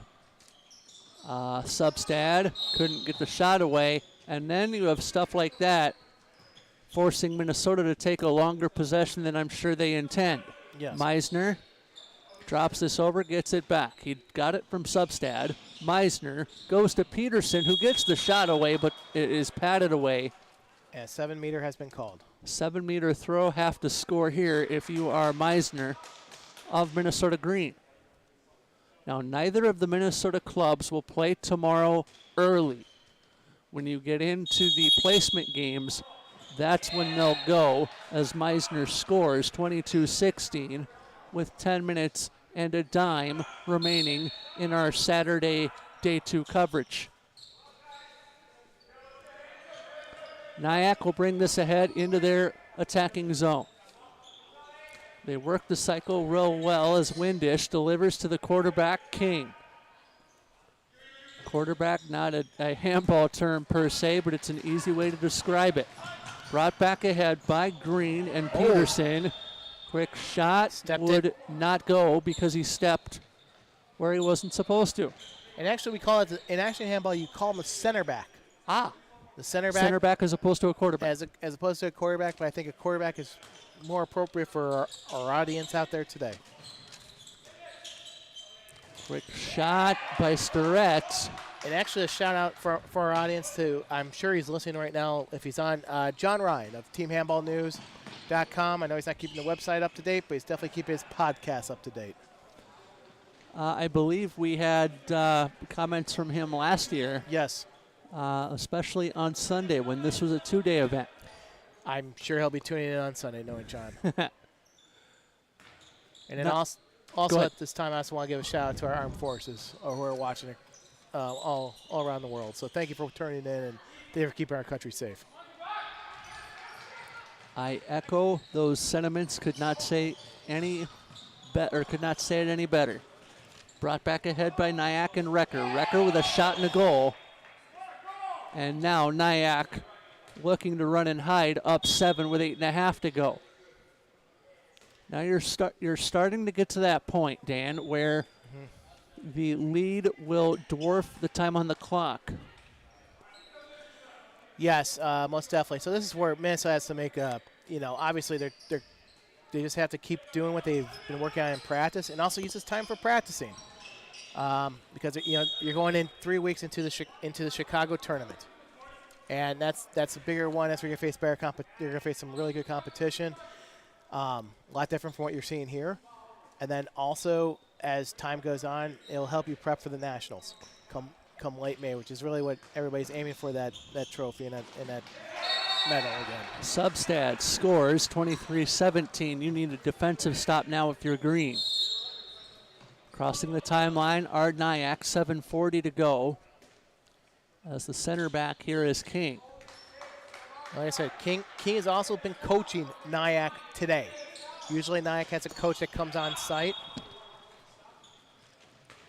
And NYAC scores to go up 24-17. If you're trading goals down the stretch here, that can only hurt you if you are Minnesota Green. Yes. As they were quick to get across the timeline, according to the referee. Morfa controls up the far wing, gets it to Meisner, who goes to Substad. Substad to Meisner. Meisner, the center back. Meisner, Substad. Substad to Meisner. Meisner, Substad. Substad tried a spin move, but he forgot the ball. And time will drift off the clock. And if you're NYAC, you want the clock to run. This is very key. You gotta make sure your legs are still good for even tomorrow's play. 6:37 to go. Quick shot from Ali goes by the wayside. 24-17 NYAC as Substad goes up the floor and loses it right on cue. Ali has a man trailing him. Quick shot, short side, save made, whistle goes. And it's a 2 minute. And we're going to let our clock run down to match the actual game clock right now. 6:20 left in the game. And a 7-meter has been called. King to take it. King, right-handed, off the iron, and the iron unkind as that ball goes out of play. Yeah, he's still my player of the game for just bringing his team back and for coaching his team at the same time. Darn right. With the limited resources that New York Athletic Club has in terms of a bench, yes. For here, yes. Financially, no. Oh, indeed. that point, well made. So let's see. Yep, there goes. Morfa with the shot that gets blocked. Fast break, home run, pass, quick shot, and a goal. 25-17 now. And I think Michael King should have enough time to get up here at the end of the game, most definitely. He's, I would say, most definitely our player of the game. Yes. Meisner, check that, Substad. Yes. Meisner, go ahead. And what we're seeing right now from Minnesota is they're going to be building depth right now, building experience, and trying to figure out each other. Morfa couldn't get lucky with the post the second time as Minnesota comes up empty. 5 minutes remaining, 25-17 our score. Now it's twice off the post. Sorry for the miss show here on YouTube, just to tell people. Off the wing again. Quick shot, quick goal, deflection off a deflection, 26-17. Minnesota crosses the timeline. 4:40 to go. Not insurmountable by any stretch of the imagination, but the way Minnesota has not been capitalizing on chances like that. Home run ball for NYAC, 3-on-1. Quick shot, quick goal, Considine. 10-goal game, and a timeout called by Minnesota. 4:25 left to go in the second half. Given the history of Minnesota with NYAC, just a little background. So Minnesota many years ago did defeat NYAC. But of the 10 times now that they have played, NYAC has won 9 and Minnesota has won 1. And for a very young club, I would say, yeah, not a super young club, Minnesota now, but back then it was quite a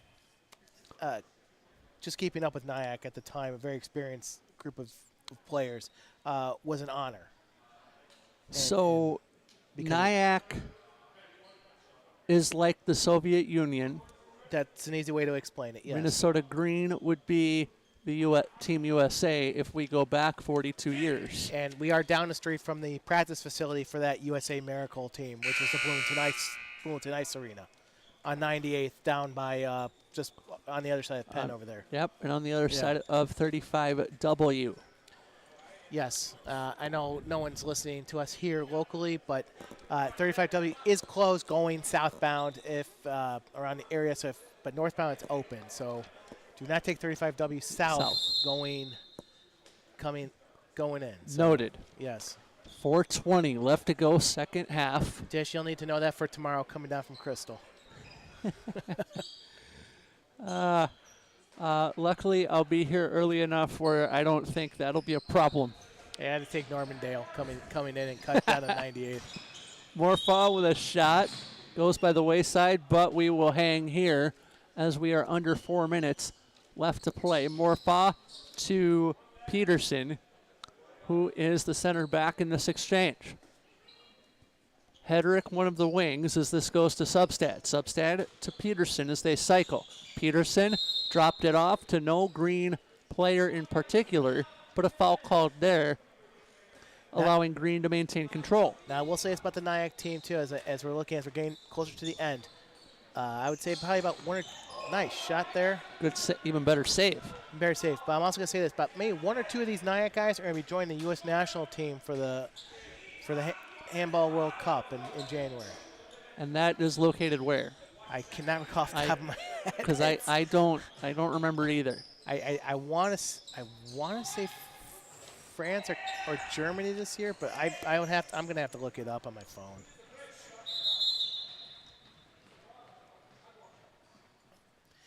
And going to reset the time. So it starts January 12th, and it goes. It is split between Poland and Sweden, so it looks.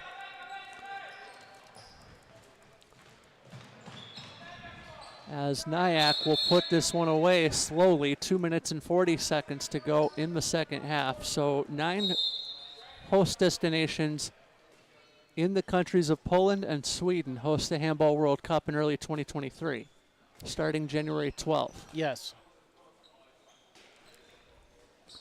Hedrick goes to Morfaw, goes to Peterson. I also will say it's a U.S. group. There is I would say, nice shot there. Great shot by Morfaw. I would say there is a decent chance, a very small chance of them getting into the bracket play out of the pool play. Okay. It's a very interesting group with 2 African countries in there. I believe Algeria and Egypt. So it's not like they have zero chance with Slim walking out of the gym. Correct. It's slim chance. It's a very slim chance. 1:45 to go, second half of play. The result not in doubt, although early on, with Minnesota going out to a 4-0 lead for several of the opening minutes. We weren't sure about NYAC there for a few. 1:25 left. Michael King, our player of the game, we'll interview him shortly as Hedrick controls this. It goes to Morfaw after he got the pass from Peterson. Ball stolen by NYAC, and they come up the floor 3-on-1 with a trailer. Far wing, quick shot, save made by Renault. 60 seconds left. Is that pass intended for Hedrick?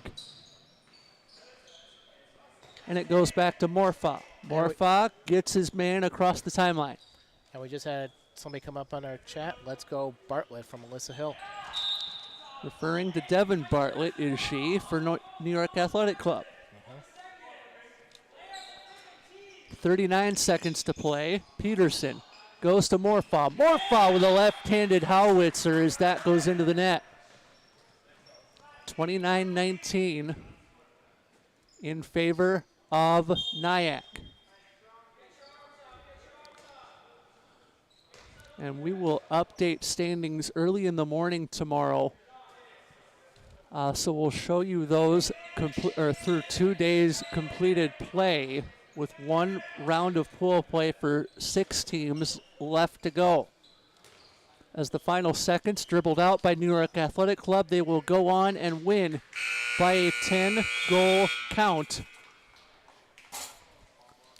A lot further than I thought it would be. But definitely, the game I expected. Not early on, but just later on. in terms of both teams, and so that says a lot. Let's quickly grab Michael King for New York Athletic Club.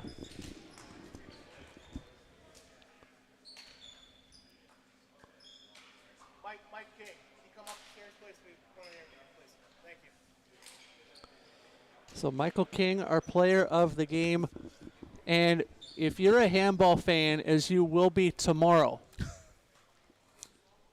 granted Sounds you are en route somewhere. Yes. What are you looking forward to seeing as our first matchup to start the day? Wow. Tomorrow sees Milwaukee take on Fargo Moorhead. You know, from both those teams, from Fargo Moorhead and Milwaukee, it's a term of you're going to see a developmental game, and I do see where goalkeeping is going to be very key in that game, more than the previous games. Mm-hmm. The question is which goalkeeper is going to step up and how. And will the offenses come to the fore early and often? Right. The NYAC Chicago game is going to be a question of who speeds the game up.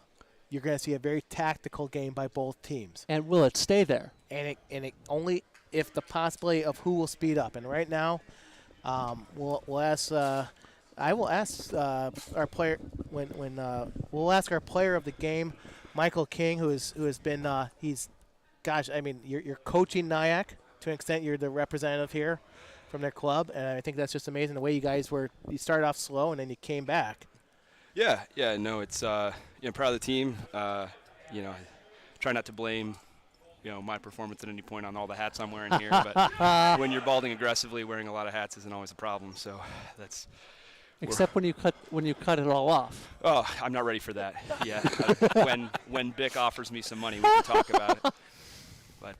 But yeah, no, I mean, really impressive for the guys. I mean, as anybody that was watching saw, we couldn't hit the broadside of a barn the first 12 minutes of the game. That's a long time to have no optimism other than your goalie holding you in there. And so to be at 4 is a credit to Aaron in goal and the guys for keeping the energy up despite a series of dejections on pretty much everybody had their chance to put the first one on the board and couldn't do it for a while. Let me ask you a question because you and I have done games at this tournament for 2 years now.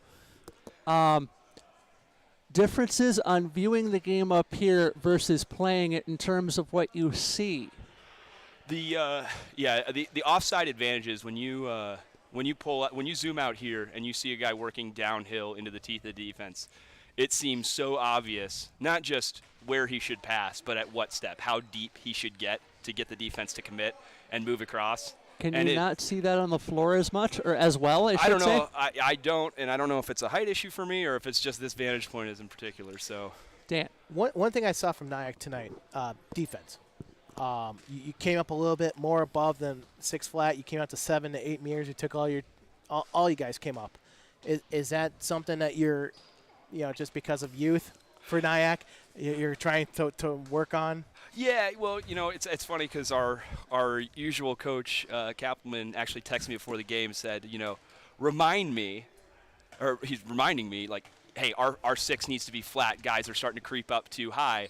But at some point, you realize it's like, well, this extra energy, is going to manifest itself one way or another. And the most important thing isn't whether you're playing flat or up. It's that everybody's playing the same level. Because the real issue is when you have one guy creep and creates a gap and you have different levels, that's where pivots slide in and you got problems. So the situation didn't dictate a 6 flat as much. That was your game plan going in defensively. That's our base defense. And it's difficult for us to stay as flat. Frankly, some of the rosters that we can put together for some of these tournaments, we're going to have guys. I mean, our tallest guy right now is Omar Ali, the player of the game from our first game. He's 6'2". I mean, normally we have a couple guys that are, more handball size in the traditional sense. That's traditional of NYAC, right. Yeah, and so when you're flat like that in the threes, I mean, you really can't get caught putting flat footed. The 6'5" guys are lucky. All they got to do is put their hands up, and they've done their job. For us, we've got to get out there and contact shooters to really influence the shot because we don't have as much control over the airspace. And so that was a huge turning point in the game today is when we had the threes, the middle of the defense, step up and really close off that gap. And then I'll lead off that. when you're in restricted or not restricted airspace, when you're in tight airspace on the attack, how do you handle an attack that feels like it's closing in on you? Yeah, it's a gap management thing. This is part of the reason why you always want to have an up and back and a rhythm to your offense, because you want to feel the gap management so that you are putting yourself in a situation where knowing, okay, if they're managing out to 9, then I need to catch it tighter because I'm making a one-on-one move, not running into my shot because I'm not ripping from 11 as some guys can, even some guys at this tournament. So it's really offensively you adjust. Like that's why you poke and prod and you be patient on offense so you understand where the line's going to be set and you play off of that. Well, we will let you prepare for Chicago Inter. I will see you tomorrow for the West Point CalHeat matchup. Looking forward to that. Somehow I have to be here even earlier. Well, thanks, but guys. You're playing first. Yeah, exactly. Have a good night, Mike, and we'll see you for day 3. Definitely. And that's it from here from Bloomington. I'll let Dish take us out. And I'll take you home by saying that we appreciate all of you who have hung with us over the course of the day today, as it is the New York Athletic Club with a 29-19 win over Minnesota Green to end day 2. We'll see you at 7:30 in the morning for Milwaukee and Fargo Moorhead. Until then, so long, everybody.